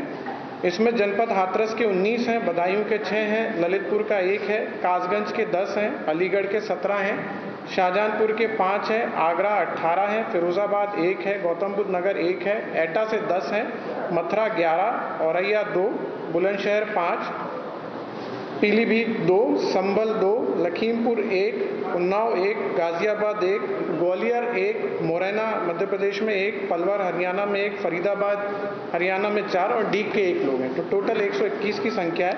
घटना की सूचना होते ही वरिष्ठ अधिकारियों को संज्ञानित होते ही वो तत्काल मौके पर पहुंचे और जनपद के सभी अधिकारियों के द्वारा जो प्रथम दृष्टया हम लोग के द्वारा जो काम चालू किया गया, वो युद्ध स्तर पर बचाव और राहत कार्य किया और प्राथमिकता पे घायलों का इलाज कराना, समुचित इलाज कराना और मृतकों की शिनाख्त में पोस्टमार्टम अतिशीघ्र करा के सम्मानपूर्वक प्रक्रिया से मृतकों के शव परिजनों को सुपुर्द करने की कार्रवाई की गई. जैसा कि आप लोग को विदित है, इस घटना के संबंध में ऑनरेबल पीएमओ द्वारा 2 लाख रुपए की धनराशि और माननीय उत्तर प्रदेश शासन द्वारा 2 लाख रुपए की धनराशि जो मृतक हैं उनको दी गई है. माननीय राज्य सरकार द्वारा घटना की विस्तार पूर्वक जांच हेतु माननीय न्यायमूर्ति श्री ब्रजेश कुमार श्रीवास्तव जी सर के नेतृत्व में, जो सेवानिवृत्त माननीय उच्च न्यायालय की अध्यक्षता में, श्री हेमंत राव सर जो कि रिटायर्ड आईएएस ऑफिसर हैं और श्री भावेश सर जो कि रिटायर्ड आईपीएस ऑफिसर हैं, उनकी सदस्यता में समिति गठित की गई है. इस संदर्भ में थाना सिकंदराव में 2/7/2024 को अभियोग पंजीकृत किया गया था, जो कि भारतीय न्याय संहिता की धारा 105, 110, 126(2), 223 और 238 के अंदर पंजीकृत किया गया। घटना की विवेचना को 2/7 तारीख को ही पुलिस अधीक्षक महोदय द्वारा राम प्रवेश राय क्षेत्राधिकारी नगर को स्थानांतरित किया गया और इनके साथ एक सह विवेचक के रूप में थाना प्रभारी कोतवाली विजय कुमार को सह विवेचक नियुक्त किया गया। विवेचना प्रारंभ करते हुए 6 लोगों की अभी गिरफ्तारी की गई है। विवेचना के क्रम में एडीजी जोन आगरा द्वारा भी सभी जनपद में निर्देशित किया गया है अपने जनपद में गिरफ्तारी हेतु, और जोन स्तर के ऊपर भी एक एसओजी टीम का गठन हुआ है, जो कि संलिप्त लोगों और संस्था के सेवादार अधिकारी पदाधिकारियों की भूमिका को जांच करेगी। इसके अलावा रेंज लेवल की जितनी भी एसओजी टीम है उनको पुलिस अधीक्षक हाथरस के सहयोगार्थ संबद्ध किया गया है। घटनास्थल को सुबह 3 तारीख को सुबह ही फॉरेंसिक टीम और फील्ड यूनिट द्वारा साक्ष्य संकलन की कार्रवाई से गहन रूप से वहां पर साक्ष्य संकलन की कार्रवाई की गई थी कल मॉर्निंग में। जैसा मैंने बताया 6 लोगों की अभी गिरफ्तारी हुई है, जिसके अंदर राम लड़ेते पुत्र रहबारी सिंह यादव निवासी भानुपुरा थाना कुरावली जनपद मैनपुरी, उपेंद्र सिंह यादव पुत्र रामेश्वर सिंह निवासी शिकवाबाद जनपद फिरोजाबाद, मेघ सिंह पुत्र हुकुम सिंह जनपद हाथरस सिकंदराव थाना, इनकी गिरफ्तारी की गई है। मंजू यादव पत्नी सुशील कुमार थाना सिकंदराव, इनकी गिरफ्तारी की गई है। मुकेश कुमार जो कि पुत्र मोहन सिंह, ये थाना सिकंदराव के हैं, इनकी गिरफ्तारी की गई है। मंजू देवी पत्नी किशन कुमार यादव कचोरा थाना सिकंदराव 40 वर्ष, इनकी गिरफ्तारी की गई है। इनकी गिरफ्तारी जो है थाना कोतवाली और सिकंदराव से की गई है। विस्तार पूर्वक जब इनसे अभी प्रथम दृष्टया हम लोग की पूछताछ हुई है तो इनके द्वारा बताया गया कि ये सभी लोग आयोजन समिति के अध्यक्ष हैं, समिति के मेंबर्स हैं और पूर्व में इनके द्वारा कई आयोजनों के अंदर भी पार्टिसिपेट किया गया है। ये मुख्यतः सेवादार के रूप में कार्य करते हैं और आयोजक और इनकी सत्संग कमेटी में भीड़ इकट्ठा करना, चंदा इकट्ठा करना, इन सब चीज़ों का सहयोग प्रदान करते हैं। साथ ही साथ वहाँ पर जो देखा गया कि बैरिकेडिंग द्वारा भीड़ नियंत्रण करना, श्रद्धालु हेतु पंडाल की व्यवस्था करना, वाहनों की पार्किंग की व्यवस्था करना, कार्यक्रम स्थल पर खड़ंजा, बिजली की आपूर्ति, जनरेटर, सफाई व्यवस्था इत्यादि इन लोगों का कहना है कि हम लोगों के द्वारा कराई जाती है। वहाँ पर जो एक चीज़ आप लोगों ने भी देखा होगा, जो आपके वीडियोस आप लोग के पास आए, आपने भी देखा होगा कि उनके द्वारा ब्लैक कलर की डांगरी और जंगल वाली डांगरी और यूनिफॉर्म पहनी हुई थी। तो इनके द्वारा बताया गया है कि एकरूपता हेतु वहाँ पर पिंक ड्रेस दी जाती है, जिससे हम भीड़ को अपने हाथ से नियंत्रित करते हैं। बाबा के अनुयायियों के बारे में पता लगा कि उनके बारे में काफ़ी मान्यताएं हैं और बाबा के चरण रज लेने से बहुत सारे संकट दूर हो जाते हैं और हम लोग चरण जो बाबा की गाड़ी थी उसको काफिले को भीड़ से निकालने हेतु आगे पीछे दौड़ते हैं। उस दिन भी बाबा की चरण रज के लिए भीड़ गाड़ी के आसपास आई तो सेवादारों ने भीड़ को रोका और जैसे ही काफिला आगे निकला तो सेवादारों ने भीड़ को चरण रज होने के लिए अनियंत्रित छोड़ दिया। उसके बाद महिलाएं और बच्चे एक दूसरे के ऊपर गिर गए। घटना जब हुई तो ये लोग मौके से फरार हो गए। इनके द्वारा वहां पर किसी प्रकार का कोई सहयोग वहां की पुलिस या प्रशासनिक व्यवस्था को नहीं दिया गया। एक बात जो और प्रकाश में आई कि वहां पर ये किसी भी व्यक्ति को वीडियो बनाने से रोकते थे। वह पुलिस प्रशासन को जो अभी तक की हम लोग की पूछताछ और साक्ष्य संकलन है और जो वीडियो आप लोग के माध्यम से भी प्राप्त हुए उसके अंदर देखा गया कि इनके द्वारा खुद ही अपने आप को भीड़ नियंत्रण का प्रयास किया जाता है और किसी प्रकार की पुलिस वहां पर या प्रशासनिक व्यवस्था को ये लोग एक तरह से अलाउ नहीं करते हैं। इनके अपने उसमें रिजर्वेशंस हैं। ये भी बात जो मुख्य अभियुक्त हैं जो प्रकाश मधुगर हैं उनके ऊपर 1 लाख की गिरफ्तारी का जोन लेवल के ऊपर आदेश किया जा रहा है। 1 लाख का जो पुरस्कार होता है वो घोषित किया जा रहा है। शीघ्र उनके एनबीडब्ल्यू की भी कार्रवाई की जाएगी और इसमें खास तौर से विवेचना में भी इस चीज़ को भी देखा जाएगा कि कोई आपराधिक षड्यंत्र किसी व्यक्ति द्वारा या किसी संस्था द्वारा तो नहीं है, ये किसी साजिश का तो हिस्सा नहीं था। तो ये टोटल जैसा मैंने बताया 6 लोगों की गिरफ्तारी हुई है। अलग अलग जगह के रहने वाले हैं वो लोग। हम लोग के पास और भी डिटेल्स आई हैं, कुछ फोटोग्राफ्स आई हैं, कुछ पोस्टर बैनर्स आए हैं, कुछ हम लोगों के द्वारा जो पूछताछ के अंदर और चीज़ निकली हैं जो और हम लोग के पास एग्जामिनेशन के लिए जो है पूछताछ की जाएगी और जैसे जैसे विवेचना के क्रम में हम लोग बढ़ेंगे उसके अंदर जो भी साक्ष्य आते हैं और लोग की भी जो भी सख्त से सख्त विधिक कार्रवाई होगी, इसमें दोषी होंगे उनके खिलाफ की जाएगी।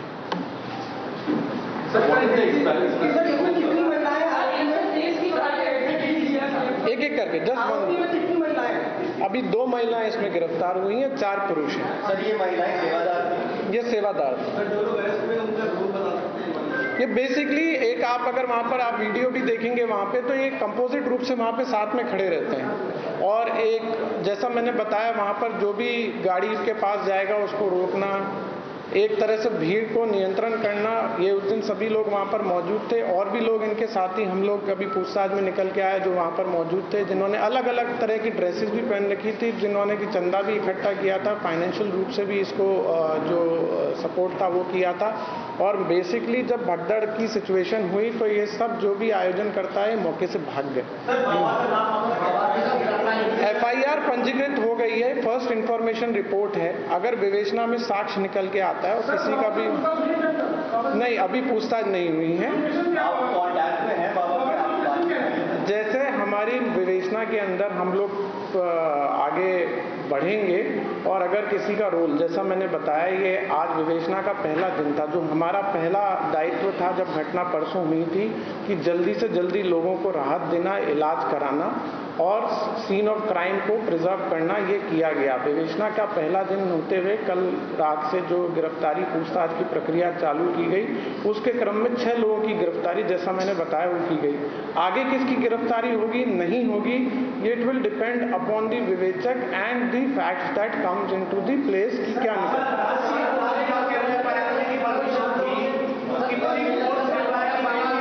देखिए इस संदर्भ के ऊपर बहुत पहले भी हम लोग इस बारे में आप लोग को बता चुके हैं और अब क्योंकि इस संदर्भ में जैसा मैंने बताया कि माननीय आयोग का गठन हो चुका है जो कि ऑनरेबल जस्टिस के रिटायर्ड जस्टिस की अध्यक्षता में है, वो इस पूरे घटना की गहन रूप से इंक्वायरी करेगी, कितनी भीड़ थी, कितनी आई थी, क्या संसाधन थी।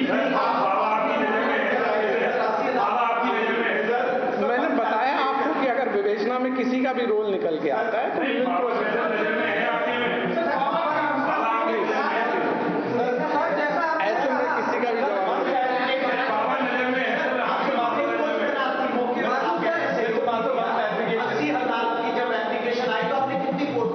नहीं, फोर्स वहाँ पर तैनात की गई थी, वहाँ पर फोर्स की तैनाती थी और इस संदर्भ के अंदर जैसा मैंने बताया माननीय आयोग का गठन हो चुका है। वहाँ पे ट्रैफिक पुलिस भी तैनात थी, वहाँ पे फायर की पुलिस भी तैनात थी, वहाँ पे सिविल पुलिस भी तैनात थी, वहाँ पे PSC भी तैनात थी।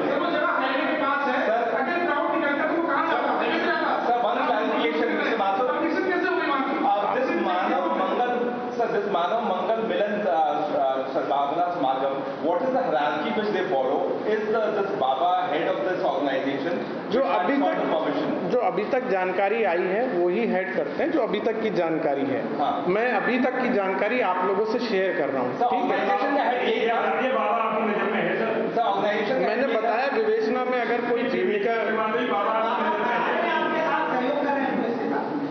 अगर जरूरत पड़ेगी तो पूछताछ की जाएगी, आवश्यकता पड़ेगी, we will do in the course of investigation. It is too early to say और कमेंट कि जो है उनका रोल है कि नहीं है।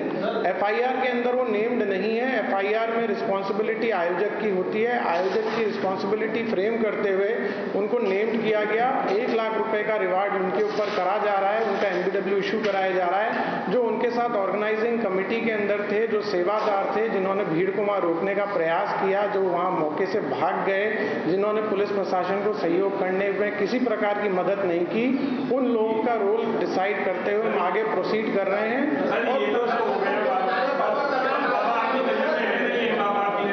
मैं बता दिया आपको, इन्वेस्टिगेशन में follow the due process. Sir आपने कहा कि ये लोग की जिम्मेदारी थी क्राउड मैनेजमेंट की, सारे लोगों की, ये बाबा का ही सेवादार है, तो फिर सीधे सीधे तो बाबा की जिम्मेदारी बनी। ये बेसिकली ऑर्गेनाइजेशन कमेटी ने परमिशन ली थी।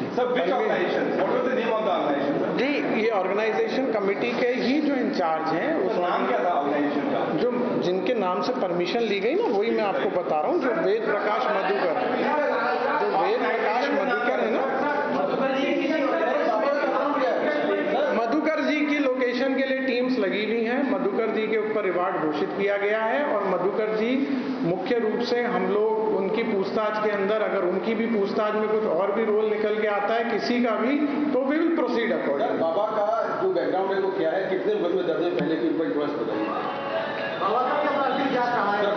बाबा के आपराधिक इतिहास की जानकारी हम लोग के द्वारा की जा रही है। जो अभी तक जानकारी प्राप्त हुई है वो जानकारी हुई है कि सन 2000 के अंदर ये हेड कांस्टेबल पद से इन्होंने बीआरएस लिया था और ये एसपीआर ऑफिस जो होता है आगरा में, वहाँ पर वो तैनात थे। वहाँ से इनके द्वारा बीआरएस लिया गया।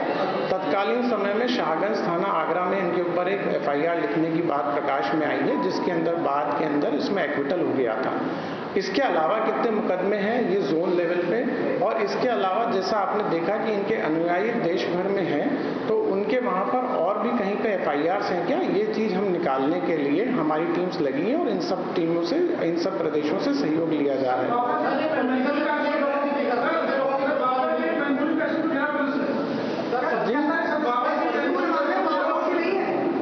जी मैंने तो बिल्कुल ये नहीं कहा कि कोई दोषी है नहीं है। मैंने कहा है कि investigation is underway. Investigation as we proceed, if some investigation provides evidences, मुख्य अभियुक्त की गिरफ्तारी के अंदर और भी चीज निकल के आती है तो वी विल प्रोसीड। आज जो है हम लोगों ने 6 लोगों की गिरफ्तारी की गई है, क्योंकि इस चीज को लेके अलग अलग भ्रामक सूचनाएं चल रही थी कि पुलिस गिरफ्तारी नहीं कर रही है या पुलिस की गिरफ्तारी की संख्या इतनी है या इतनी महिलाएं हैं।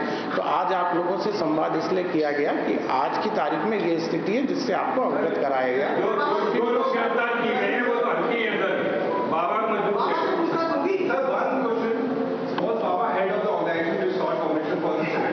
परमिशन इनके नाम से नहीं ली गई, परमिशन इनके नाम से नहीं ली गई। ठीक है, थैंक यू। दिस इज खुद ही कह रहे हैं कि इन लोग की जिम्मेदारी होती थी क्राउड मैनेजमेंट, तो इन्हीं की जिम्मेदारी बाबा की। पुलिस की लापरवाही और प्रशासनिक व्यवस्था हेतु ही न्यायिक आयोग का गठन किया गया है, जो कि इस बारे में तस्दीक करेगा। आयोग शीघ्र यहाँ पर विजिट करने वाला है, नंबर 1। नंबर 2, उसकी जो मैंडेट है उसके अंदर ये भी एसओपी है कि भविष्य के अंदर इस तरह की घटनाएं ना हो, उसके लिए कैसे कदम उठाने हैं, क्या समुचित व्यवस्था करनी है। तो मैं ये आपसे कह नहीं रहा हूँ कि पुलिस की लापरवाही है या नहीं है। इस संदर्भ में अब माननीय आयोग जो भी रिपोर्ट सबमिट करेगा उसके आधार पर निर्णय लिया जाएगा। Thank you.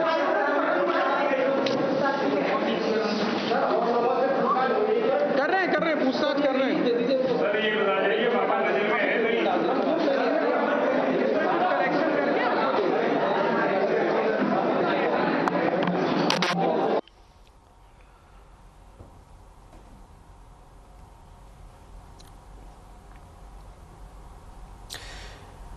The police news conference on the Hathras tragedy there, giving in details of what unfolded and those responsible. Though the police also have several questions that they are facing in front of them. The total number of deaths in the Hathras stampede now standing at 121. The police saying that all bodies have now been identified and that 6 people have now been arrested in the case of the stampede following the congregation. SOG teams formed investigating the role of Sevadars. Forensic teams also taking action to collect evidence at the incident site. As per the police, women and children falling on each other when the incident took place. 2 women have been arrested, 4 men arrested, in all 6 arrests made in the case. The police also adding that Sevadars who were at the congregation have fled from the spot after the stampede. Organizers have been named in the FIR. Let's see if the Baba has been named. I'm going across to Akhil joining us with the details. Akhil, Bhole Baba, we know that he's on the run. And, in the convoy that's leaving, there is a police car that is also seen, Akhil. Does the police know where Bhole Baba is? If I'm not wrong, there is also a police vehicle in that convoy. Well, absolutely, Niranjan. This is what the main question is all about, that why Bhole Baba name is not there in the FIR. We have asked this question to the senior police officers, Aligarh Range IG, Mr. Salap Mathur as well. And he's refusing that. He's saying and he's suggesting that what happened at that time, because if you see the FIR copy, Baba's name is not mentioned in that FIR. And when we asked this question to him, he said that at that point of time, the permission was taken by the Sevaks. So the Sevaks are the responsible ones. Sevaks took the permission for 80,000 people to come for that religious congregation, and Baba's name was nowhere in that permission list. So that's why there has been no FIR mentioning Baba's name. So this is what they have been suggesting. Apart from that, if you see the latest breaking that we are getting from the ground is that 6 persons have been arrested in connection with the case.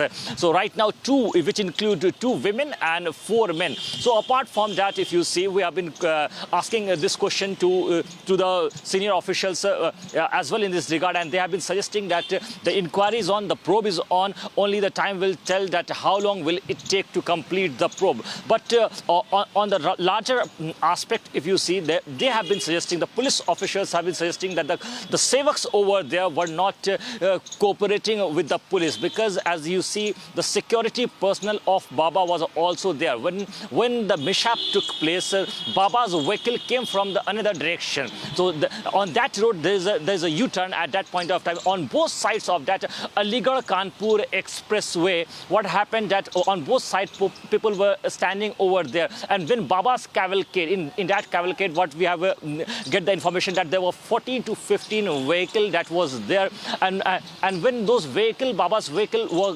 cavalcade were coming from the another direction, those people who were the devotees over there, they tried to touch the soil in Baba's feet at that point of time, in which ruckus got created, and then after that a stampede happened, and in which 121 lives have been lost, Niranjan. Thank you for joining us with those inputs. Let's move on and get you another story that we've been tracking here on Republic TV, that of Agniveer. And the point that was made by Rahul Gandhi, first on the floor of the parliament, and later fact-checked by Defence Minister Rajnath Singh, and later even the Indian Army came out to contradict Rahul Gandhi and say that Agniveer Ajay Kumar's family had been paid the compensation after he laid down his life for the country. Defence experts also speaking out as Rahul Gandhi's claims stand contradicted.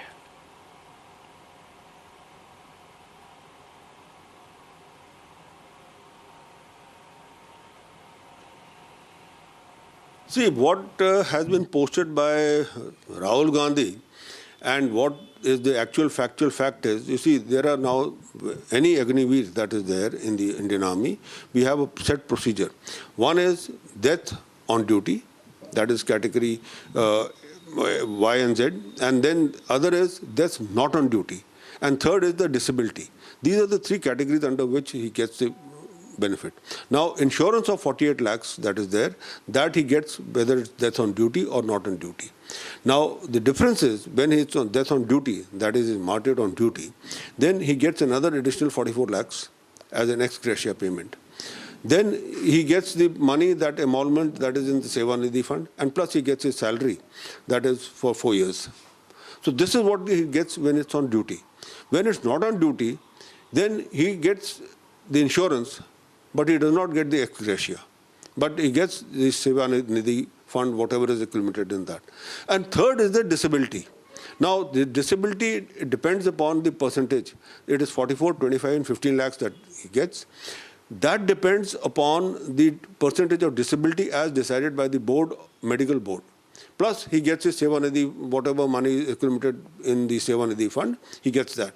So, this statement of the person whom Rahul Gandhi is showing on Twitter and other videos has to be ascertained when it was shot, when this statement was taken, and who is that person and how did he die. Because I am still not clear, to be very frank, as to who that person is and how did he die and when this video was taken. Because it could be that this video was taken before the emoluments were given. that could also be there, or that person is not the same person whom everyone's talking about. So this has to be clarified, which should be done by the media and by the army also, so that things are clear. Thanks. I would firstly say this: there should be no politics as far as the Agniveers or the defense forces are concerned. It has happened earlier also.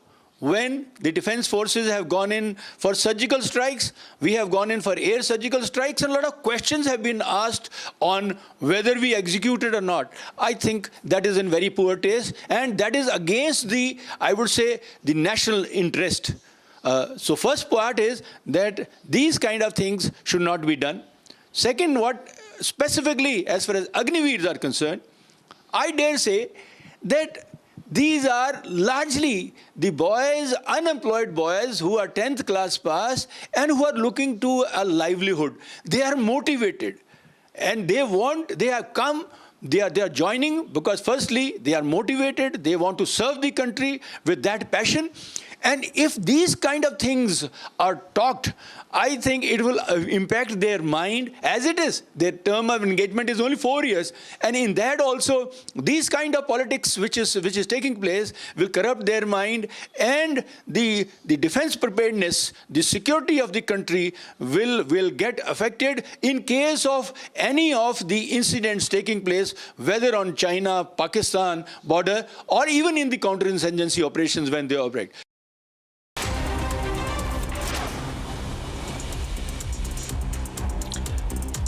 Uttar Pradesh police searching for Bole Baba.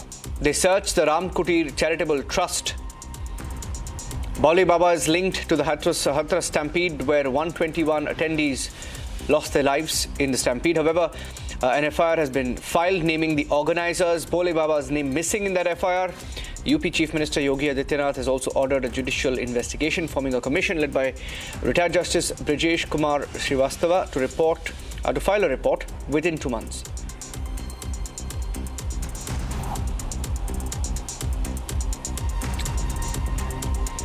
UP Chief Minister Yogi Adityanath supported Prime Minister Modi's Ek Ped Maa Ke Naam initiative to combat global warming. He planted a sapling at his residence, announced that 54 crore saplings have been prepared in UP nurseries for the scheme.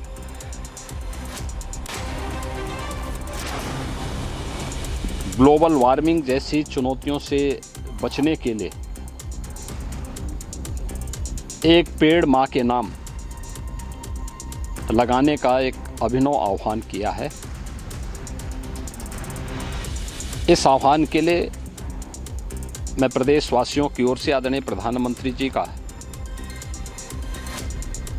हृदय से आभार व्यक्त करते हुए अभिनंदन करता हूं।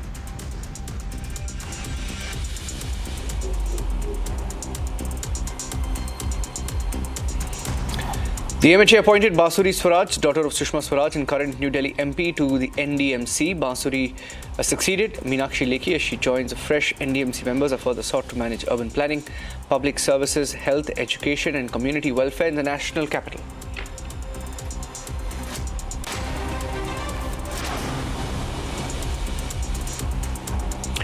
As Amarnath Yatra has begun, another batch of pilgrims embarked on their journey from Banta Chowk Srinagar base camp under heightened security. The 45-day pilgrimage follows the Baltal and Pahalgam routes.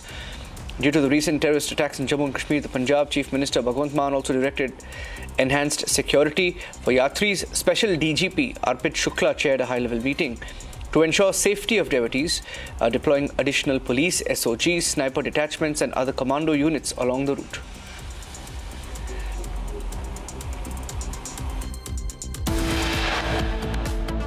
After a rousing reception in the national capital and meeting with Prime Minister Modi in Delhi, Team India will make its way to Bombay for the Victory Parade. That is all set to take place post 5 p.m. this evening. We'll keep you up to speed with the latest as it is a day of celebration for our champs. Stay tuned.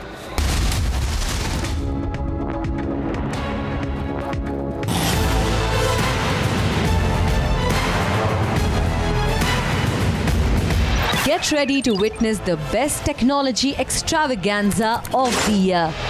The first edition of the Republic Business Emerging Technology Awards has received an overwhelming number of nominations. Dominating the categories are AI and robotics, healthcare, edutech, fintech, banking and finance, and martech. Groundbreaking innovations and revolutionary ideas from the largest digitalized economy in the world. Join us as we celebrate India's incredible digital growth story. Republic Business Emerging Technology Awards, Friday, 5th July 2024.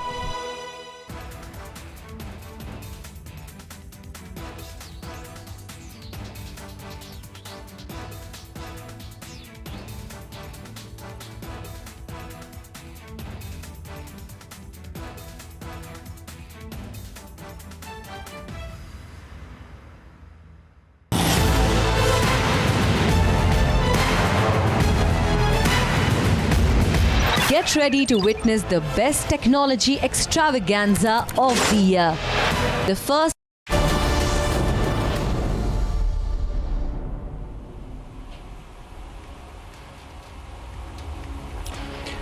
Now some news from the world of business. Excitement around the launch of the first CNG bike globally, being launched by auto major Bajaj Auto tomorrow. Saqib is joining us live from our Republic studios to gauge the excitement and what this product means for both the Indian automobile industry and globally.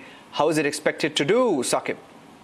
Niranjan, all eyes are on this tomorrow's launch. The Bajaj is going to be launching its first and the world's first CNG-powered bike. So I'm sure the next time we go on a bike ride, it's going to be on a CNG-powered bike.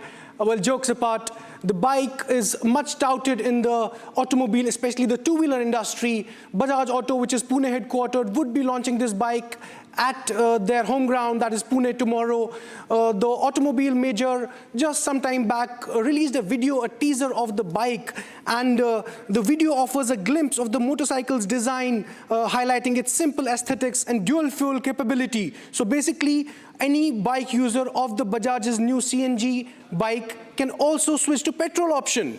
So the innovation move positions Bajaj as a pioneer in the global motorcycle market with the world's first CNG-powered bike.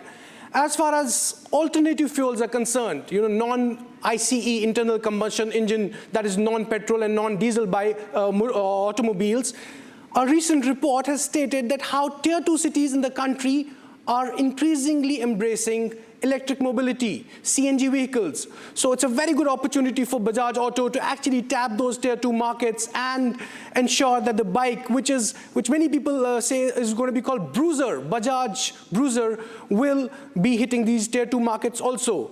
So let's look forward to tomorrow's launch and see how the world's first CNG-powered bike looks like. With that, it's back to you, Niranjan.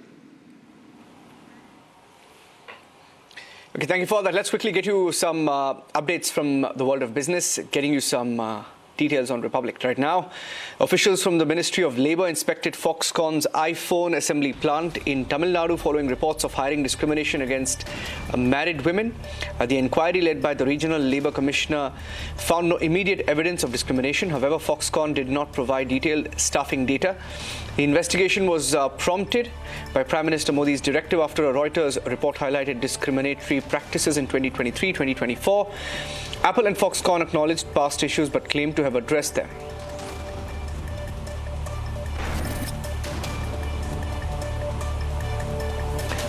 China's BYD inaugurated its first Southeast Asian electric vehicle plant in Thailand, aiming to dominate the regional EV market. CEO Wang Chuanfu highlighted Thailand's clear EV vision, committed to a new era of auto manufacturing. The BYD plant is part of a broader $1.4 billion investment from Chinese EV makers, supported by the Thai government, subsidies and tax incentives.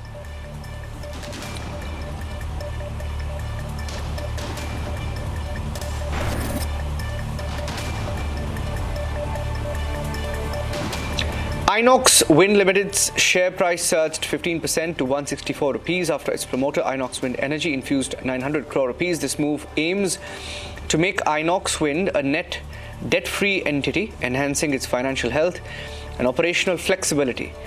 IWEL raised funds through equity share sales with participation from marquee investors. The company plans to retire its external term debt following positioning of the brand favorably in the renewable energy sector.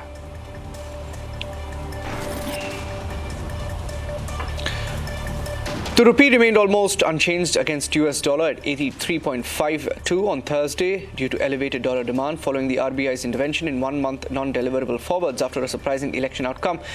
Despite a 0.3% fall in the dollar index and signs of a cooling US economy, the rupee lagged behind its Asian peers. The RBI expected to manage and limit the rupee's weakness amid rising expectations and Federal Reserve rate cuts.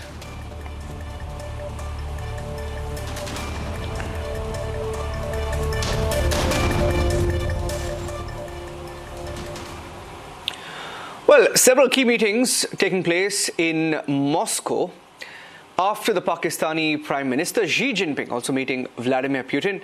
This comes a few days before Prime Minister Modi is expected to be in Russia.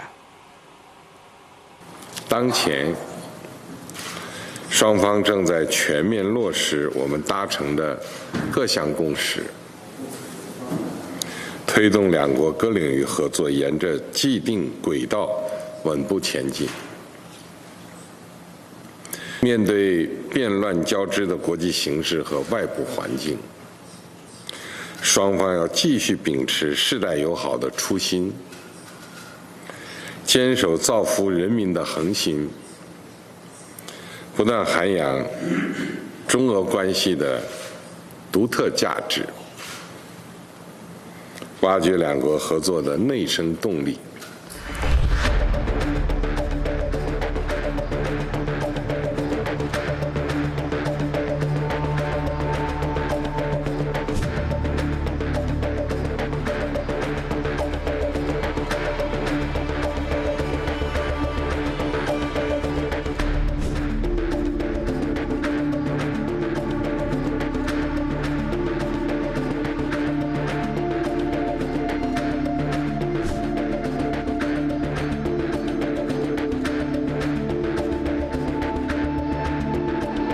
Российско-китайские отношения, всеобъемлющего партнерства и стратегического взаимодействия переживают наилучший период в своей истории.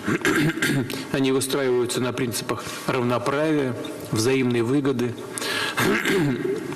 и уважения суверенитета друг друга. Наше сотрудничество не направлено против кого бы то ни было. Мы не создаем никаких блоков и союзов. Мы просто действуем в интересах наших народов.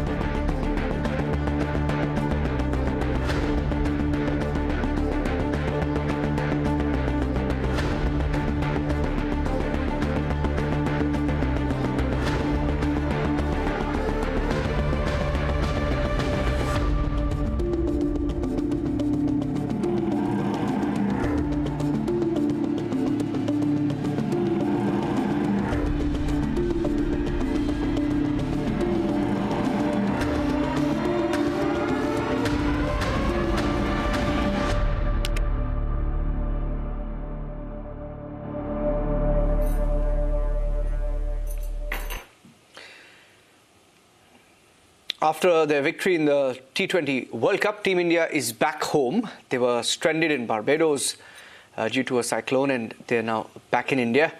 Their first engagement this morning after reaching the ITC Maurya in the national capital. They met Prime Minister Modi at his official residence at 7 Lok Kalyan Marg.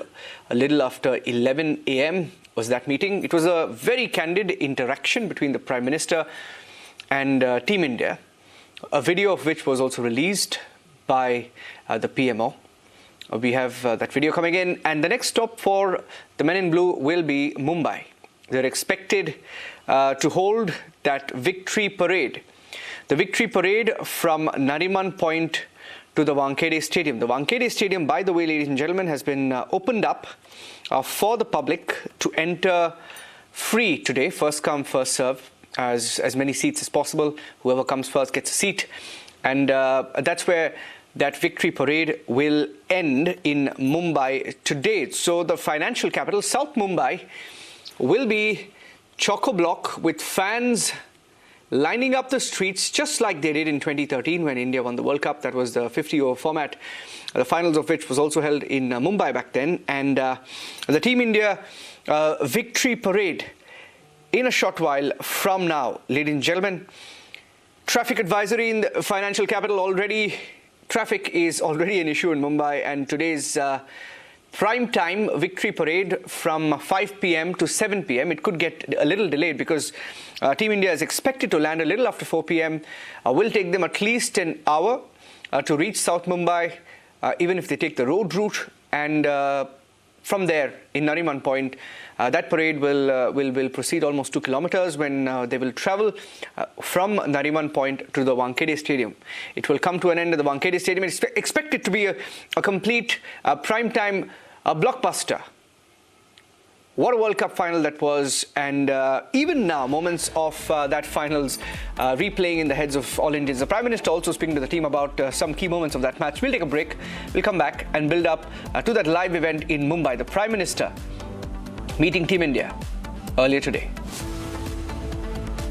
In Parliament, Prime Minister Narendra Modi literally smashed it out of the park. The more the opposition shouted, the more Narendra Modi seemed to come to his elements. He called Rahul Gandhi an infant who keeps crying after tearing cabinet papers and being pulled up by the Supreme Court and then goes crying to his mother. He called the Congress party parasites. He emphasized that most of the seats of the Congress were on the basis of their support from their allies, and put out a figure that 3/4 of the seats where the Congress fought directly with the BJP, they lost. The Narendra Modi 3.0 is going to be far more aggressive, confident, decisive than people are expecting. He will be exactly the opposite of what the Lutyens Brigade would want him to be.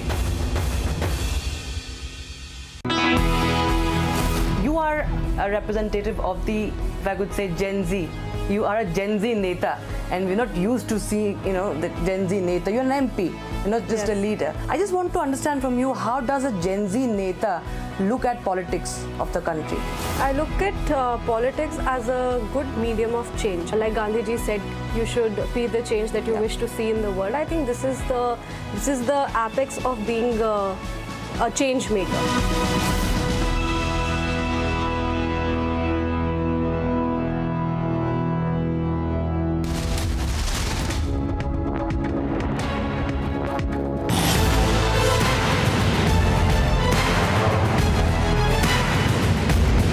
Get ready to witness the best technology extravaganza of the year. The first edition of the Republic Business Emerging Technology Awards has received an overwhelming number of nominations. Dominating the categories are AI and robotics, healthcare, edutech, fintech, banking and finance, and martech. Groundbreaking innovations and revolutionary ideas from the largest digitalized economy in the world. Join us as we celebrate India's incredible digital growth story. Republic Business Emerging Technology Awards, Friday, 5th July 2024.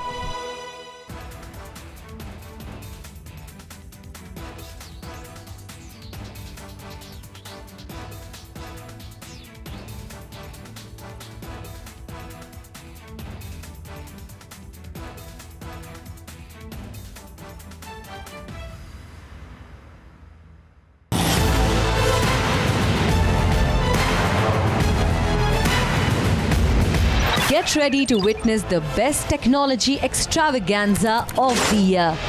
The first edition of the Republic Business Emerging Technology Awards has received an overwhelming number of nominations. Dominating the categories are AI and robotics, healthcare, edutech, fintech, banking and finance, and martech. Groundbreaking innovations and revolutionary ideas from the largest digitalized economy. You are a representative of the, if I could say, Gen Z. You are a Gen Z Neta, and we're not used to seeing, the Gen Z Neta. You're an MP, not just a leader. I just want to understand from you, how does a Gen Z Neta look at politics of the country?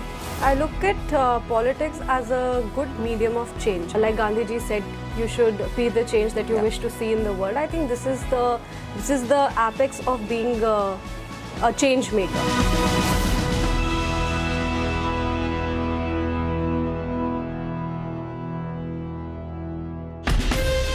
From Asia's largest news headquarters, setting the agenda for Bharat.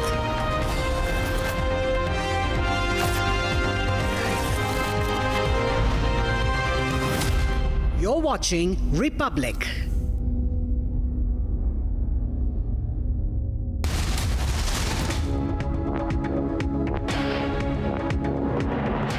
American Pistachio presents cracking news of the hour. Forensic team और field unit द्वारा साक्ष्य संकलन की कार्रवाई से गहन रूप से वहां पर साक्ष्य संकलन की कार्रवाई की गई थी कल मॉर्निंग में। जैसा मैंने बताया 6 लोगों की अभी गिरफ्तारी हुई है।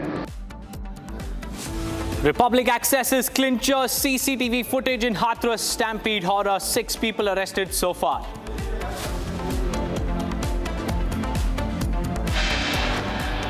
More than 50 hours on, more than 120 innocents killed in the stampede, but Bole Baba is still on the run.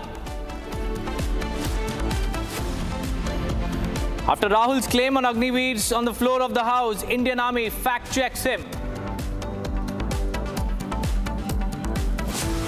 Back in the national capital, men in blue meet Prime Minister Modi after the mega World Cup win.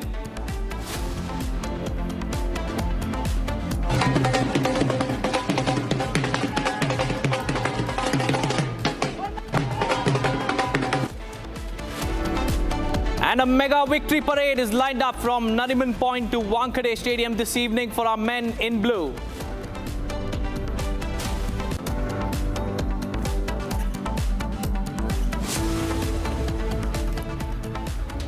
It's 4 p.m. and you're watching Republic TV, viewers. Remember, Republic TV is leading the investigation into the Hathras stampede horror. And let me tell you, because in the latest, Republic has also accessed the entire timeline of the absconding Bole Baba's escape. And according to the police sources, Baba departed from the premises at about 1:40 p.m. yesterday. And the investigations have also revealed crucial phone calls that were made to Baba post the incident, including one from the organizer named Dev Prakash Madhukar at 2:48 p.m. Subsequent to these calls, Baba's phone was also traced to Mainpuri Ashram from 3 p.m. to 4:35 p.m., during which he had a conversation with several individuals, including Dev Prakash's wife, Ranjana. Now, efforts are currently underway to locate the Baba, with raids being conducted at multiple locations, and also surveillance has extended to neighboring states as well. Well, the info that we've put out on our screens clearly show that at 1:40 p.m. yesterday, the Bole Baba leaves the site of the satsang, and at 2:48 p.m., organizer Dev Prakash Madhukar makes a phone call to the Baba, who is now on the run. And after that, from 3 p.m. to 4:35 p.m., Baba's phone location was traced in Mainpuri. That's where his ashram is.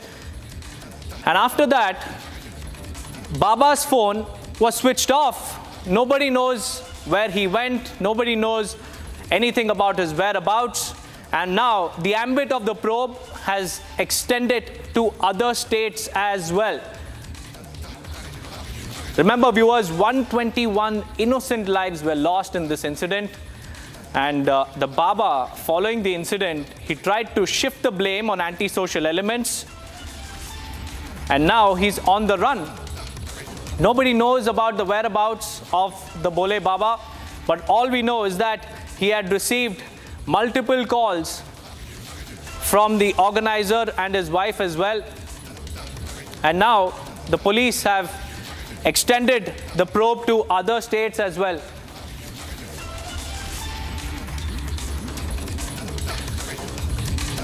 We have Akhil joining us live from Hathras. He's giving us all the latest inputs as well as far as the case is concerned. Akhil, multiple phone calls were made after the satsang. You know, in fact, the organizer had also called the Baba, and his location was traced to the Mainpuri ashram. And after that, his phone went completely switched off and nobody knows about the whereabouts. And the police have said that investigation will now extend to other states as well. Well, absolutely, Deepak. If you see, Baba's name is not in the FIR. But apart from that, if you see Dev Prakash, who is a very close confidant of Baba, his name is there. He's the main culprit behind it but he has not now been arrested. Recently, just few minutes back, what we have seen that Hathras police has did a press conference. In that press conference, it was mentioned that 6 people have been arrested so far in connection with the case, which include 2 women and 4 men. So if you see 6 people have been arrested, but there have been a lot of questioning going on that front, that why Baba's name was not mentioned in the FIR. And this question was prima facie posed to UP Chief Minister Mr. Yogi Adityanath as well. And while responding to this in the press conference yesterday, he said that that the police team has been looking at all the angles. And apart from that, if you see, Baba was not the organizer. The organizer was his caste sevaks. So those sevaks have organized this event. So if you see the main the FIR has been registered against the close aide, who is the main organizer of the event. So the police is still trying to nab him because he is still at large. But there were several locations where the police team, UP police team, is constantly looking at to find the location of the Pramukh Sevadar in connection with the case. But apart from that, the second very important point to mention over here is that when the incident took place, the Baba's team is saying, the Baba's lawyer also suggested that Baba was not there, and it's a pre-planned conspiracy by the anti-social element to just make it a case so that Baba could be maligned. They want those anti-social elements want to malign the image of Baba. This is what the lawyers of Bhole Baba is also suggesting. But the case is different, because if you see in the press conference, it was very clear, it was very evident that the senior police officers have told us that at one point of time they were suggesting that those Sevadars were not supporting the police team, because at that point of time when the incident happened, those Sevadars were trying to shove the people who were standing just on the both sides of the road on Aligarh-Kanpur Expressway. Yes, Deepak. Right, Akhil, many thanks for joining us with all those details. In fact, viewers, Republic TV also spoke to the lawyer of the Bhole Baba, who continues to be on the run. And last evening as well, he released a statement while trying to deflect and also shrug the responsibility of himself. He blamed the anti-social elements for being behind the stampede. But now let's listen into what his lawyer had to say. So we have with us AP Singh, the advocate who is fighting the case who will fight the case on behalf of Bhole Baba. Sir, thank you so much for talking to us. Sir, what legal course will you follow to defend Bhole Baba? I will follow each and every type of legal course as per our constitution, or as per our Bharatiya Nyaya Sanhita, which newly implicated from 1st July. This case was registered on the basis of Bharatiya Nyaya Sanhita, newly implicated criminal law in the country. So I fully hope, I am very, very thankful to Honorable Prime Minister of India, who given a message during the reply of Honorable President of India in the Parliament House.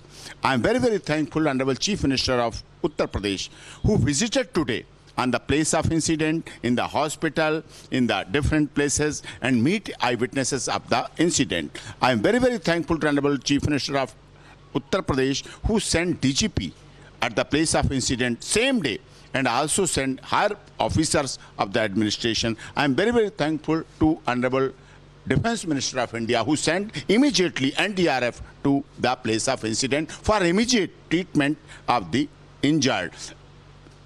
Our media houses, our administration, our police officials, and our Sevadar also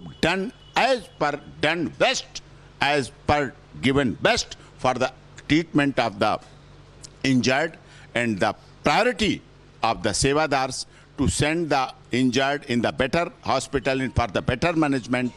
There is no need of blood donation. There is no need of financial. There was no need of medicine. So each and every situation covered, each and blood supplied, donate, medicines supplied, and money supplied as per the vehicle supplied for every person. So what will be the legalities that you will be required to deal with? Because, you know, since so many people have died, you know, when he was conducted this satsang, what are the legalities that will be involved in this case, sir? Because if there is a huge cry to punish this Bole Baba, sir. No. So in what it is wrong. It is totally wrong. There was no rule of Narayan Sakar Hari. When satsang was over, then Narayan Sakar Hari come from stage and go from his car to the residential place. But in the meantime, some anti-social elements with a criminal conspiracy hatched against our Sevadar, against our satsang.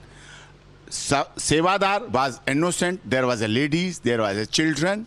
So they were very much innocent, but criminal conspiracy hatched against the Sevadar.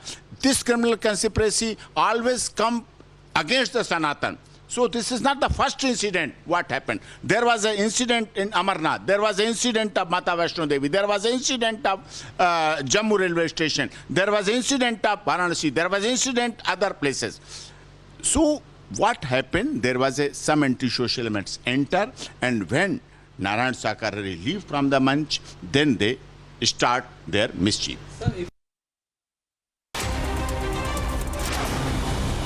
Let's now take a look at the other stories that we are tracking from across the nation in Bharat in 5 minutes. A new video from Sikandara Rao Satsang in Hathras showed a massive crowd at the event, tents lined alongside the road, and large numbers of followers were visible both at the venue and those arriving as well.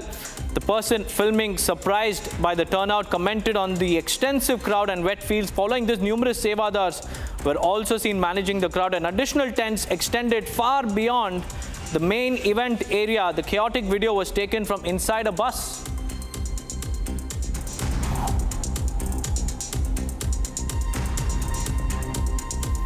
Karnataka Deputy Chief Minister D.K. Shivkumar acknowledged the BBMP contractors' protest, noting the government's ongoing efforts to clear funds as they become available. He mentioned that he would review the situation and address it accordingly. The protest highlighted the contractors' concerns about delayed payments and funding issues, and Shivkumar assured that the matter would be resolved as soon as possible.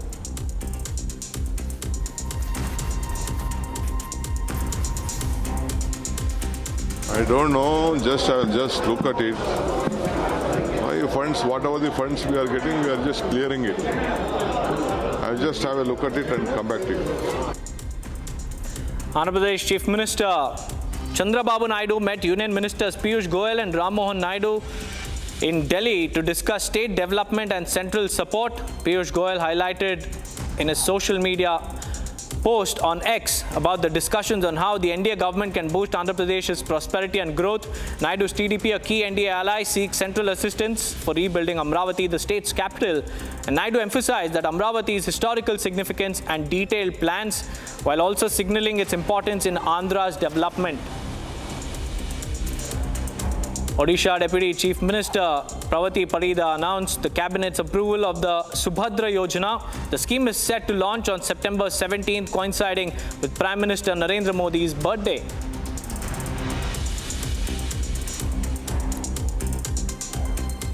हमारी cabinet ने पारित हुआ है सुभद्रा योजना, और माननीय मुख्यमंत्री ने बोल दिया है कि सितंबर 17 को देश की लोकप्रिय प्रधानमंत्री की जन्मदिन पर ये सुभद्रा योजना शुरू होगी। प्रधानमंत्री खुद ओडिशा आएंगे और इसको लॉन्च करेंगे। As per the latest reports, Gujarat added 11,523 lakh cubic feet of water storage capacity under the Sujalam Sufalam Jal Yojana this year. Central Gujarat has now gained 4,946 lakh cubic feet North Gujarat 2,831 lakh cubic feet, Saurashtra and Kutch 2,700 and South Gujarat 1,046. The 7-year campaign has increased the state's total water storage by 1,19,144 lakh cubic feet. The initiative, coordinated by multiple departments, included 9,374 projects and generated 7.23 lakh man-days of labor, improving water sufficiency and employment across the state. Tamil Nadu BJP President K. Annamalai criticized the DMK government's state education policy, claiming it is a 90% cut, copy, paste version of the new education policy with no innovation or no thinking, aimed solely at political gains. Regarding NEET, Annamalai highlighted that 59% of Tamil Nadu students passed in 2024, proving that NEET benefits backward classes and SC/ST communities. He emphasized the positive impact of NEET on inclusive education in the state. The DMK government has come up with a state educational policy because they say they are opposing the new education policy. Now, anybody who has got the time to look at the state educational policy will clearly know 90% is a cut, copy, paste of new educational policy. The woman staff member of West Bengal Raj Bhavan has approached Governor C.V. Ananda Bose's immunity.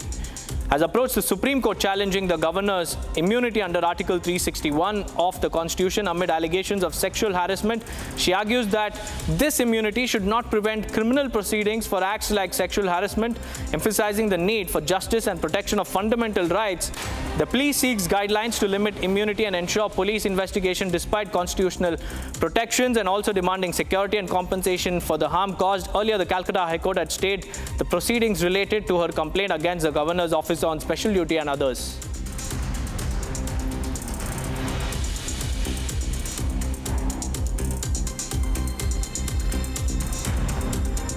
Now, viewers, let's talk about the alarming state of affairs in Saran district, because 3 bridges have collapsed in just 2 days, which has raised severe alarms on the kind of infrastructure that's being built in that particular region. Here's a report on all the latest developments.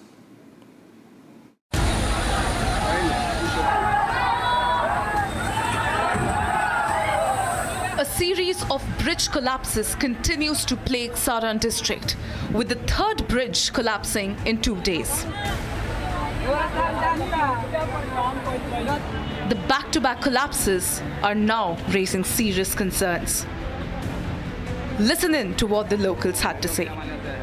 पुल बनने का कारण है कि जो नदी के कटाव माटी का हुआ, तो जो माटी कटाव है उसको नज़दीक के गड्ढा करके जेसीबी पपलन लगा करके लोग काट दिए। उस पर तो रुकाव पानी का नहीं हुआ। एक बैग जो पानी का धक्का मारा उसमें हम लोग का खेती बाड़ी वो ऊपर आने जाने के लिए हम लोग भी परेशानी है। बाजार पेठिया आइल गोइल कितने गाँव का आवागमन था? यहाँ पर 5-10 गाँव का है। The latest incident occurred in Saraya Panchayat of Baniapur block, where a large part of the bridge broke and scattered today morning. One of the pillars of the bridge also broke under the weight, further compromising the structure. Notably, the constant downpour due to monsoon is likely contributing to the ongoing bridge collapses in the district. The continuous collapse of bridges are mounting concerns for authorities and residents alike.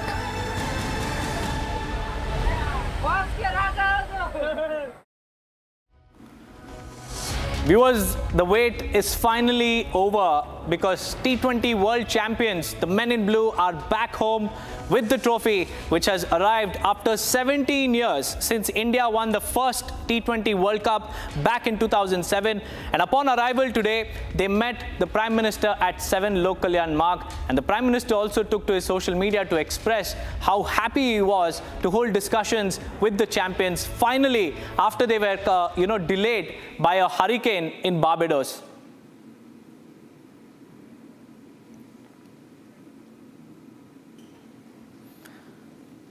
Well, viewers, these are the visuals of the men in blue, the champions, T20 World Cup heroes, there meeting with the Prime Minister at 7 Lok Kalyan Marg. In fact, the discussions revolved around their experiences throughout the tournament, because this tournament, viewers, let's not forget, has been the most successful campaign for Team India because they haven't lost a single match. And the only match that they've lost in the last 19 games was the World Cup final in Ahmedabad last year. But after that, what a comeback it has been for the men in blue led by Rahul Dravid, the wall. And there you can see iconic pictures of the team lifting the trophy with the Prime Minister, Mohammad Siraj, Akshar Patel, Kuldeep Yadav, Ravindra Jadeja, Rahul Dravid, Jasprit Bumrah, the hero of the Indian bowling unit. All of them met the Prime Minister today at 7 Lok Kalyan Marg after they landed in the national capital early this morning at about 6 a.m. They were, they also cut a cake at the airport. Following that, they went back to take some rest. And following that, they met the Prime Minister at 7 Lok Kalyan Marg. And now India celebrates in joy as the T20 World Cup trophy has finally come back home. And today, as we speak, Team India probably would have landed in Mumbai as well. A grand procession is also planned, which will start at Nariman Point all the way to Marine Drive.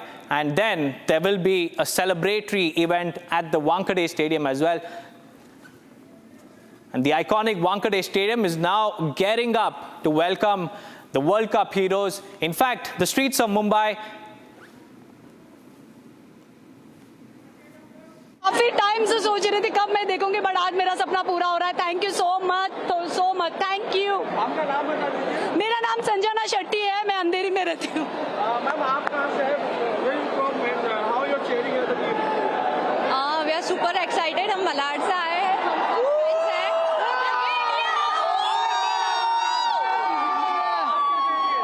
हम लोग 2007 में इधर ही airport में job करते हैं. 2007 में जब world cup first time Dhoni ने जीता था, आज 17 साल के बाद में 2024 में रोहित शर्मा के नेतृत्व में हम लोग ने एक कप जीते लाए. और जो सूर्या का कैच था, जो कैच सबसे बेस्ट है वर्ल्ड में, जो उन्होंने पकड़ा था, वो कैच के वजह से आज वर्ल्ड कप अपने हाथ में था.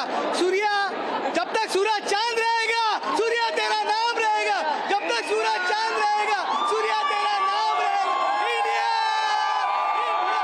India, India, India, India. आप कुछ स्टेप कर रहे थे, कुछ स्टेप कर रहे थे.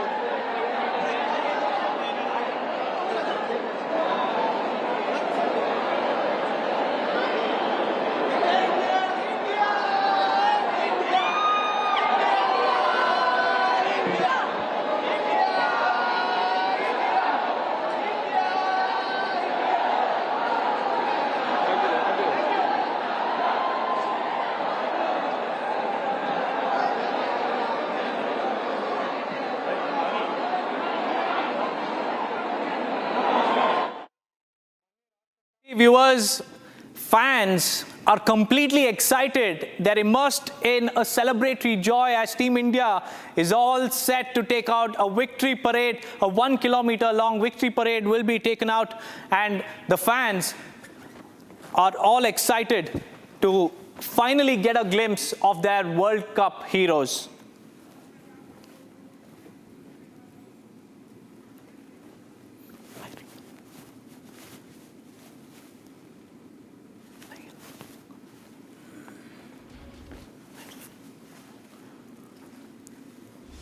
Those are the visuals, viewers, from earlier today when the team met the Prime Minister at 7 Lok Kalyan Marg, and they held discussions about their experience in the World Cup tournament, which has been successful. Now let's shift our focus on the United Kingdom, because as we speak, the people are casting their votes because the polls opened in UK's general elections with the opposition Labour Party, the heavy favourite to gain power once again after years of Conservative rule. In fact, opinion polls have also indicated that the parliamentary election will hand power to Keir Starmer, the Labour Party, and end the 14-year rule of the Conservative Party. Now, the push for votes on the last day of the election campaign is expected to return a Labour Party government after 14 years.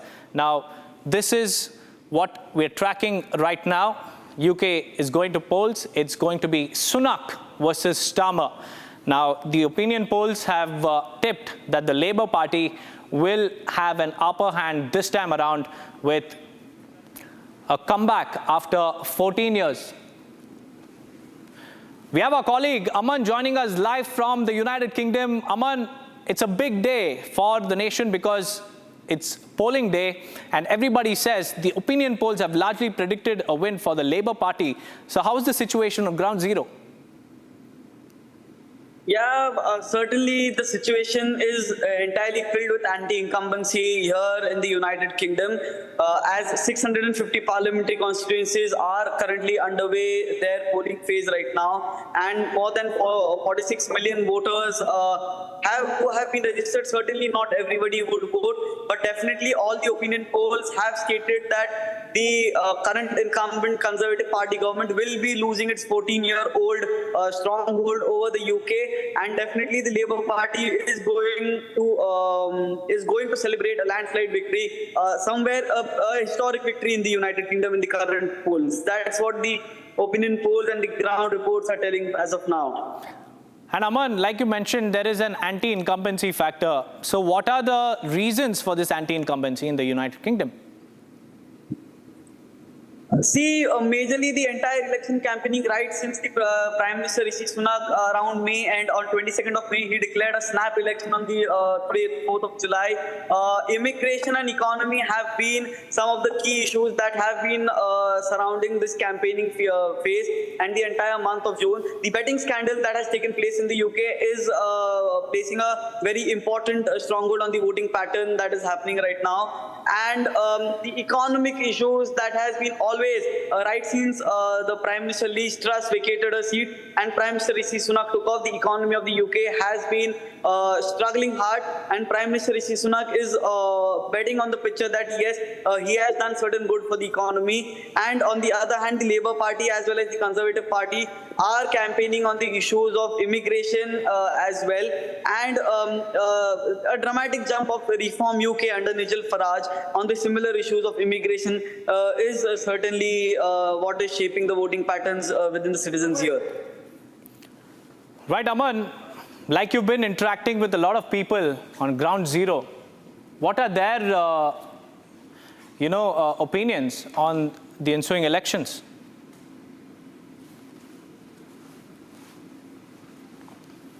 Right now, people are voting in favor. We can see a lot of people voting in favor of the Labour government. Even people who are stronghold historic conservative voters and traditional conservative voters have come out publicly and saying that they are going to vote for the Labour Party. Speculations are not only as of conservative losing their power in the Britain, but also Rishi Sunak being able to retain his own seat from Richmond. There have been apprehensions, there have been speculations whether Rishi Sunak would be successful in retaining his own seat, and if that speculations come true, Rishi Sunak will be the first ever Prime Minister in the British history to lose, the sitting Prime Minister to lose from a parliamentary constituency. So yeah, it's not only about Rishi Sunak being the PM or still being the PM or not, it is also about Rishi Sunak still continuing to being an MP or not. And people, traditional conservative voters, have transferred to become Labour voters or voting for other parties like Reform UK. Right, Aman, many thanks for bringing us all the latest updates from the United Kingdom. Well, that's the latest, viewers. Opinion polls have tipped that the Labour Party is all set to make a comeback. Now let's shift our focus because Xi Jinping met with Vladimir Putin, highlighting the turbulent international situation. Here's a complete report on what exactly happened during that meeting. 当前，双方正在全面落实我们达成的各项共识，推动两国各领域合作沿着既定轨道稳步前进。面对变乱交织的国际形势和外部环境，双方要继续秉持世代友好的初心，坚守造福人民的恒心，不断涵养中俄关系的独特价值，挖掘两国合作的内生动力。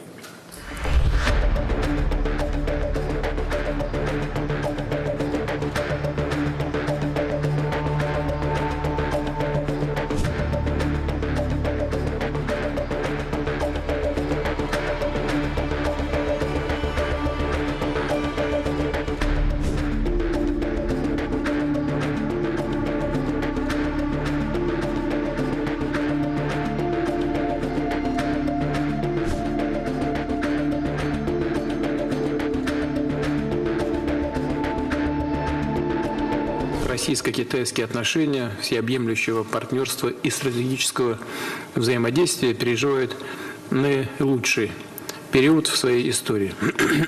Они выстраиваются на принципах равноправия, взаимной выгоды и уважения суверенитета друг друга. Наше сотрудничество не направлено против кого бы то ни было. Мы не создаем никаких блоков и союзов. Мы просто действуем в интересах наших народов.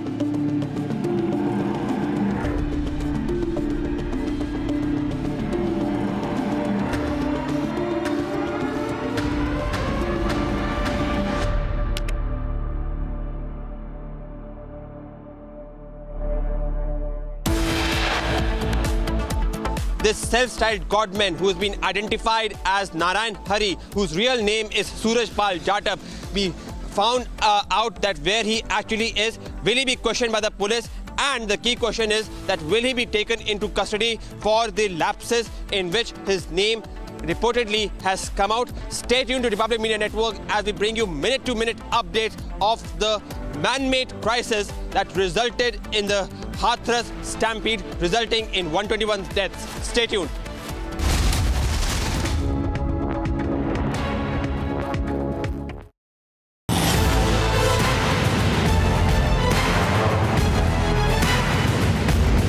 Get ready to witness the best technology extravaganza of the year. The first edition of the Republic Business Emerging Technology Awards has received an overwhelming number of nominations. Dominating the categories are AI and robotics, healthcare, edutech, fintech, banking and finance, and martech. Groundbreaking innovations and revolutionary ideas from the largest digitalized economy in the world. Join us as we celebrate India's incredible digital growth story. Republic Business Emerging Technology Awards, Friday, 5th July 2024.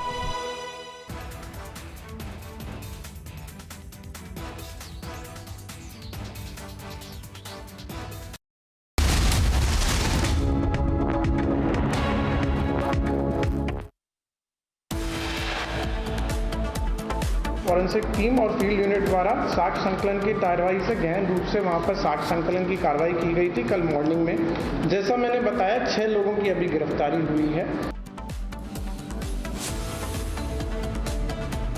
Republic accesses clinches CCTV footage in Hathras stampede, 6 arrested so far.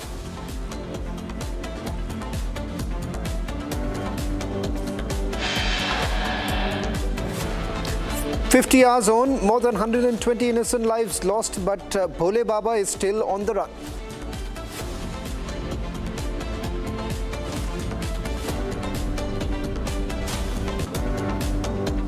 After Rahul's claim on Agniveers on the floor of the House, Indian Army fact-checks him.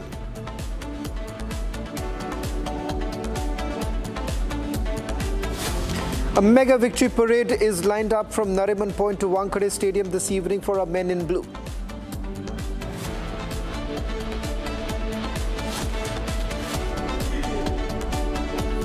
Poll underway in the UK. Trends indicate a fierce return of the Starmer-led Labour Party to Westminster.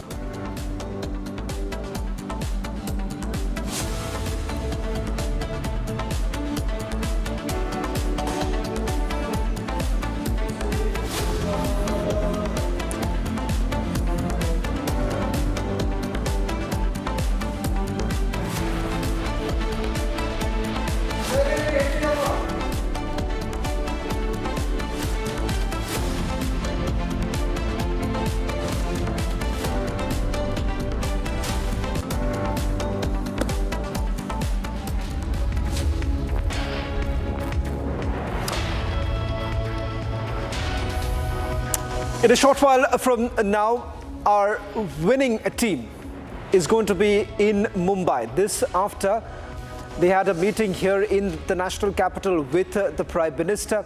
In fact, the images now that are coming in from the maximum city, many would say it's maximum joy in maximum city.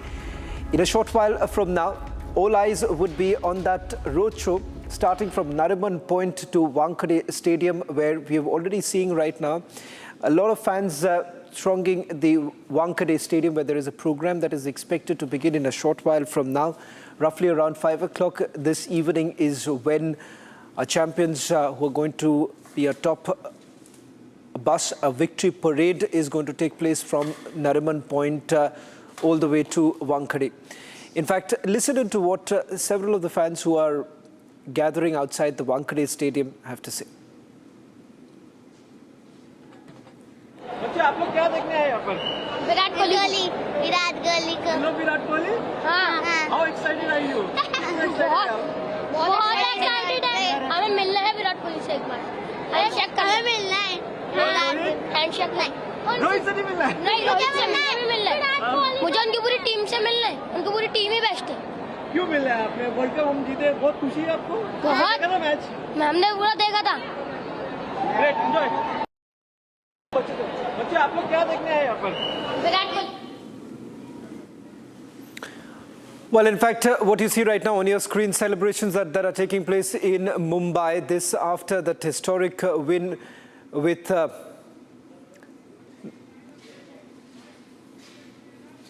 Yeah, definitely. And it was his last match, so it's like really, like, you know, heart to melting, like, really. My name is Harsh. So you're here for Team India? Yes, obviously. So what is your message for Team India? Sorry? What is your message for Team India? Keep working hard. That's it. We are very proud of you. Very proud of you. I have no words. Country really proud. And believe me, you don't need to win the World Cup to make us proud. We are already proud of you. This is your favorite player? Rohit Sharma.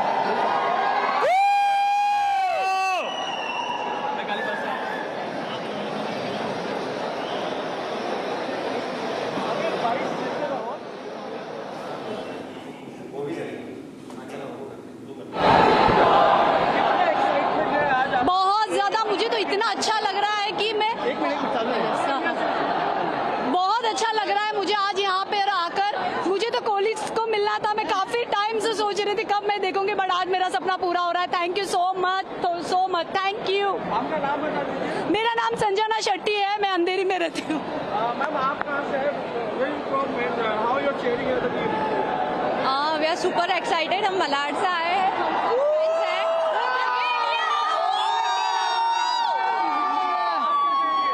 हम लोग 2007 में इधर ही airport में job करते हैं। 2007 में जब world cup first time Dhoni ने जीता था, आज 17 साल के बाद में 2024 में रोहित शर्मा के नेतृत्व में हम लोग ने एक कप जीते लाए। और जो सूर्या का कैच था, जो कैच सबसे बेस्ट है वर्ल्ड में, जो उन्होंने पकड़ा था, वो कैच के वजह से आज वर्ल्ड कप अपने हाथ में था। सूर्या, जब तक सूरज चांद रहेगा, सूर्या तेरा नाम रहेगा। जब तक सूरज चांद रहेगा, सूर्या तेरा नाम रहेगा। India, India, India, India, India, India.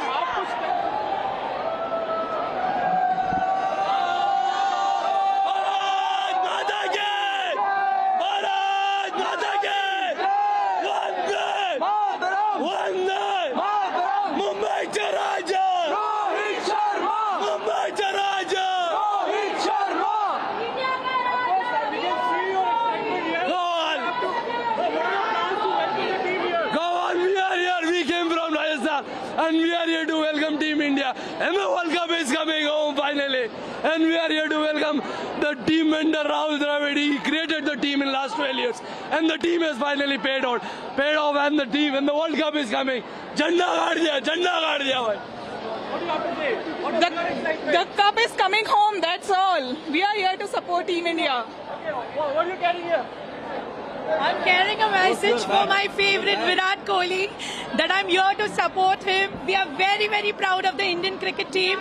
They have done a fantabulous job and we are so proud to say that we are Indian and they have really made the Indians proud on the world level. You were saying something. India ka Raja!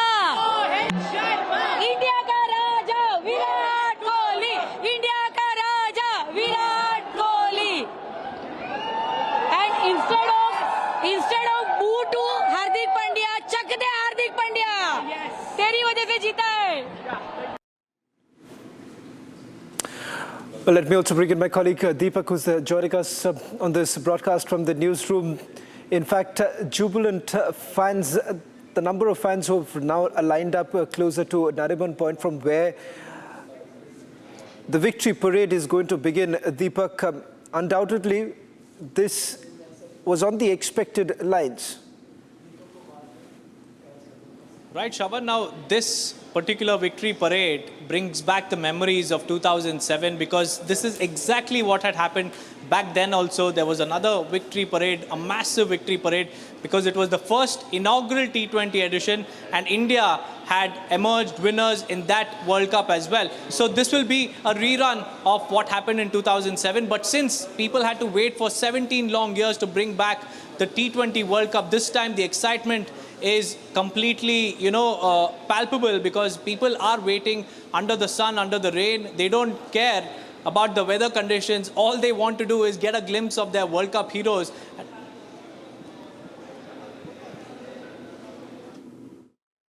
इधर ही रहेंगे. इतना जोश है, इतना जुनून है, इतने दूर से आए हैं हम सिर्फ रोहित शर्मा और उसकी टीम को देखने के लिए. क्या नाम है आपका? ऋतुजा. कहाँ से आई हैं? मुंबई. टीम इंडिया आज वानखेड़े स्टेडियम आ रही है. भारत ने T20 वर्ल्ड कप जीत लिया है, क्या कहेंगे? हम लोग को सबसे ज्यादा खुशी हो रही है कि इंडिया वर्ल्ड कप फिर से ट्रॉफी लेके इंडिया में आ रहा है. स्पेशली मुंबई में हम वो मोमेंट एंजॉय करने के लिए यहाँ पे आए हैं. बारिश के बीच आप लोग खड़े हैं. Let me also bring in my colleague Satyaprakash, who's joining us from Nariman Point. In fact, that's the starting point of the victory parade. Satyaprakash, ये बताइए कि कई लोग जो इस वक्त खड़े हैं, बारिश हो रही है मुंबई में, उसके बावजूद वो चाहते हैं कि एक छोटा ग्लिम्स जो दिख जाए पूरी टीम की.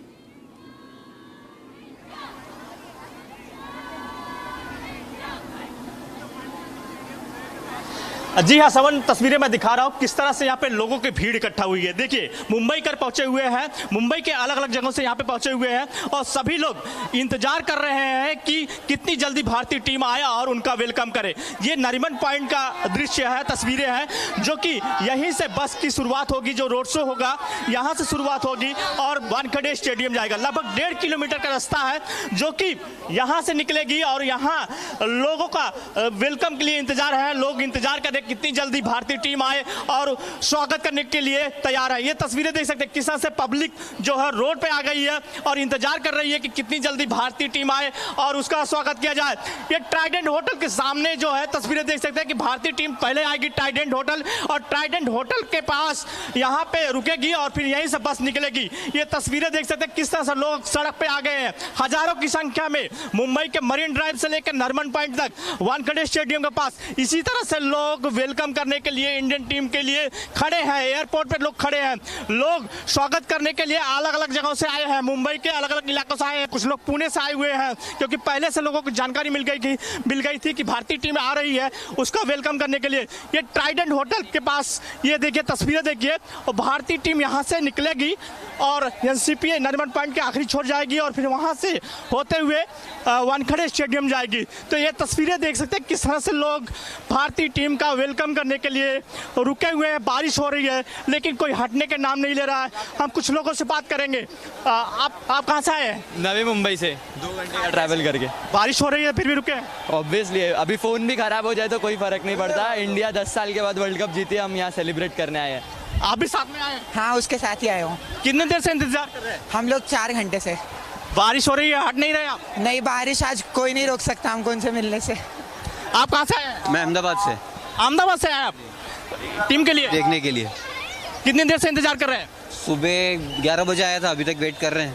देखिए तस्वीरें देखिए कि यहाँ पे किस तरह से लोगों की भीड़ इकट्ठा हो गई है। मैं तस्वीरें दिखा रहा हूँ कि किस तरह से यही होटल के सामने से भारतीय टीम निकलेगी और बस में जाएगी और बस में रोड शो करते हुए लगभग 1.5 किलोमीटर का जो सफर है, लगभग 1.5 घंटा लगेगा, जो बताया जा रहा है कि 1.5 घंटा वक्त लगेगा वानखेड़े स्टेडियम तक पहुँचने के लिए। ये तस्वीरें देख सकते हैं कि किस तरह से मुंबई के अलावा अलग अलग जगहों से लोग पहुंचे हुए भारतीय टीम का वेलकम करने के लिए। लोगों से हम बात करते हैं कि किस तरह से लोग स्वागत करने के लिए आप झंडे लेके पहुंचे।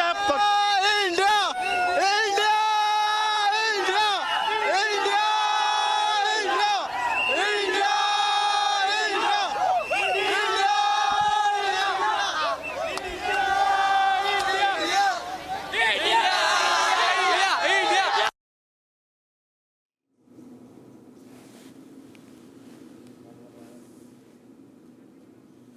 Well, in fact, on your screens right now, these are images coming in from Mumbai as jubilant fans all waiting to get a glimpse of the winning team. Expected to be landing in a short while from now, and the victory lap to begin in the next 15 to 20 minutes.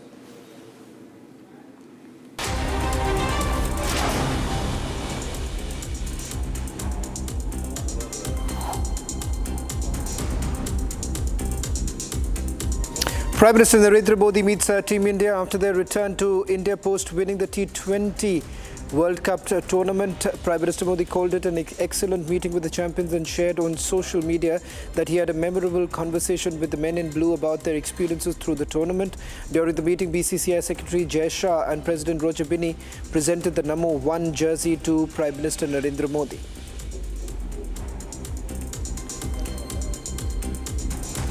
Cricket fans start arriving at Mumbai's Wankhede Stadium to witness Team India to take part in the victory parade and celebrations. Fans hail Team India and Captain Rohit Sharma for their brilliant performance in the tournament. Team India's victory parade will be held from Marine Drive to Wankhede Stadium in the evening today. The bus that is to be used in the victory parade of the Indian cricket team was already reached Wankhede Stadium.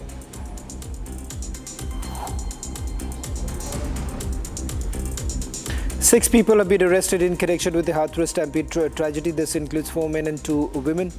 All 6 are said to be members of the organizing committee and worked as sevadars. The tragedy, which took place on Tuesday, led to the death of more than 120 people.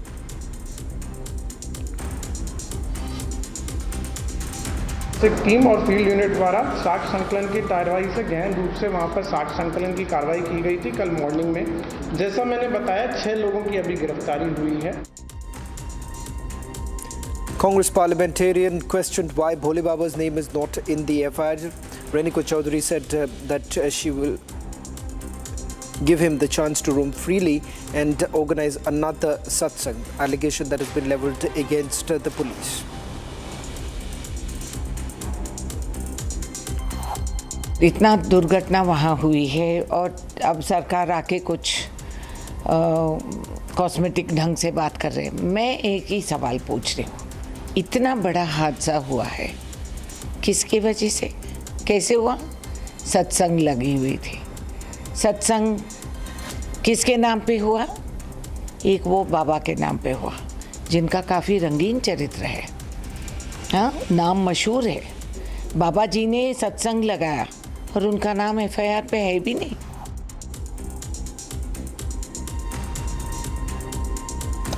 Hemant Soren to take oath as the Chief Minister of Jharkhand. This after Champai Soren tendered his resignation.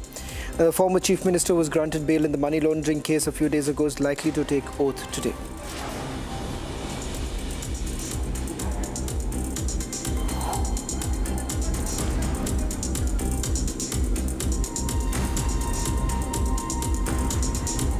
Annamalai said that DMK government has come up with a state education policy as they oppose the new education policy. He called DMK's education policy a 90% cut copy-paste version of the new education policy, saying there is no innovation or new thinking in it.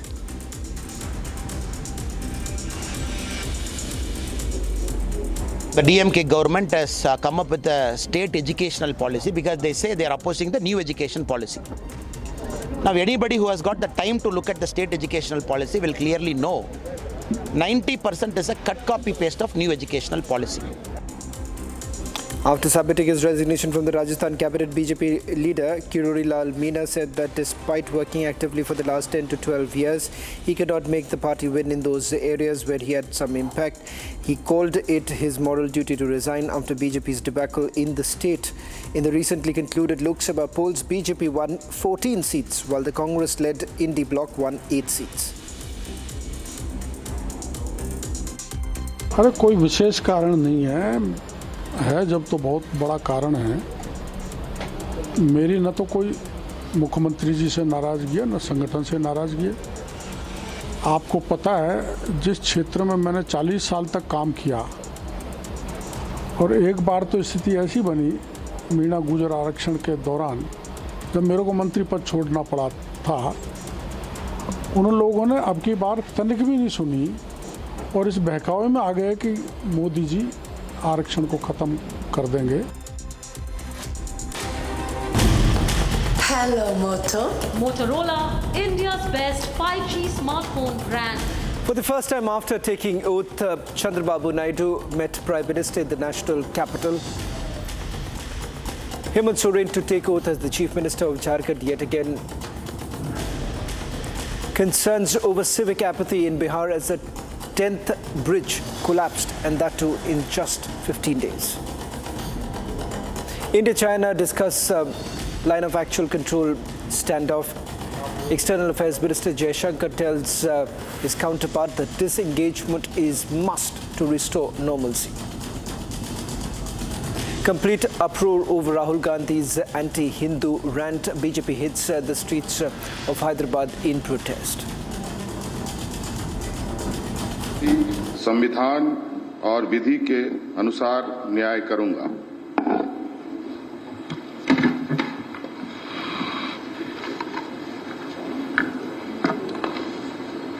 मैं हेमंत सोरेन सत्यनिष्ठा से प्रतिज्ञा करता हूं कि जो विषय झारखंड राज्य के मुख्यमंत्री के रूप में मेरे विचार के लिए लाया जाएगा अथवा मुझे ज्ञात होगा, उसे किसी व्यक्ति या व्यक्तियों को तब के सिवाय जबकि ऐसे मुख्यमंत्री के रूप में मैं कर्तव्यों के समय निर्वहन के लिए ऐसा करना अपेक्षित हो, मैं प्रत्यक्ष अथवा अप्रत्यक्ष रूप से संसूचित या प्रकट नहीं करूंगा।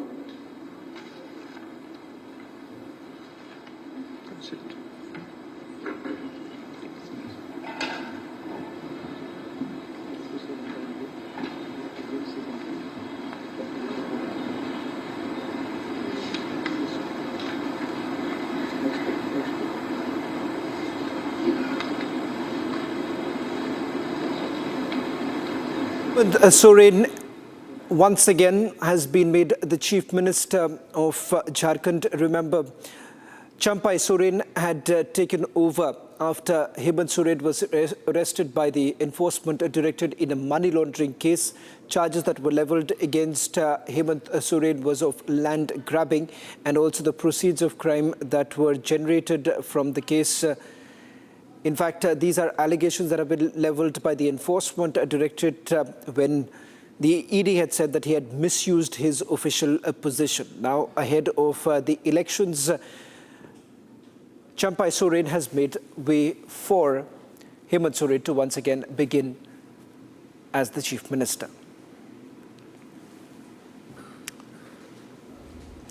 Well, shift to focus now to the other big story coming in. This after Rahul Gandhi made an assertion that compensations were not being paid. Now, on Wednesday, the army, in fact, clarified, saying that Agniveer Ajay Kumar actually received about 98 lakh rupees in compensation. This is within hours of Rahul Gandhi's accusation that the family did not receive any compensation. In fact, it turns out that Rahul Gandhi had actually lied before in the parliament that no payment was actually made. After Rahul Gandhi doubled down on his statement that compensation has not been paid to Agniveer Ajay Kumar's family. छोटे से घर में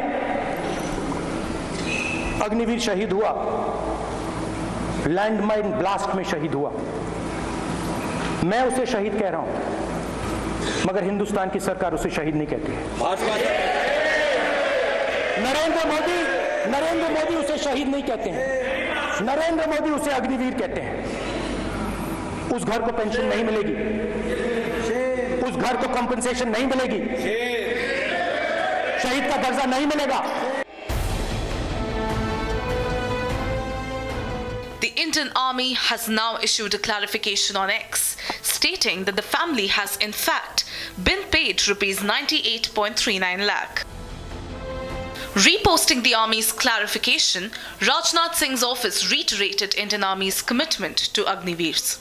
Rajnath Singh had also rebuked Gandhi, stating that he was trying to mislead them. गलत बयानी करके सदन को गुमराह करने की कोशिश गलत नहीं है सर, गलत नहीं है सर, देना चाहता हूं कि युद्ध के दौरान अथवा सीमाओं की सुरक्षा के दौरान यदि हमारा कोई अग्निवीर का जवान शहीद होता है तो उसके 1 करोड़ रुपए की धनराशि सहायता के रूप में उसके परिवार को मुहैया कराई जाती है। इस प्रकार की गलत बयानी से सभी को गुमराह करने की कोशिश नहीं की जानी चाहिए संसद में। PM Modi too launched a staunch criticism on Gandhi, accusing him of spreading lies. इन्होंने देश आजाद हुआ तब से भ्रष्टाचार की परंपरा बनाई। जीप घोटाला हो, पनडुब्बी घोटाला हो, बोफोर्स घोटाला हो, इन सारे घोटालों ने देश की सेना की ताकत को बढ़ने से रोका है। Defense expert Anil Gaur also fact-checked Rahul over the Agniveer scheme. So, this statement of the person whom Rahul Gandhi is showing on Twitter and other videos has to be ascertained when it was shot, when this statement was taken, and who is that person and how did he die. Because I am still not clear, to be very frank, as to who that person is and how did he die and when this video was taken. Because it could be that this video was taken before the emoluments were given. That could also be there, or that person is not the same person whom everyone's talking about. So this has to be clarified, which should be done by the media and by the army also, so that things are clear. I would firstly say this: there should be no politics as far as the Agniveers or the defense forces are concerned. It has happened earlier also. When the defense forces have gone in for surgical strikes, we have gone in for air surgical strikes, and a lot of questions have been asked on whether we executed or not. I think that is in very poor taste, and that is against the, I would say, the national interest. Launched in 2022, Agnipath scheme provides a short-term induction for personnel into the armed forces with an aim to bring down the age profile of the three services. Hello, Moto. Motorola, India's best 5G smartphone brand.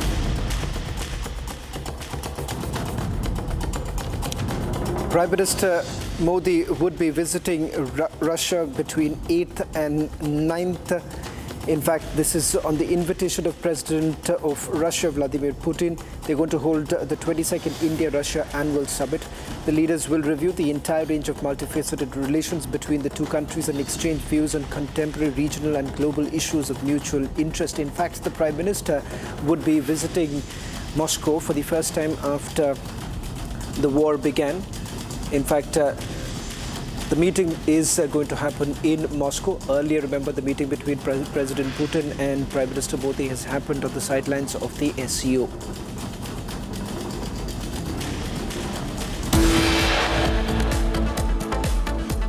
Reception in the national capital and meeting with Prime Minister Modi in Delhi. Team India will make its way to Bombay for the victory parade. That is all set to take place post 5 p.m. this evening.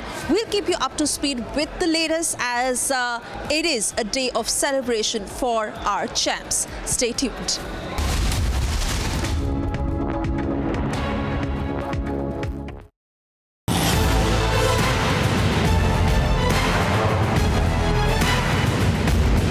Get ready to witness the best technology extravaganza of the year. The first edition of the Republic Business Emerging Technology Awards has received an overwhelming number of nominations. Dominating the categories are AI and robotics, healthcare, edutech, fintech, banking and finance, and martech. Groundbreaking innovations and revolutionary ideas from the largest digitalized economy in the world. Join us as we celebrate India's incredible digital growth story. Republic Business Emerging Technology Awards, Friday, 5th July 2024.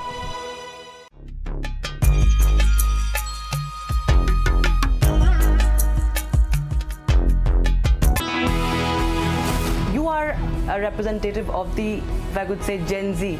You are a Gen Z Neta, and we're not used to seeing, the Gen Z Neta. You're an MP, you're not just a leader. I just want to understand from you, how does a Gen Z Neta look at politics of the country? I look at politics as a good medium of change. Like Gandhiji said, you should be the change that you wish to see in the world. I think this is the apex of being a change maker.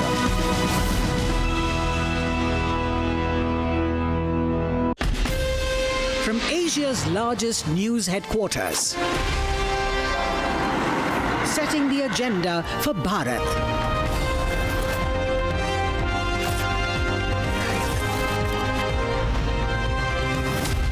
You're watching Republic.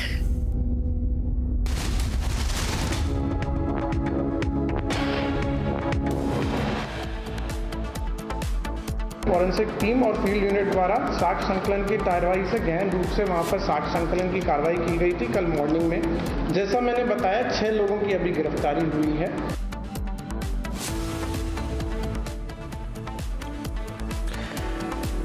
Republic accesses the clincher CCTV footage in the Hathras stampede. 6 arrested so far.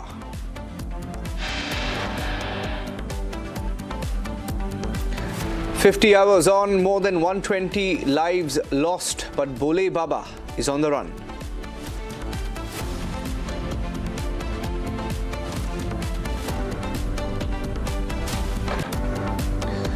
After Rahul Gandhi's claim on Agniveers on the floor of the House, the Indian Army fact-checks him.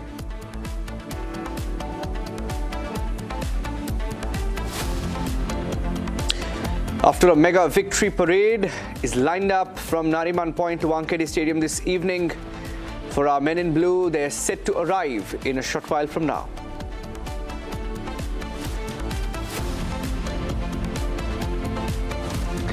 Elections underway in the United Kingdom, trends indicating a return of the Starmer-led Labour Party to Westminster.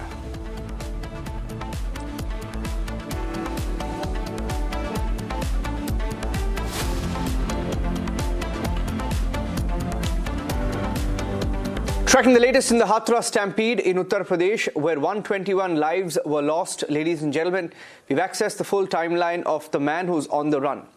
His name is Bole Baba, and he escaped the moment the stampede broke out. We've accessed a full timeline of his escape, the calls that he made, the people who were with him, his aides, and the details are emerging. We've also accessed CCTV footage showing his escape from the site immediately after the stampede. I have my colleague Akhil joining us on the story. Investigations revealing crucial phone calls that were made to Baba post the incident, including one from an organizer, Dev Prakash Madhukar. Subsequent to these calls, Baba's phone was traced to Mainpuri at one of his ashrams between 3 p.m. to 4:35, where he spoke to several people. Let me go across to Akhil with the details. Akhil, where is Bole Baba? It's impossible that he can't be traced yet. It's been 2 days now. Well, absolutely. If you see, this is what the bigger question is, that where is Bole Baba? But the only thing is that when UP Chief Minister was asked this in the press conference, he made it very clear that prima facie it appears that those who have organized the event, the FIR has been registered against them. So if you see in this case what has happened, Niranjan, that the event was organized by his sevaks, and Baba was not the one who has organized this this event. So at that point of time, Baba has made several calls to his sevaks. So in this case, what happened that the event started at around 11 a.m. on Tuesday morning, and then after that, Baba arrived at the venue at around 12:20 to 12:30, between 12 to 20 to 12:30 p.m.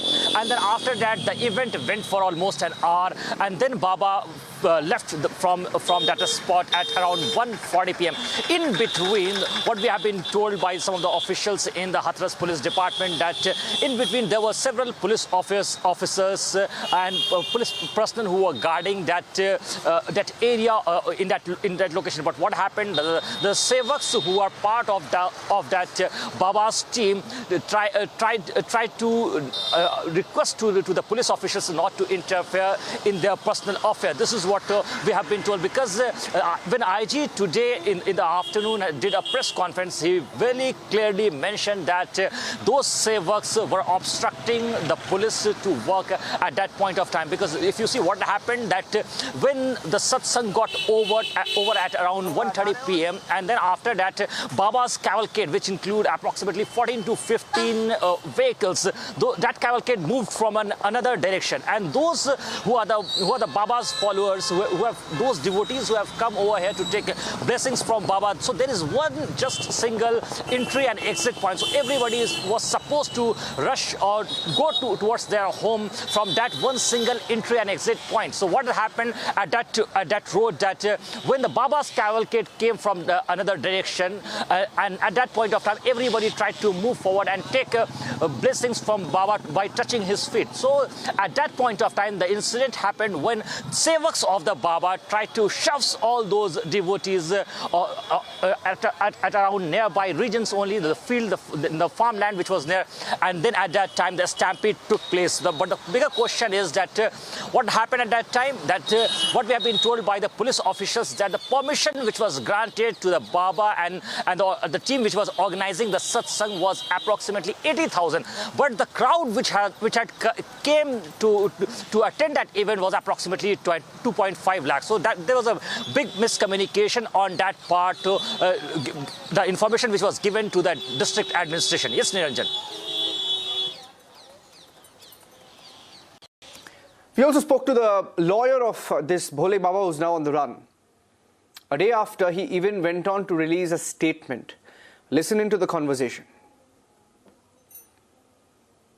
So we have with us AP Singh, the advocate who is fighting the case who will fight the case on behalf of Bhole Baba. Sir, thank you so much for talking to us. Sir, what legal course will you follow to defend Bhole Baba? I will follow each and every type of legal course as per our constitution, as per our Bharatiya Nyaya Sanhita, which newly implicated from 1st July. This case was registered on the basis of Bharatiya Nyaya Sanhita, newly implicated criminal law in the country. So I fully hope, I am very, very thankful to Honorable Prime Minister of India, who given a message during the reply of Honorable President of India in the Parliament House. I am very, very thankful Honorable Chief Minister of Uttar Pradesh, who visited today on the place of incident, in the hospital, in the different places, and meet eyewitnesses of the incident. I am very, very thankful to Honorable Chief Minister of Uttar Pradesh, who sent DGP at the place of incident same day, and also sent higher officers of the administration. I am very, very thankful to Honorable Defense Minister of India, who sent immediately NDRF to the place of incident for immediate treatment of the injured. Our media houses, our administration, our police officials, and our Sevadar also done given best for the treatment of the injured, and the priority of the Sevadars to send the injured in the better hospital and for the better management. There is no need of blood donation, there is no need of financial, there was no need of medicine. So each and every situation covered, each and blood supplied, donate, medicines supplied, and money supplied as per the vehicle supplied for every person. So what will be the legalities that you will be required to deal with? Because, since so many people have died, when he was conducting this satsang, what are the legalities that will be involved in this case, sir? Because if there is a huge cry to punish this Bhole Baba, sir. No. So in what? It is wrong. It is totally wrong. There was no rule of Narayan Sakar Hari. When satsang was over, then Narayan Sakar Hari come from stage and go from his car to the residential place. But in the meantime, some anti-social elements with a criminal conspiracy hatched against our Sevadar, against our satsang. Sevadar was innocent. There was a ladies, there was a children. So they were very much innocent, but criminal conspiracy hatched against the Sevadar. This criminal conspiracy always come against the Sanatan. So this is not the first incident what happened. There was an incident in Amarnath. There was an incident of Mata Vaishno Devi. There was an incident of Jammu railway station. There was an incident of Varanasi. There was an incident other places. So what happened? There was some anti-social elements enter, and when Narayan Sakar Hari leave from the manch, then they start their mischief. Republic is closely investigating the case of this missing Baba. He's not missing, he's on the run.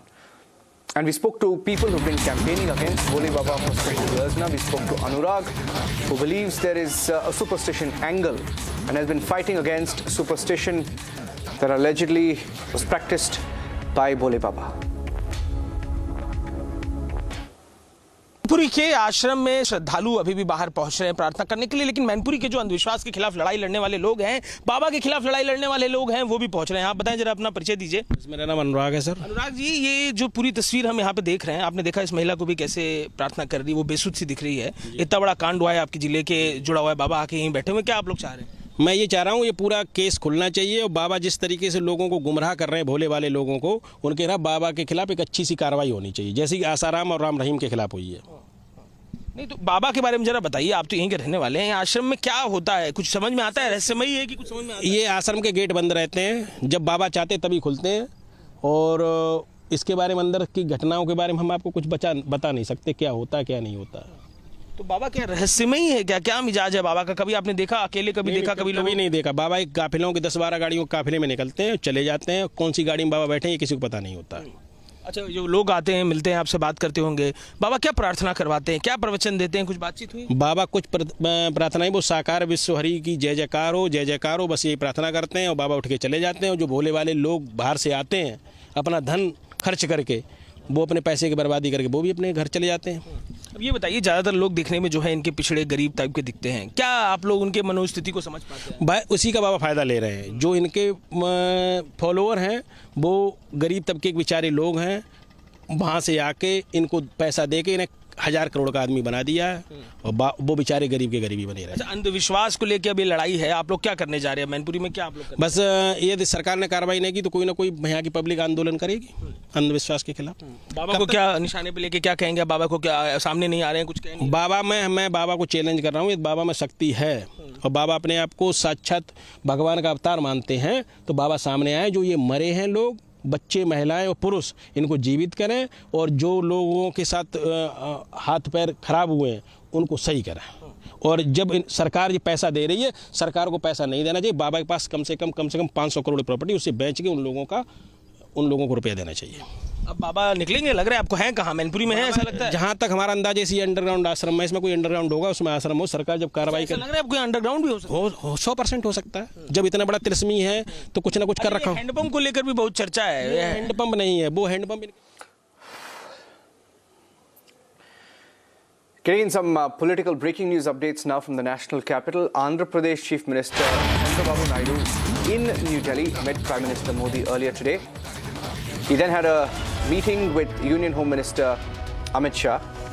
Naidu raising issues relating to Andhra Pradesh in that meeting with the Union Home Minister on infrastructure projects and development. And for the longest time, of course, the Andhra demand has been to grant special status. Let me go across to Harsha, joining us with the details of that meeting. Harsha, what do we know of this particular meeting? They're allies at the centre. What did Chandrababu Naidu seek from Union Home Minister Amit Shah?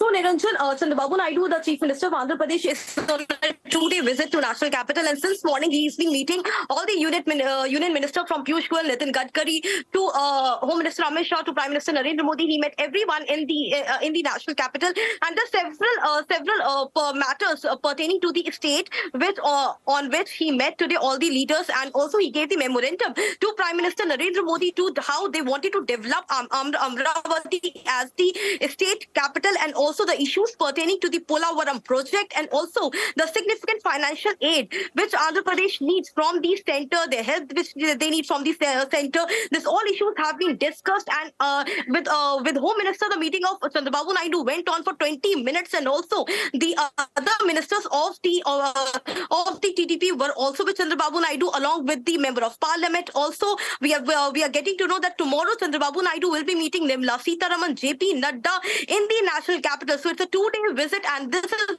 the visit pertaining to the state matters, because as we know, when TDP and BJP came into an alliance, the state financial matter was specifically discussed. So we are expecting that in this union budget, the budget session which will commence on 22nd of July, after that, significant special financial aid could be given to Andhra Pradesh. Back to you. Thank you for joining us with those details. Getting in some headlines from across the country. Bharat in 5 minutes now.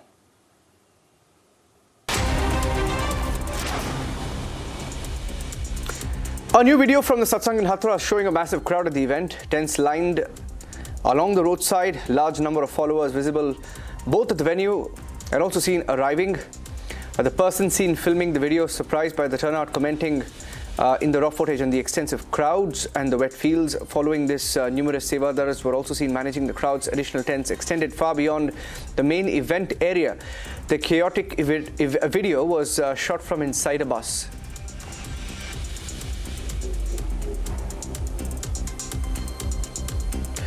Karnataka Deputy Chief Minister D.K. Shivakumar acknowledged the BBMP contractors' protest, noting the government's ongoing efforts to clear funds as they become available. He mentioned that he would review the situation and address it accordingly. The protest highlighted the contractors' concerns about delayed payments, funding issues.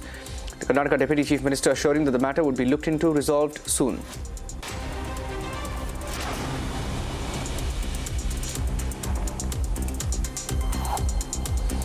Andhra Pradesh Chief Minister Chandrababu Naidu met Union Ministers Piyush Goyal and his party colleague Ram Mohan Naidu in Delhi to discuss state development and central support. Piyush Goyal highlighted on Twitter the discussions on how NDA government can boost Andhra Pradesh's prosperity and growth. Naidu's TDP, a key NDA ally, has sought central assistance for rebuilding Amravati, the state capital.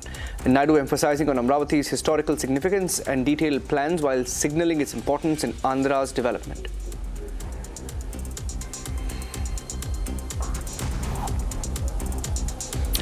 Odisha Deputy Chief Minister has announced the Cabinet's approval of the Subhadra Yojana. The scheme is set to launch on the 17th of September, coinciding with the Prime Minister's birthday.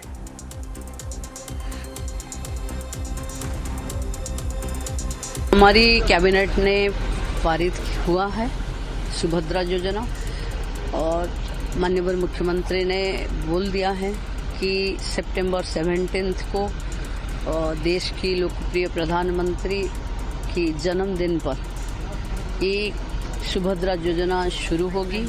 प्रधानमंत्री खुद ओडिशा आएंगे और As per latest reports coming in, Gujarat has added 11,523 lakh cubic feet of water storage capacity under the Sujalam Sufalam Jal Yojana this year. Central Gujarat gained 4,946 lakh cubic feet, North Gujarat 2,831, Saurashtra Kutch 2,700, South Gujarat 1,046. The 7-year campaign has increased the state's total water storage by nearly 1,19,144 lakh cubic feet. The initiative, coordinated by multiple departments, included 9,374 projects, generating 7.23 lakh man-days of labor, improving water sufficiency and employment across the state.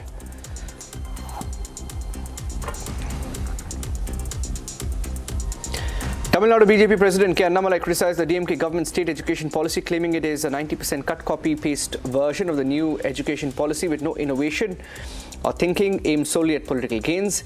Regarding NEET, Annamalai highlighted that 59% of Tamil Nadu students passed in 2024, proving that NEET benefits backward classes, SC/ST communities, emphasized the positive impact of NEET on inclusive education in the state. The DMK government has come up with a state educational policy because they say they are opposing the new education policy. Now, anybody who has got the time to look at the state educational policy will clearly know 90% is a cut, copy, paste of new educational policy.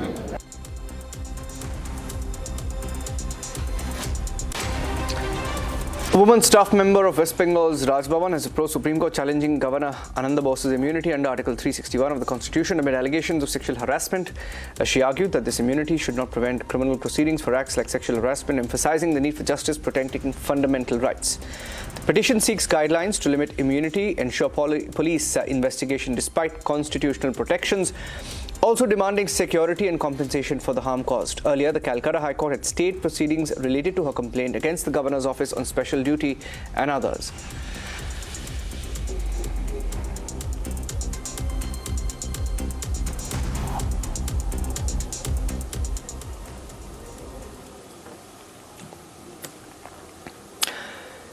Moving on to a key meeting that took place between Indian and Chinese leaders. External Affairs Minister S. Jaishankar met his Chinese counterpart Wang Yi in Kazakhstan during the SCO summit. S. Jaishankar, the External Affairs Minister, later releasing his view, his take on that meeting while saying that India and China must resolve all pending issues while referring to the standoff and the disagreements over the LAC. Here's a brief on that meeting. India and China have committed to intensifying efforts towards resolving lingering issues along the LAC. During their meeting in Astana, Kazakhstan, held amidst the Shanghai Cooperation Organization Summit, Jaishankar emphasized India's priorities, respecting the LAC and maintaining peace in border areas. The discussions underscored the importance of mutual respect, sensitivity and shared interests in guiding bilateral relations, reaffirming Jaishankar's stance on India-China ties. This significant diplomatic engagement marks the first formal meeting between Jaishankar and Chinese counterpart Wang Yi in nearly a year. The encounter, which follows a brief interaction at the Munich Security Conference, reflects ongoing efforts to address the prolonged military standoff at the LAC. Both sides agreed to enhance dialogue through diplomatic and military channels to achieve an early resolution of remaining friction points, including areas like Depsang and Demshok. The talks in Astana occurred against the backdrop of a protracted standoff that has strained India-China relations to their lowest point in over 6 decades. The problem with China is that they don't want to listen to what India is saying. India is very clear on its everything, that you have to come down to the pre-2000 positions which were mandated as per the 93 agreement. Now they have violated, China has violated that, and China is now claiming that what they claimed earlier, their 1959 and 1962 claim line, they are saying that no, this is what is our claim line. This gathering allowed both parties to assess the current situation along the line of actual control and recommit to efforts aimed at reducing tensions and enhancing stability in the region. Moving forward, continued diplomatic engagement and pragmatic steps will be crucial in fostering dialogue and addressing the complexities surrounding the India-China border issue. Hello, Moto. Motorola, India's best 5G smartphone brand. Getting in visuals from Mumbai now, where massive crowds have gathered at the Marine Drive to welcome Team India. Set to land any time now, will hold a victory parade shortly. The victory parade itself seems delayed as the Team India, the flight carrying Team India rather, is set to land in Mumbai, India's financial capital. The team's victory parade will be held from Nariman Point to the Wankhede Stadium. Look at the crowds there, gathering in large numbers. All of Mumbai are rushing to the streets of South Mumbai. Along Marine Drive, the 2-kilometer stretch from Nariman Point to Wankhede Stadium, where it will culminate, lined up with fans, with Team India fans. The Vijay Yatra celebrating India's World Cup victory will start in a short while from now. After, look at that, I mean, the roads are blocked completely. A choco-block there, security beefed up, as the team will now go on a victory procession following their ICC T20 World Cup 2024 victory. Team India with Argentina का record तोड़ेंगे exactly World Cup वाला, FIFA वाला, और इतनी बारिश और तूफान हम लोग रात तक यहीं पे खड़े रहेंगे. We'll welcome Team India and we'll support them with all our chance. Jay Shah the best script writer. ये सब कैमरा में नहीं बोलने का. इतनी सारी क्राउड है, क्या देना चाहेंगे? भाई बहुत अच्छा फीलिंग है हमारा India.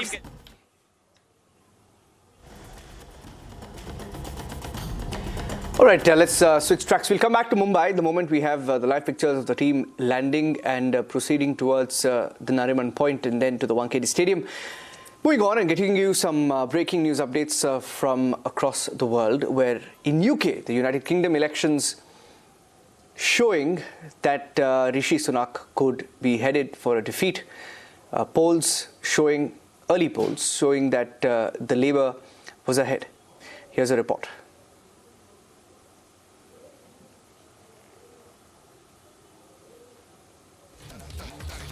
After so many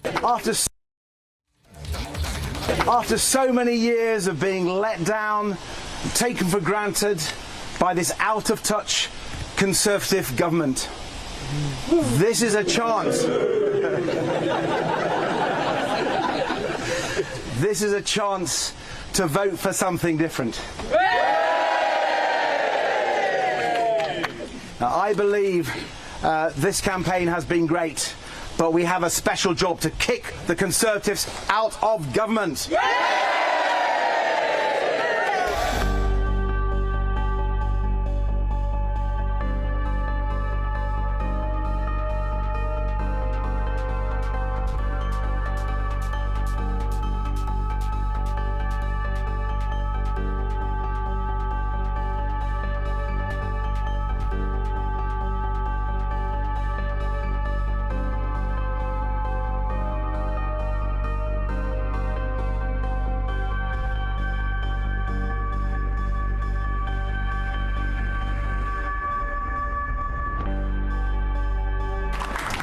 But we have to recognise that despite that, people do have a hesitation about giving us their support again. And I understand that. I'm not blind to the fact that it's been a difficult few years for the country with COVID, the war in Ukraine and bills. It's not a referendum about the past. It's a choice about the future of our country. A choice that is going to have severe consequences for each and every family if we get that choice wrong. Just think what a Labour government with a supermajority would.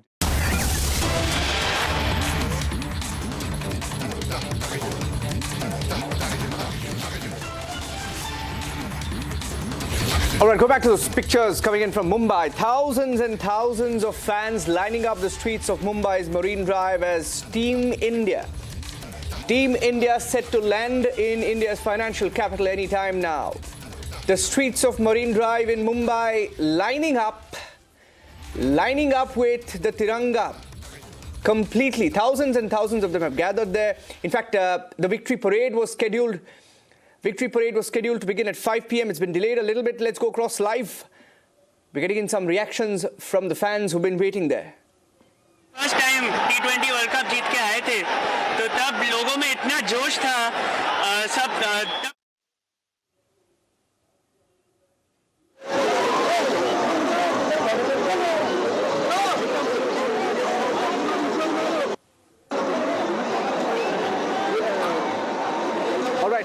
Look at those pictures, ladies and gentlemen. Scheduled to be held from the Nariman Point in Mumbai to the Wankhede Stadium. South Mumbai has come to a complete standstill as thousands of Mumbaikars flock to get a view of the victorious team who brought the cup back after 11 years. The last World Cup victory was in 2013. That was the 50-over version of the World Cup. And we're getting in more pictures of the team landing. The bus rolling in to the airport, the Chhatrapati Shivaji International Terminal. And the Vistara flight, we hear that it's a Vistara 1845 flight, 1845. The numbers of the jerseys of both Virat Kohli and Rohit Sharma. It's a special flight, we hear, that was scheduled to bring the team back from Delhi to Mumbai.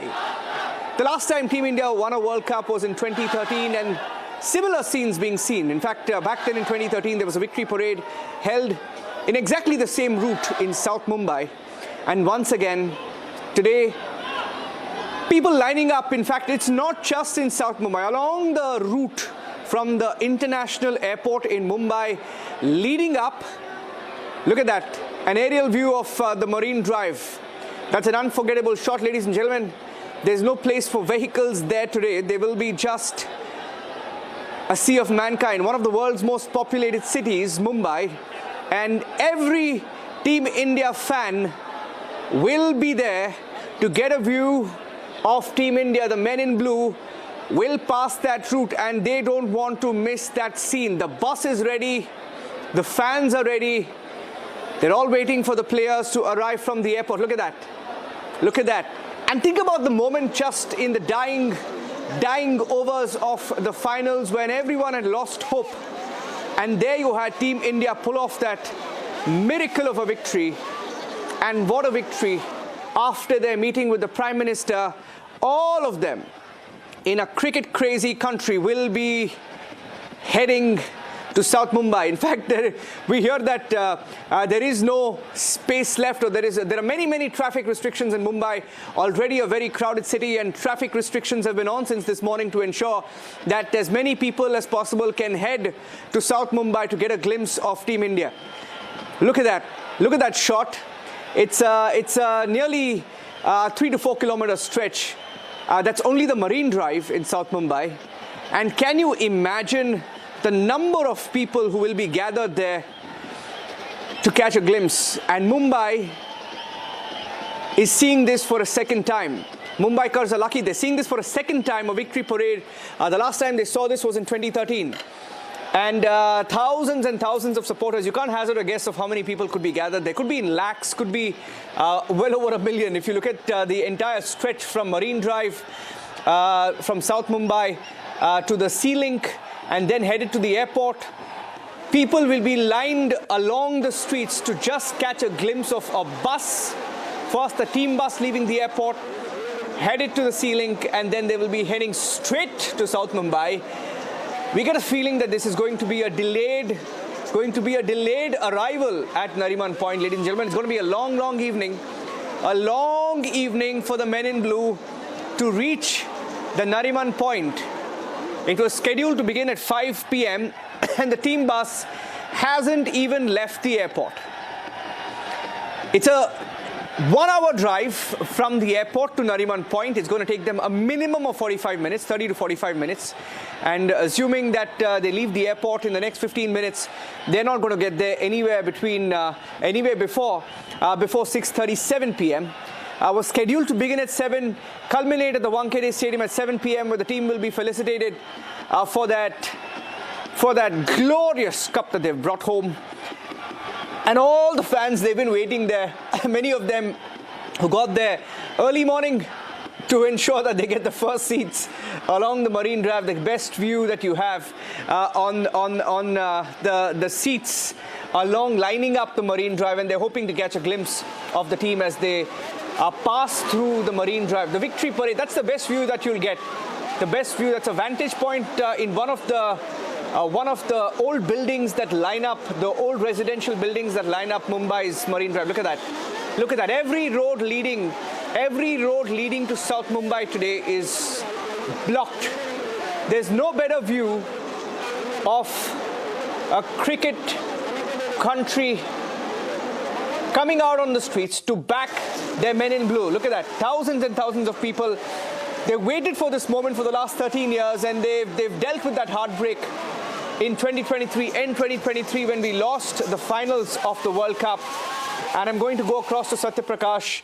It will be very tough to get a signal, ladies and gentlemen. Let's warn you, it's going to be tough to get a signal given the number of people who are present there, but I'm going to try and go across to Satya Prakash. Satya, bataiye, kahan pe hai aap? How's the josh?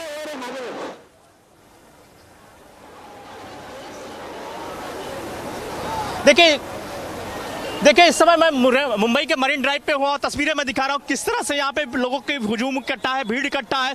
लोग इंतजार कर रहे हैं कि कब भारतीय team यहाँ पे पहुंचे और वेलकम करे। ये तस्वीरें देख सकते हैं मुंबई के मरीन ड्राइव का है और हजारों की संख्या में लोग खड़े हैं। लगभग दोपहर से ही लोग इकट्ठा है और बारिश हो रही थी, लेकिन लोग हटने का नाम नहीं ले रहे हैं। इंतजार कर रहे हैं कि कितनी जल्दी भारतीय टीम यहाँ पे आए और उसका स्वागत किया जाए। यहाँ से बस निकलेगी, मुंबई के मरीन ड्राइव से बस निकलेगी जो नरीमन पॉइंट का आखिरी छोर है, वहां से टीम निकलेगी और वानखेड़े के स्टेडियम तक जाएगी। लगभग 1.5 किलोमीटर का रास्ता है और 1.5 किलोमीटर तक इसी तरह से लोगों को भीड़ इकट्ठी है और लोग वेलकम करने के इंतजार कर रहे हैं कि कितनी जल्दी भारतीय टीम आए, उनका वेलकम किया जाए। कहा कितनी देर से आए आप? 2 घंटा हो गया। किसका इंतजार कर रहे हैं? Team India. किस तरह से वेलकम करेंगे आप? ये तस्वीर देखिए, फोटो अलग अलग चीजें लिख के लाए गए।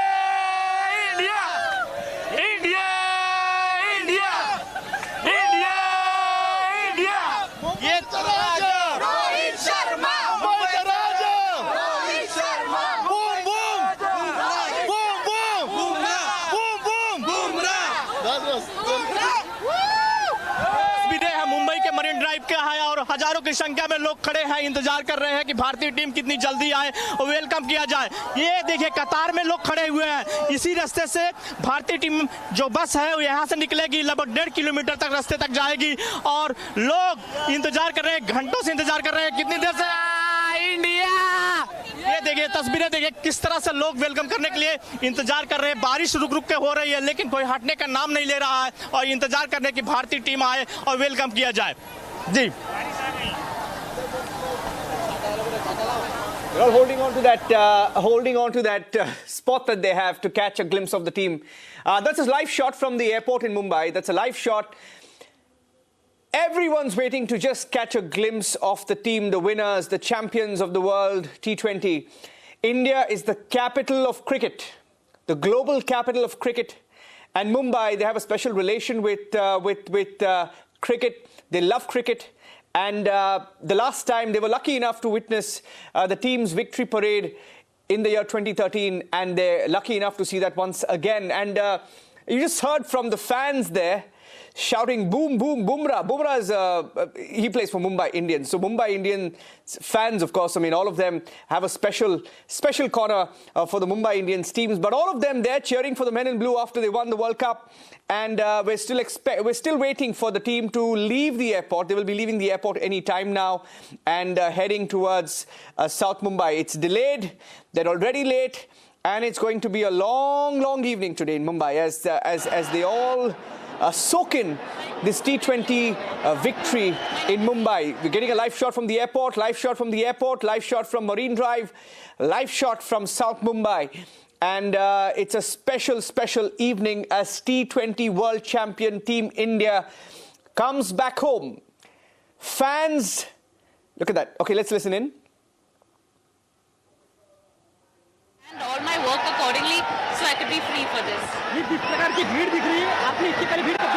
Kabhi nahi, I've never seen something like this. It's totally crazy, and it just shows like the true spirit of India, how we all are together for cricket. I think all these people have taken a day off. It's like a proper holiday for us just to see maybe 1 minute of looking at them pass with the Victory Cup.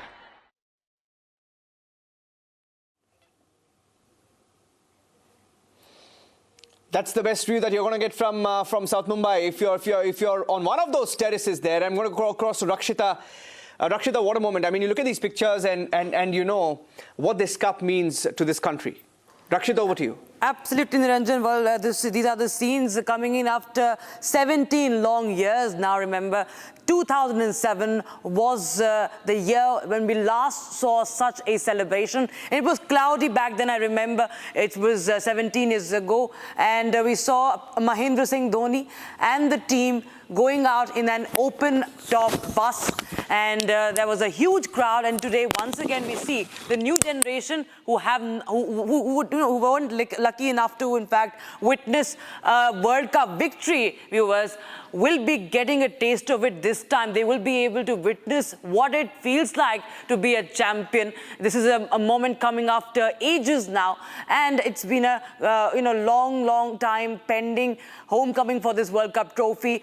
Heavy security deployment, as you can see on your screens, viewers. And as Team India has landed in Mumbai, we wait for them to finally arrive at the spot where the bus will leave and take them through this beautifully. You can see the crowd there. We'll get those shots in the other window very soon, where you'll see the Marine Drive very beautifully. It's it's full of fans. It's filled with fans. And they have all waited since afternoon to just get a glimpse of their champions. Viewers, remember, we've seen that it's been a rainy day. It's the monsoon, and Mumbai, it rains, of course. It wreaks havoc at times in terms of traffic, in terms of the road, the management of the routes. But remember, already there are a lot of advisories that are in place today in Mumbai.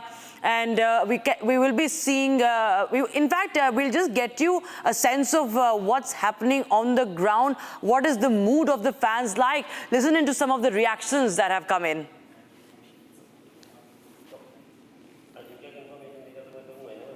बच्चे आप लोग क्या देखने आए यहाँ पर? विराट कोहली को। तुम लोग विराट कोहली? हाँ। How excited are you? बहुत एक्साइटेड है। हमें मिलना है विराट कोहली से एक बार।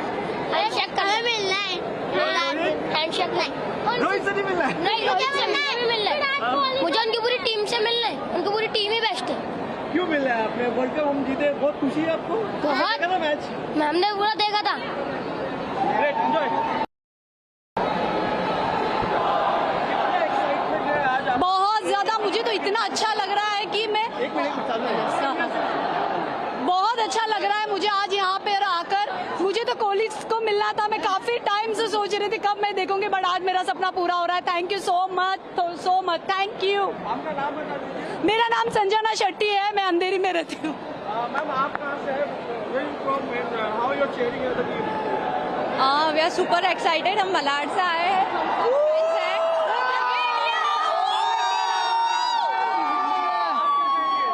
हम लोग 2007 में इधर ही एयरपोर्ट में जॉब करते हैं। 2007 में जब world cup first time Dhoni ने जीता था, आज 17 साल के बाद में 2024 में रोहित शर्मा के नेतृत्व में हम लोग ने एक कप जीते लाए। और जो सूर्या का कैच था, जो कैच सबसे बेस्ट है वर्ल्ड में, जो उन्होंने पकड़ा था, वो कैच के वजह से आज वर्ल्ड कप अपने हाथ में था।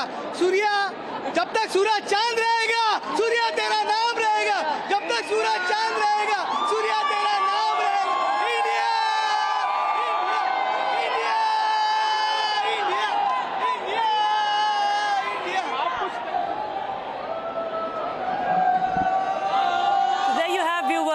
India is celebrating, and the best part is you see the young fans who came up in the first reaction, and for them it's the first taste of victory, the first sight of victory rather.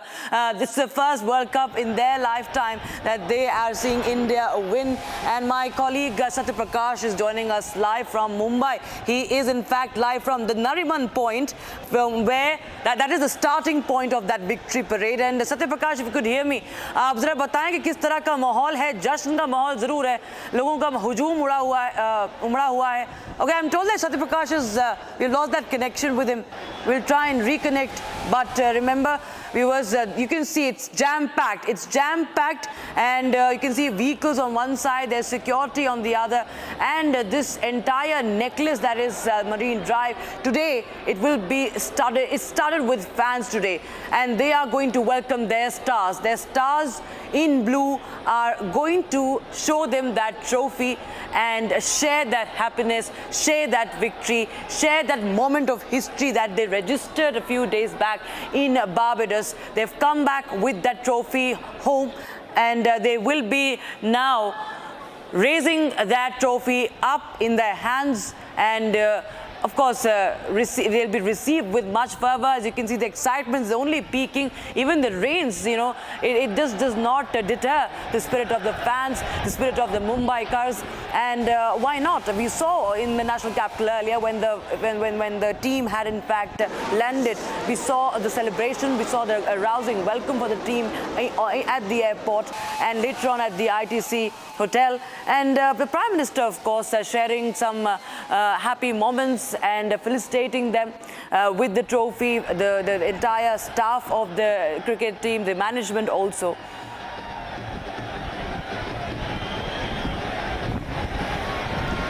And there you have the latest visuals coming in from Mumbai viewers. The Nariman Point is the starting point of that victory parade, and from the Nariman Point going through Marine Drive, and as of now the plan has been that Wankhede Stadium will be the end point of that victory parade, that victory lap. And you can see, you know, these youngsters, in fact people of all age groups, you know, the young, the old, men, women, everybody have gathered there in thousands, viewers, with the tricolour flying high, you know, donning the jersey of the Indian cricket team. In fact, today the Prime Minister was also gifted one. It had you know, Namo as his jersey name imprinted, and with the number 1 also that was gifted to the Prime Minister. And you can see that video to the right of his screens. These are the visuals from inside the Wankhede. These are the exclusive visual viewers coming in from inside the Wankhede Stadium, and we expect that there will be a grand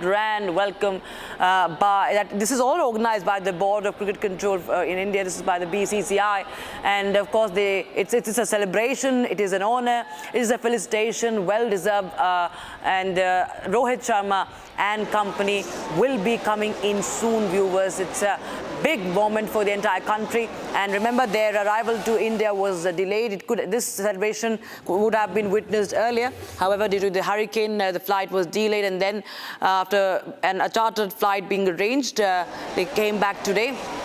And what we know so far is that they have they will be, of course, welcomed at the Mumbai airport also now. So it's been a very packed schedule for the men in blue, of course, and why not?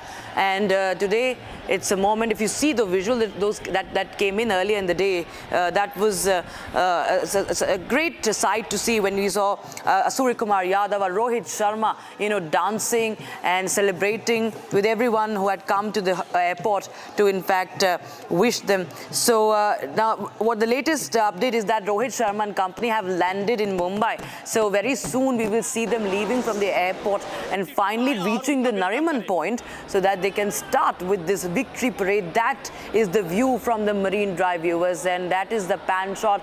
You can see that how this entire stretch is studded, is filled, is swarmed with fans, and you can see they are so excited that they just can't wait to catch a glimpse of their beloved champions. And remember, Team India has a full schedule today. The traffic police has closed 7 roads in South Mumbai for traffic.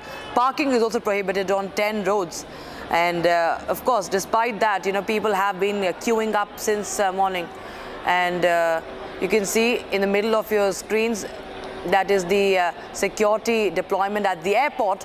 Of course, a heavy security deployment, and more and more you know, personnel have been brought in for today. And to the right of screen were the visuals coming in from inside the Wankhede Stadium. It's again packed. It's completely packed. This is not a match that is going to happen, but it's a celebration of that victory that happened in Barbados last Saturday. So this is a moment that everybody is awaiting with a bated breath. Last time we saw that moment was in 2007, I beg your pardon, 2007. That was the inaugural edition of the T20.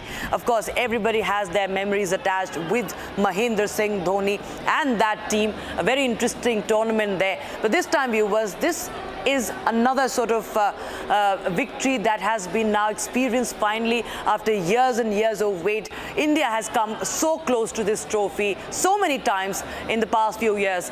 In the past 2-3 years, especially if you talk about how Rohit Sharma, how Virat Kohli, both holding the captaincy across formats, they have tried their best. They have led the team to the penultimate and the ultimate clashes in such tournaments. However, that victory remained elusive, and that is why on that day when India lifted the World Cup, everybody had this relief on their face, had this moment of this feeling of celebration and pride on their face. It was like a festival, and today once again it is a festival that is being celebrated. The festival is of victory, viewers, and you can see how it unifies everyone. This victory has unified, and you can see the slogans being raised.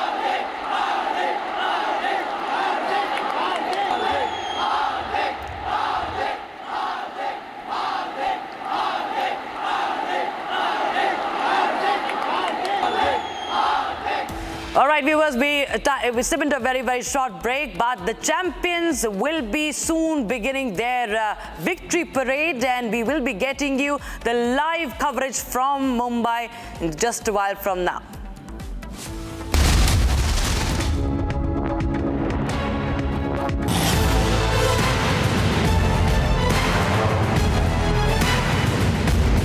Get ready to witness the best technology extravaganza of the year.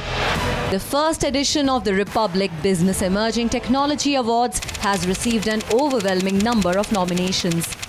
Dominating the categories are AI and robotics, healthcare, edutech, fintech, banking and finance, and martech. Groundbreaking innovations and revolutionary ideas from the largest digitalized economy in the world. Join us as we celebrate India's incredible digital growth story. Republic Business Emerging Technology Awards, Friday, 5th July 2024.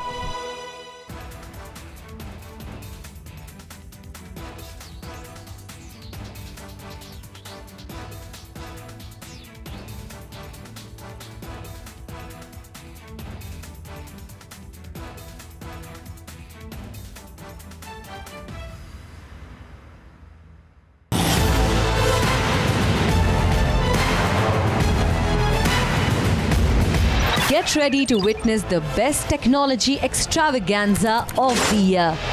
The first edition of the Republic Business Emerging Technology Awards has received an overwhelming.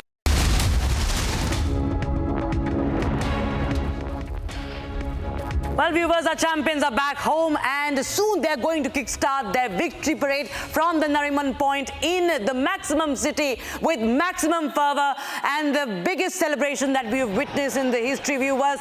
And you can see those live shots coming in from Mumbai's Nariman Point, from the Marine Drive, viewers. It started, it's full of fans, and very soon the boys will be coming in with the trophy. Remember, they have landed at the Mumbai airport, and a sea of fans are thronging to Mumbai airport. Also heavy security deployment there, and a sea of fans all swarming that entire stretch. Marine Drive, the entire coastline is full of fans, young, old, men, women, everybody. People from all states, of course, live in Mumbai, and they are all unified with behind this victory. They stand with their champions, and you can see that beautiful view coming in from Mumbai. And in just a short while from now, remember, this flight of Team India was delayed today due to weather conditions. And now, in fact, my colleague Satya Prakash is joining us live on the broadcast from the Nariman Point. Satya Prakash, बताइए किस तरह का माहौल आपके आसपास है? लोगों का जो हुजूम है वो बढ़ता जा रहा है. लोग अभी तक इंतजार कर रहे हैं कि कब उनको एक झलक मिलेगी अपने चैंपियंस की. सुनने में आ रहा है कि एयरपोर्ट में लैंडिंग हो चुकी है टीम की, लेकिन कितना और इंतजार करना पड़ेगा फैंस को?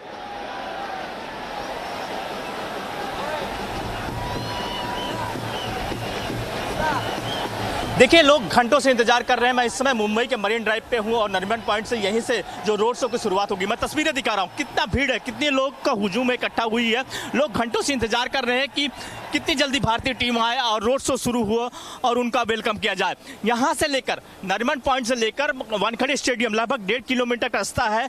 यहाँ से वहाँ तक लगभग इसी तरह से भीड़ है, हजारों की संख्या में लोग इकट्ठा हुए हैं। मुंबई के अलग अलग जगह से लोग आए हुए हैं और इंतजार कर रहे हैं कितनी जल्दी भारतीय टीम आए, उनका स्वागत किया जाए। मैं तस्वीरें के साथ साथ कुछ लोगों से बात करूंगा। यहाँ पे पहुंचे हुए हैं, आप लोग भी पहुंचे हुए हैं, रोहित शर्मा के इंतजार कर रहे हैं भारतीय टीम। नहीं कर रहे हैं। कितनी देर से आए? आधे घंटे हो गए हैं। इंतजार कर रहे हैं? बिल्कुल। ये देखिए तस्वीरें, देखिए किस तरह से लोग यहाँ पे इकट्ठे हुए हैं और लोग वेलकम करने के लिए यहाँ पे खड़े हुए हैं, कितनी जल्दी भारतीय टीम आए। और ये तस्वीरें देखिए, आगे की साइड देखिए, दोनों साइड में लोग ही लोग खड़े हैं और लोग कहना है कि हम चाहे बारिश हो, चाहे जितना भी टाइम लगे, लेकिन यहाँ से हम हटने वाले नहीं है।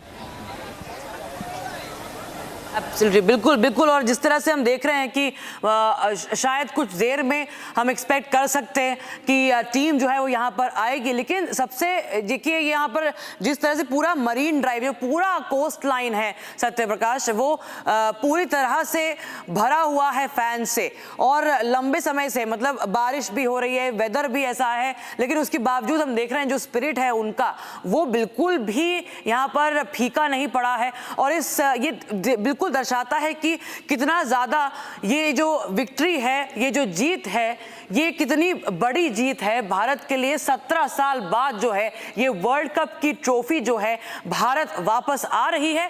और यहां से नरीमन पॉइंट से मरीन ड्राइव होते हुए, मरीन ड्राइव से वानखेड़े तक की जो है तैयारियां जो है जोरों शोरों से हैं।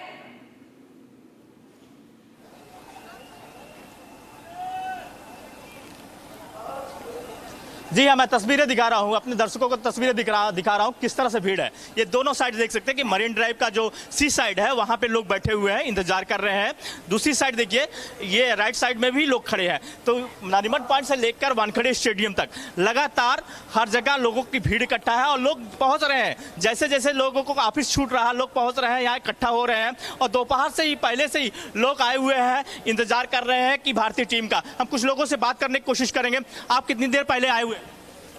हो गया 1 घंटा वेट कर रहे हैं यहाँ पे, बहुत सही लग रहा है। अभी वेट कर रहे हैं और टाइम में आ जाएंगे शायद, क्या पता ऐसा मौका कब फिर मिलेगा। रोहित शर्मा किसका इंतजार कर रहे हैं? सबका इंतजार कर रहे हैं, पूरी टीम के इंतजार कर रहे हैं। आप लोग भी बैठे हुए काफी देर से? हाँ, काफी देर से।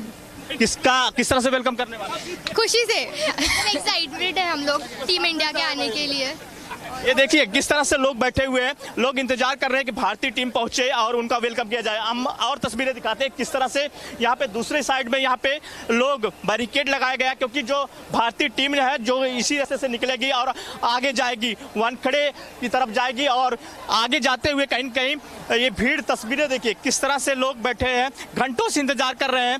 हम लोगों से बात करने की कोशिश करेंगे। आप कितनी देर पहले आए हुए हैं? कब से आए आप? 1 घंटा हो गया। 5 बजे से आए, 5 बजे से। किसका वेलकम करेंगे? विराट कोहली ब्रो। देखिए लोगों का कहना है कि हम अलग अलग प्लेयर के नाम लोग ले रहे हैं। कितनी देर पहले आए आप? 3 घंटे पहले आए हम लोग। 3 घंटे भारतीय टीम का इंतजार कर रहे हैं। हाँ, इंतजार कर रहे हैं उनको फेस टू फेस हमको देखना है। बहुत साल हो गए, 12-13 साल के बाद लोग ट्रॉफी लेके आ रहे हैं, उनको हम लोग को देखना है, हमको आंखों से पूरा मेस्मराइज करना है वो लोगों को, इसलिए हम लोग यहाँ पे खड़े हैं।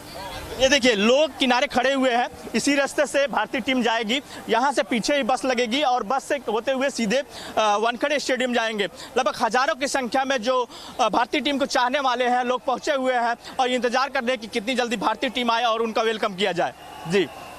जी सत्य प्रकाश, बिल्कुल हमारे साथ बने रहिए, हमें लगातार आप अपडेट्स देते रहिए और लोगों से बात करते रहिए। और जैसे ही टीम आएगी तो हमें ज़रूर वो भी दिखाइएगा, वो मंजर जो कि जिसका सब बहुत बेसब्री से इंतजार कर रहे हैं। In fact viewers, as we continue with our live coverage from Mumbai, we are being joined by a very special guest, R Mohan, sports journalist, is joining us on the broadcast. Of course, Mohan, Mr. Mohan, we have seen that cricket is known to be a religion in the country, and we've seen how it reunifies people, the young, the old, and men and women. Everybody is waiting with a bated breath to catch a glimpse of their champions. But how do you see this entire journey? 2007, the last time we saw a victory parade, the last time they lifted the T20 World Cup, and now cut to 2024. What all has changed? Oh, these are amazing scenes we are seeing today. In fact, I must take you back to 1971. When they had a parade like this on Marine Drive, taking the cricketers who had won in the Caribbean and in England Test Series, Ajit Wadekar's team. They also came in an open, it was a lorry, I think, that they rode on. They came across on a parade like this. But this is something really astonishing, the crowd. In fact, the victory was so good. It came after so many years, as you know. It took 17 years for us to win the T20 World Cup again. It took 13 years to win another World Cup. And it took 11 years to win even an ICC trophy. But the way the team won it this time, in a difficult game, in a game that we had almost lost, and we won it back from the brink of the jaws of defeat. I think this is an amazing win, and the boys deserve all the accolades that are pouring that way, and see that adoration in the people there, waiting in the rain, for them to just for a glimpse of Rohit Sharma and all his boys. I think these are really amazing scenes, and they deserve every moment of this to savor this victory, which is great for Indian cricket. Absolutely, of course, and this is a victory parade, and for the past 2-3 years, we've seen a lot of changes in the team. If I go to we'll come back to those, talking about the spirit and the fans, and about cricket as a whole in the country. But if I just go back to that victory that has been registered after a long time, after 17 years, the T20 World Cup is coming. But sir, if I just want to ask you about what has really transformed, what has really changed, that finally the Indian team could lay their hands on that trophy, especially with the change of guard as well in the format? I think basically the point I would make is that the fear of failure is gone.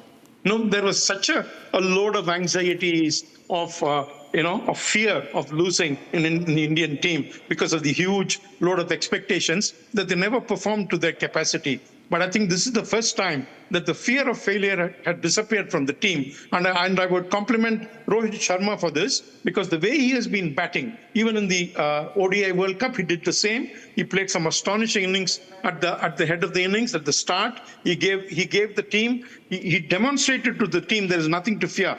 You can hit the ball for 6. It doesn't matter if it's ball number 1 or it could be at a vital stage of the game, that you can still bash that ball and make it count. So that's what Rohit Sharma showed, that we don't have to fear failure anymore. Go for it. Go for it. That's what he did. And even Virat Kohli did that and failed. We saw that. But he succeeded in the final. So there again, I would say that he had gotten over that fear of failure. That's what helped this team. That's what it shows. The way, at one point, the opponents needing 30 runs to win and 30 balls, it looked like a game that was once again gone out of our grasp. But then the way they came back, saying that, we don't fear losing this game. If they played well enough, let South Africa win it, but we will fight till the last. So that was the thing. 1, the fear of failure. 2, the spirit. That we will fight to the very last ball. These are the 2 things that made a big difference to Rohit Sharma's team this time. Absolutely, and Mr. Mohan, if you could also take us through what all can be expected next, because we see, Rohit Sharma, also Virat Kohli, and then Ravindra Jadeja also announcing, retirement from the T20s, and they have been part of this shortest format for the longest time. But we've seen their performance during in the IPL as well. They are stars. They are the big match winners, and for years they have done the job for their respective teams, be it in the league matches or for the country. Their fitness levels have been at par. Especially if we talk about Virat Kohli, he's been an idol. And right now, what do you see? How do you see this being taken forward? Who takes the legacy forward? It may take a little while. We may lose a few games, yes. T20 is a very tough, unforgiving format. It's very easy for David to beat a Goliath in this game. This is what happens quite frequently. So, I'm sure they'll all be waiting for us to take on India and beat us. But it'll take a little while. Maybe we'll lose a few games. But I think the youngsters, there is so much talent in the country that there is no doubt at all that this is going to be India's game in the future as well. Because I see youngsters like Jaiswal waiting in the wings. Then we have somebody like Abhishek Verma, who played such beautiful knocks in the IPL. There are so many good youngsters in that. Rinku Singh, we're not even giving him a chance in this T20 World Cup. And players like that, I'm sure they'll all form the core in no time at all. They'll step up. they'll step up. But we have to give them a little time, a little patience. But I'm sure once they themselves conquer this fear of being dropped from the team, or fear of failure, they lose that, they'll be as good as these champions of today. Talk us about, you said that, we might lose a few games from here on, but how does it really affect someone like Rohit Sharma, who's at the helm of affairs, or anyone who captains the team? It's, of course, a crown of thorns, isn't it? And you said that very easily in all your expertise, that you might, lose a few games from here on, but we know that fans are unforgiving. And that actually affects a cricketer. Hardik Pandya is the latest example. Right now, the same fans we are seeing, that they are so jubilant, they are all unified and cheering and waiting, undeterred by the weather, undeterred by this delay. Also, they are waiting with a bated breath to catch a glimpse of their champions. But, this could go anyway. Yesterday, if that on that final over, if Hardik Pandya would have put one foot wrong, he could have been the biggest villain, in the history of the country. So how do you feel that this, continues to affect the team, and what sort of leadership does the team right now need? Because it's a very high voltage cricketing calendar that we've witnessed in the past few years also. Now, what this win would have done for us is, it has shown us that we can win, that we can win again. There was a long gap when we didn't win many crucial games. We stumbled at the last hurdle. What Rohit Sharma did is he set an example. He has shown the team now that we can take the big games as they come. The way we disposed of Australia in this World Cup, the way we beat England, again defending champions. In the previous edition, Australia had won. The way we handled everything, including the final, in a difficult situation, that showed that we can do it. We have the talent. We have lost that fear of failure. We can do it. So that is the legacy that Rohit will be passing on, and I'm sure people like Hardik Pandya will take this further. I'm sure he's got a few years left in him. So he's going to be leading the team next in the T20 format, and I'm sure he'll do very well. I think we should forget his experience a little bit with the Mumbai Indians, etc., where it went wrong. I don't think we should overanalyze this. Just let him be, and I think he's made a tremendous comeback in the World Cup, in the T20 World Cup, and we must give him this opportunity, back him to the hilt. And I'm sure that he'll spread the same message, that there is no need to fear failure, that we can do it. And T20 is an attacking game, and that's how we got to play.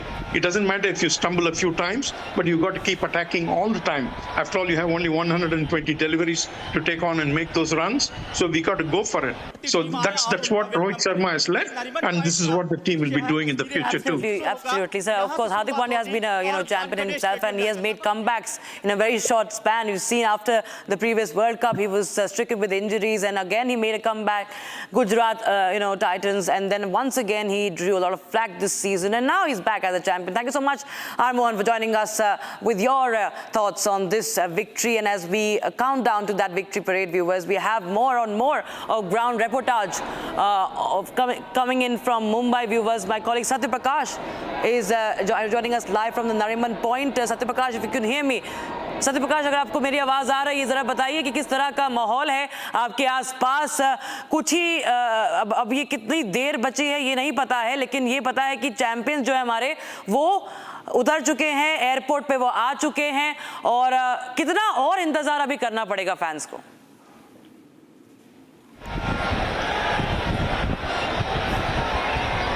As you can see, we will pan our cameras and show you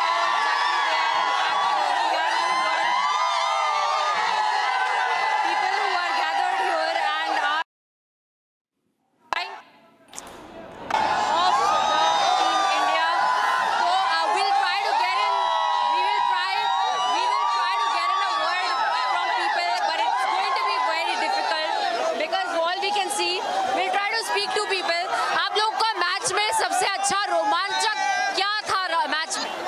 सब कुछ था रोमांचक, सब कुछ था इसमें रोमांचक। भारत सारी मैचें जीता है, सबसे बड़ी बात थी।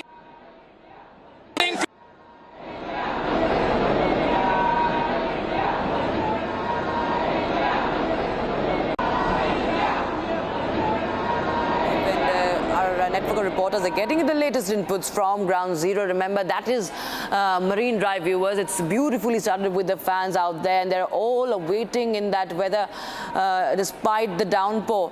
And in fact, Himanshu, my colleague, is joining us live from the newsroom. Even my colleague Deepak is joining us from the studio. Himanshu, I'll just go across to you first. This is, of course, a victory, and for many of the fans, many of the youngest of the fans, they will be, of course, witnessing this for the first time. It is an enthralling moment, even if you're not the biggest of the cricket fans. You know, watching this, you know, this sight, it actually is something that instills that pride, it instills that josh, and that josh is clearly high in each one of them and each one of us also who are watching it from inside the studios and watching it on the screens. Rakshita, noted cricket writer Neville Cardus once said that history does not remember results or scores.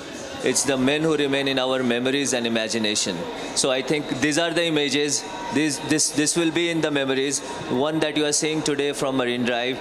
Like entire Bombay, they have turned up to this venue, to this occasion, to welcome Rohit Sharma and Virat Kohli's team here with their, like, from the boy. It's raining, there's a heavy downpour in Mumbai, but that has diminished the spirit. So I think it's not the score. Yes, obviously we remember Surya Kumar Yadav's great catch and the victory, and India are world champions, but it's these images that's going to stay in our memories, that how Mumbai was brought to a standstill on a rainy day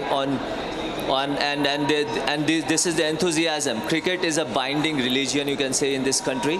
Like, we are done with our elections. We have seen these boys struggle through lean phases, but the way they have actually snatched victory from the jaws of defeat, you can say, cricket, and given us the joy and this joy galore. And there's no feeling that you can actually compare with this. Unthinkable scenes. You have the long shot of Marine Drive, and you look at the crowd, look at the enthusiasm, and you don't ask people's caste, creed, religion, reservation or not. Here is a team. People have come out for Team India. That spirit of India that defines people's enthusiasm today. That's what this victory has done for us. Well, absolutely, Himanshu. In fact, Deepak also joins us from the studios here with me. Deepak, this is the last time we saw it in 2007, and there you have, the undeterred fans. They do not care about the weather, the crowd, the noise, and this is something that is, as Himanshu was talking about, the spirit. The spirit of the cricket fans, the spirit of the Indians is always at an all-time high right now, and they are waiting for their champions to arrive at the Nariman Point and just catch a glimpse, even if it lasts just for a second or 2 seconds, just to catch the glimpse of their champions and that trophy.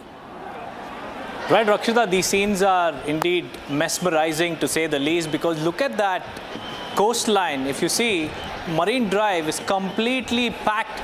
There's no place for any vehicles to pass, and the wait is on for the Team India to finally take out their victory parade. In fact, this is one of those moments which will go down in history, because it might be a first of sorts for many of those men in blue, but it will be the last victory lap for 3 people, Rohit Sharma, Virat Kohli, as well as Ravindra Jadeja. This will be the last time they will be donning the T20 international jersey for Team India.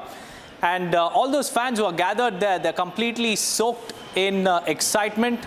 Rain has played spoil sport in many of the World Cup games, but this time it seems like rain can't even dampen the spirit of even one of these fans who is gathered there, because all they care about right now is to get the first glimpse of the champions who will be arriving there in moments from now. Absolutely, Nariman Point is the spot where it will all start from, and this entire stretch, the Marine Drive, is just for different side. It's always beautiful to see the Marine Drive, in the evening, but this is a different side. This is not something that we see every day, and clearly you can see it's jam-packed, and there is heavy security in place. And what we know, any time from now, the Team India will be arriving at the Nariman Point, and we will be witnessing a side that we haven't been able to for decades now. And remember, it was Dhoni in 2007. He continued, of course, for quite some time after after that and led us to another World Cup victory in the longer format. But Rohit Sharma, of course, the last time he'll be holding this trophy, this T20 World Cup trophy. Virat Kohli, of course, also retiring from the format. So is Ravindra Jadeja, and the next generation also, the new youngsters, the youngsters will be now getting on to that responsibility. We'll go back to my colleague Himanshu, who's live with us from the newsroom. Himanshu, of course, it's been a very long wait, isn't it? In the morning, of course, it was all colourful in the national capital. Of course, the monsoon the rains have also hit the national capital. However, it was not much of a delay today. But, of course, Mumbai, it's been a delay. It's a delayed flight, a delayed arrival at this at Nariman Point also. But what we expect is something that we haven't seen for quite some time. This team has given so many people, millions and billions of people, a reason to smile, a reason to celebrate, and a reason to once again take pride in being an Indian. On to the images, Rakshita, I remember the NatWest final where Saurav Ganguly gave his the t-shirt thing, and then you also remember, you rightly recalled Mahendra Singh Dhoni's team on an open bus, and Mumbai came to a standstill. And then here we are, we have these images. I mean, for a person like me who has not seen Kapil Dev lifting the World Cup from the Lord's Trophy, I think from the Lord's balcony, I think these are the images that will stay on. So whether you are an aspiring cricketer in Mumbai or maybe in Jharkhand or maybe in Haryana, these are the images that gives you that inspiration that here are a bunch of people who have conquered the world and who are world beaters. Today they are world champions. And you look at the team 11, like wherein Virat Kohli comes from Delhi, you have Jasprit Bumrah coming from humble background, then you have Rohit Sharma from Mumbai, then you have Chahal, you have Ravindra Jadeja from Gujarat. So this is the whole of India, and that's where people have come to celebrate. People have come to welcome their heroes, the heroes who have conquered the world, the T20 World Championship. And we see a lot of cricket games, but this is something special, and this is definitely a special occasion. And these are the images that will stay on in your memories for long, for years to come. Yes, Himanshu. In fact, Deepak, just taking it forward from what Himanshu was saying, from where he was talking about the inspiration it actually instills in many of the people, especially people who are young. And, we've seen the same thing happening when India, clinches a medal in the Olympics. This is again an Olympic year, and this time also we've seen, when Neeraj Chopra won that gold, when many of our other athletes clinched a medal, in Tokyo. Again, they're all geared up for Paris. These are the moments when, everything else is, put aside. Any kind of difference or any kind of, this time you can see the fans waving there, shouting, giving a big shout out to the team. They're all waiting with the jerseys, donning the jerseys, holding the tricolour high. And those three colours, matter the most. And for the youngsters, it is a moment to, get inspired, get motivated, no matter what they want to become. And of course, sport, the way it is a unifier, that is something that is being witnessed once again here. Right, Rakshita, every time, the Indian contingent, be it in the Olympics or be it in cricket or be it in any other sport, every time they win something, it instills a pride of being an Indian in each and every citizen of the country. We've seen that in the past as well. We've seen that during the Tokyo Olympics, like you mentioned.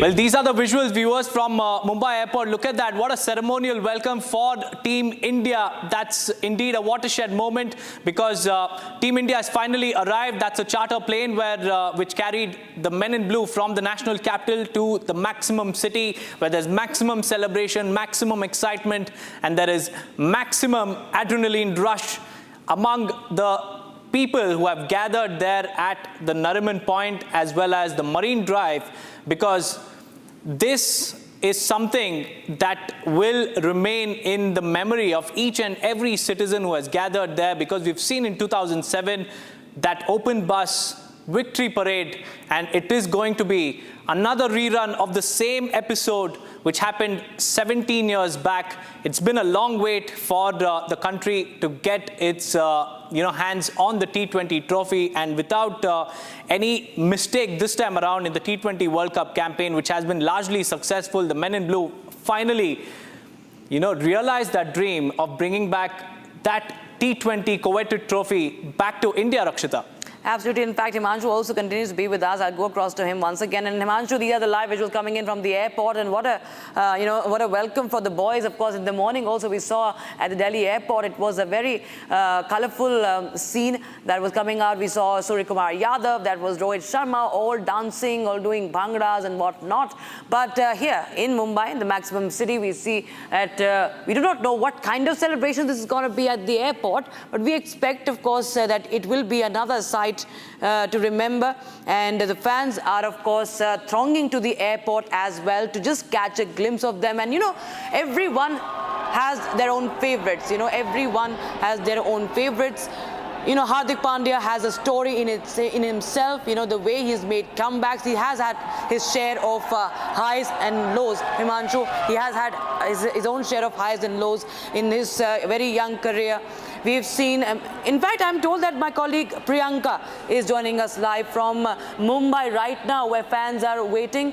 I'll go across to Priyanka once we fix that network. Himanshu, I was talking to you about the stories in this entire squad, from Hardik Pandya to Virat Kohli. He's the ex-captain, and all throughout the tournament he wasn't faring very well with the bat, but in the final he actually made it matter. When it actually mattered the most, he fired. He was the run machine, and of course he ended his T20 international career with that. Rohit Sharma, of course, we remember the scenes of 19 November 2023.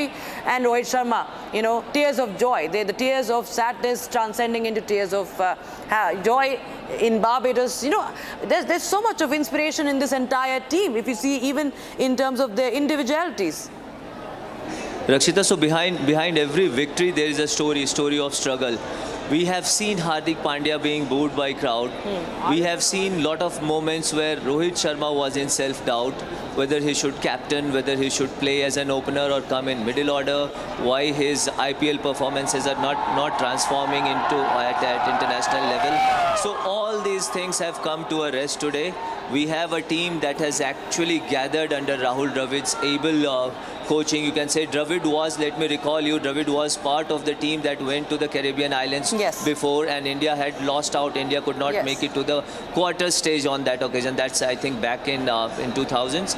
I don't exactly remember the date, but then Dravid himself showing that emotion of what this victory means. So basically what he could not do or achieve as a cricketer, today it came, time gave him an opportunity, the hard work continued, and finally here he is, Rahul Dravid, the wall of Indian cricket, leading a bunch of talented individuals to the World Championship podium or to the top of the table on World Championship.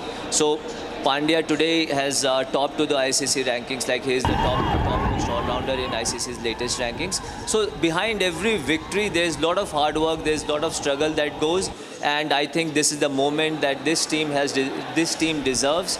And we have visuals of water salute from Mumbai airport, and what a way. I think it's God who is saluting these stars, these heroes of Indian cricket.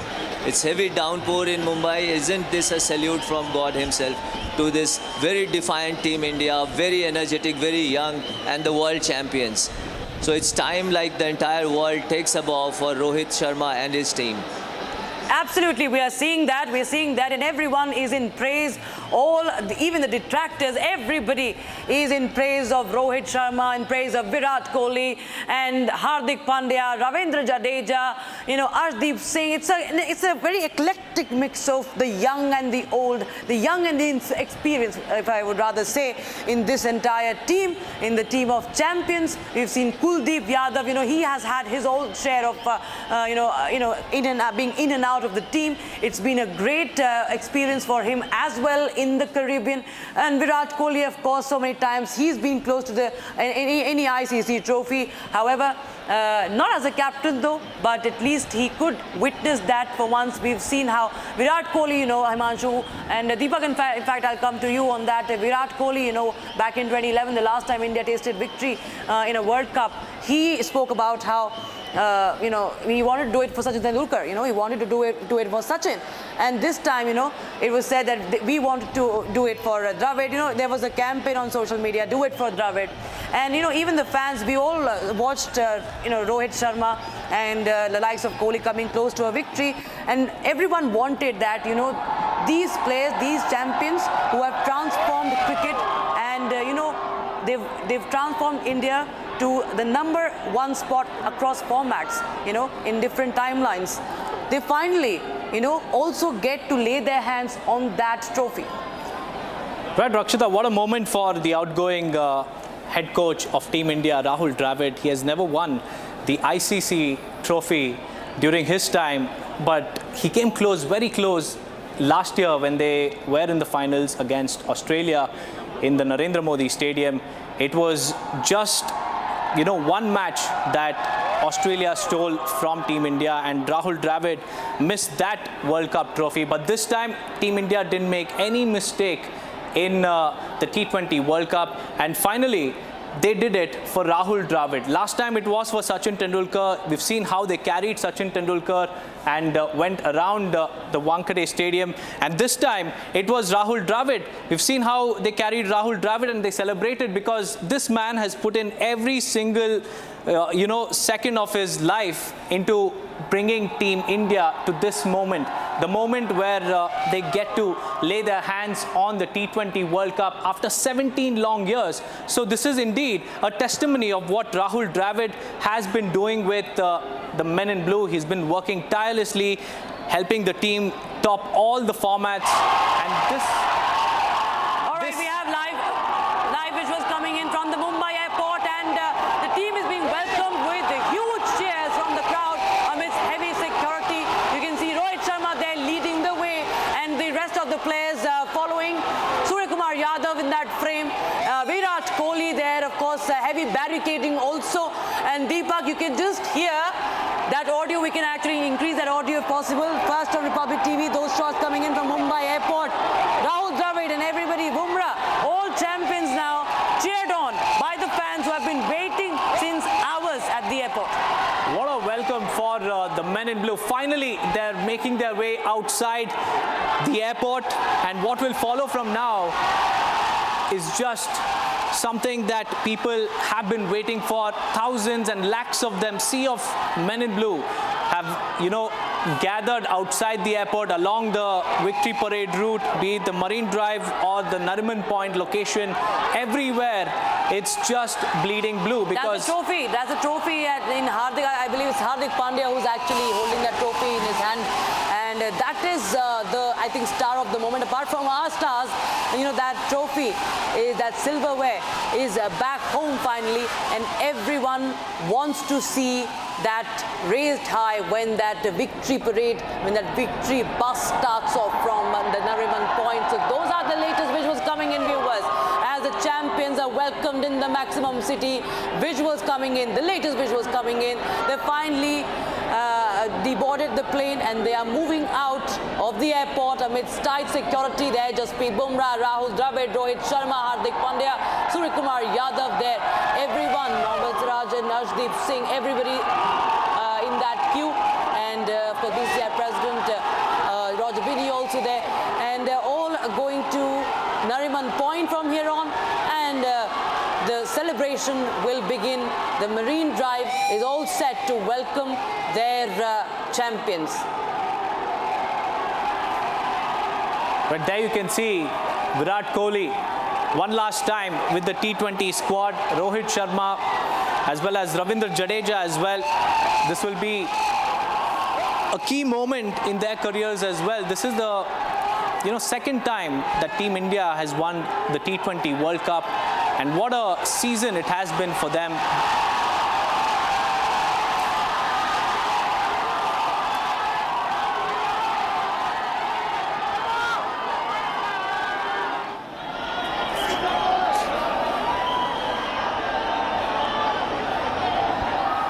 या मेरा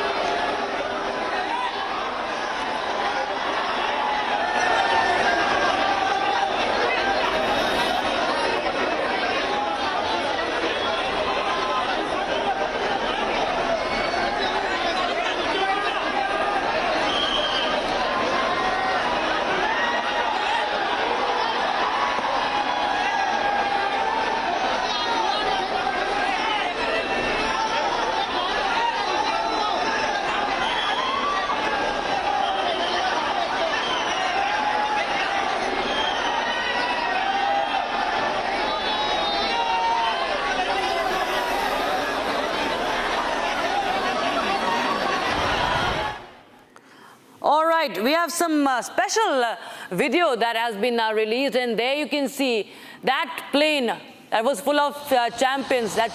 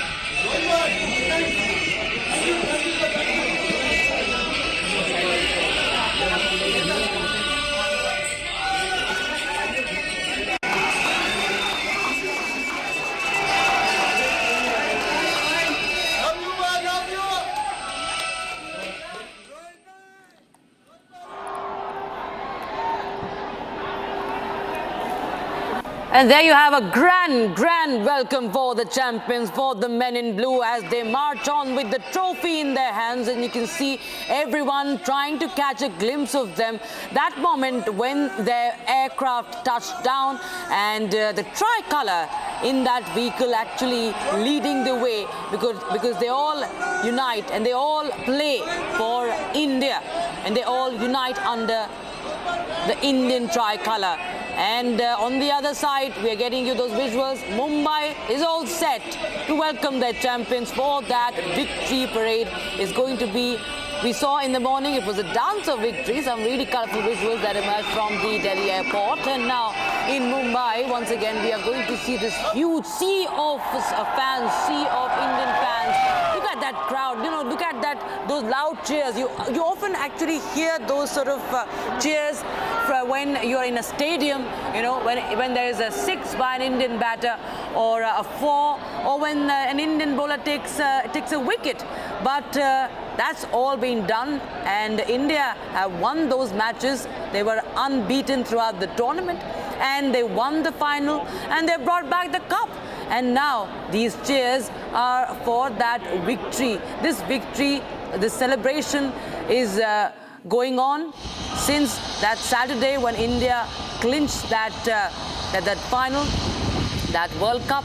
And now, and remember the fact that India, of course, won that World Cup outside India, because there has been a long drawn criticism of the country. In fact, okay, I'm told that my colleague Priyanka Sharma is joining us live from Mumbai's Marine Drive. Priyanka, over to you. Tell us what's happening on ground zero. When are we expecting the players to reach Nariman Point?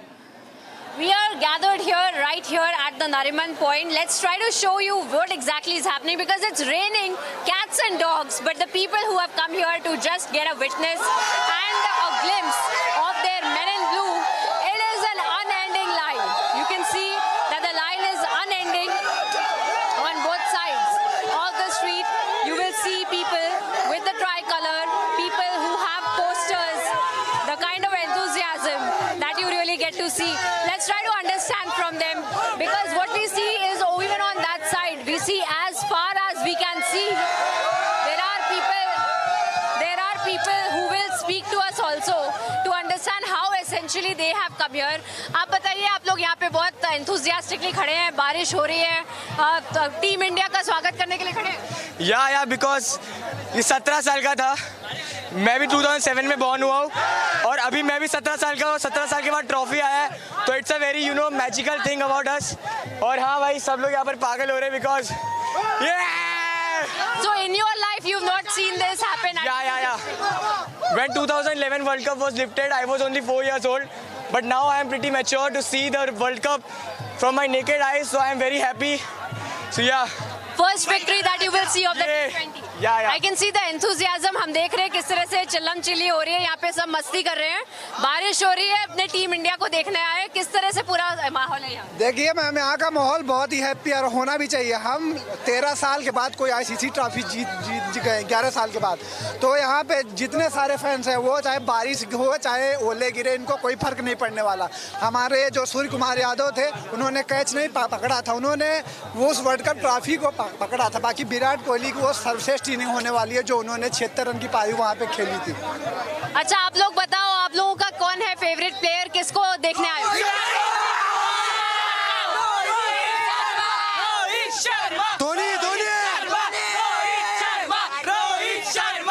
तो रोहित शर्मा या विराट कोहली? हार्दिक पांड्या और रोहित शर्मा वगैरह का बहुत problem हो रहा था IPL में. Hardik Pandya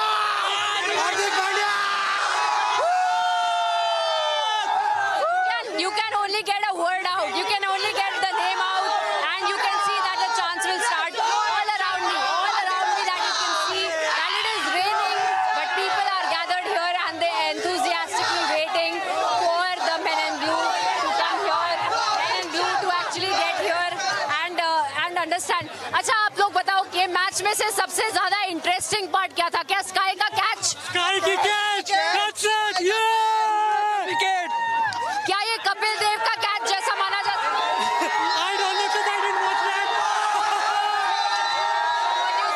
What you see is a lot of people who have gathered here, all of them just waiting to get a glimpse of the men in blue, and rightfully flew, all of them congratulating the victory lap that the team in India is actually doing. With video journalist Neeraj, I'm Priyanka Sharma for Republic.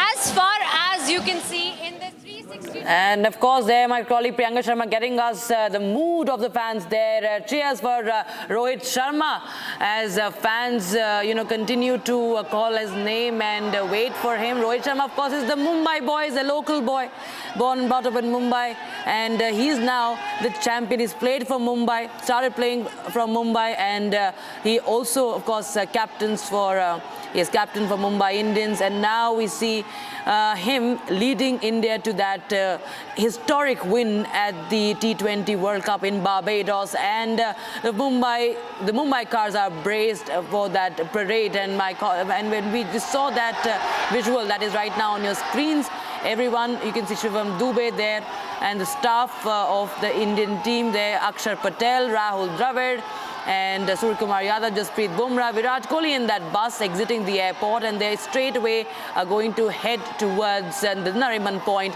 and that victory parade will conclude at Wankhede Stadium, where there's going to be a felicitation ceremony by the BCCI, and that has been organized. And it's an event that is free of entry, no entry cost, and you can see Hardik Pandya with all the swagger he has. He's lifting that World Cup in his hand, showing it to everybody, and it's of course a great story of inspiration for him in this entire tournament. And now is the countdown for that victory parade from the Nariman Point that has begun, viewers. It's a hero's welcome for the men in blue. They travelled to the ITC Moria right after landing in the national capital, and they straight away headed to the 7 local landmark.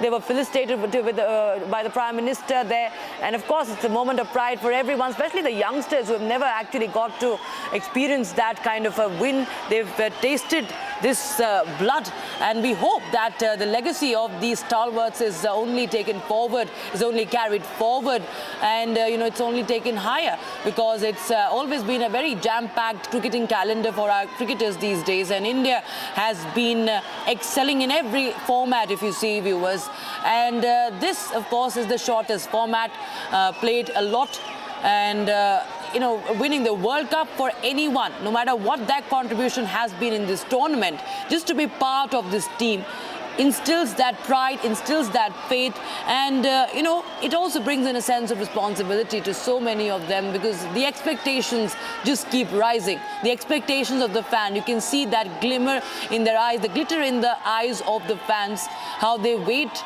to just catch a glimpse for a few seconds, because the team is of course surrounded by a heavy chain of security personnel, but just to catch a glimpse for a few seconds, they all have been waiting in this this rainy weather in the maximum city. There is a dhol, there is a dance that was happening at the airport in Delhi today, and right now we'll get to see that bus, that decorated bus today, that will be starting from the Nariman Point. It will be taking place along the Marine Drive. For Nariman Point is the starting point. Marine Drive is when you drive ahead, and that entire stretch is the Marine Drive. The coastline is started with the stars, the toast of the nation right now, Rohit Sharma and company, viewers, and after that it is going to culminate at the Wankhede Stadium. That's the BCCI headquarters, and also of course there will be a grand felicitation, and already the stadium is jam-packed with fans, viewers. Millions of fans have already been seated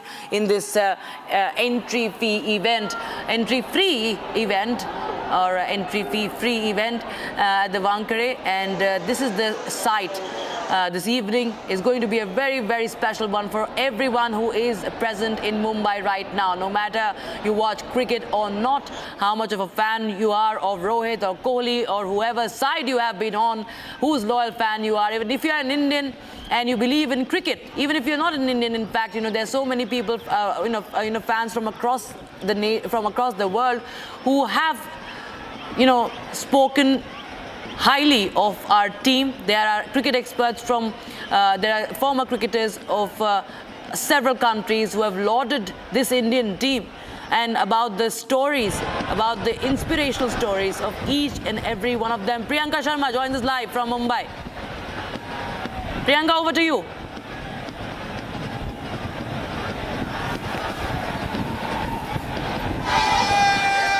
Let's show you.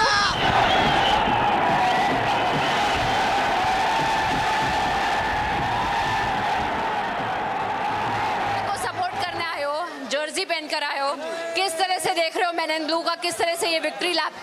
ये हमारे लिए बहुत proud moment है और हम emotion से भरे हुए हैं और आज देख रहे हैं पूरा मुंबई एक हो चुका है और वंदे वंदे मातरम।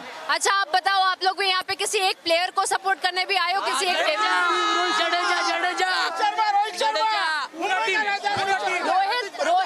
रोहित अच्छा यहाँ पे रोहित शर्मा और हार्दिक पांड्या को बहुत सुनाया जा रहा था। नहीं दोनों एक ही है, दोनों सब एक ही है। हार्दिक पांड्या की वजह से जीते और रोहित शर्मा की वजह से जीते। हार्दिक पांड्या मुंबई का कैप्टन रहेगा और रोहित शर्मा उसको सपोर्ट करेगा। उसको किस भी किया था उसने मैच जीतने के बाद। आईपीएल में इतना नहीं सुनाना चाहिए। अभी कुछ नहीं होगा, सॉरी अभी कुछ नहीं होगा। हार्दिक पांड्या रोहित शर्मा दोनों एक है। अच्छा स्काई का कैच कैसा लगा? स्काई का बहुत बढ़िया, बहुत ज्यादा बढ़िया, अनबिलीवेबल था, बहुत ज्यादा ट्रॉफी। स्काई का कैच कपिल देव जैसा कैच है वो 90 उससे जबरदस्त। कपिल देव को पीछे छोड़ उससे भी जबरदस्त ट्रॉफी था, ट्रॉफी कैच नहीं ट्रॉफी था। आप बताओ क्या बोलना चाहते हो? उसने कैच नहीं, ट्रॉफी पकड़ी है, trophy. So, some highlights of the Sky's catch, some highlights of Rohit Sharma and Hardik Pandya, the enmity between the two. All around, you can see people of Mumbai who have gathered here all across. You can see petrol pumps brimming, you can see restaurants brimming, you can see the entire street brimming. You can see that the enthusiasm has no limits to how in fact this celebration is going on. People are coming in front of our cameras, they want to celebrate. That is essentially what the mood is like. We will try to understand from more people. आप लोग भी यहाँ पे team को देखना है? Yes, especially for that only. Who have you come to support? Who have you come to? Is it to congratulate them as well? Yes, of course, for our team India, we are very happy and proud for them. Any specific player that you come to actually congratulate today? Rohit Sharma and Surya Kumar Yadav. How was Sky's catch? Lovely, fantastic. So those are some of the highlights that people talk about. As they talk about Sky's catch, they're comparing that to Kapil Dev's catch in 1993. And now we are also looking at people. A lot of people gathered. You know, if we keep panning our cameras, we show you how essentially people